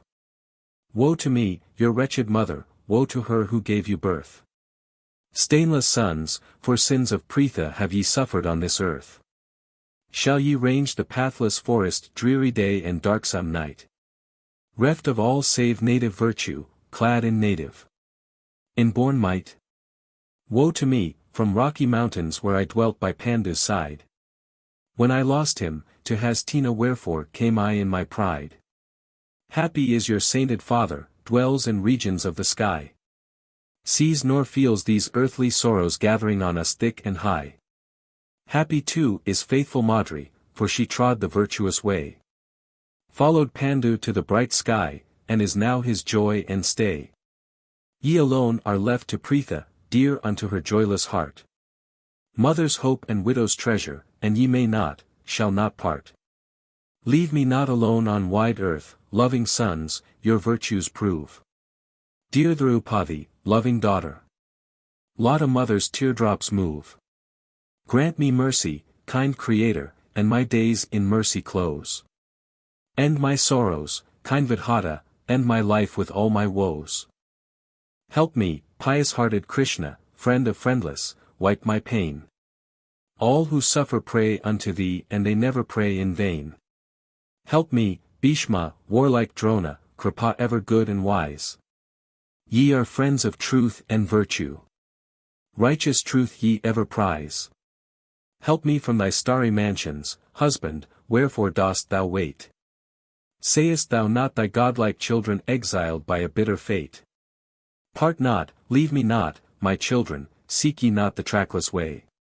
Stay but one, if one child only, as your mother's hope and stay. Youngest, gentlest Sadeva, dearest to this widowed heart. Wilt thou watch beside thy mother, while thy cruel brothers part? Whispering words of consolation, Pritha's children wiped her tear. Then unto the pathless jungle turned their footsteps lone and drear. Kuru dames with fainting Pritha to Vidura's palace hie. Kuru queens for weeping Pritha raise their voice in answering cry. Kuru maids for fair Draupadi fortunes fitful will upbraid, and their tear-dewed lotus faces with their streaming fingers shade. Dhritarashtra, ancient monarch, is by sad misgivings pained. Questions oft with anxious bosom what the cruel fates ordained. 5. Pativrata-Mahatmya, woman's love. True to their word the sons of Pandu went with Draupadi into exile, and passed 12 years in the wilderness, and many were the incidents which checkered their forest life. Krishna, who had stood by Yudhishthir in his prosperity, now came to visit him in his adversity. He consoled Draupadi in her distress, and gave good advice to the brothers. Draupadi with a woman's pride and anger still thought of her wrongs and insults, and urged Yudhishthir to disregard the conditions of exile and recover his kingdom. Bhima too was of the same mind, but Yudhishthir would not be moved from his plighted word. The great Rishi Vyasa came to visit Yudhishthir, and advised Arjuna, great archer as he was, to acquire celestial arms by penance and worship. Arjuna followed the advice, met the god Shiva in the guise of a hunter, pleased him by his prowess in combat, and obtained his blessings and the Pasupata weapon. Arjuna then went to Indra's heaven and obtained other celestial arms. In the meanwhile Duryodhana, not content with sending his cousins to exile, wished to humiliate them still more by appearing before them in all his regal power and splendor. Matters however turned out differently from what he expected, and he became involved in a quarrel with some Gandharvas, a class of aerial beings. Duryodhana was taken captive by them, and it was the Pandav brothers who released him from his captivity, and allowed him to return to his kingdom in peace. This act of generosity rankled in his bosom and deepened his hatred. Jayadratha, king of the Sindhu or Indus country, and a friend and ally of Duryodhan, came to the woods, and in the absence of the Pandav brothers carried off Draupadi. The Pandavs however pursued the king, chastised him for his misconduct, and rescued Draupadi. Still more interesting than these various incidents are the tales and legends with which this book is replete. Great saints came to see Yudhishthira in his exile, and narrated to him legends of ancient times and of former kings. One of these beautiful episodes, the tale of Nala and Damayanti, has been translated into graceful English verse by Dean Milman, and is known to many English readers. The legend of Agastya who drained the ocean dry. Of Parasurama a Brahmin who killed the Kshatriyas of the earth, of Bhagiratha who brought down the Ganges from the skies to the earth, of man and the universal deluge, of Vishnu and various other gods. Of Rama and his deeds which form the subject of the epic Ramayana, these and various other legends have been interwoven in the account of the forest life of the Pandavs, and make it a veritable storehouse of ancient Hindu tales and traditions. Among these various legends and tales I have selected one which is singular and striking. The great truth proclaimed under the thin guise of an Eastern allegory is that a true woman's love is not conquered by death. The story is known by Hindu women high and low, rich and poor, in all parts of India, and on a certain night in the year millions of Hindu women celebrate a rite in honor of the woman whose love was not conquered by death. Legends like these, though they take away from the unity and conciseness of the epic, impart a moral instruction to the millions of India the value of which cannot be overestimated. The portion translated in this book forms sections Keksii and Ksishii, a part of section Keksiv, and section CCXCV, and Kekskvi, of Book 3, of the original text. I. Forest life. In the dark and pathless forest long the Pandav brothers strayed. In the bosom of the jungle with the fair Draupadi stayed. And they killed the forest red deer, hewed the gnarled forest wood. From the stream she fetched the water, cooked the humble daily food. In the morn she swept the cottage, lit the cheerful fire at eve. But at night in lonesome silence oft her woman's heart would grieve. Insults rankled in her bosom and her tresses were unbound. So she vowed, till fitting vengeance had the base insulters found. Oft when evening's shades descended, mantling o'er the wood and lea, when Draupadi by the cottage cooked the food beneath the tree, Rishis came to good Yudhishthir, sat beside his evening fires. Many olden tales recited, legends of our ancient sires. Markandeya, holy Rishi, once unto Yudhishthir came, when his heart was sorrow-laden with the memories of his shame.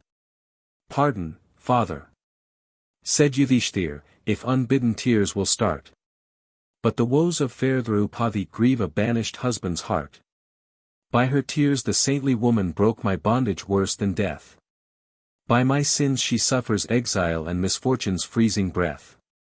Dost thou, sage and saintly Rishi, know of wife or woman born by such nameless sorrow smitten, by such strange misfortune torn? Hast thou in thy ancient legends heard of true and faithful wife, with a stronger with ease affection, with a sadder woman's life? Listen, monarch, said the Rishi, to a tale of ancient date. How Savitri loved and suffered, how she strove and conquered fate. 2. The tale of Savitri. In the country of fair Madra lived a king in days of old, faithful to the holy Brahma, pure in heart and righteous souled. He was loved in town and country, in the court and hermit's den, sacrificer to the bright gods, helper to his brother men. But the monarch, Aswapati, son or daughter had he none. Old in years and sunk in anguish, and his days were almost done. Vows he took and holy penance, and with pious rules conformed. Spare in diet as Brahmachari many sacred rites performed. Sang the sacred hymn, Savitri, to the gods oblations gave. Through the lifelong day he fasted, uncomplaining, meek and brave. Year by year he gathered virtue, rose in merit and in might. Till the goddess of Savitri smiled upon his sacred rite. From the fire upon the altar which a holy radiance flung. In the form of beauteous maiden, goddess of Savitri sprung. And she spake in gentle accents, blessed the monarch good and brave. Blessed his rites and holy penance and a boon unto him gave. Penance and thy sacrifices can the powers immortal move. And the pureness of thy conduct doth thy heart's affection prove. Ask thy boon, King Aswapati, from creation's ancient sire. True to virtue's sacred mandate speak thy inmost heart's desire. For an offspring brave and kingly, so the saintly king replied. Holy rites and sacrifices and this penance I have tried. If these rites and sacrifices move thy favor and thy grace, grant me offspring, prayer maiden, worthy of my noble race. Have thy object, spake the maiden, Madra's pious-hearted king. From Swambhu, self-created, blessings unto thee I bring. For he lists to mortals prayer springing from a heart like thine. And he wills a noble daughter grace thy famed and royal line. Aswapati, glad and grateful, take the blessing which I bring. Part in joy and part in silence, bow unto creation's king. Vanished then the prayer maiden, and the king of noble fame. Aswapati, lord of coursers, to his royal city came. Days of hope and nights of gladness Madra's happy monarch passed. Till his queen of noble offspring gladsome promise gave at last. As the moon each night increaseth chasing darksome nightly gloom, grew the unborn babe in splendor in its happy mother's womb. And in fullness of the season came a girl with lotus eye. Father's hope and joy of mother, gift of kindly gods on high. And the king performed its birthrights with a glad and grateful mind. And the people blessed the dear one with their wishes good and kind. As Savitri, prayer maiden, had the beauteous offspring given. Brahmins named the child Savitri. Holy gift of bounteous heaven. Grew the child in brighter beauty like a goddess from above. And each passing season added fresher sweetness, deeper love. Came with youth its lovelier graces, as the buds their leaves unfold. Slender waist and rounded bosom. Image as of burnished gold. Devakanya. Born a goddess, so they said in all the land. Princely suitors struck with splendor ventured not to seek her hand. Once upon a time it happened on a bright and festive day. Fresh from bath the beauteous maiden to the altar came to pray. And with cakes and pure libations duly fed the sacred flame. Then like Sri in heavenly radiance to her royal father came. And she bowed to him in silence, sacred flowers beside him laid. And her hands she folded meekly, sweetly her obeisance made. With a father's pride, upon her gazed the ruler of the land. But a strain of sadness lingered. For no suitor claimed her hand. Daughter, whispered Aswapati, now, methinks, the time is come. Thou shouldst choose a princely suitor, grace a royal husband's home. Choose thyself a noble husband worthy of thy noble hand. Choose a true and upright monarch.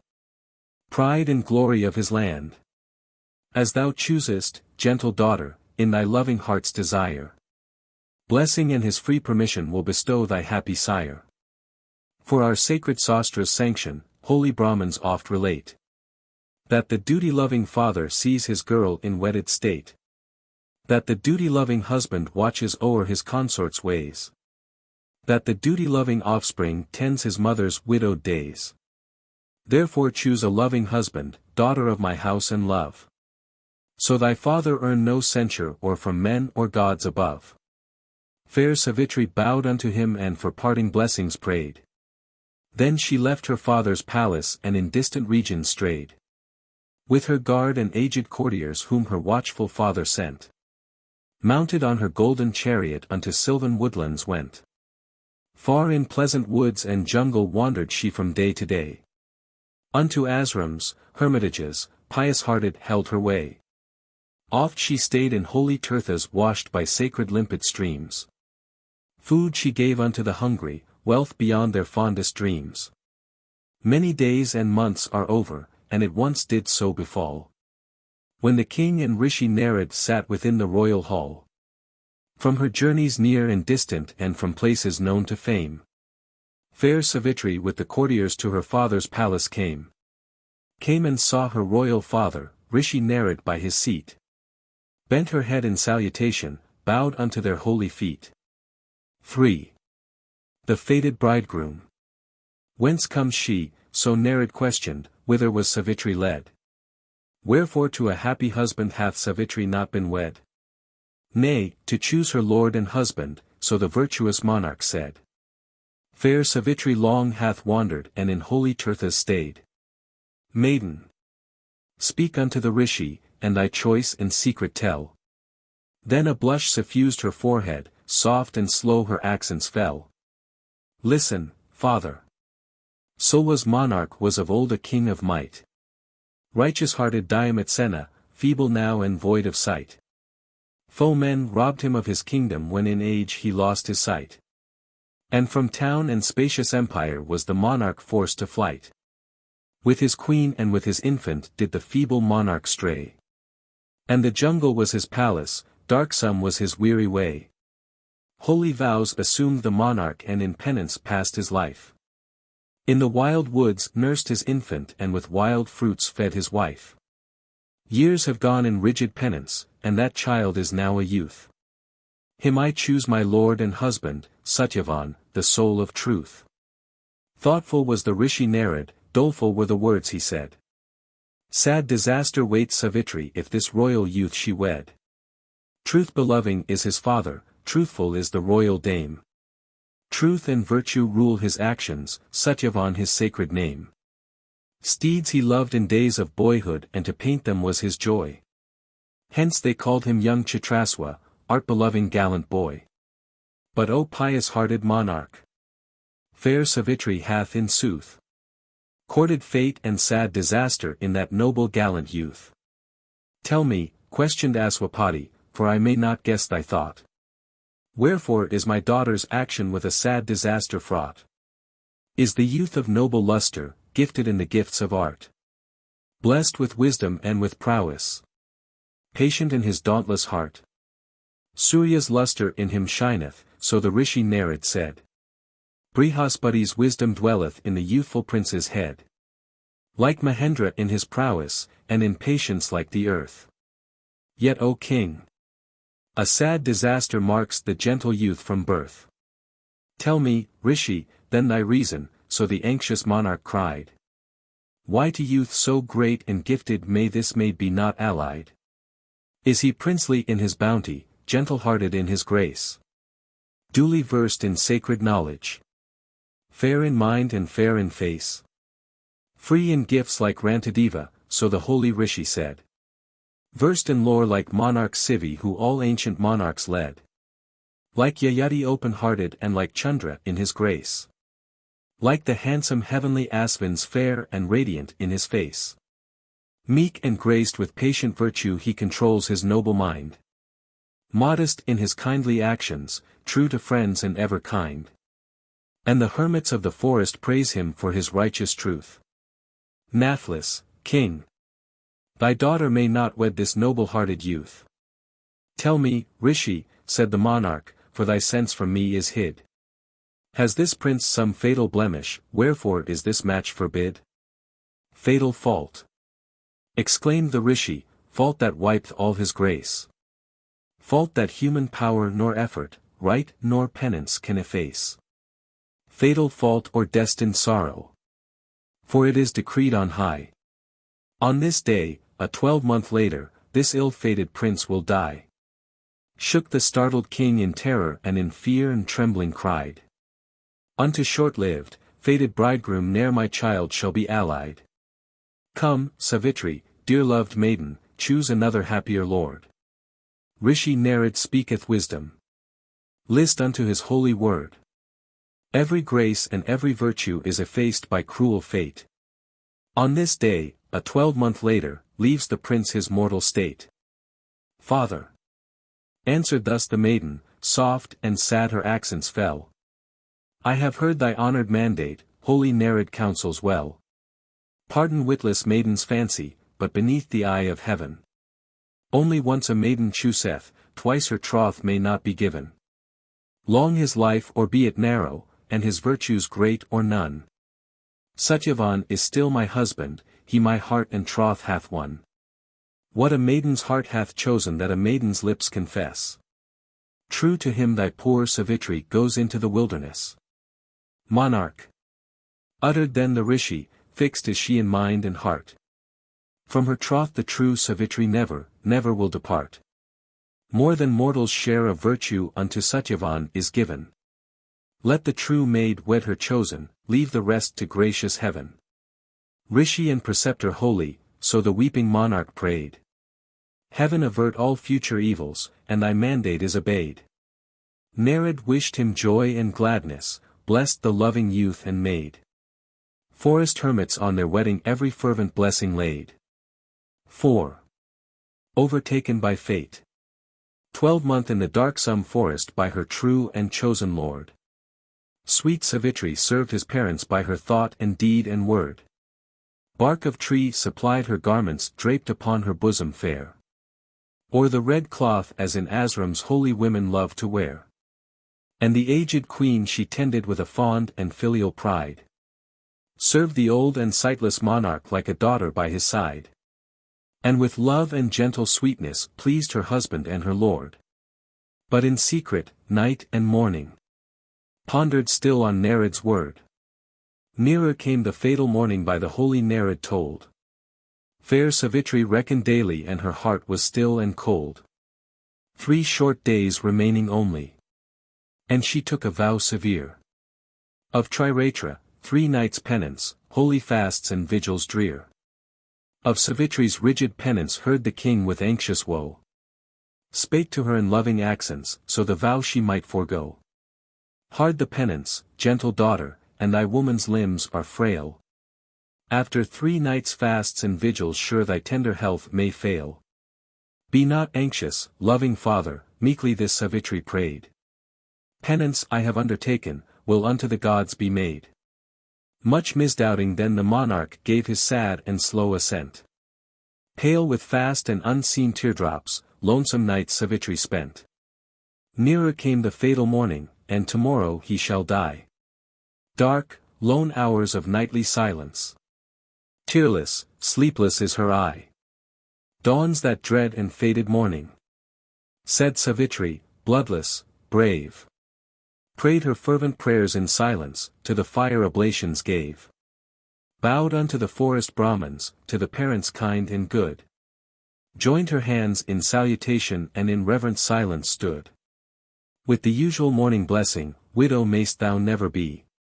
Anchorites and aged Brahmins blessed Savitri fervently. Oh! That blessing fell upon her like the rain on thirsty air. Struggling hope inspired her bosom as she drank those accents fair. But returned the dark remembrance of the Rishi Narad's word. Pale she watched the creeping sunbeams, mused upon her fated lord. Daughter, now thy fast is over, so the loving parents said. Take thy diet after penance, for thy morning prayers are prayed. Pardon, father, said Savitri, let this other day be done. Unshed teardrops filled her eyelids. Glistened in the morning sun. Satyavan, sedate and stately, ponderous axe on shoulder hung. For the distant darksome jungle issued forth serene and strong. But unto him came Savitri and in sweetest accents prayed. As upon his manly bosom gently she her forehead laid. Long I wish to see the jungle where steals not the solar ray. Take me to the darksome forest, husband, let me go today. Come not, love, he sweetly answered with a loving husband's care. Thou art all unused to labor, forest paths thou mayst not dare. And with recent fasts and vigils pale and bloodless is thy face. And thy steps are weak and feeble. Jungle paths thou mayst not trace. Fasts and vigils make me stronger, said the wife with wifely pride. Toil I shall not feel nor languor when my lord is by my side. For I feel a woman's longing with my lord to trace the way. Grant me, husband ever gracious. With thee let me go today. Answered then the loving husband, as his hands in hers he wove. Ask permission from my parents in the trackless woods to rove. Then Savitri to the monarch urged her longing strange request. After Duttya's salutation thus her humble prayer addressed. To the jungle goes my husband, fuel and the fruit to seek. I would follow if my mother and my loving father speak. 12 months from this narrow ashram hath Savitri stepped nor strayed. In this cottage true and faithful ever hath Savitri stayed. For the sacrificial fuel wends my lord his lonesome way. Please my kind and loving parents, I would follow him today.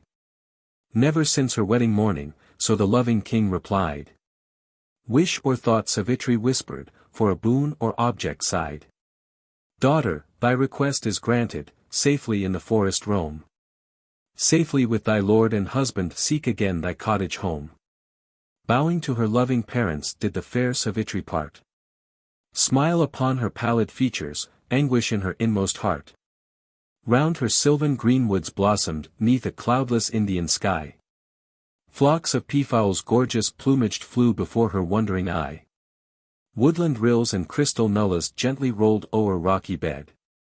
Flower-decked hills in dewy brightness towering glittered overhead. Birds of song and beauteous feather trilled a note in every grove. Sweeter accents fell upon her, from her husband's lips of love. Still with thoughtful eye Savitri watched her dear and fated lord.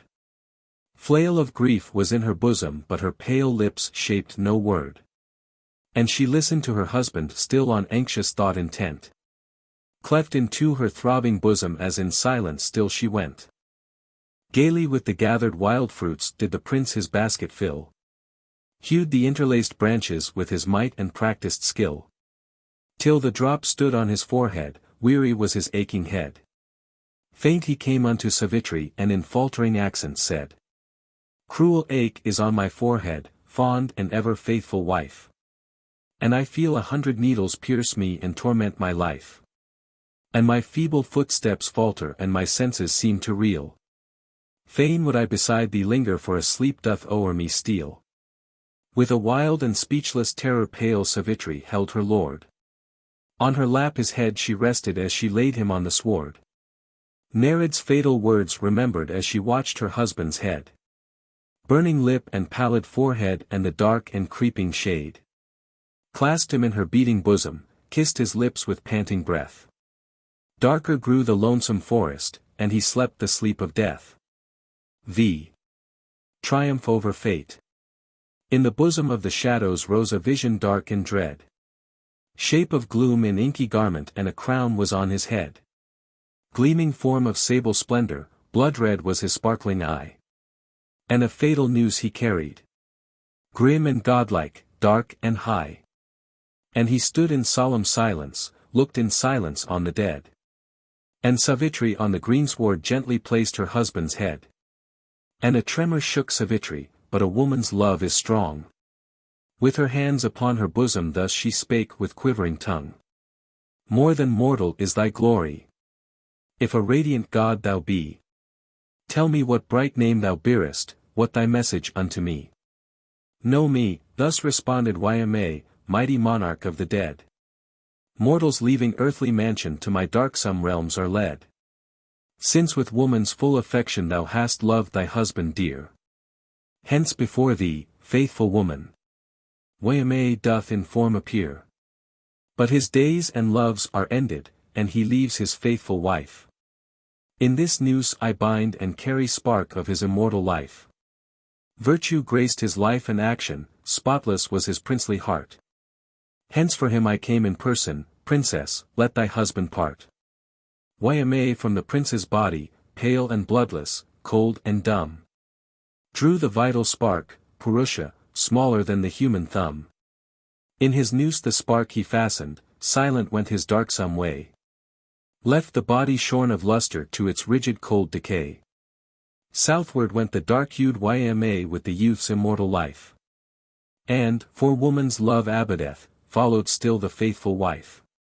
Turn, Savitri, outspake Yama, for thy husband loved and lost. Do the rites due unto mortals by their fate predestined crossed. For thy wifely duty ceases, follow not in fruitless woe. And no farther living creature may with monarch Yma go. But I may not choose but follow where thou takest my husband's life. For eternal law divides not loving man and faithful wife. For a woman's true affection, for a woman's sacred woe. Grant me in thy godlike mercy farther still with him I go. Fourfold are our human duties, first to study holy lore. Then to live as good householders, feed the hungry at our door. Then to pass our days in penance, last to fix our thoughts above. But the final goal of virtue, it is truth and deathless love. True and holy are thy precepts, listening Yma made reply. And they fill my heart with gladness and with pious purpose high. I would bless thee, fair Savitri, but the dead come not to life. Ask for other boon and blessing, faithful, true and virtuous wife. Since you so permit me, Yma, so the good Savitri said. For my husband's banished father let my dearest suit be made. Sightless in the darksome forest dwells the monarch faint and weak. Grant him sight and grant him vigor, Yma. In thy mercy speak. Duteous daughter, Yma answered, be thy pious wishes given. And his eyes shall be restored to the cheerful light of heaven. Turn, Savitri, faint and weary, follow not in fruitless woe. And no farther living creature may with monarch Yma go. Faint nor weary is Savitri, so the noble princess said. Since she waits upon her husband, gracious monarch of the dead. What befalls the wedded husband still befalls the faithful wife. Where he leads she ever follows, be it death or be it life. And our sacred writ ordaineth and our pious rishis sing. Transient meeting with the holy cloth its countless blessings bring. Longer friendship with the holy purifies the mortal birth. Lasting union with the holy is the bright sky on the earth. Union with the pure and holy is immortal heavenly life. For eternal law divides not loving man and faithful wife. Blessed are thy words, said Yma, blessed is thy pious thought. With a higher purer wisdom are thy holy lessons fraught. I would bless thee, fair Savitri, but the dead come not to life. Ask for other boon and blessing, faithful, true and virtuous wife. Since you so permit me, Yma, so the good Savitri said. Once more for my husband's father be my supplication made. Lost his kingdom, in the forest dwells the monarch faint and weak. Grant him back his wealth and kingdom Yma. In thy mercy speak. Loving daughter, Yma answered, wealth and kingdom I bestow. Turn, Savitri, living mortal may not with King Yma go. Still Savitri, meek and faithful, followed her departed lord. Yma still with higher wisdom listened to her saintly word. And the sable king was vanquished, and he turned on her again. And his words fell on Savitri like the cooling summer rain. Noble woman, speak thy wishes, name thy boon and purpose high. What the pious mortal asketh gods in heaven may not deny. Thou hast, so Savitri answered, granted father's realm and might. To his vain and sightless eyeballs hast restored their blessed sight.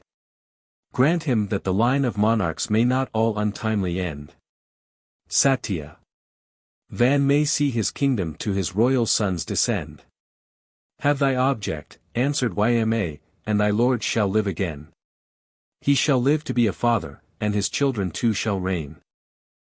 Or a woman's troth abideth longer than the fleeting breath. And a woman's love abideth higher than the doom of death. 6. Return home. Vanished then the sable monarch, and Savitri held her way. Where in dense and darksome forest still her husband lifeless lay. And she sat upon the greensward by the cold unconscious dead. On her lap with deeper kindness placed her consort's lifeless head. And that touch of true affection thrilled him back to waking life. As returned from distant regions gazed the prince upon his wife. Have I lain too long and slumbered? Sweet Savitri, faithful spouse. But I dreamt a sable person took me in a fatal noose. Pillowed on this lap, she answered, long upon the earth you lay. And the sable person, husband, he hath come and passed away. Rise and leave this darksome forest if thou feelest light and strong. The night is on the jungle and our way is dark and long. Rising as from happy slumber looked the young prince on all around. Saw the wide extending jungle mantling all the darksome ground. Yes, he said, I now remember, ever-loving faithful dame. We in search of fruit and fuel to this lonesome forest came. As I hewed the gnarled branches, cruel anguish filled my brain. And I laid me on the greensward with a throbbing piercing pain. Pillowed on thy gentle bosom, solaced by thy gentle love. I was soothed, and drowsy slumber fell on me from skies above. All was dark and then I witnessed, was it but a fleeting dream? God or vision, dark and dreadful, in the deepening shadows gleam. Was this dream my fair Savitri, dost thou of this vision know? Tell me. For before my eyesight still the vision seems to glow. Darkness thickens, said Savitri, and the evening waxeth late. When the morrow's light returneth I shall all these scenes narrate. Now arise, for darkness gathers, deeper grows the gloomy night. And thy loving anxious parents trembling wait thy welcome sight. Hark the rangers of the forest. How their voices strike the ear. Prowlers of the darksome jungle. How they fill my breast with fear. Forest fire is raging yonder, for I see a distant gleam. And the rising evening breezes help the red and radiant beam. Let me fetch a burning faggot and prepare a friendly fight. With these fallen withered branches chase the shadows of the night. And if feeble still thy footsteps, long and weary is our way. By the fire repose, my husband, and return by light of day. For my parents, fondly anxious, Satyavan thus made reply. Pains my heart and yearns my bosom, let us to their cottage hie. When I tarried in the jungle or by day or dewy eve. Searching in the hermitages often did my parents grieve. And with father's soft reproaches and with mother's loving fears. Chid me for my tardy footsteps, dewed me with their gentle tears. Think then of my father's sorrow, of my mother's woeful plight. If afar in wood and jungle pass we now the livelong night. Wife beloved, I may not fathom what mishap or load of care. Unknown dangers, unseen sorrows, even now my parents share. Gentle drops of filial sorrow trickled down his manly eye. Pond Savitri sweetly speaking softly wiped the teardrops dry. Trust me, husband, if Savitri hath been faithful in her love. If she hath with pious offerings served the righteous gods above. If she hath a sister's kindness unto brother men performed. If she hath in speech and action unto holy truth conformed. Unknown blessings, mighty gladness. Trust thy ever faithful wife. And not sorrows or disasters wait this eve our parents' life. Then she rose and tied her tresses, gently helped her lord to rise. Walked with him the pathless jungle, looked with love into his eyes. On her neck his clasping left arm sweetly winds in soft embrace. Round his waist Savitri's right arm doth sweetly interlace. Thus they walked the darksome jungle, silent stars looked from above. And the hushed and throbbing midnight watched Savitri's deathless love. 6. Go-Harana, Cattle Lifting. The conditions of the banishment of the sons of Pandu were hard. They must pass 12 years in exile, and then they must remain a year in concealment. If they were discovered within this last year, they must go into exile for another 12 years. Having passed the 12 years of exile in forests, the Pandav brothers disguised themselves and entered into the menial service of Virata, king of the Matsyas, to pass the year of concealment. Yudhishthir presented himself as a Brahmin, skilled in dice, and became a courtier of the king. Bhima entered the king's service as cook. For Arjuna, who was so well known, a stricter concealment was necessary. He wore conch bangles and earrings and braided his hair, like those unfortunate beings whom nature has debarred from the privileges of men and women, and he lived in the inner apartments of the king. He assumed the name of Brihanala, and taught the inmates of the royal household in music and dancing. Nakula became a keeper of the king's horses, and Sahdeva took charge of the king's cows. Draupadi too disguised herself as a waiting woman, and served the princess of the Matsya house in that humble capacity. In these disguises the Pandav brothers safely passed a year in concealment in spite of all search which Duryodhan made after them. At last an incident happened which led to their discovery when the year was out. Cattle lifting was a common practice with the kings of ancient India, as with the chiefs of ancient Greece. The king of the Trigartas and the king of the Kurus combined and fell on the king of the Matsyas in order to drive off the numerous herd of fine cattle for which his kingdom was famed. The Trigartas entered the Matsya kingdom from the southeast, and while Virata went out with his troops to meet the foe, Duryodhan with his Kuru forces fell on the kingdom from the north. When news came that the Kurus had invaded the kingdom, there was no army in the capital to defend it. King Virata had gone out with most of his troops to face the Trigartas in the southeast, and the Prince Uttara had no inclination to face the Kurus in the north. The disguised Arjun now came to the rescue in the manner described in this book. The description of the bows, arrows, and swords of the Pandav brothers which they had concealed in a tree, wrapped like human corpses to frighten away inquisitive travelers, throws some light on the arts and manufacture of ancient times. The portions translated in this book form sections 35, 36, XL to 43, a portion of section 44, and sections 53 and 72 of Book 4 of the original text. I. Complaint of the Cowherd. Monarch of the mighty Matsyas, brave Virata known to fame, marched against Trigarta chieftains who from southward regions came. From the north the proud Duryodhan, stealing onwards day by day, swooped on Matsya's fattened cattle like the hawk upon its prey. Bhishma, Drona, peerless Karna, led the Kuru warriors brave. Swept the kingdom of Virata like the ocean's surging wave. Fell upon the trembling cowherds, chased them from the pasture field. 60,000 head of cattle was the Matsya country's yield. And the wailing chief of cowherds fled forlorn, fatigued and spent. Speeding on his rapid chariot to the royal city went. Came inside the city portals, came within the palace gate. Struck his forehead in his anguish and bewailed his luckless fate. Meeting there the Prince Uttara, youth of beauty and of fame, told him of the Kuru's outrage and lamented Matsya's shame. 60,000 head of cattle, bred of Matsya's finest breed. To Hastina's distant empire do the Kuru chieftains lead.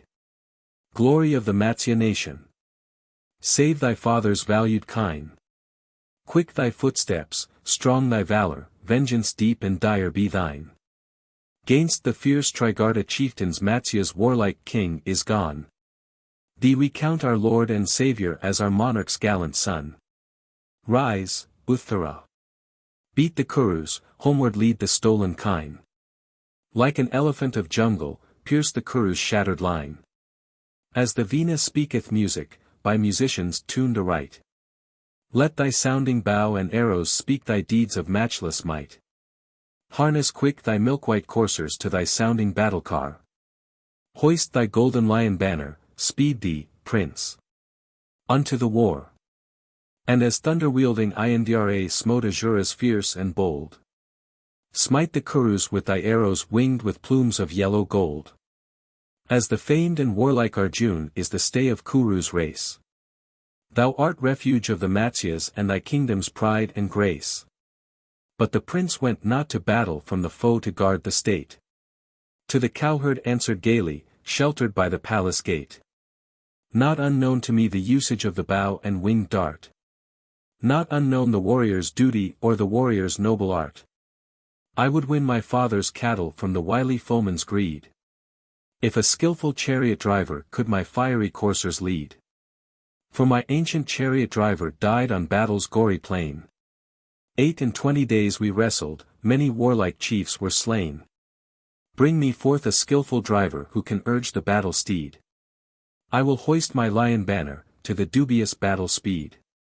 Dashing through the foeman's horses, ranks of elephant and car. I will win the stolen cattle rescued in the field of war.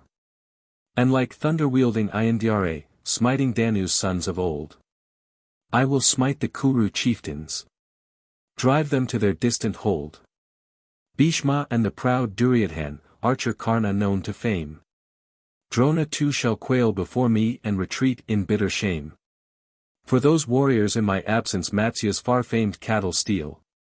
But beneath my countless arrows Matsya's vengeance they shall feel. Bring me forth a chariot driver, let me speed my battle car. And in wonder they will question, is this Arjun famed in war? 2. The disguised charioteer. Arjun, guised as Brihanala, heard the boast Uttara made. And to try his skill and valor thus to fair Draupadi prayed.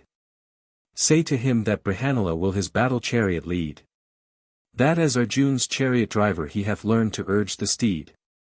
Say that faithful Brihanala many a dubious war hath seen. And will win his father's cattle in this contest fierce and keen. Fair Draupadi, guised as menial, Arjun's secret best obeyed. Humbly stepped before Uttara and in gentle accents prayed. Hear me, Prince, yon Brihanala will thy battle chariot lead. He was Arjun's chariot driver, skilled to urge the flying steed. Trained in war by mighty Arjun, trained to drive the battle car. He hath followed helmed Arjun in the glorious field of war.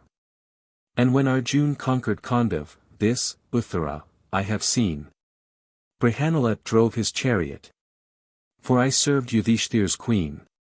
Heard Uttara hesitating, spake his faint and timid mind. I would trust thee, beauteous maiden, lotus-bosomed, ever kind. But a poor and sexless creature, can he rein the warlike steed? Can I ask him, worse than woman, in the battle's ranks to lead? Need is none, Draupadi answered, Brihanala's grace to ask. He is eager like the warhorse for this great and warlike task. And he waits upon thy sister, she will bid the minion speed. And he wins thy father's cattle. And the victor's glorious meed. Matsya's princess spake to Arjun, Arjun led the battle car. Led the doubting Prince Uttara to the dread and dubious war. 3. Arms and weapons. Arjun drove the prince of Matsya to a darksome Sami tree. Spake unto the timid warrior in his accents bold and free. Prince, thy bow and shining arrows, pretty handsome toys are these. Scarcely they beseem a warrior. And a warrior cannot please. Thou shalt find upon this Sami, mark my words which never fail. Stately bows and winged arrows, banners, swords and coats of mail. And a bow which strongest warriors scarce can in the battle bend. And the limits of a kingdom widen when that bow is strained. Tall and slender like a palm tree, worthy of a warrior bold. Smooth the wood of hardened fiber, and the ends are yellow gold. Doubting still Uttara answered, in this Sami's gloomy shade. Corpses hang since many seasons in their wrappings duly laid. Now I mark them all suspended, horrent, in the open air. And to touch the unclean objects, friend, is more than I can dare. Fear not warrior, Arjun answered, for the tree conceals no dead. Warriors' weapons, cased like corpses, lurk within its gloomy shade. And I ask thee, Prince of Matsya, not to touch an unclean thing. But unto a chief and warrior weapons and his arms to bring. Prince Uttara gently lighted, climbed the dark and leafy tree. Arjun from the prince's chariot bade him speed the arms to free. And the young prince cut the wrappings, lo! The shining bows appear. Twisted, voiced like hissing serpents, like the bright stars glistening clear. Seized with wonder Prince Uttara silently the weapons eyed. And unto his chariot driver thus in trembling accents cried. Who's this bow so tall and stately, speak to me my gentle friend. On the wood are golden bosses. Tipped with gold is either end. Who's this second ponderous weapon stout and massive in the hold? On the staff are worked by artists elephants of burnished gold. And what great and mighty monarch owns this other bow of might? Set with golden glittering insects on its ebon back so bright. Golden suns of wondrous brightness on this fourth their luster lend. Who may be the unknown archer who this stately bow can bend? And the fifth is set with jewels. Gems and stones of purest ray. golden fireflies glint and sparkle in the yellow light of day. Who doth own these shining arrows with their heads in gold encased? 1,000 arrows bright and feathered in the golden quivers placed. Next are these with vulture feather, golden yellow in their hue. Made of iron keen and whetted. Whose may be these arrows true? Next upon this sable quiver jungle tigers gleam in gold. And these keen and boar-eared arrows speak some chieftains fierce and bold. Fourth are these 700 arrows, crescent in their shining blade. Thirsting for the blood of foemen and by cunning artists made. And the fifth are golden crested, made of tempered steel and bright. Parrot feathers wing these arrows whetted and of wondrous might. Hark again this wondrous saber, shape of toad is on the hilt. On the blade a toad is given and the scabbard nobly gilt. Larger, stouter is this second in its sheath of tiger skin. Decked with bells and gold surmounted and the blade is bright and keen. Next this scimitar so curious by the skilled nishadas made. Scabbard made of wondrous cowhide sheathes the bright and polished blade. Fourth. A long and beauteous weapon glittering sable in its hue. With its sheath of softer goatskin worked with gold on azure blue. And the fifth is broad and massive over 30 fingers long. Golden sheathed and gold embossed like a snake or fiery tongue. Joyously responded Arjun, mark this bow embossed with gold. 'Tis the wondrous bow, Gandiva, worthy of a warrior bold. Gift of heaven. To archer Arjun kindly gods this weapon sent. And the confines of a kingdom widen when the bow is bent.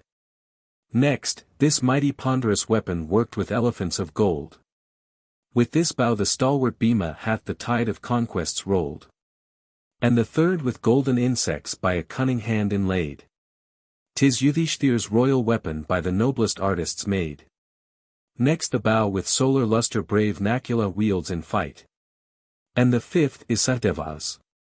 Decked with gems and jewels bright. Mark again these 1,000 arrows, unto Arjun they belong. And the darts whose blades are crescent unto Bhima brave and strong. Warrior shafts are young Nakulas, in the tiger quiver eased. Sahadeva owns the arrows with the parrot's feather graced. These three-knotted shining arrows, thick and yellow vulture plumed. They belong to King Yudhishthir, with their heads by gold illumed. Listen more, if of these sabers, Prince of Matsya, thou wouldst know. Arjun's sword is toad engraven, ever dreaded by the foe.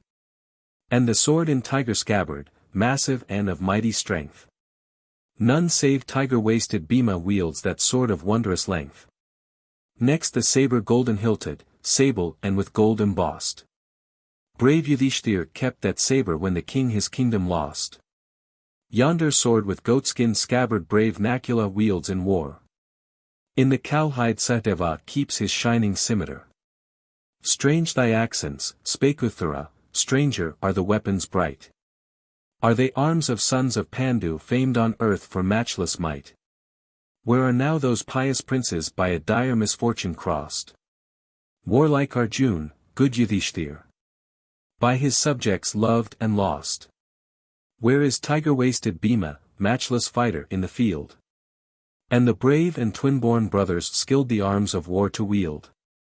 O'er a game they lost their empire and we heard of them no more. Or perchance they lonesome wander on some wild and distant shore. And Draupadi noble princess, purest best of womankind. Doth she wander with Yudhishthir? Changeless in her heart and mind? Proudly answered valiant Arjun, and a smile was on his face. Not in distant lands the brothers do their wandering footsteps trace. In thy father's court disguised lives Yudhishthir just and good. Bhima in thy father's palace as a cook prepares the food. Brave Nakula guards the horses, Sahadeva tends the kine.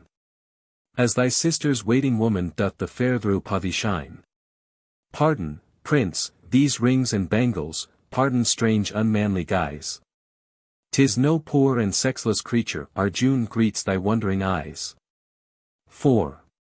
Rescue of the cattle. Arjun decked his mighty stature in the gleaming arms of war. And with voice of distant thunder rolled the mighty battle car. And the Kurus marked with wonder Arjuna's standard lifted proud. Heard with dread the deep Gandiva sounding oft and sounding loud. And they knew the wondrous bowman, wheeling round the battle car. And with doubts and grave misgivings whispered Drona skilled in war. That is Arjuna's monkey standard. How it greets my ancient eyes. Well the Kurus know the standard like a comet in the skies. Hear ye not the deep Gandiva? How my ear its accents greet. Mark ye not these pointed arrows falling prone before my feet? By these darts his salutation to his teacher loved of old. Years of exile now completed, Arjuna sends with greetings bold. How the gallant prince advances! Now I mark his form and face. Issuing from his dark concealment with a brighter, haughtier grace. Well I know his bow and arrows and I know his standard well. And the deep and echoing accents of his fax resounding shell. In his shining arms accoutred, gleaming in his helmet dread. Shines he like the flame of Homa by libations duly fed. Arjuna marked the Kuru warriors arming for impending war. Whispered thus to Prince Uttara as he drove the battle car. Stop thy steeds, O Prince of Matsya. For too close we may not go. Stop thy chariot whence, my arrows reach and slay the distant foe. Seek we out the Kuru monarch, proud Duryodhan let us meet. If he falls we win the battle, other chieftains will retreat. There is Drona my preceptor, Drona's warlike son is there. Kripa and the mighty Bhishma, archer Karna, tall and fair. Them I seek not in this battle, lead, O lead thy chariot far. Midst the chiefs Duryodhan moves not. Moves not in the ranks of war. But to save the pilfered cattle speeds he onward in his fear. While these warriors stay and tarry to defend their monarch's rear. But I leave these car-borne warriors, other work today is mine. Meet Duryodhan in the battle, win thy father's stolen kine.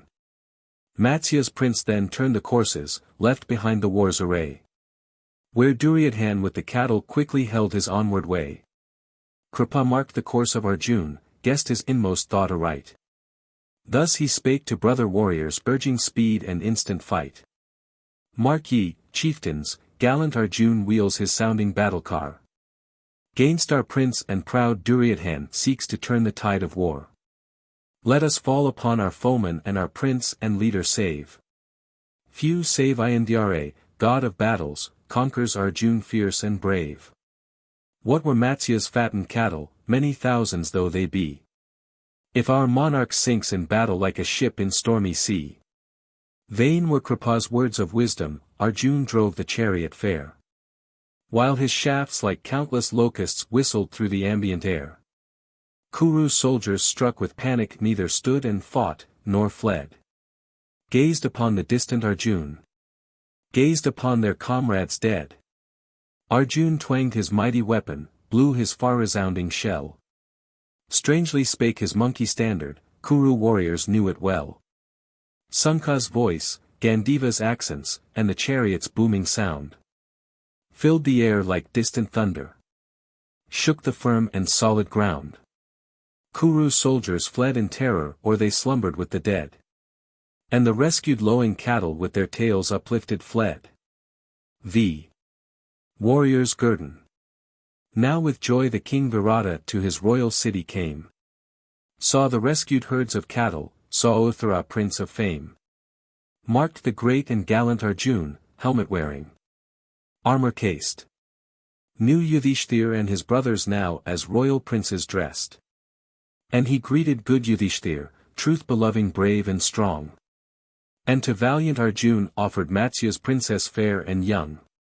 Pardon, monarch, answered Arjuna, but I may not take as bride. Matsya's young and beauteous princess whom I love with father's pride.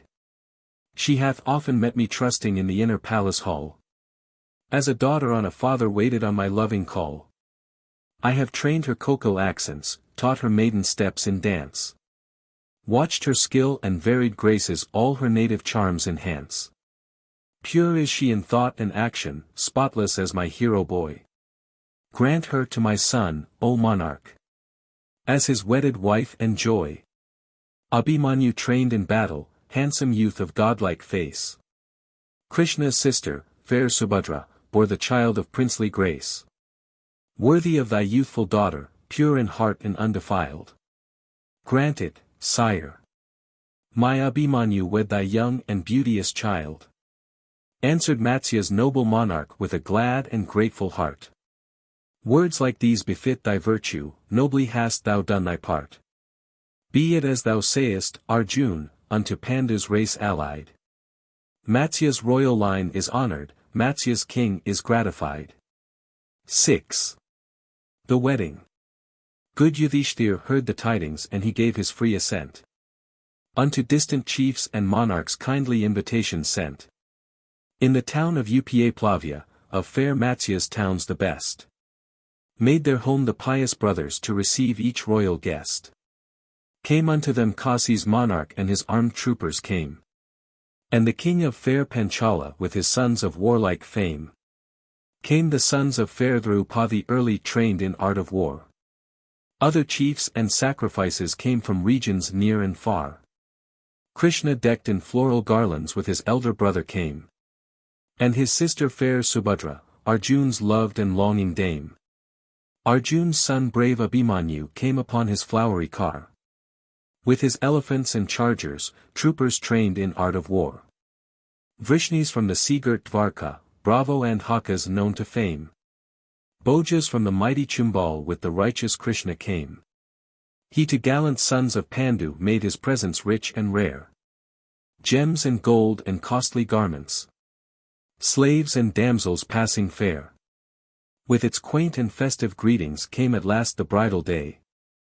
Matsya maids were merry-hearted, Pandu's sons were bright and gay. Conch and cymbal, horn and trumpet spake forth music soft and sweet. In Virata's royal palace. In the peopled mart and street. And they slay the jungle red deer, and they spread the ample board. And prepare the cooling palm drink with the richest viands stored.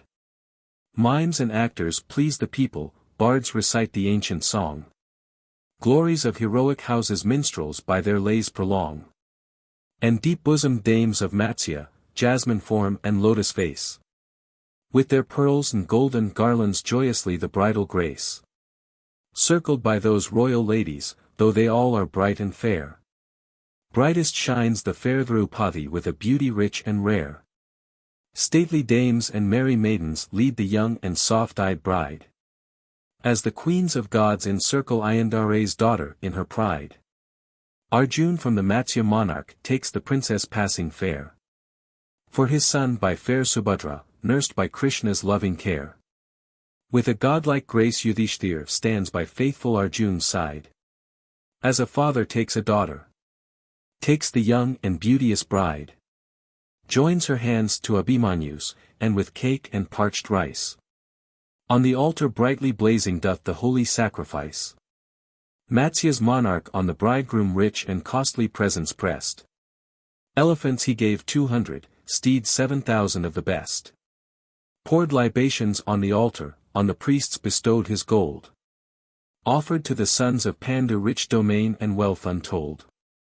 With a pious hand Yudhishthir, true in heart and pure in mind. Made his gifts, in gold and garments, kine and wealth of every kind. Costly chariots, beds of splendor, robes with thread of gold belised. Viands rich in sweet confection, drinks the richest and the best. Lands he gave unto the Brahmin, bullocks to the laboring swain. Steeds he gave unto the warrior, to the people gifts and grain. And the city of the Matsyas, teeming with a wealth untold. Shone with festive joy and gladness and with flags and cloth of gold. 7. Yudhyoga, the council of war. The term of banishment having expired, Yudhishthir demanded that the kingdom of Indraprastha should be restored to him. The old Dhritarashtra and his queen and the aged and virtuous counselors advised the restoration, but the jealous Duryodhana hated his cousins with a genuine hatred, and would not cement. All negotiations were therefore futile, and preparations were made on both sides for the most sanguinary and disastrous battle that had ever been witnessed in northern India. The portions translated in this book are from sections I, 2, 3, 94, Xixiv, and XV. Of Book V of the original text. I. Krishna's speech. Mirth and song and nuptial music waked the echoes of the night. Youthful bosoms throbbed with pleasure, love-lit glances sparkled bright. But when young and white-robed Ushas oped the golden gates of day, to Virata's council chamber chieftains thoughtful held their way. Stones inlaid in arch and pillar glinted in the glittering dawn. Gay festoons and graceful garlands o'er the golden cushions shone. Matsya's king, Panchala's monarch, foremost seats of honor claim. Krishna too and Valadeva, Dvarka's chiefs of righteous fame. By them sate the bold Satyaki from the sea-girt western shore. And the godlike sons of Pandu. Days of dark concealment o'er. Youthful princes in their splendor graced Virata's royal hall. Valiant sons of valiant fathers, brave in war, august and tall.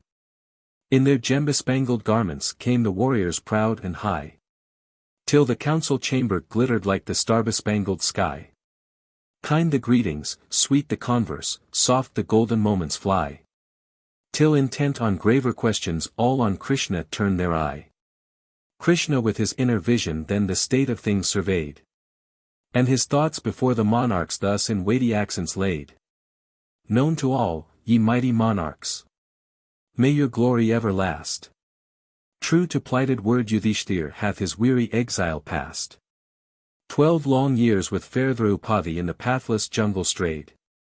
And a year in menial service in Virata's palace stayed. He hath kept his plighted promise, braved affliction, woe, and shame. And he begs, assembled monarchs, ye shall now his duty name. For he swerveth not from duty kingdom of the sky to win. Prizeth hamlet more than empire, so his course be free from sin. Loss of realm and wealth and glory higher virtues in him prove. Thoughts of peace and not of anger still the good Yudhishthir move. Mark again the sleepless anger and the unrelenting hate. Harbored by the proud Duryodhan driven by his luckless fate.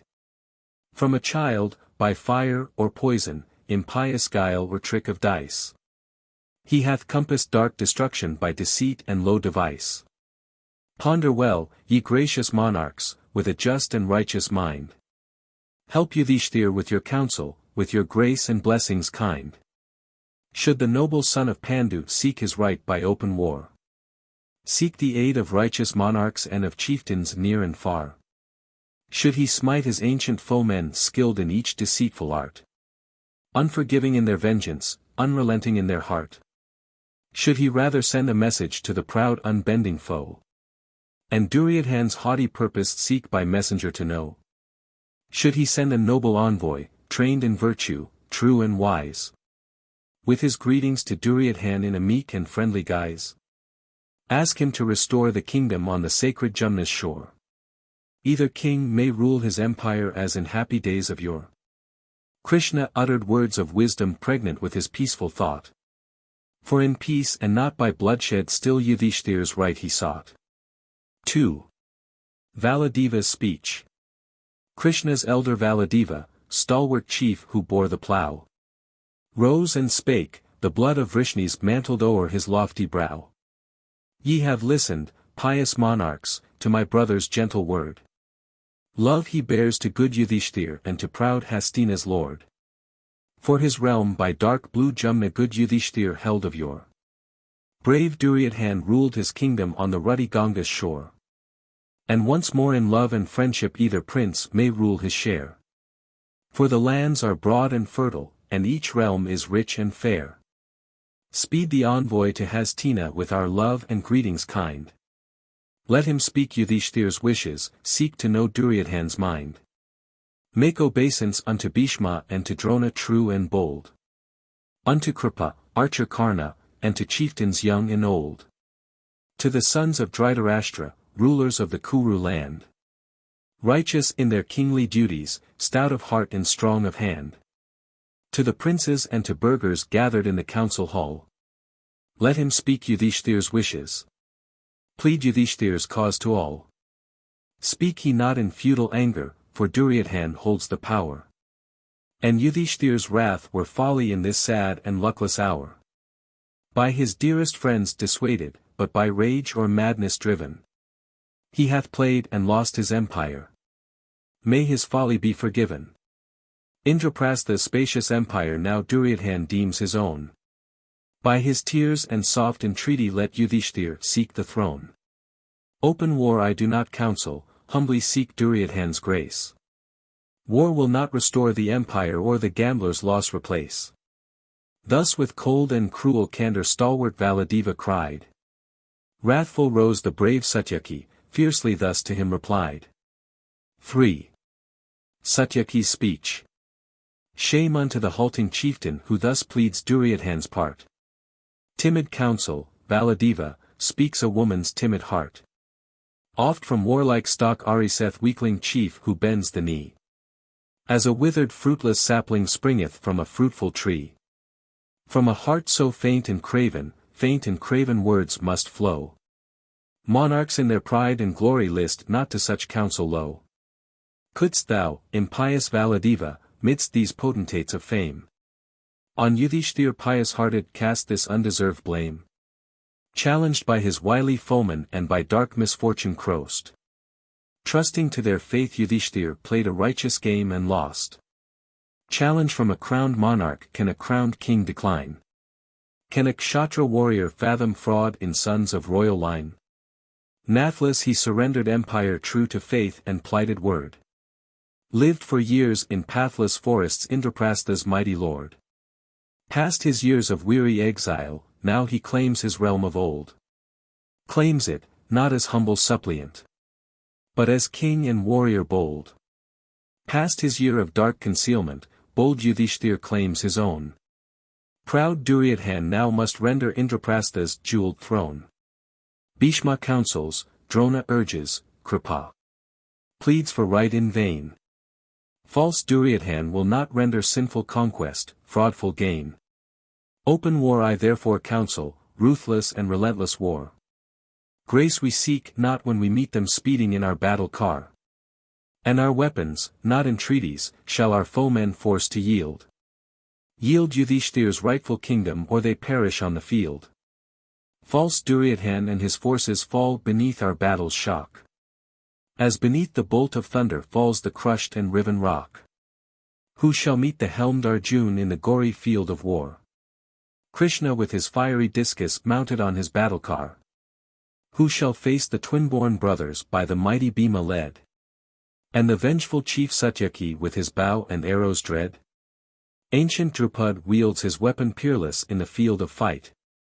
And his brave son, born of Aegyena, owns an all-consuming might. Abhimanyu, son of Arjuna, whom the fair Subhadra bore. And whose happy nuptials brought us from far Dvarka's sea-girt shore. Men on earth nor bright immortals can the youthful hero face. When with more than Arjuna's prowess Abhimanyu leads the race. Dhritarashtra's sons we conquer and Gandhara's wily son. Vanquish Karna though world-honored for his deeds of valor done. Win the fierce contested battle and redeem Yudhishthir's own. Place the exile pious-hearted on his father's ancient throne. And no sin Satyaki reckons slaughter of the mortal foe. But to beg a grace of foemen were a mortal sin and woe. Speed we then unto our duty, let our impious foemen yield. Or the fiery son of Seni meets them on the battlefield. 4. Drupad's speech. Fair Panchala's ancient monarch rose his secret thoughts to tell. From his lips the words of wisdom with a graceful accent fell. Much I fear thou speakest truly, hard is Kuru's stubborn race. Vain the hope, the effort futile. To beseech Duryodhana's grace. Dhritarashtra pleadeth vainly, feeble is his fitful star. Ancient Bhishma, righteous Drona, cannot stop this fatal war. Archer Karna thirsts for battle, moved by jealousy and pride. Deep Sakuni, false and wily, still supports Duryodhana's side. Vain is Valadeva's counsel, vainly shall our envoy plead. Half his empire proud Duryodhana yields not in his boundless greed. In his pride he deems our mildness faint and feeble-hearted fear. And our suit will fan his glory and his arrogance will cheer. Therefore let our many heralds travel near and travel far. Seek alliance of all monarchs in the great impending war. Unto brave and noble chieftains, unto nations east and west. North and south to warlike races speed our message and request. Meanwhile peace and offered friendship we before Duryodhan place. And my priest will seek Hastina, strive to win Duryodhan's grace. If he renders Indraprastha, peace will crown the happy land. Or our troops will shake the empire from the east to western strand. Vainly were Panchala's Brahmins sent with messages of peace. Vainly urged the Kuru elders that the fatal feud should cease. Proud Duryodhan to his kinsmen would not yield their proper share. Pandu's sons would not surrender. For they had the will to dare. Fatal war and dire destruction did the mighty gods ordain. Till the kings and armed nations strewed the red and reeking plain. Krishna in his righteous effort sought for wisdom from above. Strove to stop the war of nations and to end the feud in love. And to far Hastina's palace Krishna went to sue for peace. Raised his voice against the slaughter, begged that strife and feud should cease. V. Krishna's speech at Hastina. Silent sat the listening chieftains in Hastina's council hall. With the voice of rolling thunder Krishna spake unto them all. Listen, mighty Dhritarashtra, Kuru's great and ancient king. Seek not war and death of kinsmen, word of peace and love I bring. Midst the wide earth's many nations Bharats in their worth excel. Love and kindness, spotless virtue, in the Kuru elders dwell. Father of the noble nation, now retired from life's turmoil. Ill beseems that sin or untruth should thy ancient bosom soil. For thy sons in impious anger seek to do their kinsmen wrong. And withhold the throne and kingdom which by right to them belong. And a danger thus ariseth like the comet's baleful fire. Slaughtered kinsmen, bleeding nations. Soon shall feed its fatal ire. Stretch thy hands, O Kuru monarch. Prove thy truth and holy grace. Man of peace. Avert the slaughter and preserve thy ancient race. Yet restrain thy fiery children, for thy mandates they obey. I with sweet and soft persuasion Pandu's truthful sons will sway. 'Tis thy prophet, Kuru monarch. That the fatal feud should cease. Brave Duryodhan, good Yudhishthir, rule in unmolested peace. Pandu's sons are strong in valor, mighty in their armed hand. Indra shall not shake thy empire when they guard the Kuru land. Bhishma is thy kingdom's bulwark, doughty Drona rules the war. Karna matchless with his arrows, Kripa peerless in his car. Let Yudhishthir and stout Bhima by these noble warriors stand. And let helmet-wearing Arjun guard the sacred Kuru land. Who shall then contest thy prowess from the sea to farthest sea? Ruler of a worldwide empire, king of kings and nations free. Sons and grandsons, friends and kinsmen, will surround thee in a ring. And a race of loving heroes guard their ancient hero king. Dhritarashtra's lofty edicts will proclaim his boundless sway. Nations work his righteous mandates and the kings his will obey. If this concord be rejected and the lust of war prevail, soon within these ancient chambers will resound the sound of wail. Grant thy children be victorious and the sons of Pandu slain. Dear to thee are Pandu's children. And their death must cause thee pain. But the Pandavs skilled in warfare are renowned both near and far. And thy race and children's slaughter will methinks pollute this war. Sons and grandsons, loving princes, thou shalt never see again. Kinsmen brave and car-born chieftains will bedeck the gory plain. Ponder yet, O ancient monarch. Rulers of each distant state. Nations from the farthest regions gather thick to court their fate. Father of a righteous nation. Save the princes of the land. On the armed and fated nation stretch, old man, thy saving hand. Say the word, and at thy bidding leaders of each hostile race. Not the gory field of battle but the festive board will grace. Robed in jewels, decked in garlands, they will quaff the ruddy wine. Greet their foes in mutual kindness. Bless thy holy name and thine. Think, O man of many seasons, when good Pandu left this throne, and his helpless loving orphans thou didst cherish as thine own. 'Twas thy helping steadying fingers taught their infant steps to fame. 'Twas thy loving gentle accents taught their lips to lisp each name. As thine own they grew and blossomed, dear to thee they yet remain. Take them back unto thy bosom, be a father once again. Unto thee, O Dhritarashtra, Pandu's sons in homage bend, and a loving peaceful message through my willing lips they send. Tell our monarch, more than father, by his sacred stern command. We have lived in pathless jungle, wandered far from land to land. True unto our plighted promise, for we ever felt and knew. To his promise Dhritarashtra cannot, will not be untrue. Years of anxious toil are over and of woe and bitterness. Years of waiting and of watching, years of danger and distress. Like a dark unending midnight hung on us this age forlorn. Streaks of hope and dawning brightness usher now the radiant morn.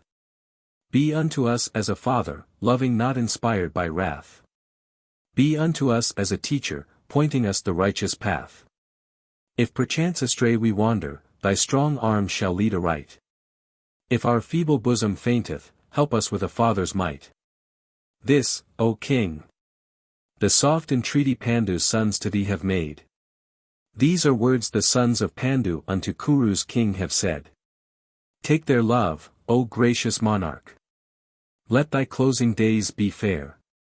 Let Duryodhan keep his kingdom, let the Pandavas have their share. Call to mind their noble suffering, for the tale is dark and long. Of the outrage they have suffered, of the insult and the wrong. Exiled into Varnavada, destined unto death by flame. For the gods assist the righteous, they with added prowess came. Exiled into Indraprastha, by their toil and by their might. Cleared a forest, built a city, did the Rajasuya right. Cheated of their realm and empire and of all they called their own. In the jungle they have wandered and in Matsya lived unknown. Once more quelling every evil they are stout of heart and hand. Now redeem thy plighted promise and restore their throne and land. Trust me, mighty Dhritarashtra. Trust me, lords who grace this hall. Krishna pleads for peace and virtue, blessings unto you and all. Slaughter not the armed nations, slaughter not thy kith and kin. Mark not, King, thy closing winters with the bloody stain of sin. Let thy sons and Pandu's children stand beside thy ancient throne. Cherish peace and cherish virtue, for thy days are almost done. 6. Bhishma's speech. From the monarch's ancient bosom sighs and sobs convulsive broke. Bhishma wiped his manly eyelids and to proud Duryodhan spoke. Listen, prince, for righteous Krishna counsels love and holy peace. Listen, youth. And may thy fortune with thy passing years increase. Yield to Krishna's words of wisdom, for thy will he nobly strives. Yield and save thy friends and kinsmen, save thy cherished subjects' lives. Foremost race in all this wide earth is Hastina's royal line. Bring not on them dire destruction by a sinful act of thine. Sons and fathers, friends and brothers, shall in mutual conflict die. Kinsmen slain by dearest kinsmen shall upon the red field lie. Hearken unto Krishna's counsel, unto wise Vidura's word. Be thy mother's fond entreaty and thy father's mandate heard. Tempt not wrath and fiery vengeance on thy old heroic race. Tread not in the path of darkness, seek the path of light and grace. Listen to thy king and father, he hath Kuru's empire graced. Listen to thy queen and mother. She hath nursed thee on her breast. 7. Drona's speech. Out spake Drona priest and warrior, and his words were few and high. Clouded was Duryodhan's forehead, wrathful was Duryodhan's eye. Thou hast heard the holy counsel which the righteous Krishna said. Ancient Bhishma's voice of warning thou hast in thy bosom weighed. Peerless in their godlike wisdom are these chiefs in peace or strife. Truest friends to thee, Duryodhan, pure and sinless in their life. Take their counsel, and thy kinsmen fasten in the bonds of peace. May the empire of the Kurus and their warlike fame increase. List unto thy old preceptor. Faithless is thy fitful star. And they feed thy passions falsely, those who urge and counsel war. Crowned kings and armed nations will contest for thee in vain. Vainly brothers, sons, and kinsmen will for thee their lifeblood drain. For the victor's crown and glory never, never can be thine. Krishna conquers, and brave Arjun. Mark these deathless words of mine. I have trained the youthful Arjun, seen him bend the warlike bow. Marked him charge the hostile forces, marked him smite the scattered foe. Fiery son of Jamadagni owned no greater loftier might. Breathes on earth no mortal warrior conquers Arjun in the fight. Krishna too, in war resistless, comes from Dvarka's distant shore. And the bright gods quake before him whom the fair Devki bore. These are foes thou mayst not conquer, take an ancient warrior's word. Act thou as thy heart decideth. Thou art Kuru's king and lord. 8. Vidura's speech. Then in gentler voice Vidura sought his pensive mind to tell. From his lips serene and softly words of woe and anguish fell. Not for thee I grieve, Duryodhan, slain by vengeance fierce and keen. For thy father weeps my bosom and the aged Kuru queen. Sons and grandsons, friends and kinsmen slaughtered in this fatal war. Homeless, cheerless, on this wide earth they shall wander long and far. Friendless, kinless, on this wide earth whither shall they turn and fly? Like some birds bereft of plumage, they shall pine awhile and die. Of their race and sad survivors they shall wander o'er the earth. Cursed the fatal day, Duryodhan, saw thy sad and woeful birth. 9. Dhritarashtra's speech. Teardrops filled his sightless eyeballs, anguish shook his aged frame. As the monarch soothed Duryodhan by each fond endearing name. Listen, dearest son, Duryodhan, shun this dark and fatal strife. Cut not grief and death's black shadows on thy parents' closing life. Krishna's heart is pure and spotless, true and wise the words he said. We may win a worldwide empire with the noble Krishna's aid. Seek the friendship of Yudhishthir loved of righteous gods above. And unite the scattered Kurus by the lasting tie of love. Now at full is tide of fortune, never may it come again.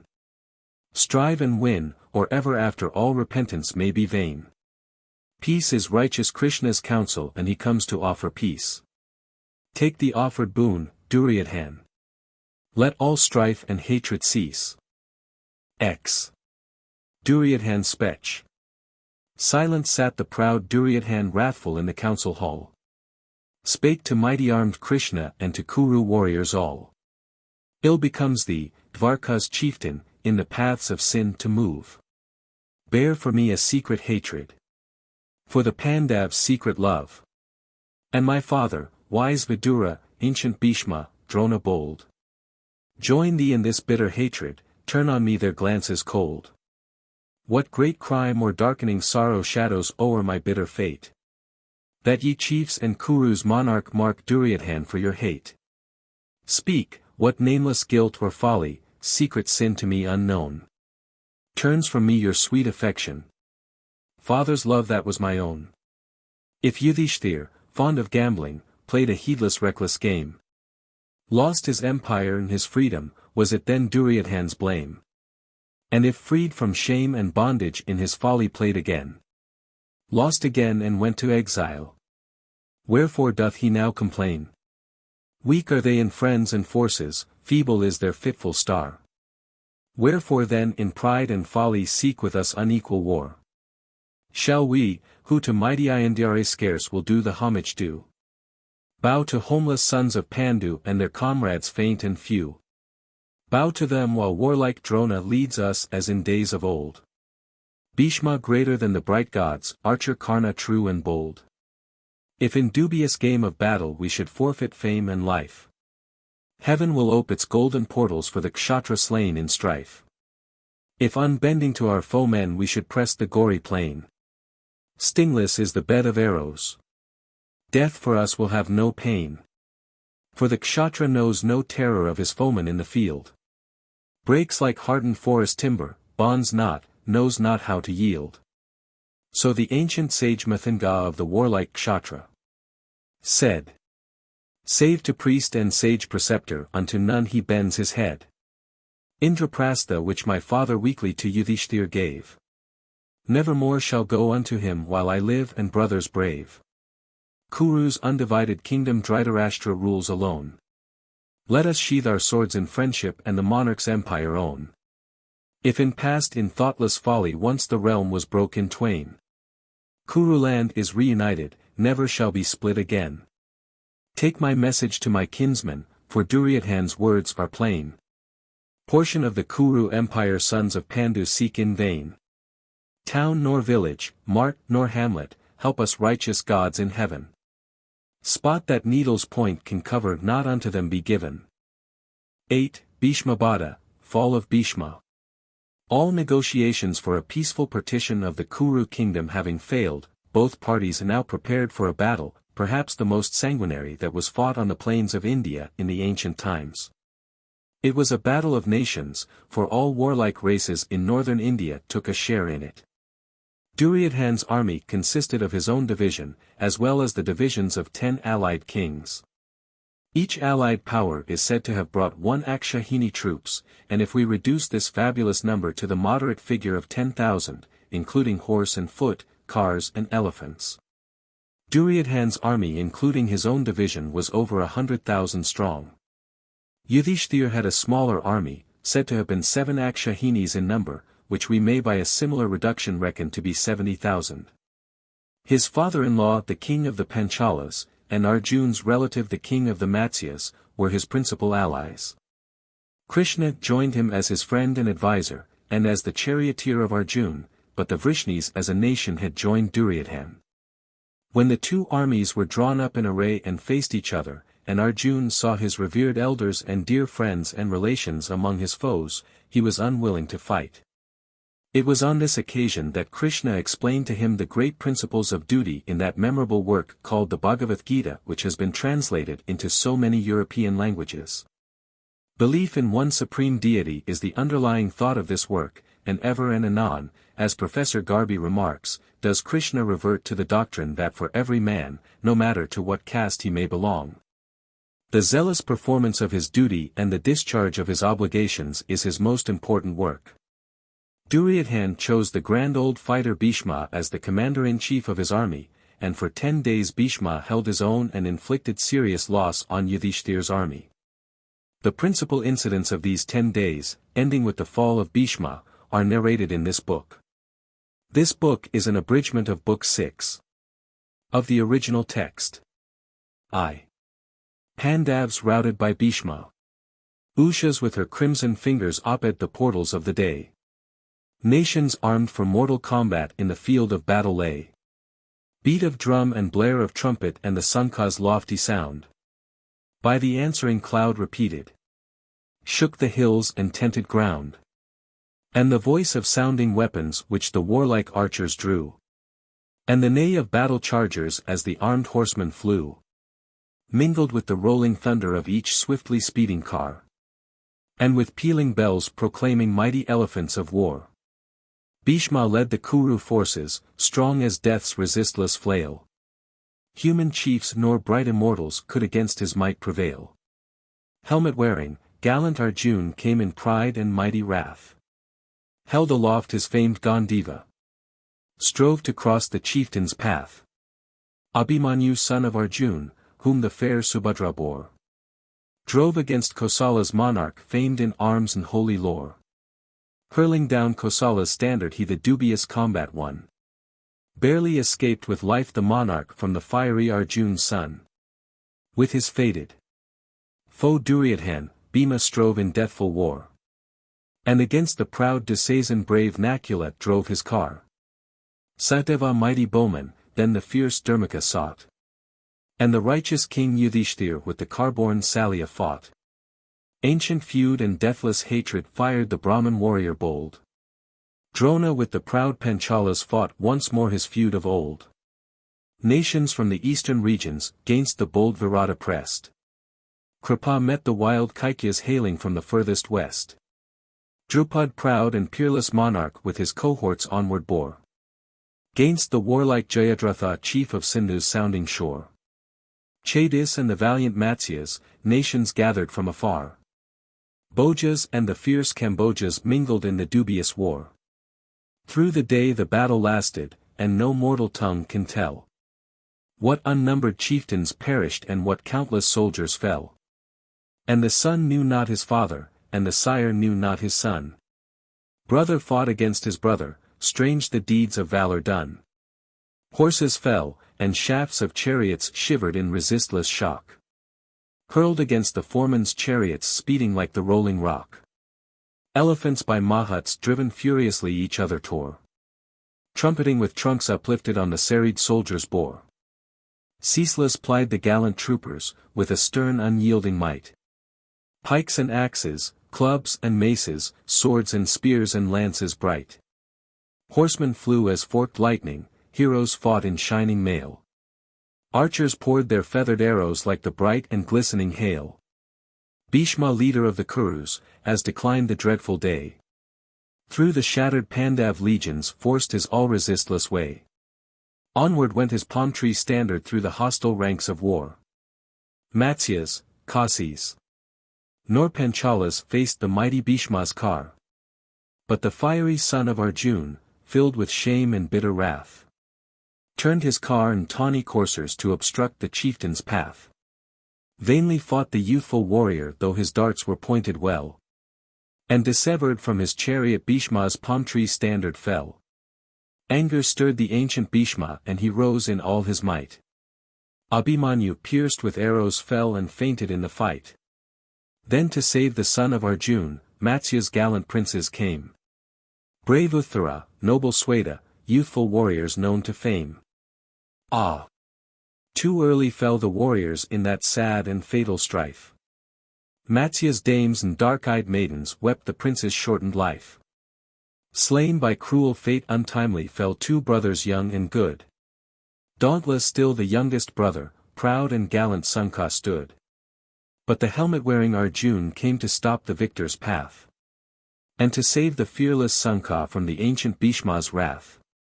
Drupad too, Panchala's monarch, swiftly rushed into the fray. Strove to shield the broken Pandavs and to stop the victor's way. But as fire consumes the forest, wrathful Bhishma slew the foe. None could face his sounding chariot and his ever-circled bow. And the fainting Pandav warriors marked the foe, resistless, bold. Shook like unprotected cattle tethered in the blighting cold. Onward came the mighty Bhishma and the slaughter fiercer grew. From his bow like hissing serpent still the glistening arrows flew. Onward came the ancient warrior and his path was strewn with dead. And the broken Pandav forces, crushed and driven, scattered fled. Friendly night and gathering darkness closed the slaughter of the day. To their tents the sons of Pandu held their sad and weary way. 2. Kurus routed by Arjun. Grieved at heart the good Yudhishthir wept the losses of the day. Sought the aid of gallant Krishna for the morning's fresh array. And when from the eastern mountains Surya drove his fiery car, Bhishma and the helmed Arjun strove to turn the tide of war. Bhishma's glorious palm tree standard o'er the field of battle rose. Arjun's monkey standard glittered cleaving through the serried foes. Devas from their cloud-borne chariots, and Gandharvs from the sky, gazed in mute and speechless wonder on the human chiefs from high. While with dauntless valor Arjun still the mighty Bhishma sought. Warlike prince of fair Panchala with the doughty Drona fought. Ceaseless gainst the proud preceptor sent his darts like summer rain. Baffled by the skill of Drona, Dristadhyumna strove in vain. But the fiercer darts of Drona pierced the prince's shattered mail, hurtling on his battle chariot like an angry shower of hail. And they rent in twain his bowstring and they cut his Pandraus mace. Slew his steeds and chariot driver. Streaked with blood his godlike face. Dauntless still Panchala's hero, springing from his shattered car. Like a hungry desert lion with his saber rushed to war. Dashed aside the darts of Drona with his broad and ample shield. With his saber brightly flaming fearless trod the reddened field. In his fury and his rashness he had fallen on that day. But the ever-watchful Bhima stopped the proud preceptor's way. Proud Duryodhana marked with anger Bhima rushing in his car. And he sent Kalinga's forces to the thickening ranks of war. Onward came Kalinga's forces with the dark tornado's might. Dusky chiefs, Nishada warriors, gloomy as the sable night. Rose the shout of warring nations surging to the battle's fore. Like the angry voice of tempest and the ocean's troubled roar. And like darkly rolling breakers ranks of serried warriors flew. Scarcely in the thickening darkness friends and kin from foemen knew. Fell the young prince of Kalinga by the wrathful Bhima slain. But against Kalinga's monarch baffled Bhima fought in vain. Safely sat the eastern monarch on his howdah's lofty seat. Till upon the giant tusker Bhima sprang with agile feet. Then he struck with fatal fury, brave Kalinga fell in twain. Scattered fled his countless forces when they saw their leader slain. Darkly rolled the tide of battle where Duryodhana's valiant son strove against the son of Arjuna famed for deeds of valor done. Proud Duryodhana marked the contest with a father's anxious heart. Came to save his gallant Lakshman from brave Abhimanyu's dart. And the helmet-wearing Arjuna marked his son among his foes. Wheeled from far his battle chariot and in wrath terrific rose. Arjuna! Arjuna! Cried the Kurus, and in panic broke and fled. Steed and tusker turned from battle, soldiers fell among the dead. Godlike Krishna drove the coursers of resistless Arjuna's car. And the sound of Arjuna's Sankha rose above the cry of war. And the voice of his Gandiva spread a terror far and near. Crushed and broken, faint and frightened, fled the Kurus in their fear.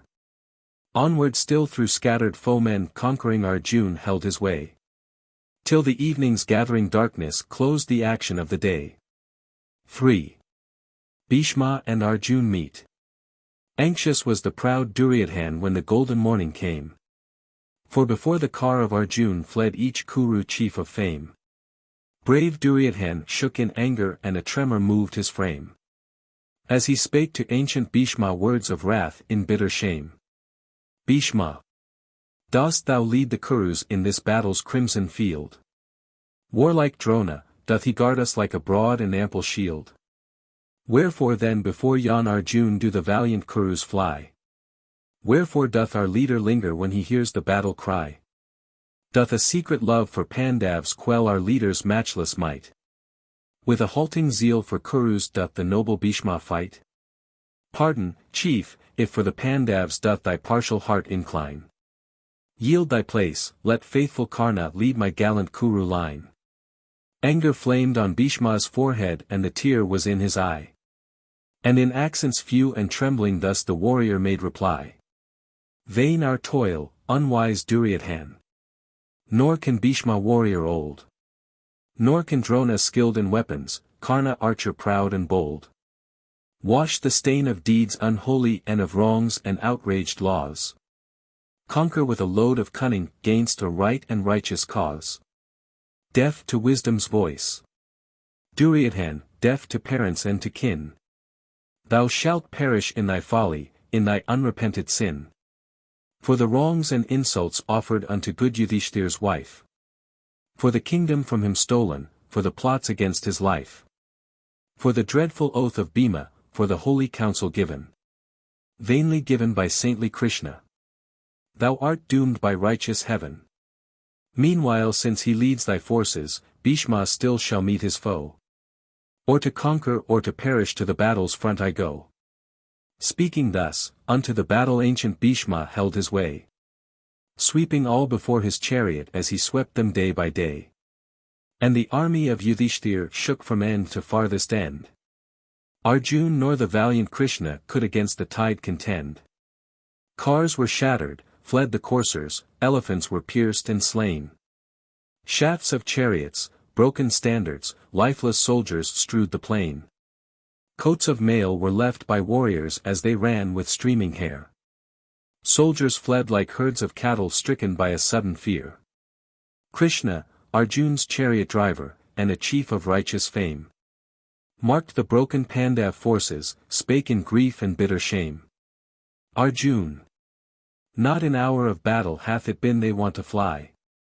Forward lay thy path of glory, or to conquer or to die.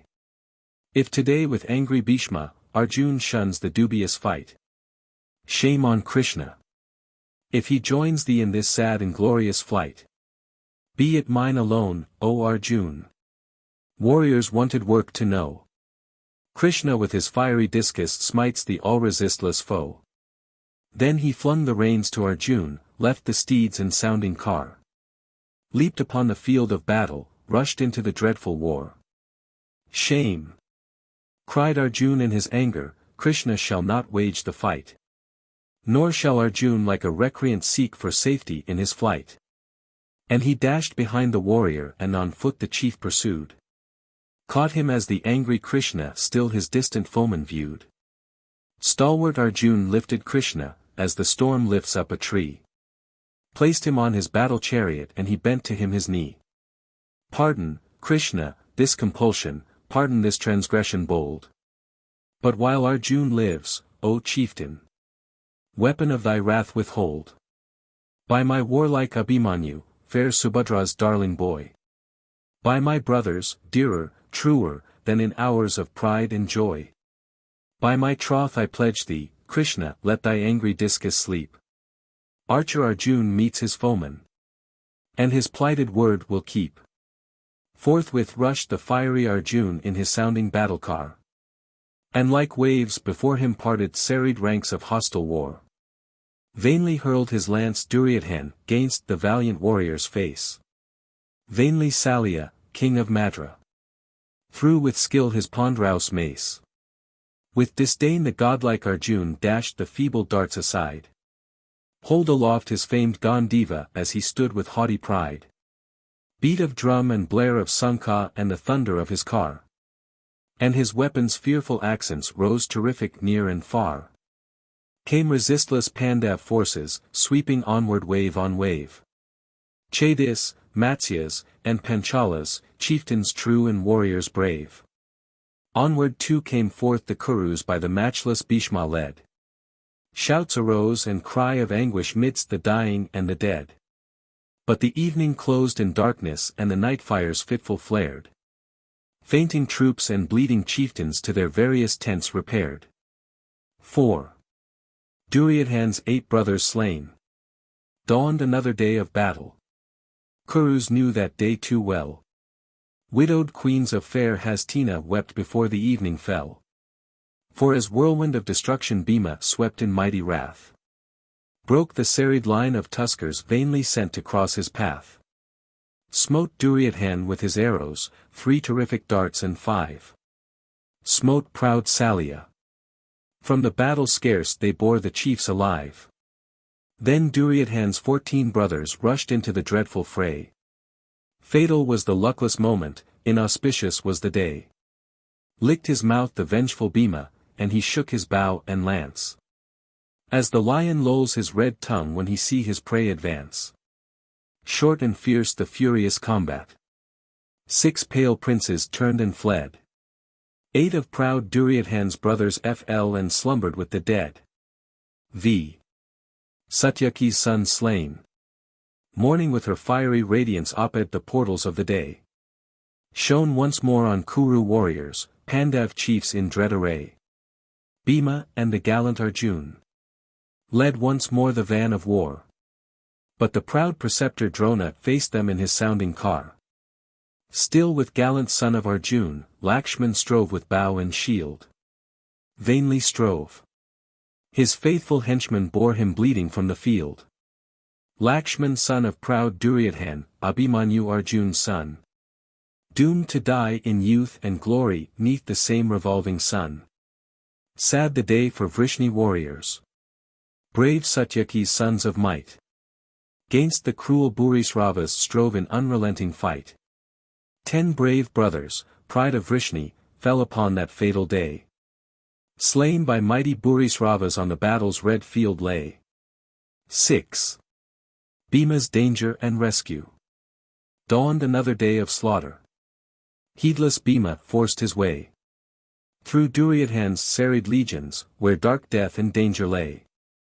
And 100 foemen gathered and unequal was the strife. Bhima strove with furious valor, for his forfeit was his life. Fair Panchala's watchful monarch saw the danger from afar. Forced his way where bleeding Bhima fought beside his shattered car. And he helped the fainting warrior, placed him on his chariot seat. But the Kurus darkly gathered, surging round as waters meet. Arjun's son and 12 brave chieftains dashed into the dubious fray. Rescued Bhima and proud Drupad from the Kurus' grim array. Surging still the Kuru forces onward came with ceaseless might. Drona smote the scattered Pandavs till the darksome hours of night. 7. Pandavs routed by Bhishma. Morning came and angry Arjun rushed into the dreadful war. Krishna drove his milk-white coursers, onward flew his sounding car. And before his monkey banner quailed the faint and frightened foes. Till like star on billowy ocean Bhishma's palm tree banner rose. Vainly then the good Yudhishthir, stalwart Bhima, Arjun brave, strove with useless toil and valor shattered ranks of war to save. Vainly too the Pandav brothers on the peerless Bhishma fell. Gods in sky nor earthly warriors Bhishma's matchless might could quell. Fell Yudhishthir's lofty standard, shook his chariot battle-tossed. Fell his proud and fiery coursers, and the dreadful day was lost. Sadeva and Nakula vainly strove with all their might, till their broken, scattered forces rested in the shades of night. 8. Iravat slain. Morning saw the turn of battle. Bhishma's charioteer was slain. And his coursers uncontrolled flew across the reddened plain. Ill it fared with Kuru forces when their leader went astray. And their foremost chiefs and warriors with the dead and dying lay. But Gandhara's mounted princes rode across the battleground. For its steeds and matchless chargers is Gandhara's realm renowned. And to smite the young Iravat fierce Gandhara's princes swore. Brave Iravat son of Arjun, whom a Naga, princess bore. Mounted on their milk-white chargers proudly did the princes sweep. Like the sea-bird skimming gaily o'er the bosom of the deep. 5 of stout Gandhara's princes in that fatal combat fell. And a 6th in fear and faintness fled the woeful tale to tell. Short, alas, Iravat's triumph, transient was the victor's joy. Alumbusha dark and dreadful came against the gallant boy. Fierce and fateful was the combat, mournful is the tale to tell. Like a lotus rudely severed gallant son of Arjun fell. Arjun heard the tale of sorrow and his heart was filled with grief. And he spake a father's anguish in his accents few and brief. Wherefore, Krishna, for a kingdom mingle in this fatal fray. Kinsmen killed and comrades slaughtered, dear, alas, the price we pay. Woe unto Hastina's empire built upon our children's grave. Dearer than the throne of monarchs was Iravat young and brave. Young in years and rich in beauty, with thy mother's winsome eye. Art thou slain, my gallant warrior? And thy father was not nigh. But thy young blood calls for vengeance. Noble Krishna, drive the car. Let them feel the father's prowess, those who slew the son in war. And he dashed the rising teardrop and his words were few and brief. Broken ranks and slaughtered chieftains spoke an angry father's grief. Bhima too revenged Iravat, and as onward still he flew. Brothers of the proud Duryodhana in that fatal combat slew. Still advanced the fatal carnage till the darksome close of day. When the wounded and the weary with the dead and lying lay. 9. Pandavs routed by Bhishma. Fell the thickening shades of darkness on the red and ghastly plain. Torches by the white tents flickered, red fires showed the countless slain. With a bosom sorrow-laden proud Duryodhana drew his breath. Wept the issue of the battle and his warlike brother's death. Spent with grief and silent sorrow slow the Kuru monarch went. where arose in dewy starlight Bhishma's proud and snowy tent. And with tears and soft entreaty thus the sad Duryodhan spoke. And his mournful bitter accents oft by heaving sighs were broke. Bhishma! On thy matchless prowess Kuru's hopes and fates depend. Gods nor men with warlike Bhishma can in field of war contend. Brave in war are sons of Pandu, but they face not Bhishma's might. In their fierce and deathless hatred slay my brothers in the fight. Mind thy pledge, O chief of Kurus, save Hastina's royal race. On the ancient king my father grant thy never-failing grace. If within thy noble bosom, pardon cruel words I say. Secret love for sons of Pandu holds a soft and partial sway. If thy inner heart's affection unto Pandu's sons incline, grant that Karna lead my forces, gainst the foeman's hostile line. Bhishma's heart was full of sadness and his eyelids dropped a tear. Soft and mournful were his accents and his vision true and clear. Vain, Duryodhan, is this contest, and thy mighty host is vain. Why with blood of friendly nations drench this red and reeking plain? They must win who, strong in virtue, fight for virtue's stainless laws. Doubly armed the stalwart warrior who is armed in righteous cause. Think, Duryodhan, when Gandharvs took thee captive and a slave. Did not Arjun rend thy fetters? Arjun righteous chief and brave. When in Matsya's fields of pasture captured we Virata's kine. Did not Arjun in his valor beat thy countless force and mine? Krishna now hath come to Arjun, Krishna drives his battle car. Gods nor men can face these heroes in the field of righteous war. Ruin frowns on thee, Duryodhan, and upon thy impious state. In thy pride and in thy folly thou hast courted cruel fate. Bhishma still will do his duty, and his end it is not far. Then may other chieftains follow, fatal is this Kuru war. Dawned a day of mighty slaughter and of dread and deathful war. Ancient Bhishma, in his anger drove once more his sounding car. Morn to noon and noon to evening none could efface the victor's wrath. Broke and shattered, faint and frightened, Pandavs fled before his path. Still amidst the dead and dying moved his proud resistless car. Till the gathering night and darkness closed the horrors of the war. X. Fall of Bhishma. Good Yudhishthir gazed with sorrow on the dark and ghastly plain. Shed his tears on chiefs and warriors by the matchless Bhishma slain. Vain this unavailing battle, vain this woeful loss of life. Gainst the death-compelling Bhishma hopeless in this arduous strife. As a lordly tusker tramples on a marsh of feeble reeds. As a forest conflagration on the parched woodland feeds.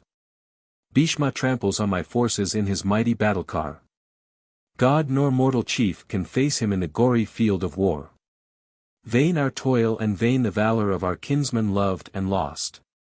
Vainly fight my faithful brothers by a luckless fortune crossed. Nations pour their lifeblood vainly, ceaseless wakes the sound of woe.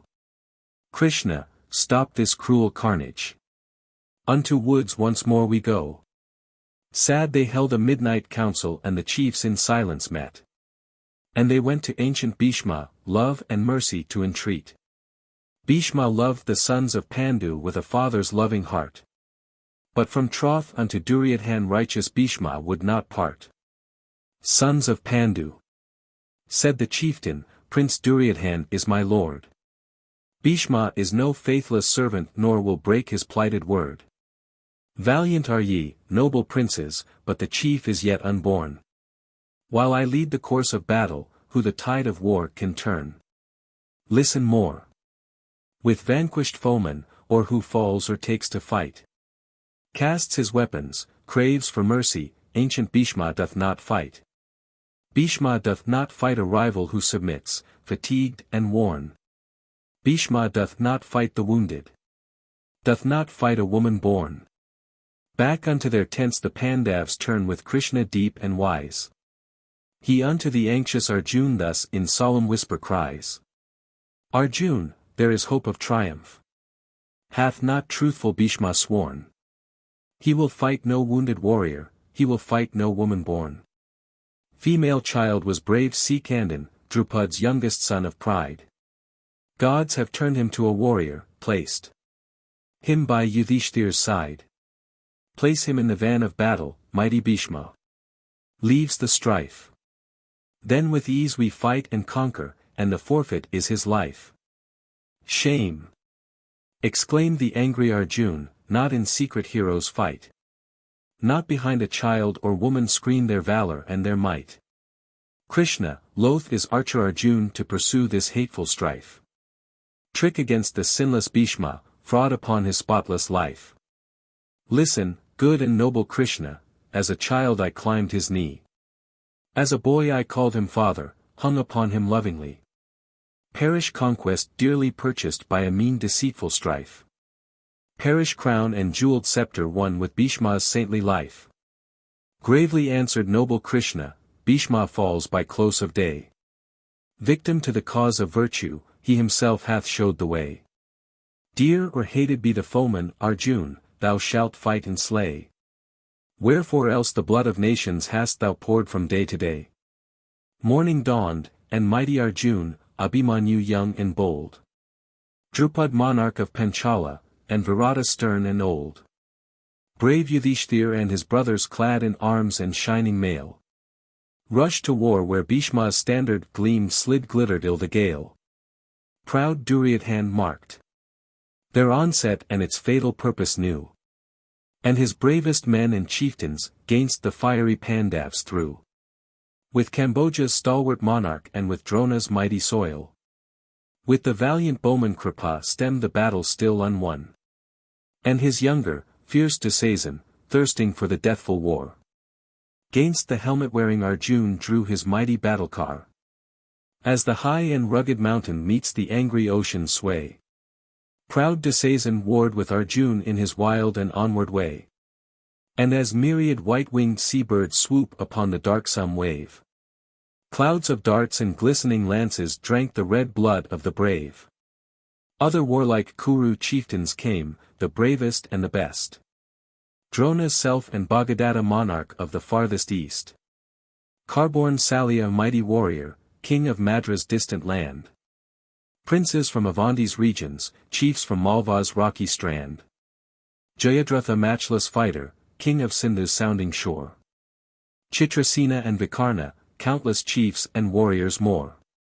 And they faced the fiery Pandavs peerless in their warlike might.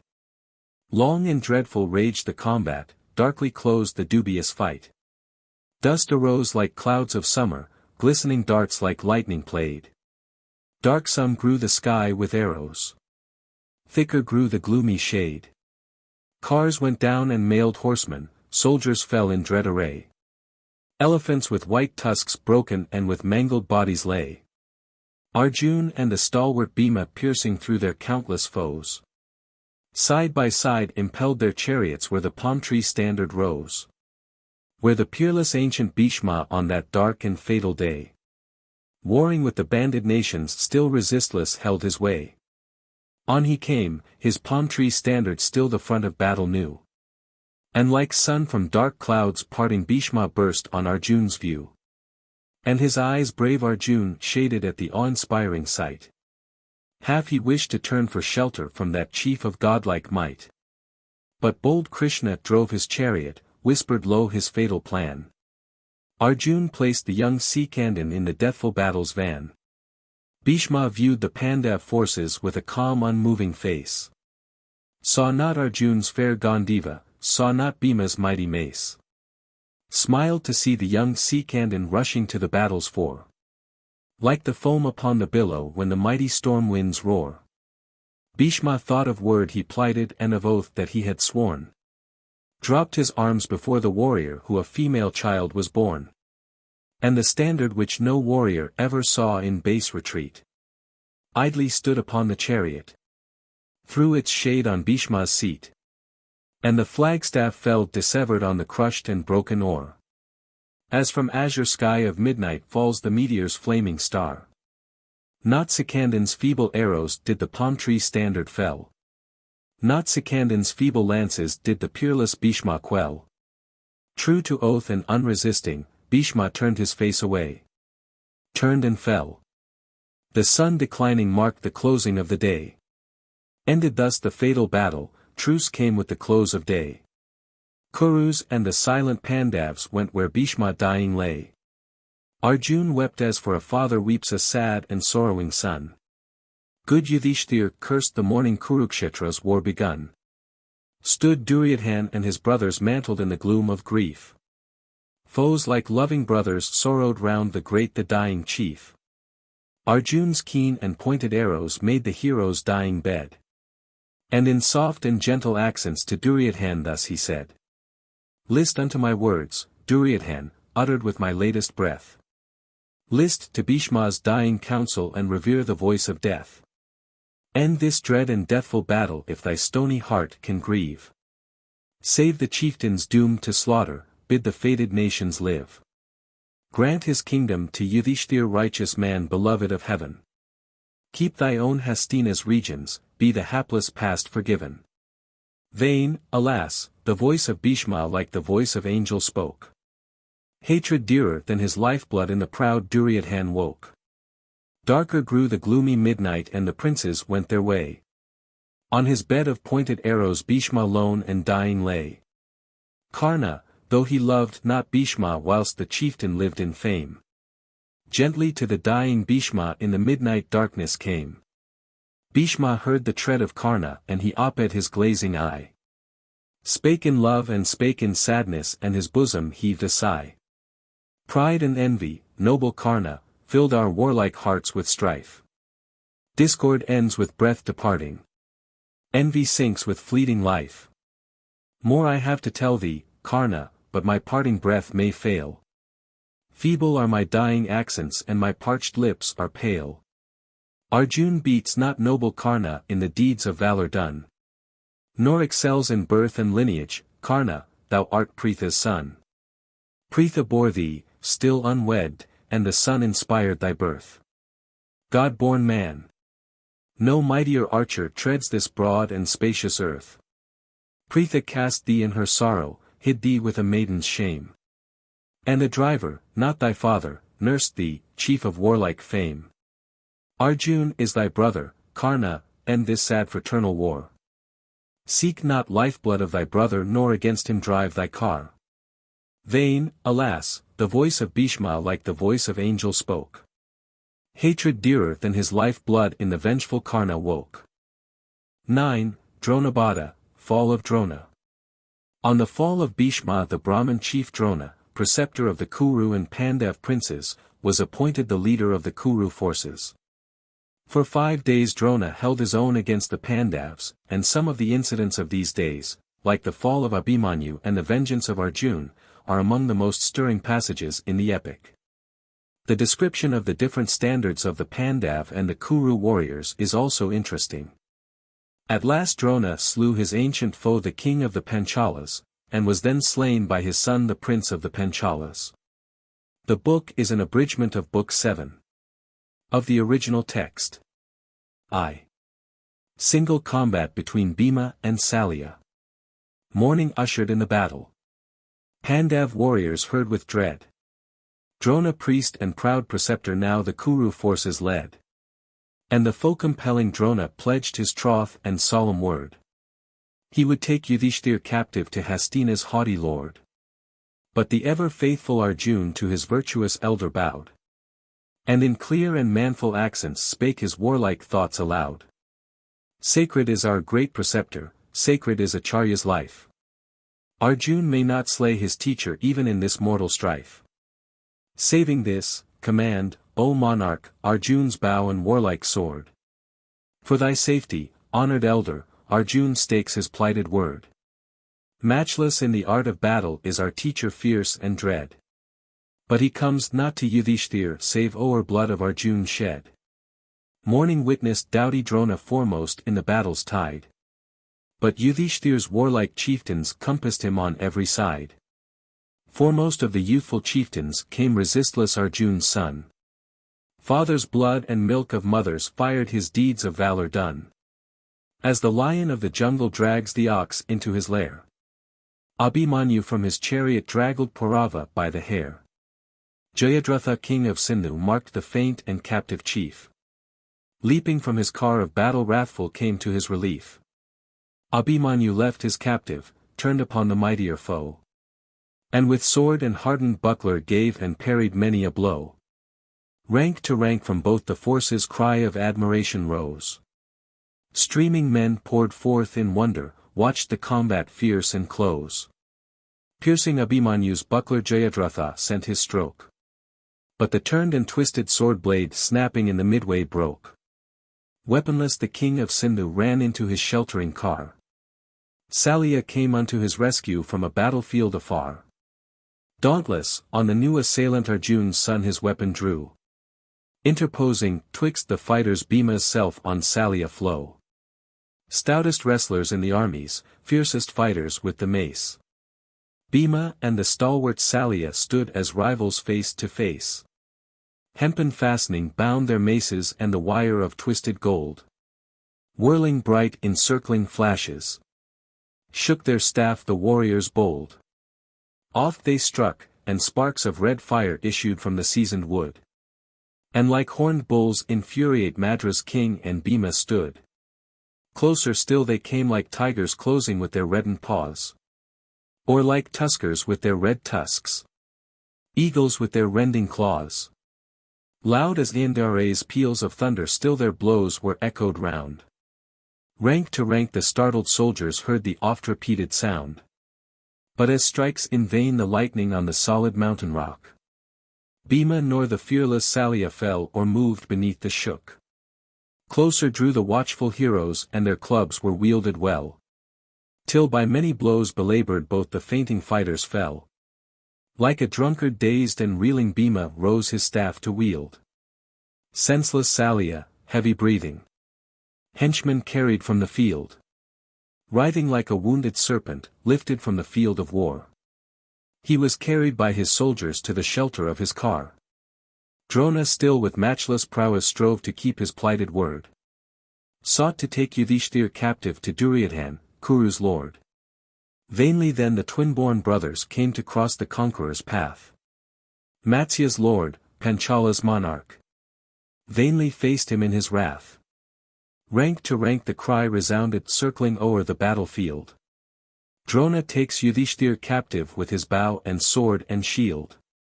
Arjun heard the dreadful message and in haste and fury came. Strove to save his king and elder and redeem his loyal fame. Speeding with his milk-white coursers dashed into the thick of war. Blew his shrill and dreaded Sankha. Drove his sounding battle car. Fiercer, darker grew the battle, when above the reddened plain. Evening drew her peaceful mantle o'er the living and the slain. 2. Standards of the Pandavs. Morning came. Still round Yudhishthir Drona led the gathering war. Arjun fought the Samsaptakas in the battlefield afar. But the prince of fair Panchala marked his father's ancient foe. And against the doughty Drona, Drishtadhyumna bent his bow. But as darksome cloudy masses angry gusts of storm divide. Through the scattered fainting foemen Drona drove his car in pride. Steeds went down and riven chariots, young Panchala turned and fled. Onward drove resistless Drona o'er the dying and the dead. One more prince of fair Panchala, gainst the mighty Drona came. Ancient feud ran in the red blood of Panchala's chiefs of fame. Fated youth. With reckless valor still he fought his father's foe. Fought and fell. Relentless Drona laid the brave Satyajit low. Surging still like ocean's billows other Pandav warriors came. To protect their virtuous monarch and redeem their ancient fame. Came in various battle chariots drawn by steeds of every hue. Various were the chieftains' standards which the warring nations knew. Bhima drove his stalwart horses tinted like the dappled deer. Grey and pigeon-colored coursers bore Panchala's prince and peer. Horses bred in famed Cambodia, dark and grey of deepest hue. Brave Nakula's sumptuous chariot in the deathful battle drew. Piebald horses trained to battle did young Sahdeva reign. Ivory-white Yudhishthir's coursers with their flowing ebon mane. And by him with gold umbrella valiant monarch Drupad came. Horses of a bright bay color carried Matsya's king of fame. Varied as their varied courses gallantly their standards rose. With their wondrous strand 1G devices, terror of their armed foes. Water jar on tawny deerskin, such was Drona's sign of war. Drona as a tender infant rested in a water jar. Golden moon with stars surrounding was Yudhishthir's sign of yore. Silver lion was the standard tiger-waisted Bhima bore. Brave Nakula's sign was red deer with its back of burnished gold.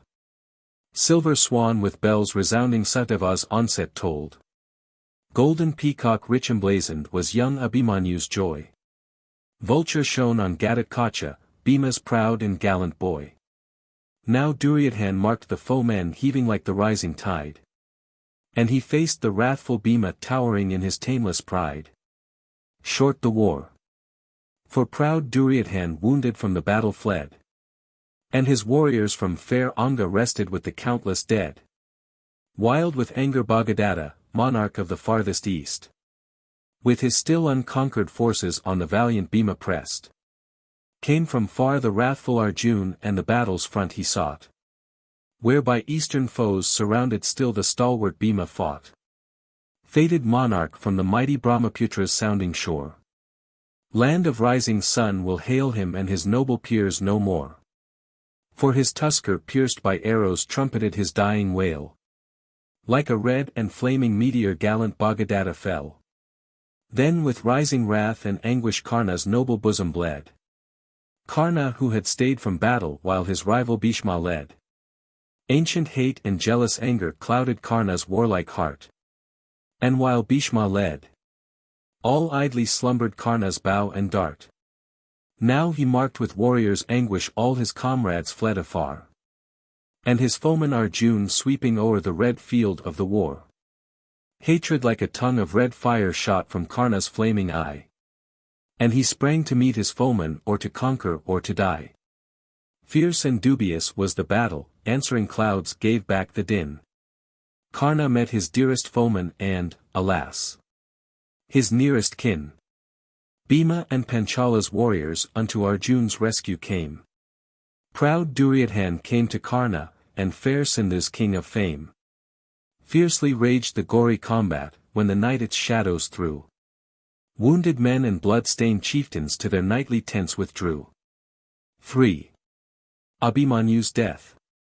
Fatal was the blood-red morning purpling o'er the angry east. Fatal day for Abhimanyu, bravest warrior and the best. Countless were the gallant chieftains like the sands beside the sea. None with braver bosom battled, none with hands more stout and free. Brief, alas, thy radiant summers, fair Subhadra's gallant boy. Loved of Matsya's soft-eyed princess and her young heart's pride and joy. Brief, alas, thy sunlit winters, light of war too early quenched. Peerless son of peerless Arjun. In the blood of foemen drenched. Drona on that fatal morning ranged his dreadful battle line. In a circle darkly spreading where the chiefs with chiefs combine. And the Pandavs looked despairing on the battle's dread array. Vainly strove to force a passage. Vainly sought their onward way. Abhimanyu, young and fiery, dashed alone into the war. Reckless through the shattered forces all resistless drove his car. Elephants and crashing standards, neighing steeds and warriors slain. Fell before the furious hero as he made a ghastly lane. Proud Duryodhan rushed to battle, strove to stop the turning tide. And his stoutest truest warriors fought by proud Duryodhan's side. Onward still went Abhimanyu, Kuru strove and fought in vain. Backward reeled and fell Duryodhan and his bravest chiefs were slain. Next came Salya Carborn monarch, gainst the young resistless foe. Urged his fiery battle coursers, stretched his death-compelling bow. Onward still went Abhimanyu, Salya strove and fought in vain. And his warriors took him bleeding from the reddened battle plain. Next Dusazan darkly lowering thundered with his bended bow. Abhimanyu smiled to see him, kinsman and the dearest foe. Art thou he, said Abhimanyu, known for cruel word and deed? Impious in thy heart and purpose, base and ruthless in thy greed?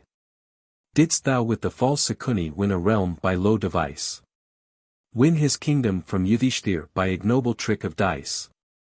Didst thou in the council chamber with your insults foul and keen, by her flowing raven tresses drag Yudhishthir's stainless queen? Didst thou speak to warlike Bhima as thy serf and bounden slave? Wrong my father righteous Arjun, peerless prince and warrior brave? Welcome. Have sought thee often, wished to cross thy tainted path. Welcome. Dearest of all victims to my nursed and cherished wrath. Reap the meat of sin and insult, draw on earth thy latest breath.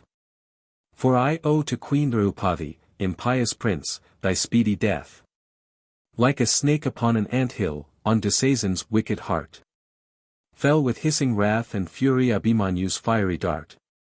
From the loss of blood Dusasan fainted on his battle car. Kuru chieftains bore him senseless from the blood-stained scene of war.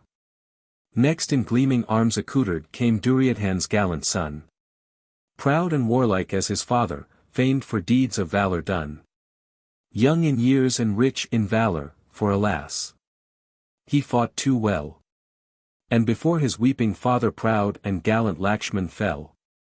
Onward still went Abhimanyu midst the dying and the dead. Shook from rank to rank the Kurus and their shattered army fled. Then the impious Jayadratha, king of Sindhu's sounding shore, came forth in unrighteous concert with 6 car-borne warriors more. Darkly closed the fatal circle with the gulfing surges moan. Dauntless with the 7 brave chieftains Abhimanyu fought alone. Fell, alas, his peacock standard in his car was broke in twain. Bow and saber rent and shattered and his faithful driver slain. Heedless yet of death and danger, misty with the loss of blood, Abhimanyu wiped his forehead, gazed where dark his foemen stood. Then with wild despairing valor, flickering flame and closing life, mace in hand the heedless warrior rushed to end the mortal strife. Rushed upon his startled foemen, Abhimanyu fought and fell. And his deeds to distant ages bards and wandering minstrels tell. Like a tusker of the forest by surrounding hunters slain. Like a wood-consuming wildfire quenched upon the distant plain. Like a mountain-shaking tempest spent in force and hushed and still. Like the red resplendent day-god setting on the western hill. Like the moon serene and beauteous quenched in eclipse dark and pale. Lifeless slumbered Abhimanyu when the softened starlight fell. Done the day of death and slaughter, darkening shadows close around. Wearied warriors seek for shelter on the vast and tented ground. Soldiers' campfires brightly blazing, tent lights shining from afar, cast their fitful gleam and radiance on the carnage of the war. Arjun from a field at distance, where upon that day he fought, with the ever-faithful Krishna now his nightly shelter sought. Wherefore, Krishna, uttered Arjun, evil omens strike my eye. Thoughts of sadness fill my bosom. Wake the long-forgotten sigh. Wherefore voice of evening bugle speaks not on the battlefield. Merry conch nor sounding trumpet music to the warriors yield. Harp is hushed within the dark tents and the voice of warlike song. Bards beside the evening campfire tales of war do not prolong. Good Yudhishthir's tent is voiceless and my brothers look so pale. Abhimanyu comes not joyous Krishna and his sire to hail. Abhimanyu's love and greeting bless like blessings from above. Fair Subhadra's joy and treasure, Arjun's pride and hope and love. Softly and with many teardrops did the sad Yudhishthir tell. How in dreadful field of battle gallant Abhimanyu fell. How the impious Jayadratha fell on Arjun's youthful son. He with 6 proud Kuru chieftains Abhimanyu all alone. How the young prince reft of weapon and deprived of steel and car, fell as falls a Kshatra warrior fighting on the field of war. Arjun heard, the father's bosom felt the cruel cureless wound. Brave and gallant boy, he uttered as he sank upon the ground. Moments passed of voiceless sorrow and of speechless bitter tear. Sobs within his mailed bosom smote the weeping listener's ear. Moments passed. With rising anger quivered Arjun's iron frame. Abhimanyu's cruel murder smote the father's heart to flame. Didst thou say that Sindhu's monarch on my Abhimanyu bore? He alone and Jayadratha leagued with 6 marauders more. Didst thou say the impious Kurus stooped unto this deed of shame? Outrage on the laws of honor, stain upon a warrior's fame. Father's curse and warrior's hatred sting them to their dying breath. For they feared my boy in battle, hunted him to cruel death. Hear my vow, benign Yudhishthir, hear me, Krishna righteous Lord. Arjun's hand shall slay the slayer. Arjun plights his solemn word. May I never reach the bright sky where the righteous fathers dwell. May I with the darkest sinners live within the deepest hell. With the men who slay their fathers, shed their loving mother's blood. Stain the sacred bed of gurus, steal their gold and holy food. Cherish envy, cheat their kinsmen, speak the low and dastard lie. If, ere comes tomorrow's sunset, Jayadratha doth not die. Jayadratha dies tomorrow, victim to my vengeful ire. Arjun else shall yield his weapons, perish on the flaming pyre. Softer teardrops wept the mother, joyless was Subhadra's life.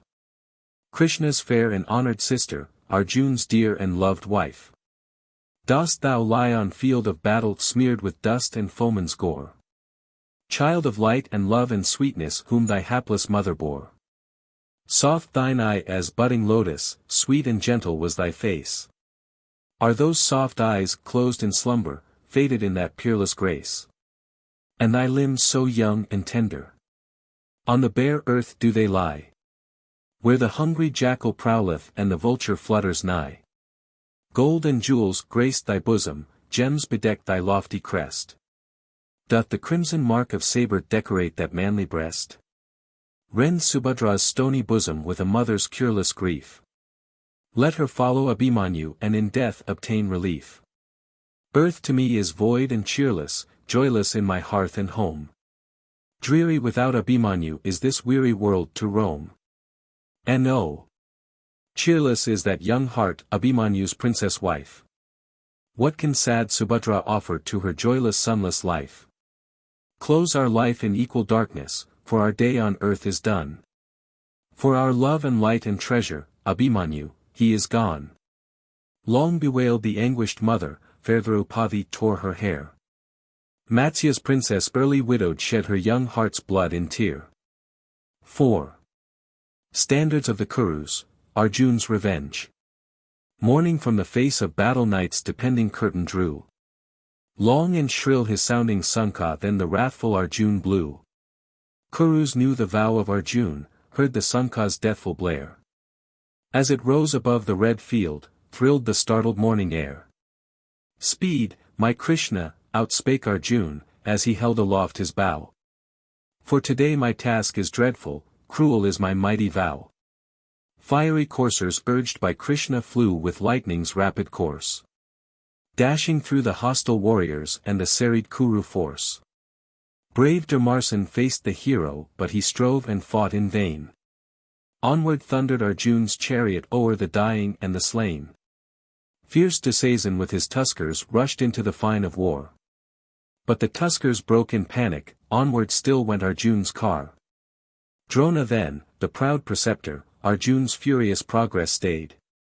Teardrops filled the eye of Arjun as these gentle words he said. Pardon, father, if thy pupil shuns today thy offered war. Gainst his Abhimanyu's slayer Arjun speeds his battle car. Not against my great Acharya is my wrathful bowstring drawn. Not against a loved father fights a loving duteous son. Heavy on this bleeding bosom sits the darkening load of woe. And an injured father's vengeance seeks the slaughtered hero's foe. Pardon then if sorrowing Arjun seeks a far and distant way. Mighty is the vow of Arjun, cruel is his task today. Passing by the doughty Drona onward sped the fiery car. Through the broken line of warriors, through the shattered ranks of war. Angas and the brave Kalingas vainly crossed his wrathful way. Proud Avantis from the regions where fair Chumbal's waters stray. Famed Avanti's fated princes vainly led their highland force. Fell beneath the wrath of Arjun, stayed nor stopped his onward course. Onward still with speed of lightning thundered Arjuna's battle car. To the spot where Jayadratha stood behind the ranks of war. Now the sun from highest zenith red and fiery radiance lent. Long and weary was the passage, Arjuna's foaming steeds were spent. Arjuna said the faithful Krishna, arduous is thy cruel quest. But thy foaming coursers falter and they need a moment's rest. Be it so, brave Arjuna answered, from our chariot we alight. Rest awhile the weary horses, Krishna, I will watch the fight. Speaking thus the armed Arjuna lightly leaped upon the Leah. Stood on guard with bow and arrow by the green and shady tree. Krishna groomed the jaded horses, faint and feeble, red with gore. With a healing hand he tended wounds the bleeding coursers bore. Watered them beside a river by the zephyr's soft caress. Gave unto them welcome fodder, gave unto them needful rest. Thus refreshed, the noble coursers Krishna harnessed to the car. And the gleaming fiery Arjuna rushed once more to fatal war. Came on him the Kuru warriors, darksome wave succeeding wave. Standards decked with strange devices, streaming banners rich and brave. Foremost was the glorious standard of preceptor Drona's son. Lion's tail in golden brilliance on his battle chariot shone. Elephant's rope was Karna's ensign made of rich and burnished gold. And a bull bedecked the standard of the bowman Kripa bold. Peacock made of precious metal. Decked with jewels rich and rare. Vrishasina's noble standard shone aloft serene and fair. Plowshare of a golden luster shining like the radiant flame. Spoke the car of mighty Salya, Madras king of warlike fame. Far and guarded well by chieftains shone the dazzling silver boar. Ensign proud of Jayadratha brought from Sindhu's sounding shore. On the car of Somadatta shone a stake of sacrifice. Silver boar and golden parrots. These were Sulwa's proud device. Last and brightest of the standards, on the Prince Duryodhan's car. Lordly elephant in jewels proudly shone above the war. 9 heroic Kuru chieftains, bravest warriors and the best. League they came to grapple Arjuna and on faithful Krishna pressed. Arjuna swept like sweeping whirlwind all resistless in his force. Sought no foe and waged no combat. Held his ever onward course. For he sighted Jayadratha midst the circling chiefs of war. Gainst that warrior, grim and silent, Arjuna drove his furious car. Now the day-god rolled his chariot on the western clouds aflame. Karna's self and 5 great chieftains round brave Jayadratha came. Vainly strove the valiant Arjuna struggling, gainst the Kuru line. Charged upon the peerless Karna as he marked the day's decline. Krishna then a prayer whispered. Came a friendly sable cloud. Veiled the red sun's dazzling brilliance in a dark and inky shroud. Karna deemed the closing darkness now proclaimed the close of strife. Failing in his plighted promise Arjuna must surrender life. And his comrade chiefs rejoicing slackened in their furious fight. Jayadratha hailed with gladness thickening shades of welcome night. In that sad and fatal error did the Kuru chiefs combine. Arjuna quick as bolt of lightning broke their all unguarded line. Like an onward sweeping wildfire shooting forth its lolling tongue. On the startled Jayadratha, Arjuna in his fury flung. Short the strife. As angry falcon swoops upon its helpless prey. Arjuna sped his vengeful arrow and his foeman lifeless lay. Friendly winds removed the dark cloud from the reddening western hill. And the sun in crimson luster cast its fiery radiance still. Ere the evening's mantling darkness fell o'er distant hill and deep plain. Proud Duryodhan's many brothers were by vengeful Bhima slain. And Duryodhan stung by sorrow waged the still unceasing fight. In the thick and gathering darkness torches lit the gloom of night. Karna, furious in his anger for his Jayadratha slain. And for brothers of Duryodhan sleeping lifeless on the plain. Gainst the gallant son of Bhima drove his deep resounding car. And in gloom and midnight darkness waked the echoes of the war. Bhima's son brave Gatotkacha twice the steeds of Karna slew. Twice the humbled steedless Karna from the dubious battle flew. Came again the fiery Karna, vengeance flamed within his heart. Like the midnight's lurid lightning sped his fell and fatal dart. Woeful was the hour of darkness, luckless was the starry sway. Bhima's son in youth and valor lifeless on the red field lay. Then was closed the midnight battle, silent shone the starry light. Bhima knew nor rest nor slumber through the long and woeful night. The fall of Drona. Ere the crimson morning glittered proud Duryodhan sad at heart. To the leader of the Kurus did his sorrows thus impart.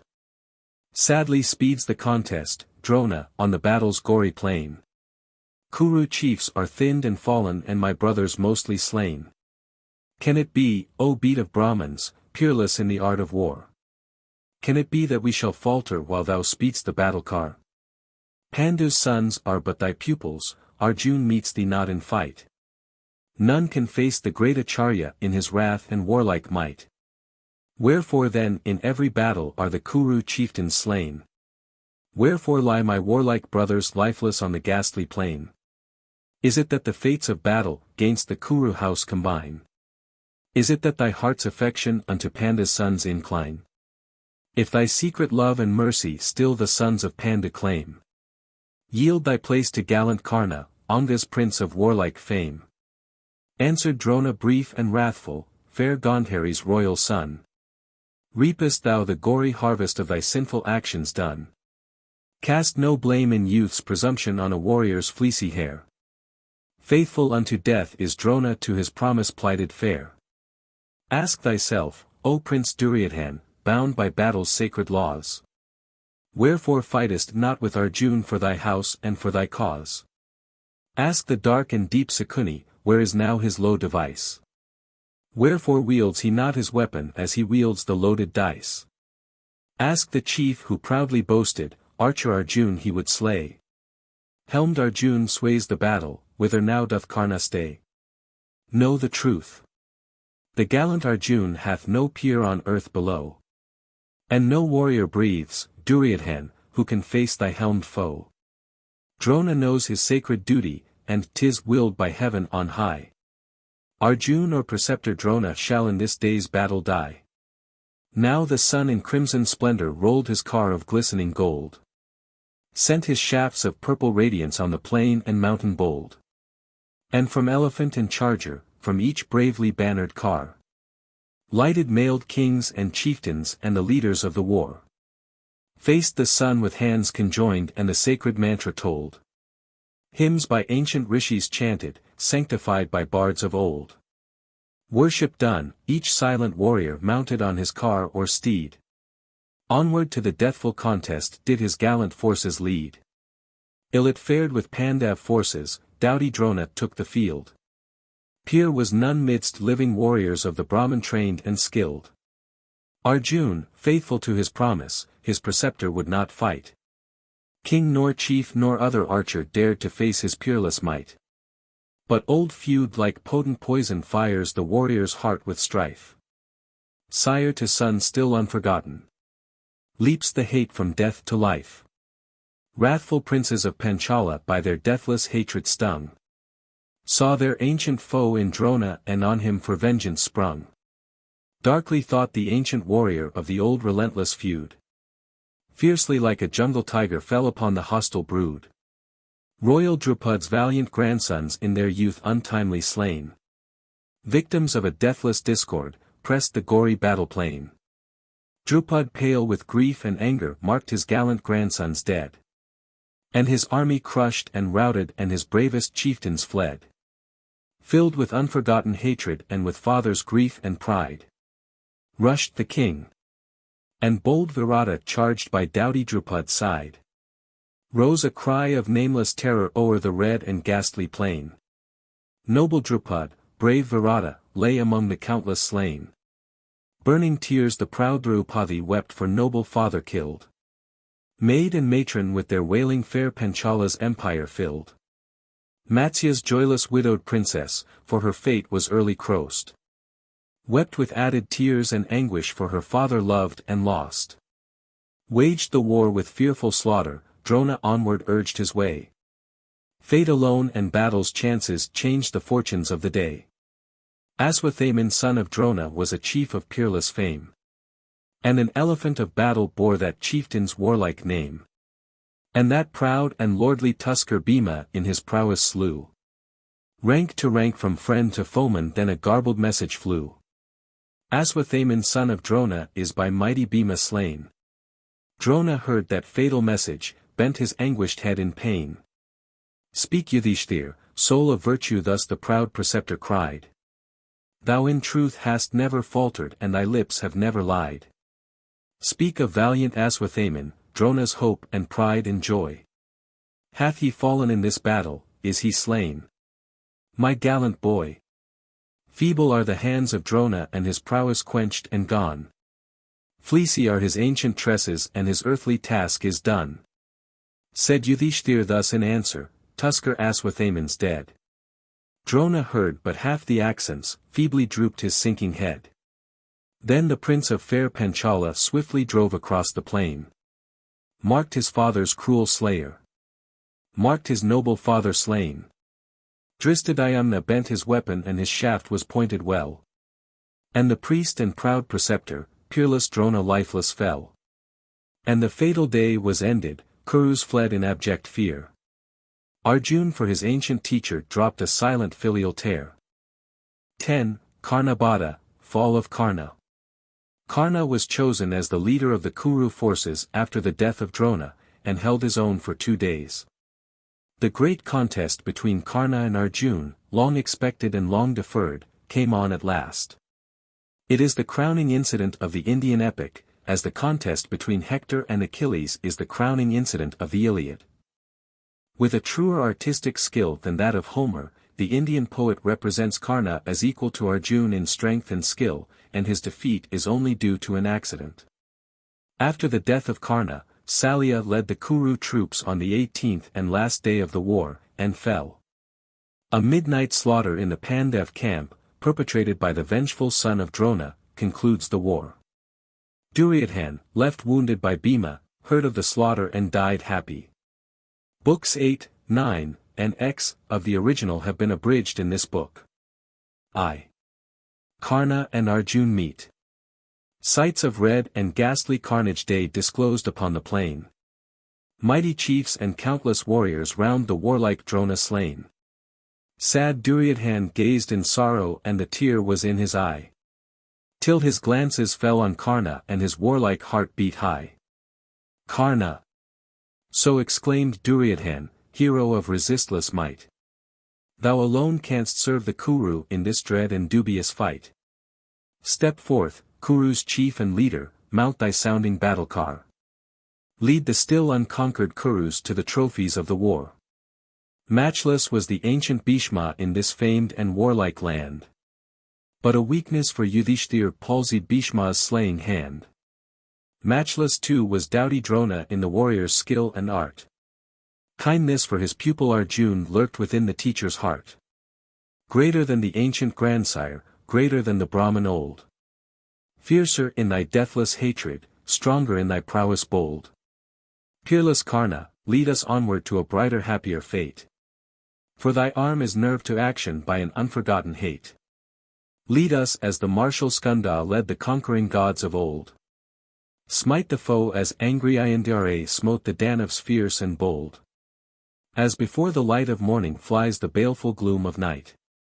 Pandavs and the proud Panchalas fly before thy conquering might. Priests with hymns and chanted mantra and with every sacred rite. Hailed him leader of the Kurus, chieftain of unconquered might. Earthen jars they placed around him with the sacred water full. Elephant's tusk they laid beside him and the horn of mighty bull. Gem and jewel, corn and produce, by the armed hero laid. Silken cloth of finest luster o'er his crowned head they spread. Brahmins poured the holy water. Bards his lofty praises sung. Kshatras, Vaishyas, purer Sudras hailed him leader bold and strong. Vanquish warlike sons of Pritha. Thus the holy Brahmins blessed. Gold and garments, food and cattle, joyous Karna on them pressed. And the holy rite concluded, Karna ranged his men in war. To the dreaded front of battle drove his swift and conquering car. Morn to noon and noon to evening raged the battle on the plain. Countless warriors fought and perished, car-borne chiefs were pierced and slain. Helmed Arjun, crowned Karna, met at last by will of fate. Lifelong was their mutual anger. Deathless was their mutual hate. And the firm earth shook and trembled 'neath the furious rush of war. And the echoing welkin answered shouts that nations heard afar. And the thickening cloud of arrows filled the firmament on high. Darker, deeper, dread and deadlier grew the angry face of sky. Till the evening's sable garment mantled o'er the battlefield. And the angry rivals parted, neither chief could win or yield. 2. Fall of Karna. At the break of morning Karna unto Prince Duryodhan went. Thus in slow and measured accents to his inner thoughts gave vent. Morning dawns, O Kuru's monarch. Mighty Arjun shall be slain. O'er fulfilling warrior's duty Karna dies the gory plain. Long through life within our bosoms ever burnt the mutual hate. Oft we met and often parted, rescued by the will of fate. But yon sun with crimson luster sees us meet to part no more. Gallant Arjun's course this evening or proud Karna shall be o'er. Room is none for Arjun's glory and for archer Karna's fame. One must sink and one must sparkle with a brighter richer flame. List yet more. In wealth of arrows and in wondrous strength of bow. Arjun scarcely me surpasseth, scarcely I excel my foe. In the light skill of the archer and in sight and truth of aim. Arjun beats not, scarcely rivals, Karna's proud and peerless fame. If his wondrous bow Gandiva is the gift of gods in heaven. Karna's bow the famed Vijaya is by Parsurama given. I, the son of Jamadagni, kings of earth who proudly slayed. On the youthful arms of Karna his destructive weapon laid. Yet I own, O king of Kuru. Arjun doth his foe excel. Matchless are his fiery coursers, peerless Krishna leads them well. Krishna holds the reins for Arjun, Krishna speeds his battle car. Drives the lightning-winged coursers o'er the startled field of war. Sweeps in pride his sounding chariot till it almost seems to fly. Arjun lords it o'er the battle like the comet in the sky. Grant me, monarch, mighty Salya drive my swift and warlike steed. And against the car-borne Arjun, Karna's fiery chariot lead. Salya, too, is skilled, like Krishna, with the steed and battle car. Equal thus I meet my foeman in this last and fatal war. Spake Duryodhan. Warlike Salya mounted Karna's sounding car. Karna sought for mighty Arjun in the serried ranks of war. 100 milch kine Karna offers, costly garment, yellow gold. Unto him who in this battle points to me my foeman bold. Cars and steeds and fertile acres, peaceful hamlets rich and fair. Dark-eyed damsels lotus-bosomed, crowned with glossy raven hair. These are his who points out Arjun hiding from this fatal war. Arjun's snowy steeds and banner and his swift and thundering car. Karna spake, but long and loudly laughed the king of Madra's land. As he reined the fiery coursers with his strong and skillful hand. Of rewards and gifts, he uttered, little need is there, I ween.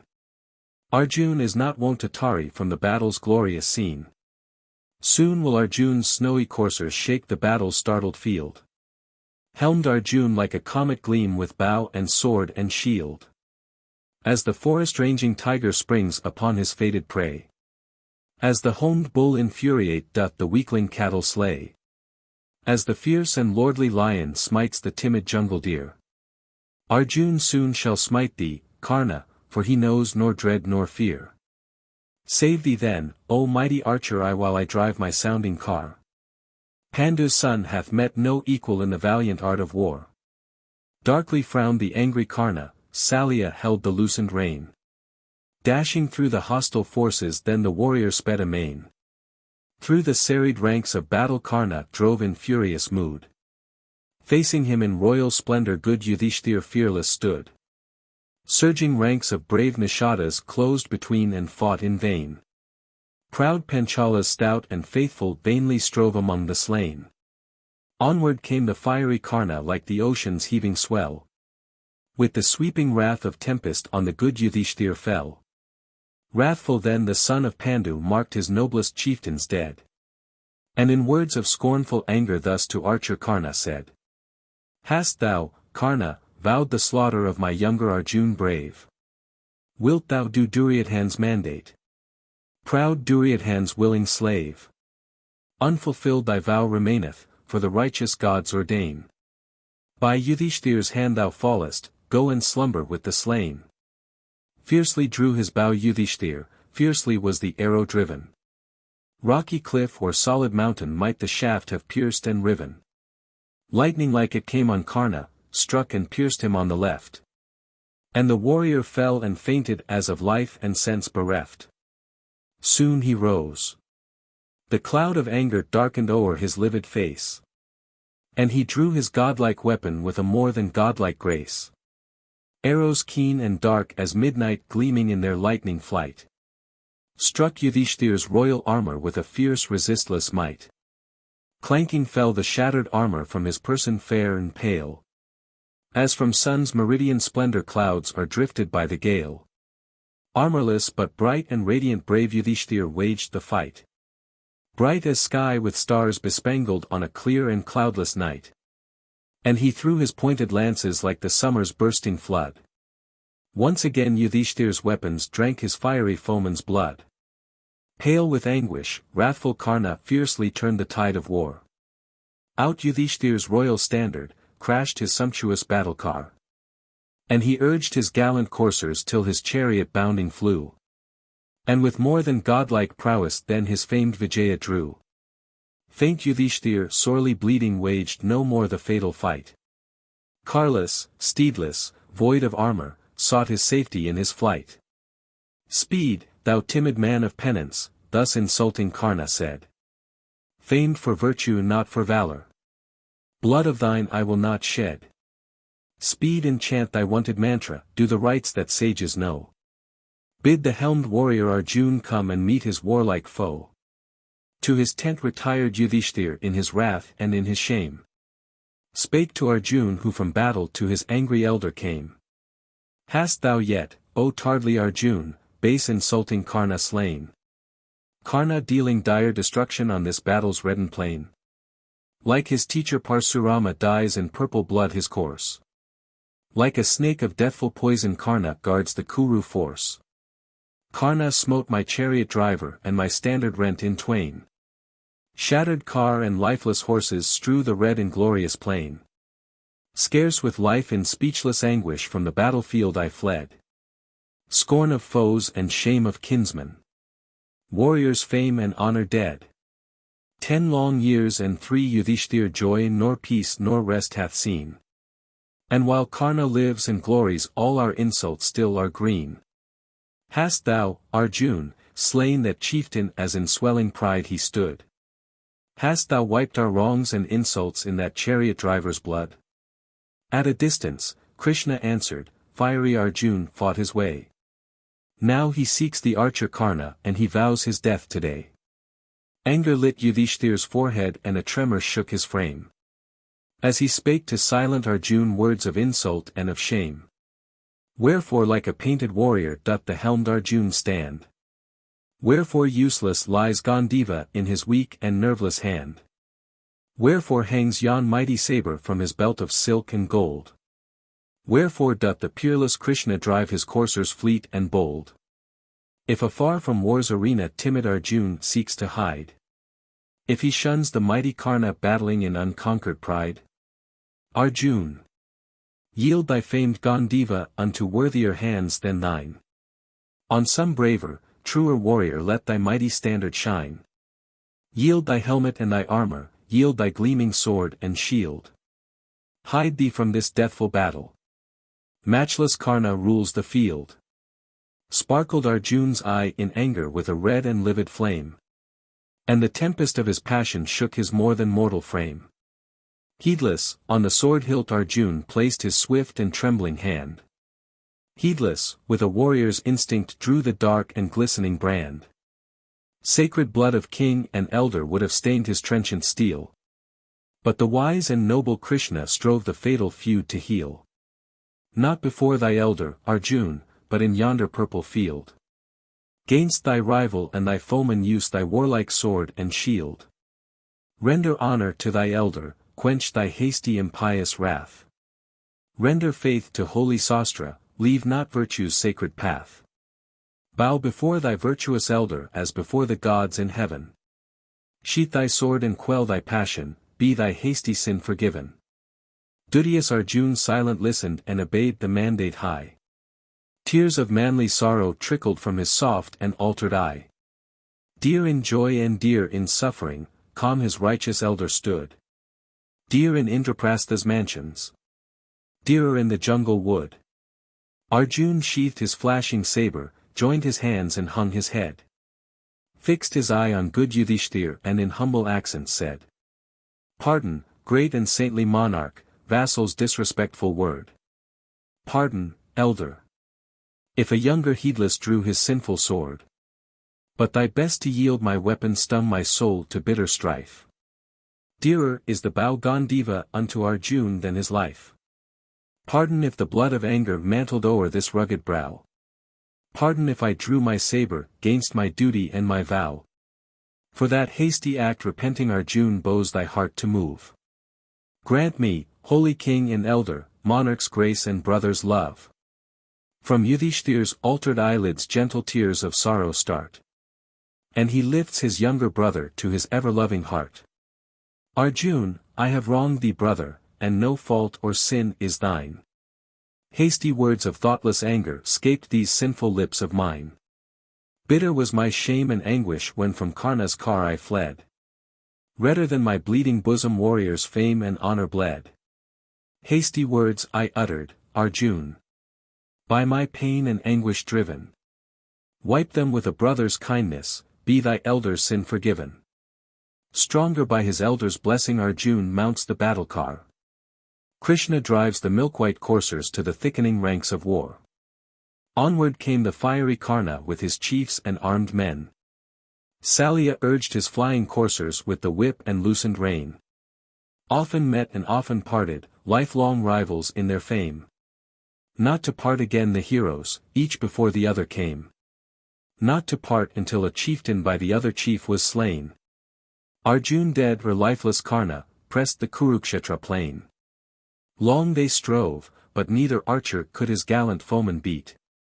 Though like surging ocean billows did the angry warriors meet. Arjun's arrows fell on Karna like the summer's angry flood. Karna's shafts like hissing serpents drank the valiant Arjun's blood. Fierce and quick from his Gandiva angry accents Arjun woke. Till the bowstring strained and heated was by sudden impulse broke.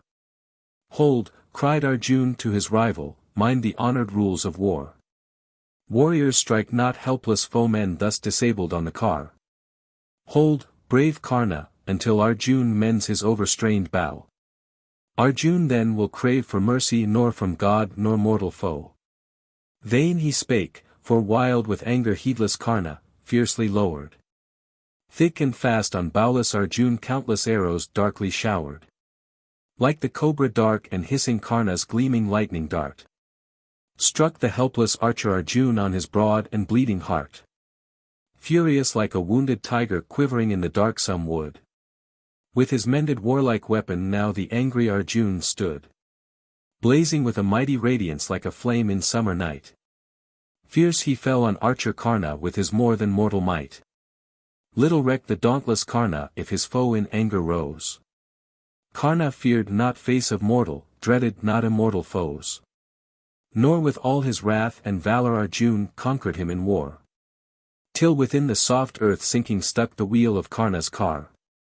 Stood unmoved the tilted chariot, vainly wrathful Salya strove. Urging still the struggling coursers Karna's heavy car to move. Vainly too the gallant Karna leaped upon the humid soil. Sought to lift the sunken axle with a hard unwonted toil. Hold, he cried to noble Arjun, wage no false and impious war. On a foeman, helpless, carless, thou upon thy lofty car. Loudly laughed the helmed Arjun, answer nor rejoinder gave. Unto Karna pleading virtue Krishna answered calm and grave. Didst thou seek the path of virtue, mighty Karna, archer bold? When Sakuni robbed Yudhishthir of his empire and his gold? Didst thou tread the path of honor on Yudhishthir's fatal fall? Heaping insults on Draupadi in Hastina's council hall? Didst thou then fulfill thy duty when Yudhishthir's exile crossed? Krishna asked in right and justice for Yudhishthir's empire lost. Didst thou fight a holy battle when with 6 marauders skilled? Karna hunted Abhimanyu and the youthful hero killed. Speak not then of rules of honor, blackened in your sins you die. Death is come in shape of Arjun, Karna's fatal hour is nigh. Stung to fury into madness, faint but frantic Karna fought. Reckless, ruthless, and relentless, valiant Arjun's life he sought. Sent his last resistless arrow on his foeman's mighty chest. Arjun felt a shock of thunder on his broad and mailed breast. Fainting fell the bleeding Arjun, darkness dimmed his manly eye. Pale and breathless watched his warriors, anxious watched the gods in sky. Then it passed, and helmed Arjun rose like newly lighted fire. Abhimanyu's sad remembrance kindled fresh a father's ire. And he drew his bow Gandiva, aimed his dart with stifled breath. Vengeance for his murdered hero winged the fatal dart of death. Like the fiery bolt of lightning Arjun's lurid arrow sped. Like a rock by thunder riven Karna fell among the dead. 3. Fall of Salya. Darkly closed the shades of midnight, Karna still and lifeless lay. Gassed and pale o'er slaughtered thousands fell the morning's sickly ray. Bowman brave and proud preceptor Kripa to Duryodhan said. Tear bedimmed the warrior's eyelids and his manly bosom bled. Leaderless are Kuru's forces by a dire misfortune crossed. Like the moonless shades of midnight in their utter darkness lost. Like a summer-dried river, weary waste of and sand. Lost its pride of freshening waters sweeping o'er the grateful land. As a spark of fire consumeth summer's parched and sapless wood. Kuru's lordless, lifeless forces shall be angry Arjun's food. Bhima too shall seek fulfillment of the dreadful vow he made. Brave Satyaki wreak his vengeance for his son's untimely slayed. Bid this battle cease, Duryodhan, pale and fitful is thy star. Blood enough of friendly nations soaks this crimson field of war. Bid them live, the few survivors of a vast and countless host. Let thy few remaining brothers live. For many are the lost. Kindly heart hath good Yudhishthir, still he seeks for rightful peace. Render back his ancient kingdom, bid this war of kinsmen cease. Kripa, so Duryodhan answered, in this sad and fatal strife. Ever foremost of our warriors, ever careless of thy life. Ever in the council chamber thou hast words of wisdom said. Needless war and dire destruction by thy peaceful counsel stayed. Every word thou speakest, Kripa, is a word of truth and weight. Nathless thy advice for concord, wise preceptor, comes too late. Hope not that the good Yudhishthir will again our friendship own. Cheated once by deep Sakuni of his kingdom and his throne. Rugged Bhima will not palter, fatal is the vow he made. Vengeful Arjun will not pardon gallant Abhimanyu dead. Fair Draupadi doth her penance, so our ancient matrons say. In our blood to wash her insult and her proud insulters slay. Fair Subhadra morn and evening weeps her dear departed son. Feeds Draupadi's deathless anger for the hero dead and gone. Deeply in their bosoms rankle wrongs and insults we have given. Blood alone can wash it, Kripa, such the cruel will of heaven. And the hour for peace is over, for our best sleep on the plain. Brothers, kinsmen, friends, and elders slumber with the countless slain. Shall Duryodhan like a recreant now avoid the deathful strife? After all his bravest warriors have in war surrendered life. Shall he, sending them to slaughter, now survive and learn to flee? Shall he, ruler over monarchs, learn to bend the servile knee? Proud Duryodhan sues no favor even with his dying breath. Unsubdued and still unconquered, changeless even unto death. Salya valiant king of Madra, leads our armed hosts today. Or to perish or to conquer, gallant Kripa, lead the way. Meanwhile round the brave Yudhishthir calmly stood the Pandav force. As the final day of battle now began its fatal course. Brothers, kinsmen, hero warriors, so the good Yudhishthir said. Ye have done your share in battle. Witness countless foemen dead. Sad Yudhishthir is your eldest, let him end this fatal strife. Slay the last of Kuru chieftains or surrender throne and life. Bold Satyaki ever faithful with his arms protects my right. Drupad's son with watchful valor guards my left with wonted might. In the front doth Bhima battle, careful Arjun guards the rear. I will lead the battle's center which shall know nor flight nor fear. Truly on that fatal morning brave Yudhishthir kept his word. Long and fiercely waged the combat with fair Madra's valiant lord. Thick and fast the arrows whistled and the lances pointed well. Till with crashing sound of thunder Salya's mighty standard fell. Rescued by the son of Drona, Salya rushed again to war. Slew the noble milk-white coursers of Yudhishthir's royal car. And as springs the hungry lion on the spotted jungle deer. Salya rushed upon Yudhishthir reckless and unknown to fear. Brave Yudhishthir marked him coming and he hurled his fatal dart. Like the fatal curse of Brahman sank the weapon in his heart. Blood suffused his eye and nostril, quivered still his feeble hand. Like a cliff by thunder riven Salya fell and shook the land. Ended was the fatal battle, for the Mlechka king was slain. Pierced by angry Sahdeva false Sakuni pressed the plain. All the brothers of Duryodhan tiger-waisted Bhima slew. Proud Duryodhan pale and panting from the field of battle flew. 4. Night of slaughter, Duryodhan's death. Far from battle's toil and slaughter, by a dark and limpid lake. Sad and slow and faint Duryodhan did his humble shelter take. But the valiant sons of Pandu with the hunter's watchful care.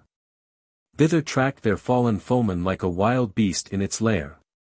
Gods be witness, said Duryodhan, flaming in his shame and wrath. Boy to manhood ever hating we have crossed each other's path. Now we meet to part no longer, proud Duryodhan fights you all. Perish he, or sons of Pandu.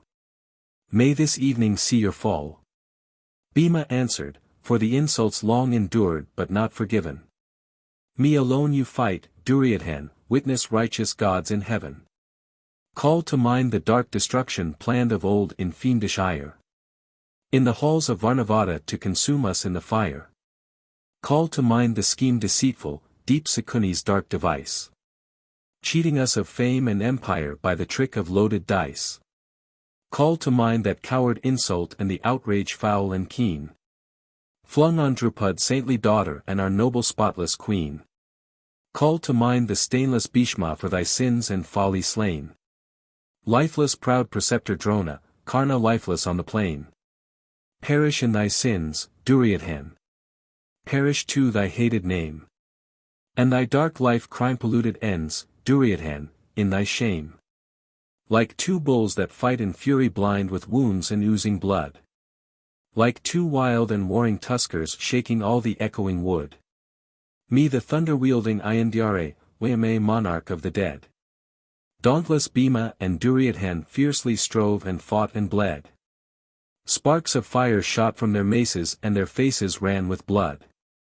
Neither won and neither yielded, matched in strength the rivals stood. Till his vow remembered Bhima, and he raised his weapon high. With a foul attack but fatal broke Duryodhan's shattered knee. Through the sky a voice resounded as the great Duryodhan fell. And the earth the voice re-echoed o'er her distant hill and dale. Beasts and birds in consternation flew o'er land and azure sky. Men below and heavenly Siddhas trembled at the fatal cry. Darkness fell upon the battle, proud Duryodhan dying lay. But the slaughter of the combat closed not with the closing day. Ancient feud and hatred linger after battle's sweeping flood. And the father's deathless anger courseth in the children's blood.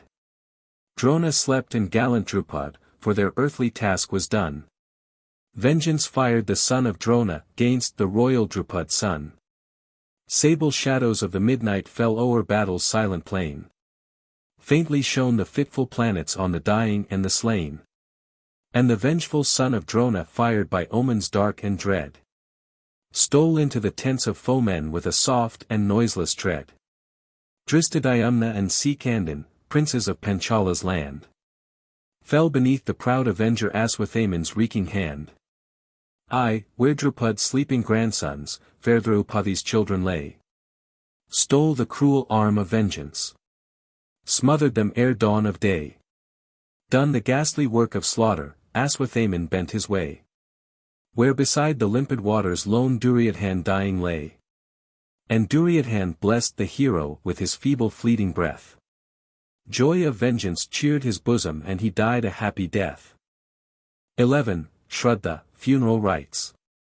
The death of Duryodhan concludes the war, and it is followed by the lament of women and the funerals of the deceased warriors.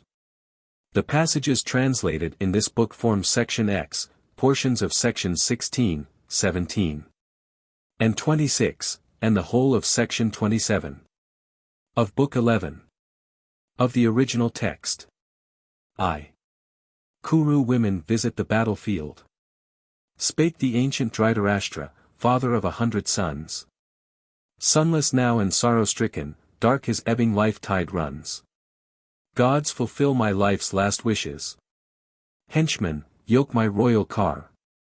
Dhritarashtra meets his princes in the silent field of war. Speed unto the queen Gandhari, to the dames of Kuru's house. To each dear departed warrior wends his fair and faithful spouse. Queen Gandhari sorrow-laden with the ancient Pritha came. And each weeping widowed princess and each wailing childless dame. And they saw the hoary monarch, father of a perished race. Fresh and loud awoke their sorrow. Welling tears suffused their face. Good Vidura ever gentle whispered comfort unto all. Placed the dames within their chariots, left Hastina's palace hall. Loud the wail of woe and sorrow rose from every Kuru house. Children wept beside their mothers for each widowed royal spouse. Veiled dwellers of the palace, scarce the gods their face had seen. Heedless now through mart and city sped each widowed childless queen. From their royal brow and bosom gem and jewel cast aside. Loose their robes and loose their tresses, quench their haughty queenly pride. So when falls the antlered monarch, struck by woe and sudden fear. Issuing from their snowy mountains listless stray the dappled deer.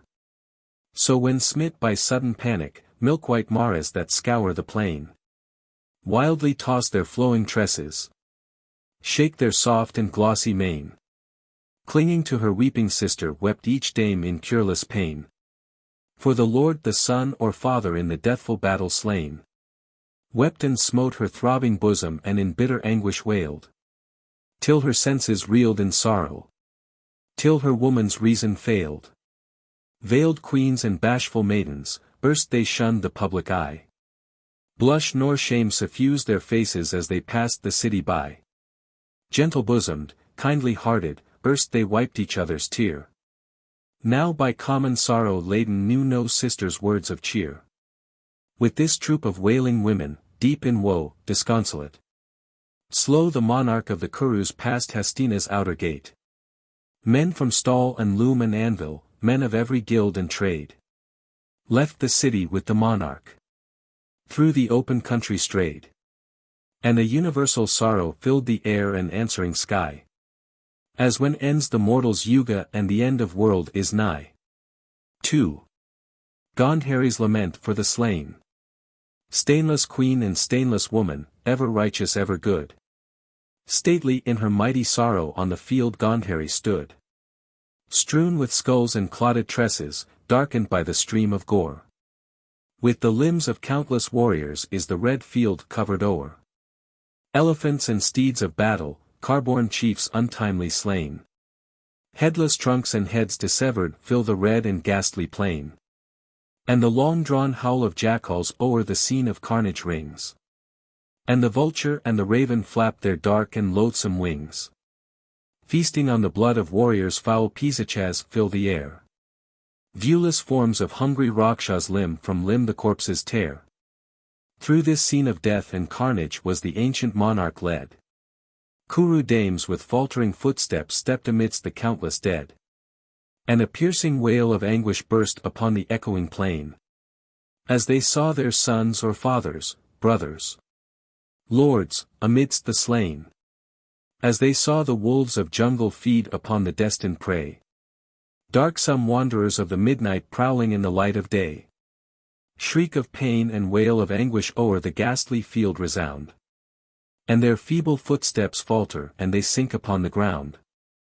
Sense and life desert the mourners as they faint in common grief. Death-like swoon succeeding sorrow yields a moment's short relief. Then a mighty sigh of anguish from Gandhari's bosom broke. Gazing on her anguished daughters, unto Krishna thus she spoke. Mark my unconsoled daughters, widowed queens of Kuru's house. Wailing for their dear departed. Like the osprey for her spouse. How each cold and fading feature wakes in them a woman's love. How amidst the lifeless warriors still with restless steps they rove. Mothers hug their slaughtered children all unconscious in their sleep.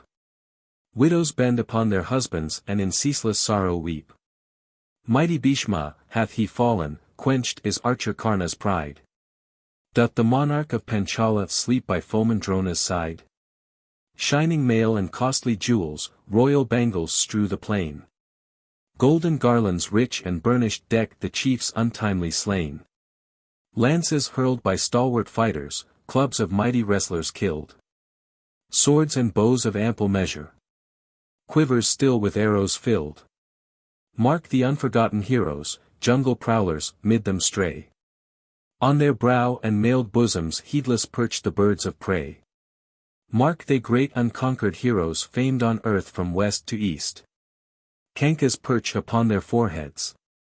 Hungry wolves upon them feast. Mark the kings, on softest cushions scarce the needed rest they found. Now they lie in peaceful slumber on the hard and reddened ground. Mark the youths who morn and evening listed to the minstrel's song. In their ear the loathsome jackal doth his doleful wail prolong. See the chieftains with their maces and their swords of trusty steel. Still they grasp their tried weapons, do they still the life pulse feel? 3. Gandhari's lament for Duryodhan.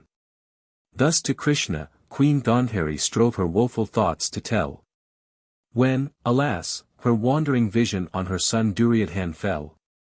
Sudden anguish smote her bosom and her senses seemed to stray. Like a tree by tempest shaken senseless on the earth she lay. Once again she waked in sorrow, once again she cast her eye. Where her son in blood empurpled slept beneath the open sky. And she clasped her dear Duryodhan, held him close unto her breast.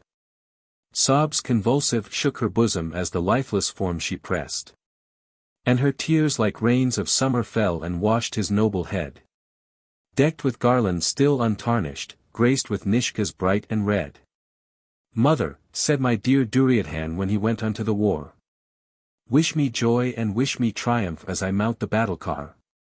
Son, I said to dear Duryodhan, heaven avert a cruel fate. Yado dharma stato jaya.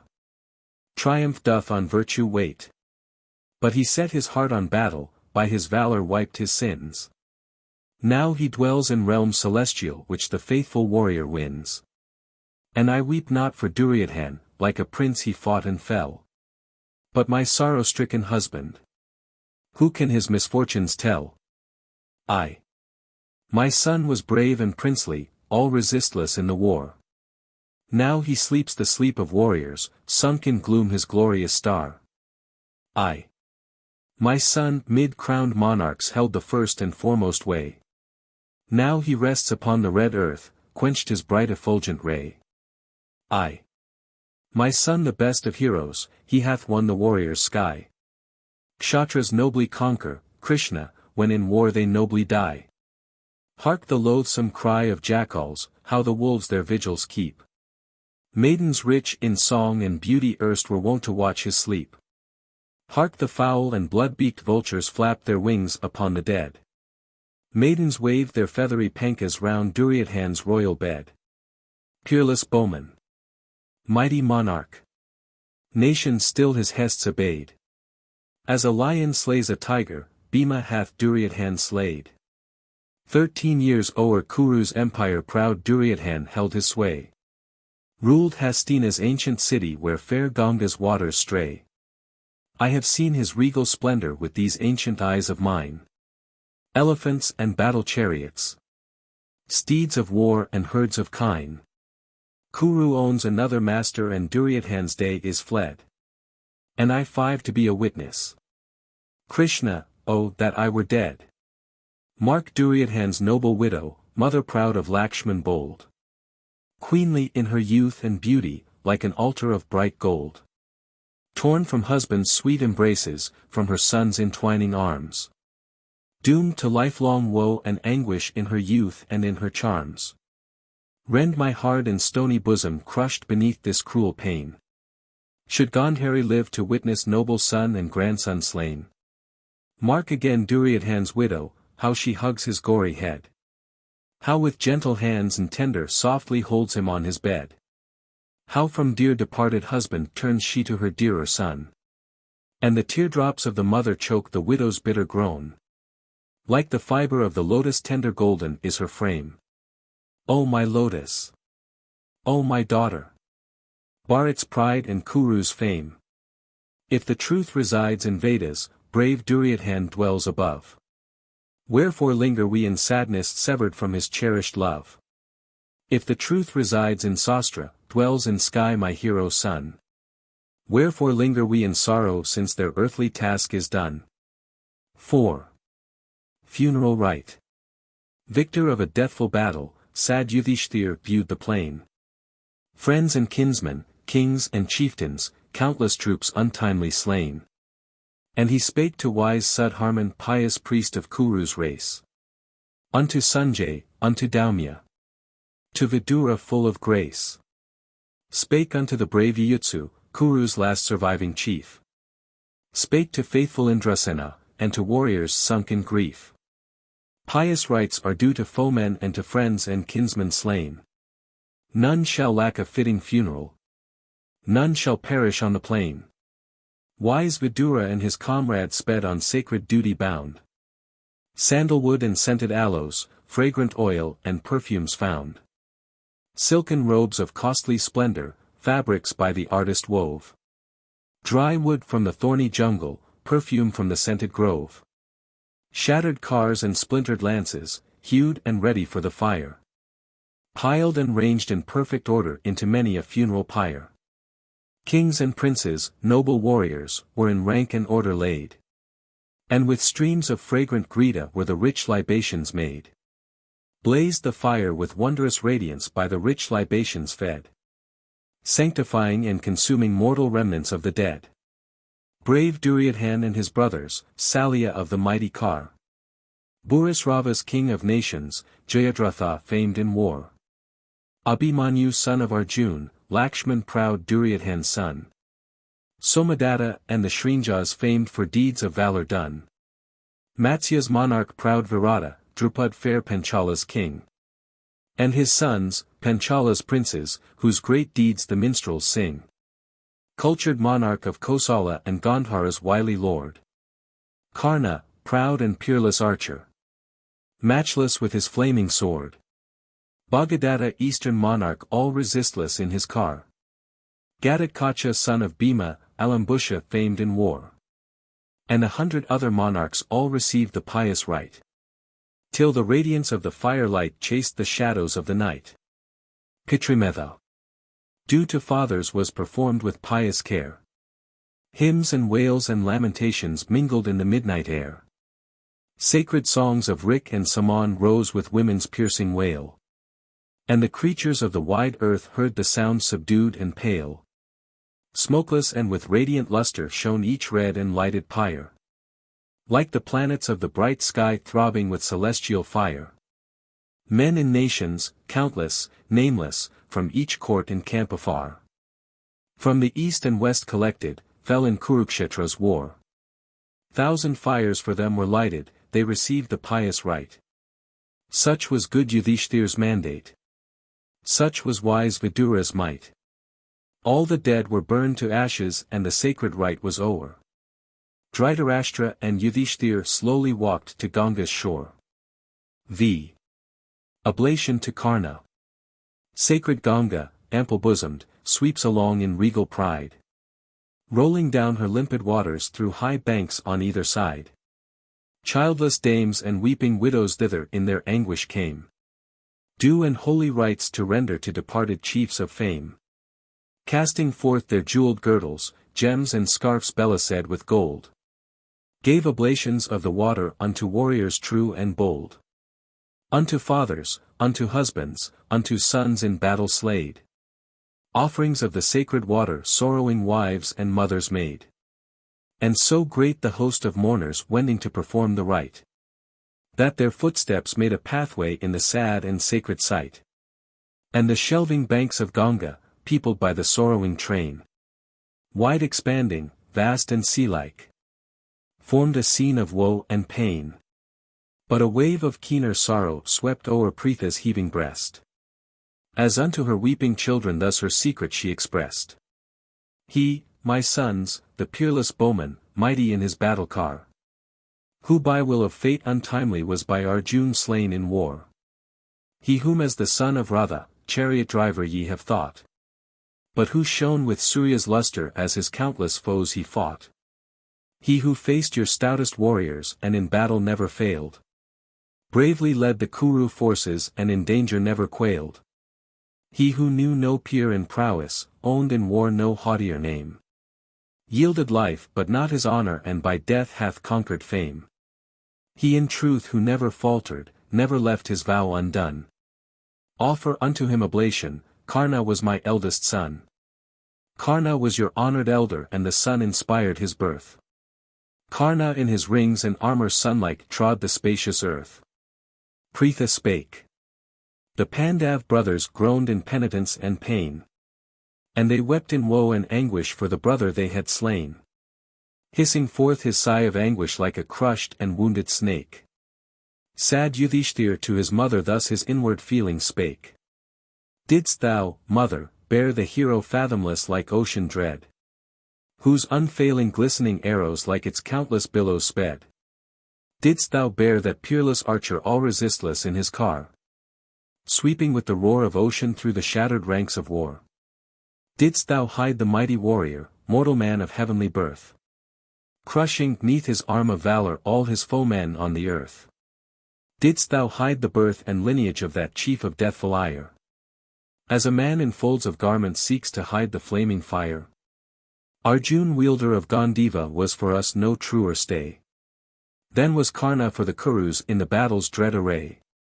Monarchs matched not Karna's glory nor his deeds of valor done. Midst the mighty Kar-born warriors mightiest warrior Karna shone. Woe to us! Our eldest brother we have in the battle slain. And our nearest dearest elder fell upon the gory plain. Not the death of Abhimanyu from the fair Subhadra torn. Not the slaughter of the princes by the proud Draupadi born. Not the fall of friends and kinsmen and Panchala's mighty host. Like thy death afflicts my bosom, noble Karna loved and lost. Monarch's empire, victor's glory, all the treasures earth can yield. Righteous bliss and heavenly gladness, harvest of the heavenly field. All that wish can shape and utter, all that nourish hope and pride. All were ours, O noble Karna. Hadst thou rested by our side. And this carnage of the Kurus these sad eyes had never seen. Peace had graced our blessed empire, happy would the earth have been. Long bewailed the sad Yudhishthir for his elder loved and dead. An oblation of the water to the noble Karna made. And the royal dames of Kuru viewed the sight with freshening pain. Wept to see the good Yudhishthir offering to his brother slain. And the widowed queen of Karna with the women of his house gave oblations to her hero, wept her loved and slaughtered spouse. Done the rites to the departed, done oblations to the dead. Slowly then the sad survivors on the river's margin spread. Far along the shore and sandbank of the sacred sea-like stream. Maid and matron lave their bodies, 'neath the morning's holy beam. And ablutions done, the Kurus slow and sad and cheerless part. Wend their way to far Hastina with a void and vacant heart. 12. Aswa-Medha, Sacrifice of the Horse. The real epic ends with the war and the funerals of the deceased warriors. Much of what follows in the original Sanskrit poem is either episodical or comparatively recent interpolation. The great and venerable warrior Bhishma, still lying on his deathbed, discourses for the instruction of the newly crowned Yudhishthir on various subjects like the duties of kings, the duties of the four castes, and the four stages of life. He repeats the discourses of other saints, of Bhrigu and Bharadvaja, of Manu and Brihaspati, of Vyasa and Sukha, of Yajnavalkya and Janaka, of Narada and Narayana. He explains Sankhya philosophy and Yoga philosophy, and lays down the laws of marriage, the laws of succession, the rules of gifts, and the rules of funeral rites. He preaches the cult of Krishna, and narrates endless legends, tales, traditions, and myths about sages and saints, gods and mortal kings. All this is told in 2 books containing about 22,000 couplets, and forming nearly 1/4 of the entire Sanskrit epic. The reason of adding all this episodical and comparatively recent matter to the ancient epic is not far to seek. The epic became more popular with the nation at large than dry codes of law and philosophy, and generations of Brahmanical writers labored therefore to insert in the epic itself their rules of caste and moral conduct, their laws and philosophy. There is no more venerable character in the epic than Bhishma, and these rules and laws have therefore been supposed to come from his lips on the solemn occasion of his death. As a storehouse of Hindu laws and traditions and moral rules, these episodes are invaluable, but they form no part of the real epic, they are not a portion of the leading story of the epic, and we pass them by. Bhishma dies and is cremated. But the endless exposition of laws, legends, and moral rules is not yet over. Krishna himself takes up the task in a new book, and, as he has done once before in the Bhagavad Gita, he now once more explains to Arjuna in the Anu-Gita the great truths about soul and emancipation, creation and the wheel of life. True knowledge and rights and penance. The adventures of the sage Uttanka, whom Krishna meets, then take up a good many pages. All this forms no part of the real epic, and we pass it by. Yudhishthir has in the meantime been crowned king of the Kurus at Hastinapura, and a posthumous child of Abhimanyu is named Parikshit, and is destined to succeed to the throne of the Kurus. But Yudhishthir's mind is still troubled with the thoughts of the carnage of the war, of which he considers himself guilty, and the great Saint Vyasa advises the performance of the Aswa-Medha, or the sacrifice of the horse, for the expiation of the sin. The sacrifice of the horse was an ancient Hindu custom practiced by kings exercising suzerain powers over surrounding kings. A horse was let free, and was allowed to wander from place to place, accompanied by the king's guard. If any neighboring king ventured to detain the animal, it was a signal for war. If no king ventured to restrain the wanderer, it was considered a tacit mark of submission to the owner of the animal. And when the horse returned from its peregrinations, it was sacrificed with great pomp and splendor at a feast to which all neighboring kings were invited. Yudhishthir allowed the sacrificial horse to wander at will, and Arjuna accompanied it. Wherever the horse was stopped, Arjuna fought and conquered, and thus proclaimed the supremacy of Yudhishthir over all neighboring potentates. After various wars and adventures in various regions, Arjuna at last returned victorious with the steed to Hastinapura, and the sacrifice commenced. The description of the sacrifice is somewhat artificial, and concerns itself with rites and ceremonious details and gifts to Brahmins, and altogether bears unmistakable evidence of the interpolating hand of later priestly writers. Nevertheless, we cannot exclude from this translation of the leading incidents of the epic the last great and crowning act of Yudhishthir, now anointed monarch of Kuru land. The portion translated in this book forms sections 85 and parts of sections 88 and 89 of Book 14 of the original text. I. The gathering. Victor of 100 battles, Arjuna bent his homeward way, following still the sacred charger free to wander as it may. Strolling minstrels to Yudhishthir spake of the returning steed. spake of Arjun wending homeward with the victor's crown of mead. And they sang of Arjun's triumphs in Gandhara's distant vale, on the banks of Brahmaputra and in Sindhu's rocky dale. 12th day came of Magha's bright moon and auspicious was the star. Nigher came the victor Arjun from his conquests near and far. Good Yudhishthir called his brothers, faithful twins and Bhima true. Spake to them in gentle accents. And his words were grave and few. Bhima. Now returneth Arjun with the steed from many a fray. So they tell me, noble brother, who have met him on the way. And the time of Aswa-Medha day by day is drawing nigh. Magha's full moon is approaching, and the winter passeth by. Let the Brahmins versed in Vedas choose the sacrificial site.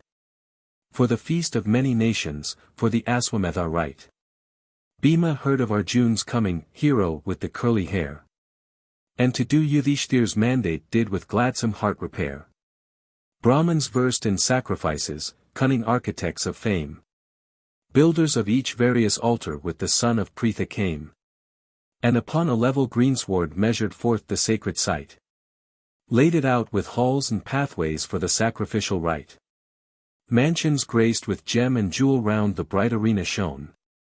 Palaces of golden luster glinted in the morning sun. Gilt and blazoned with devices lofty columns stood around. Graceful arches gold surmounted spanned the consecrated ground. Gay pavilions rose in beauty round the sacrificial site. For the queens of crowned monarchs wending to the holy rite. Humbler dwellings rose for Brahmins, priests of learning and of fame. Come to view Yudhishthir's yajna and to bless Yudhishthir's name. Messengers with kindly greetings went to monarchs far renowned. Asked them to Hastina's city, to the consecrated ground. And to please the great Yudhishthir came each king and chieftain bold. With their slaves and dark-eyed damsels. Arms and horses, gems and gold. Came and found a royal welcome in pavilions rich and high. And the sea-like voice of nations smote the echoing vault of sky. With his greetings did Yudhishthir, for each chief and king of men. Cooling drinks and sumptuous viands, beds of regal pride ordain. Stables filled with corn and barley and with milk and luscious cane. Greeted tall and warlike tuskers and the steeds with flowing mane.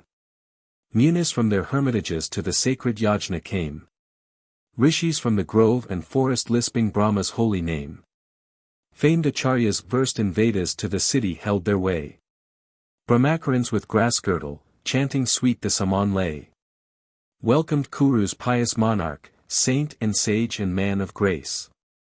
And with gentle condescension showed each priest his fitting place. Skilled mechanics, cunning artists, raised the structures for the rite. And with every needful object graced the sacrificial site. Every duty thus completed, joyful Yudhishthir's mind.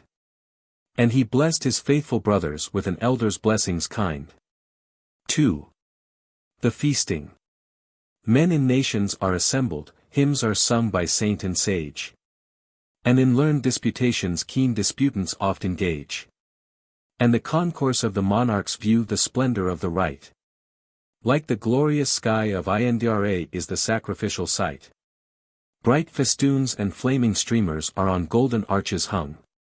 Groups of men and gay-dressed women form a bright and joyous throng. Jars of cool and sparkling waters, vessels rich with gold inlaid. Costly cups and golden vases are in order due arrayed. Sacrificial stakes of timber with their golden fastenings graced. Consecrated by the mantra are in sumptuous order placed. Countless creatures of the wide earth, fishes from the lake and flood.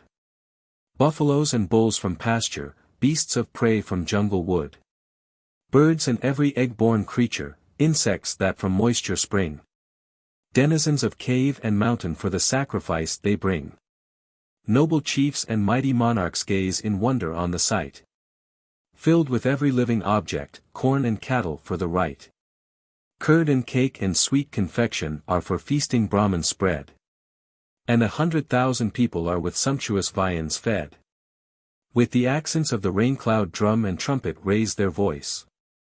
Speak Yudhishthir's noble bounty, bid the sons of men rejoice. Day by day the holy yajna grows in splendor and in joy. Rice in hillocks feeds all comers, maid and matron, man and boy. Lakes of curd and lakes of butter speak Yudhishthir's bounteous feast. Nations of the Jambudvipa share it, greatest and the least. For 100 diverse races from 100 regions came. Ate of good Yudhishthir's bounty, sang of good Yudhishthir's fame. And 1,000 proud attendants, gay with earrings, garland graced, carried food unto the feeders and the sweet confections placed. Viands fit for crowned monarchs were unto the Brahmins given. Drinks of rich and cooling fragrance like the nectar drink of heaven. 3. Sacrifice of animals. Victor of 100 battles, Arjun came with conquering steed. Vyasa herald of the Vedas bade the holy rite proceed. For the day is come, Yudhishthir, let the sacrifice be done. Let the priests repeat the mantra golden as the morning sun. Threefold bounteous be thy presence and a threefold merit gain. For thy wealth of gold is ample, be thy gifts like summer's rain. May the threefold rich performance purify the darkening stain. Blood of warriors and of kinsmen slaughtered on the gory plain. May the yajna's pure ablution wash thee of the cruel sin. And the meed of sacrificers may the good Yudhishthir win. Vyasa spake. And good Yudhishthir took the diksha of the rite. And commenced the Aswa-Medha gladdening every living wight. Round the altar's holy luster moved the priests with sacred awe. Swerved not from the rule of duty, failed not in the sacred law. Done the rite of pure pravargya with the pious hymn and lay. To the task of Abhishava priests and Brahmins led the way. And the holy Soma drinkers pressed the sacred Soma plant. And performed the pure savana with the solemn Saman chant. Bounty waits on squalid hunger, gifts dispel the suppliant's fear. Gold revives the poor and lowly, mercy wipes the mourner's tear. Tender care relieves the stricken by the gracious king's command. Charity with loving sweetness spreads her smile o'er all the land. Day by day the Aswa-Medha doth with sacred rites proceed. Day by day on royal bounty poor and grateful myriads feed. And adept in 6 Vedangas, strict in vow and rich in lore. Sage preceptors, holy teachers, grew in virtue evermore. 6 good stakes of Vilwa timber, 6 of hard Kadira wood. 6 of seasoned Sarvavarnan, on the place of Yajna stood. 2 were made of Devadaru, pine that on Himalaya grows. 1 was made of wood of Slesha, which the sacrificer knows. Other stakes of golden luster quaint with curious carving done. Draped in silk and gold brocaded like the constellations shone. And the consecrated altar built and raised of bricks of gold. Shone in splendor like the altar daksha built in days of old. 18 cubits square the structure, 4 deep layers of brick in height. With a spacious wing triangle like an eagle in its flight. Beasts whose flesh is pure and wholesome, dwellers of the lake or sky. Priests assigned each varied offering to each heavenly power on high. Bulls of various breed and color, steeds of metal true and tried. Other creatures, full 300. To the many stakes were tied. Devarishis viewed the feasting, sweet Gandharvas woke the song. Apsaras like gleams of sunlight on the greensward tripped along. Kinnaras and Kimpurushas mingled in the holy rite. Siddhas of austerest penance stood around the sacred site. Vyasa's great and gifted pupils who the holy hymns compiled. Helped the royal Aswa-Medha, on the royal Yajna smiled. From the bright ethereal mansions heavenly minstrel Narad came. Chitrasena woke the music, singer of celestial fame. Cheered by more than mortal music priests their holy task begun. And Yudhishthir's fame and virtue with a brighter luster shone. 6. Sacrifice of the horse. Birds and beasts were immolated for the sacrificial food. Then before the sacred charger priests in rank and order stood. And by rules of Veda guided slew the horse of noble breed. Placed Draupadi, queen of Yajna. By the slain and lifeless steed. Hymns and gifts and deep devotion sanctified the noble queen. Woman's true and stainless virtue, woman's worth and wisdom keen. Priests adept in sacred duty cooked the steed with pious rite. And the steam of welcome fragrance sanctified the sacred site. Good Yudhishthir and his brothers, by the rules by rishis spoke. Piously inhaled the fragrance and the sin-destroying smoke. Severed limbs and sacred fragments of the courser duly dressed. Priests upon the blazing altar as a pious offering placed. Vyasa, herald of the Vedas, raised his voice in holy song. Blessed Hastina's righteous monarch and the many-nationed throng. The gifts unto Brahmins gave Yudhishthir countless nishkas of bright gold. Unto sage and saintly Vyasa all his realm and wealth untold. But the bard and ancient rishi who the holy Vedas spake, rendered back the monarch's present. Earthly gift he might not take. Thine is Kuru's ancient empire, rule the nations of the earth. Gods have destined thee as monarch from the moment of thy birth. Gold and wealth and costly present let the priests and Brahmins hoard. Be it thine to rule thy subjects as their father and their lord. Krishna too in gentle accents to the doubting monarch said. Vyasa speaketh word of wisdom and his mandate be obeyed. From the rishi good Yudhishthir then received the Kuru land. With a threefold gift of riches gladdened all the priestly band. Pious priests and grateful nations to their distant regions went. And his share of presents Vyasa to the ancient Pritha sent. Fame and virtue Kuru's monarch by the Aswa-Medha wins. And the rite of pure ablution cleanses all Yudhishthir's sins. And stands amid his brothers, brightly beaming, pure and high. Even as Andyare stands encircled by the dwellers of the sky.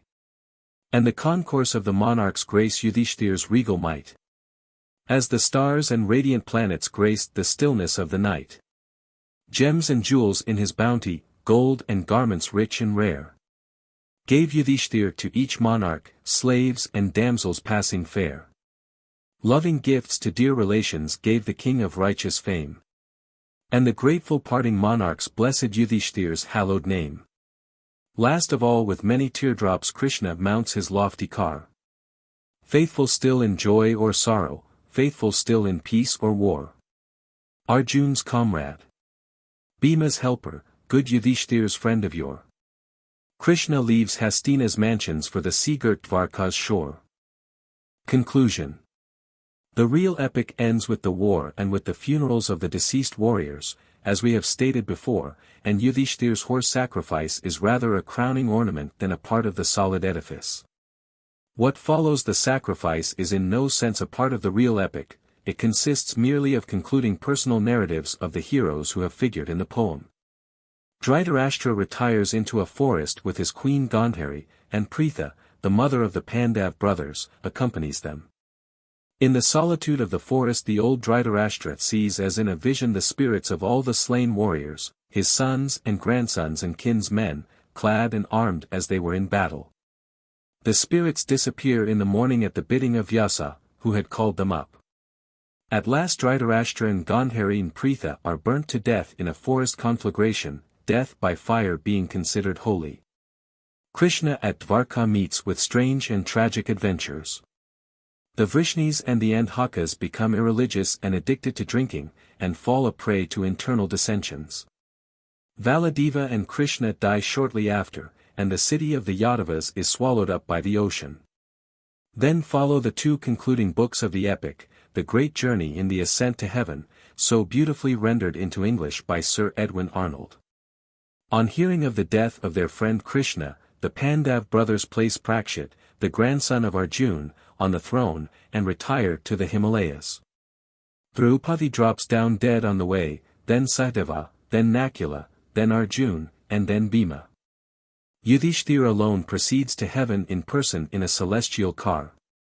There Yudhishthir undergoes some trial, bathes in the celestial Ganges, and rises with a celestial body. He then meets Krishna, now in his heavenly form, blazing in splendor and glory.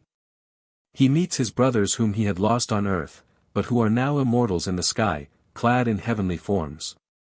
Indra himself appears before Yudhishthir, and introduces him to others who were dear to him on earth, and are dear to him in heaven. Thus speaks Indra to Yudhishthir. This is she the fair immortal. Her no human mother bore. Sprung from altar as Draupadi human shape for thee she wore. By the wielder of the trident she was waked to form and life. Born in royal Draupad's mansion, righteous man, to be thy wife. These are bright aerial beings. Went for thee to lower earth. Born by Draupad's stainless daughter as thy children took their birth. This is monarch Dhritarashtra who doth o'er Gandharv's reign. This is peerless archer Karna, erst on earth by Arjun slain. Like the sun in ruddy splendor, for the sun inspired his birth. As the son of chariot driver he was known upon the earth. Midst the Sathyas and the Maruts, midst immortals pure and bright. Seek thy friends the faithful Vrishnis matchless in their warlike might. Seek and find the brave Satyaki who upheld thy cause so well. Seek the Bhojas and Andhakas who in Kurukshetra fell. This is gallant Abhimanyu whom the fair Subhadra bore. Still unconquered in the battle, slain by fraud in yonder shore. Abhimanyu son of Arjun, wielding Arjun's peerless might. With the Lord of Night he ranges, beauteous as the Lord of Night. This, Yudhishthir, is thy father, by thy mother joined in heaven. Oft he comes into my mansions in his flowery chariot driven. This is Bhishma stainless warrior, by the Vasus is his place. By the god of heavenly wisdom teacher Drona sits in grace. These and other mighty warriors in the earthly battle slain. By their valor and their virtue walk the bright ethereal plain. They have cast their mortal bodies, crossed the radiant gate of heaven. For to win celestial mansions unto mortals it is given. Let them strive by kindly action, gentle speech, endurance long. Brighter life and holier future into sons of men belong. Translator's Epilogue. Ancient India, like ancient Greece, boasts of two great epics. One of them, the Mahabharata, relates to a great war in which all the warlike races of northern India took a share, and may therefore be compared to the Iliad. The other, the Ramayana, relates mainly to the adventures of its hero, banished from his country and wandering for long years in the wildernesses of southern India, and may therefore be compared to the Odyssey. It is the first of these two epics, the Iliad of ancient India, which is the subject of the foregoing pages. The great war which is the subject of this epic is believed to have been fought in the 13th or 14th century before Christ. For generations and centuries after the war its main incidents must have been sung by bards and minstrels in the courts of northern India. The war thus became the center of a cycle of legends, songs, and poems in ancient India, even as Charlemagne and Arthur became the centers of legends in medieval Europe. And then, probably under the direction of some enlightened king, the vast mass of legends and poetry, accumulated during centuries, was cast in a narrative form and formed the epic of the great Bharata nation, and therefore called the Mahabharata. The real facts of the war had been obliterated by age, legendary heroes had become the principal actors, and, as is invariably the case in India, the thread of a high moral purpose, of the triumph of virtue and the subjugation of vice, was woven into the fabric of the great epic. We should have been thankful if this epic, as it was thus originally put together some centuries before the Christian era, had been preserved to us. But this was not to be. The epic became so popular that it went on growing with the growth of centuries.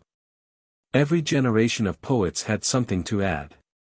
Every distant nation in northern India was anxious to interpolate some account of its deeds in the old record of the international war. Every preacher of a new creed desired to have in the old epic some sanction for the new truths he inculcated. Passages from legal and moral codes were incorporated in the work which appealed to the nation much more effectively than dry codes. And rules about the different castes and about the different stages of the human life were included for the same purpose. All the floating mass of tales, traditions, legends, and myths, for which ancient India was famous, found a shelter under the expanding wings of this wonderful epic.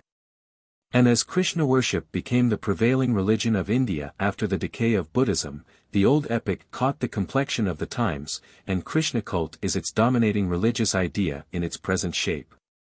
It is thus that the work went on growing for 1,000 years after it was first compiled and put together in the form of an epic. Until the crystal rill of the epic itself was all but lost in an unending morass of religious and didactic episodes, legends, tales, and traditions. When the mischief had been done, and the epic had nearly assumed its present proportions, a few centuries after Christ, according to the late Dr. Buehler, an attempt was made to prevent the further expansion of the work. The contents of the epic were described in some prefatory verses, and the number of couplets in each book was stated. The total number of couplets, according to this metrical preface, is about 85,000.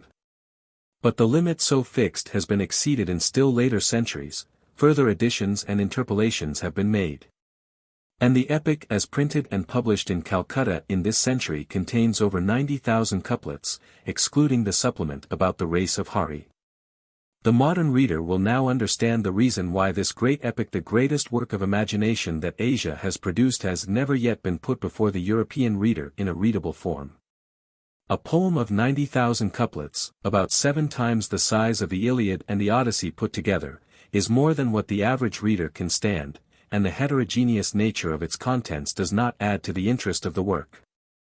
If the religious works of Hooker and Jeremy Taylor, the philosophy of Hobbes and Locke, the commentaries of Blackstone and the ballads of Percy, together with the Tractarian writings of Newman, Keble, and Pusey, were all thrown into blank verse and incorporated with the Paradise Lost, the reader would scarcely be much to blame if he failed to appreciate that delectable compound.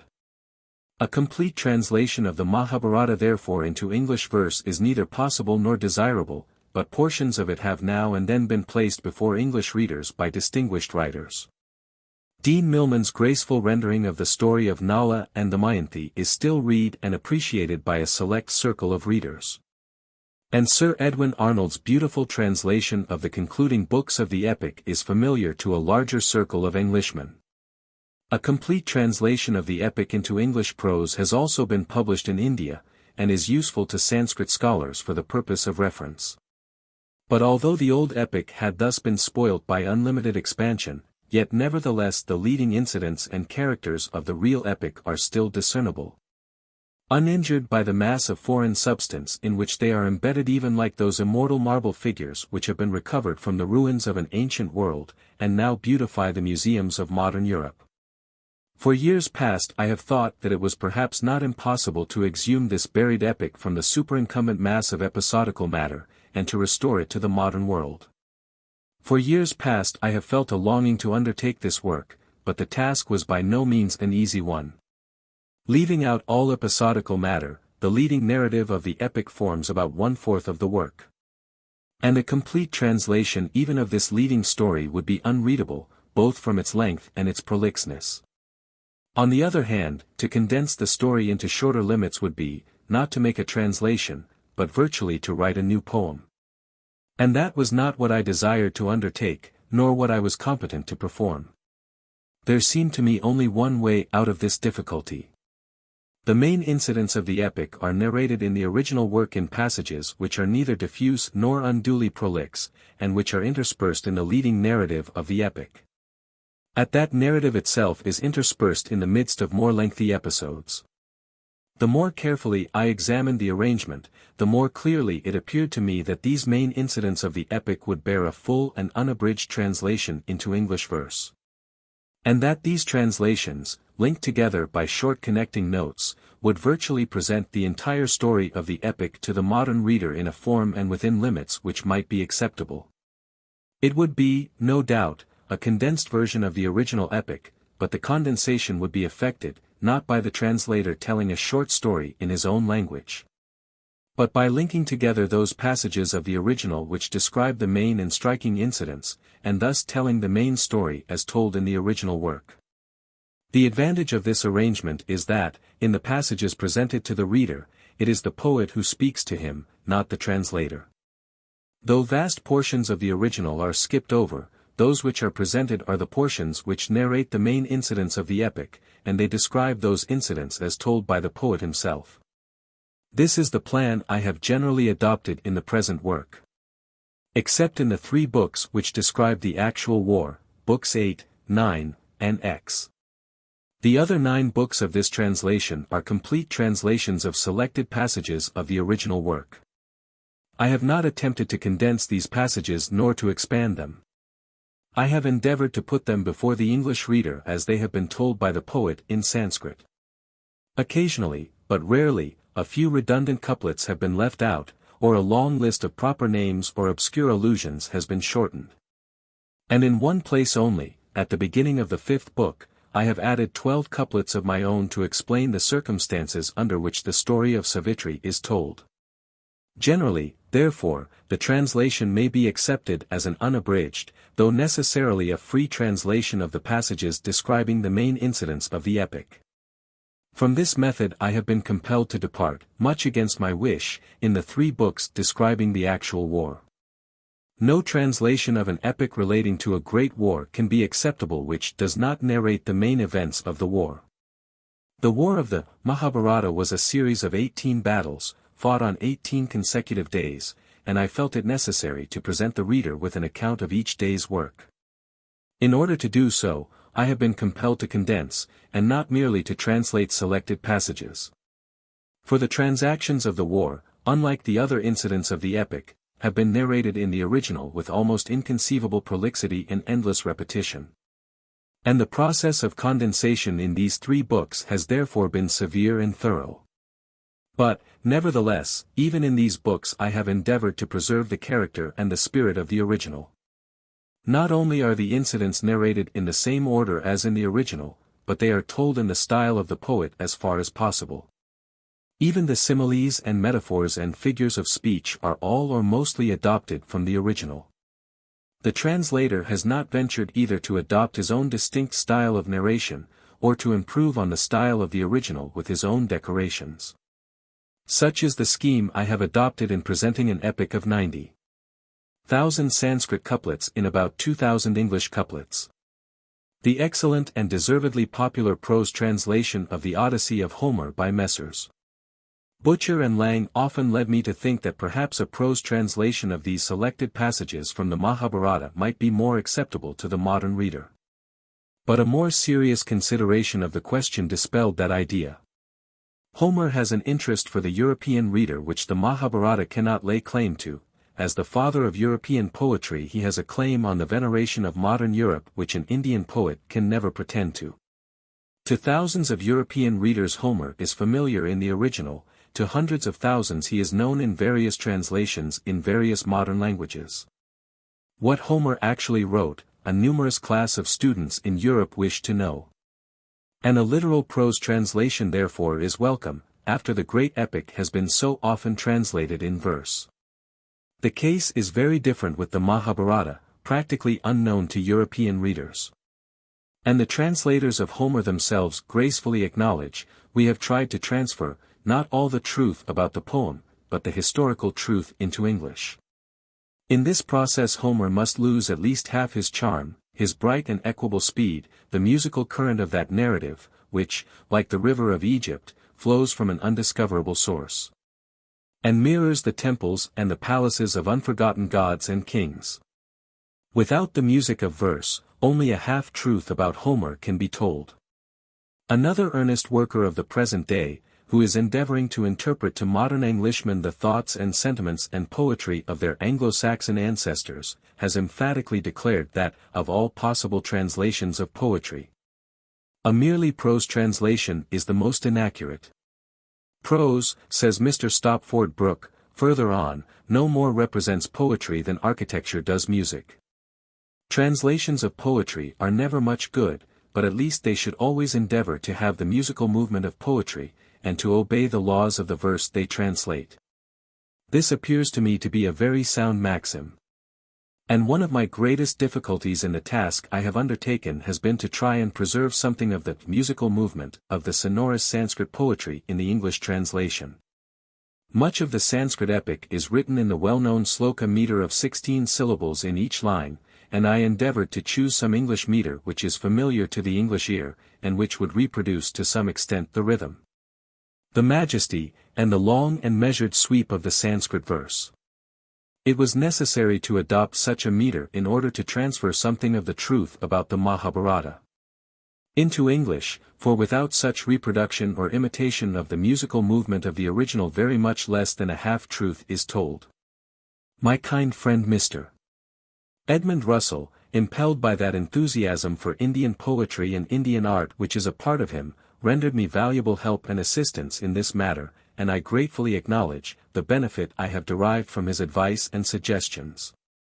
After considerable trouble and anxiety, and after rendering several books in different English meters, I felt convinced that the one finally adopted was a nearer approach to the Sanskrit sloka than any other familiar English meter known to me. I have recited a verse in this English meter and a sloka in presence of listeners who have a better ear for music than myself, and they have marked the close resemblance. I quote a few lines from the Sanskrit showing varieties of the sloka meter, and comparing them with the scheme of the English meter selected. It would be too much to assume that even with the help of this similarity in meters, I have been able to transfer into my English that sweep and majesty of verse which is the charm of Sanskrit, and which often sustains and elevates the simplest narration and the plainest ideas. Without the support of those sustaining wings, my poor narration must often plod through the dust. And I can only ask for the indulgence of the reader, which every translator of poetry from a foreign language can with reason ask, if the story as told in the translation is sometimes but a plain, simple, and homely narrative. For any artistic decoration I have neither the inclination nor the necessary qualification. The crisp and ornate style, the quaint expression, the chiseled word, the new coined phrase, in which modern English poetry is rich, would scarcely suit the translation of an old epic whose predominating characteristic is its simple and easy flow of narrative. Indeed, the Mahabharata would lose that unadorned simplicity which is its first and foremost feature if the translator ventured to decorate it with the art of the modern day, even if he had been qualified to do so. For if there is one characteristic feature which distinguishes the Mahabharata, as well as the other Indian epic, the Ramayana, from all later Sanskrit literature, it is the grand simplicity of its narrative, which contrasts with the artificial graces of later Sanskrit poptry.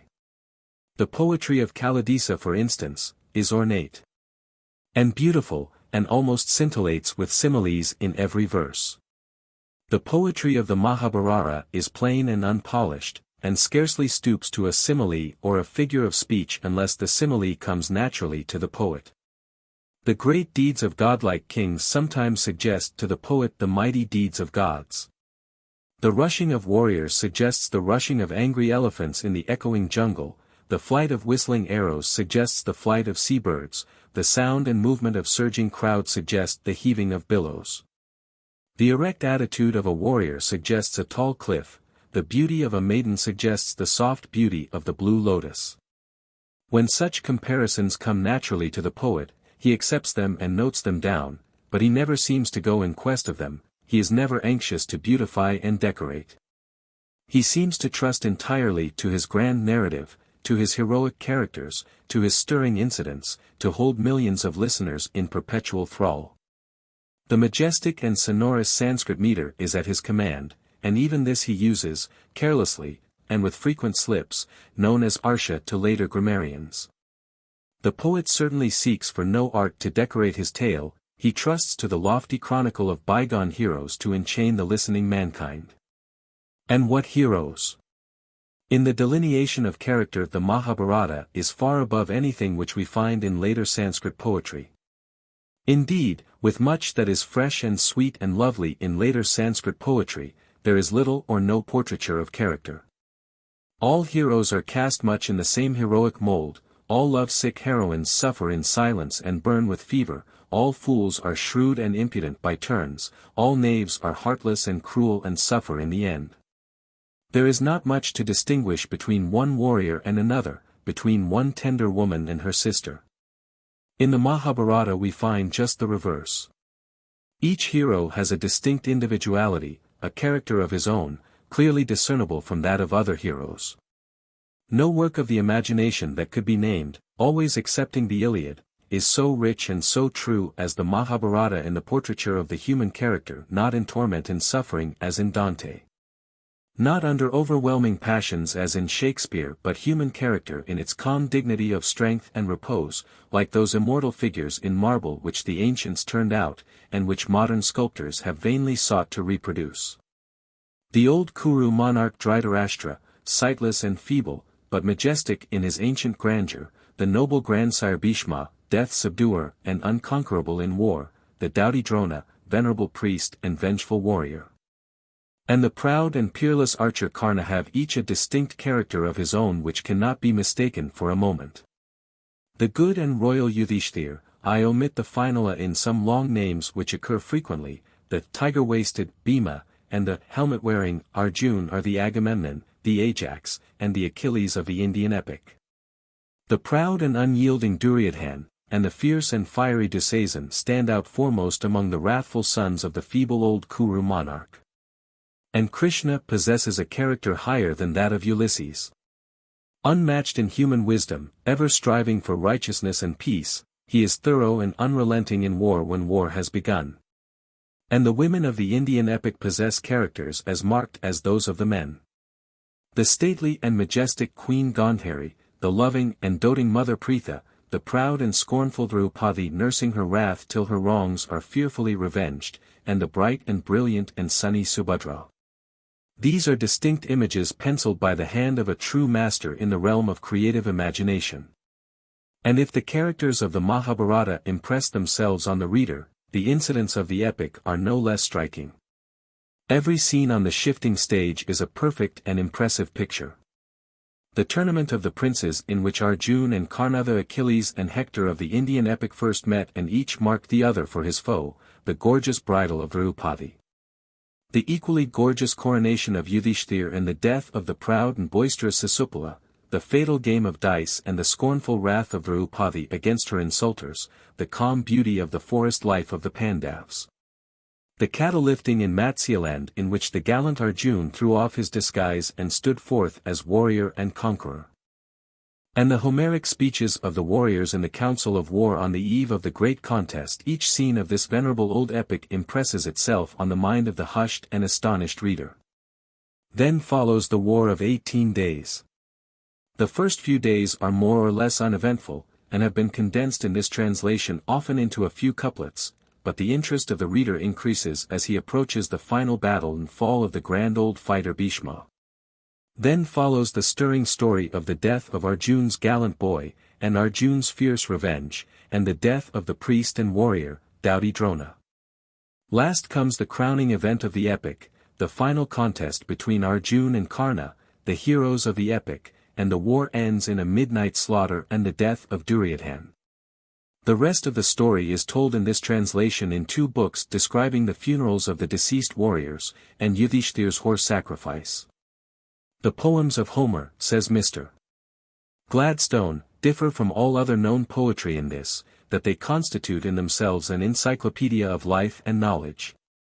At a time when knowledge, indeed, such as lies beyond the bounds of actual experience, was extremely limited, and when life was singularly fresh, vivid, and expansive.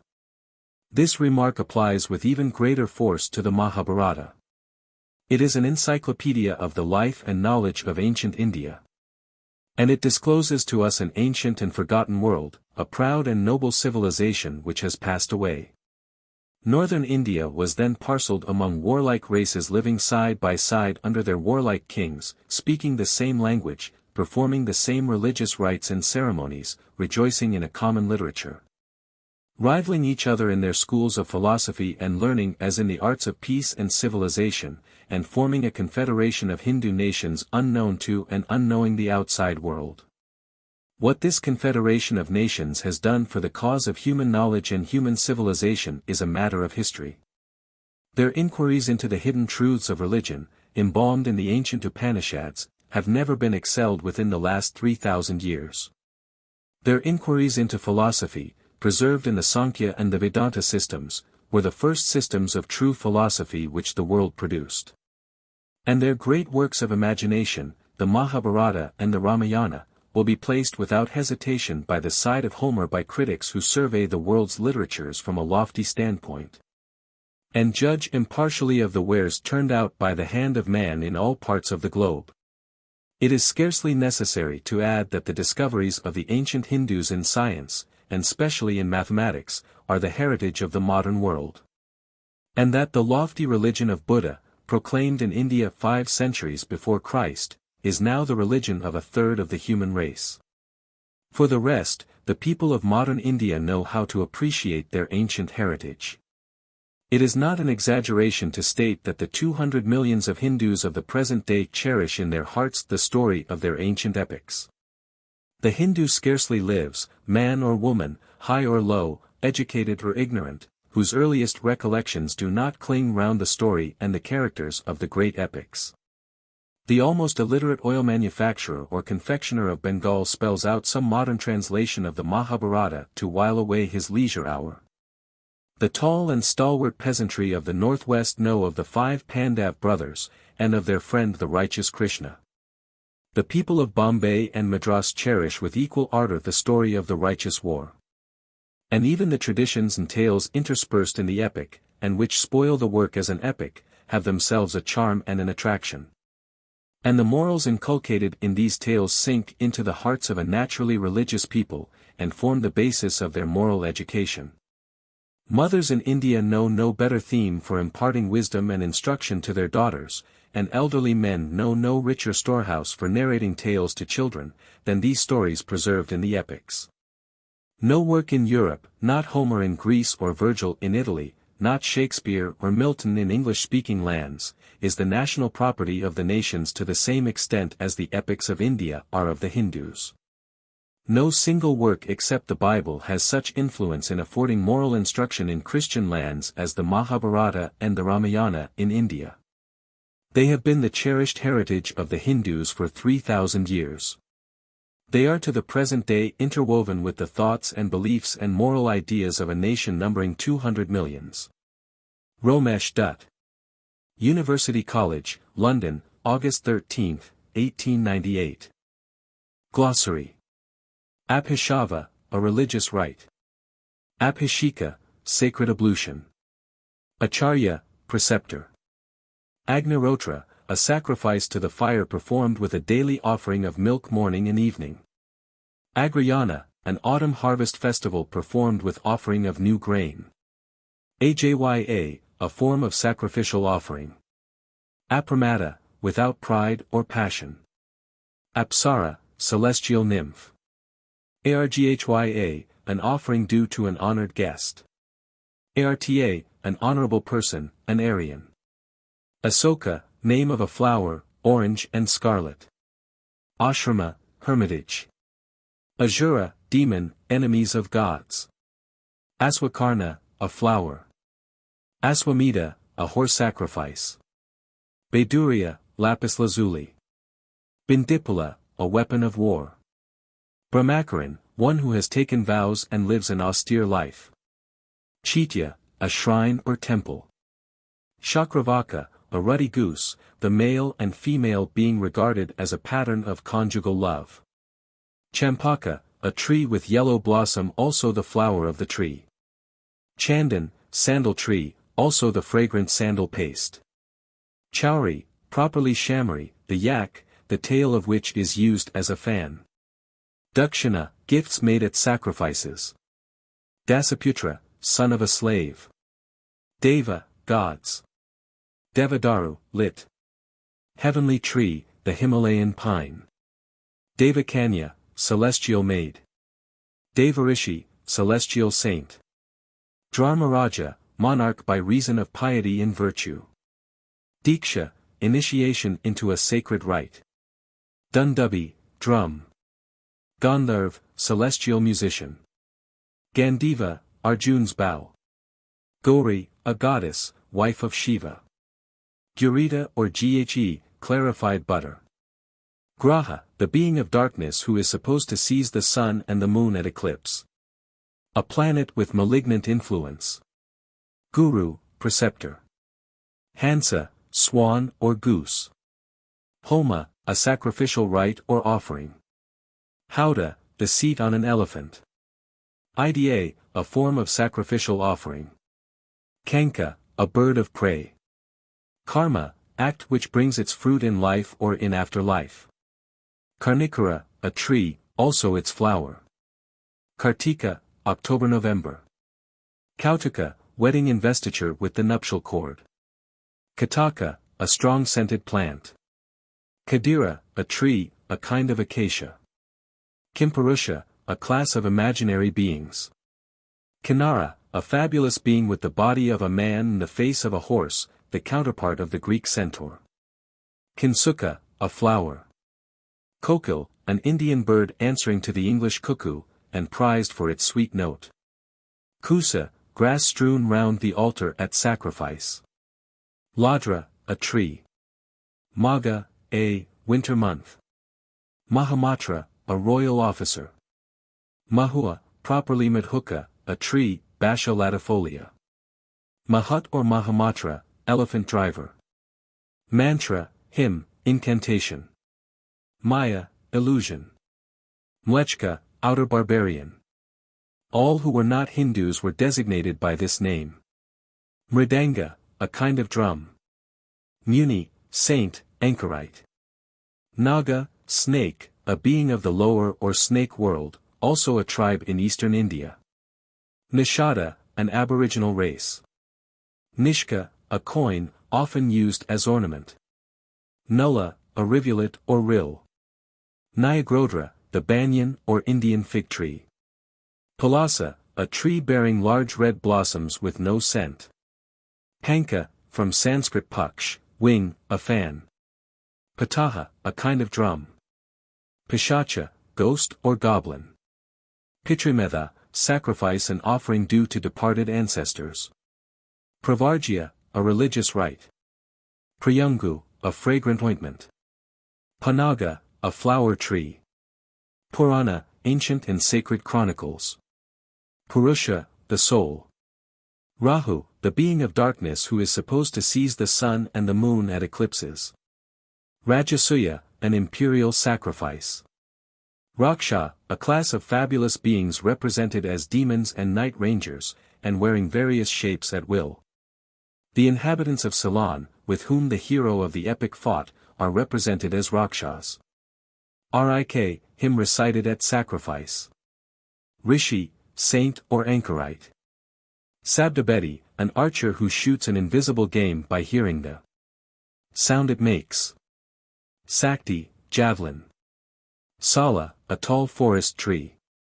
Samadhi, austere religious practice. Saman, hymn chanted at sacrifice. Sami, a dark leafy tree. Sankha, conch shell used as a sounding instrument in wars and in festivities. Saptaparna, a plant with a 7-branched leaf. Sarasa, the Indian crane. Sarvavarnan, an Indian tree. Sastra, sacred scriptures. Satagni, a weapon of war, supposed to kill 100 men at one discharge. Savannah, a religious rite.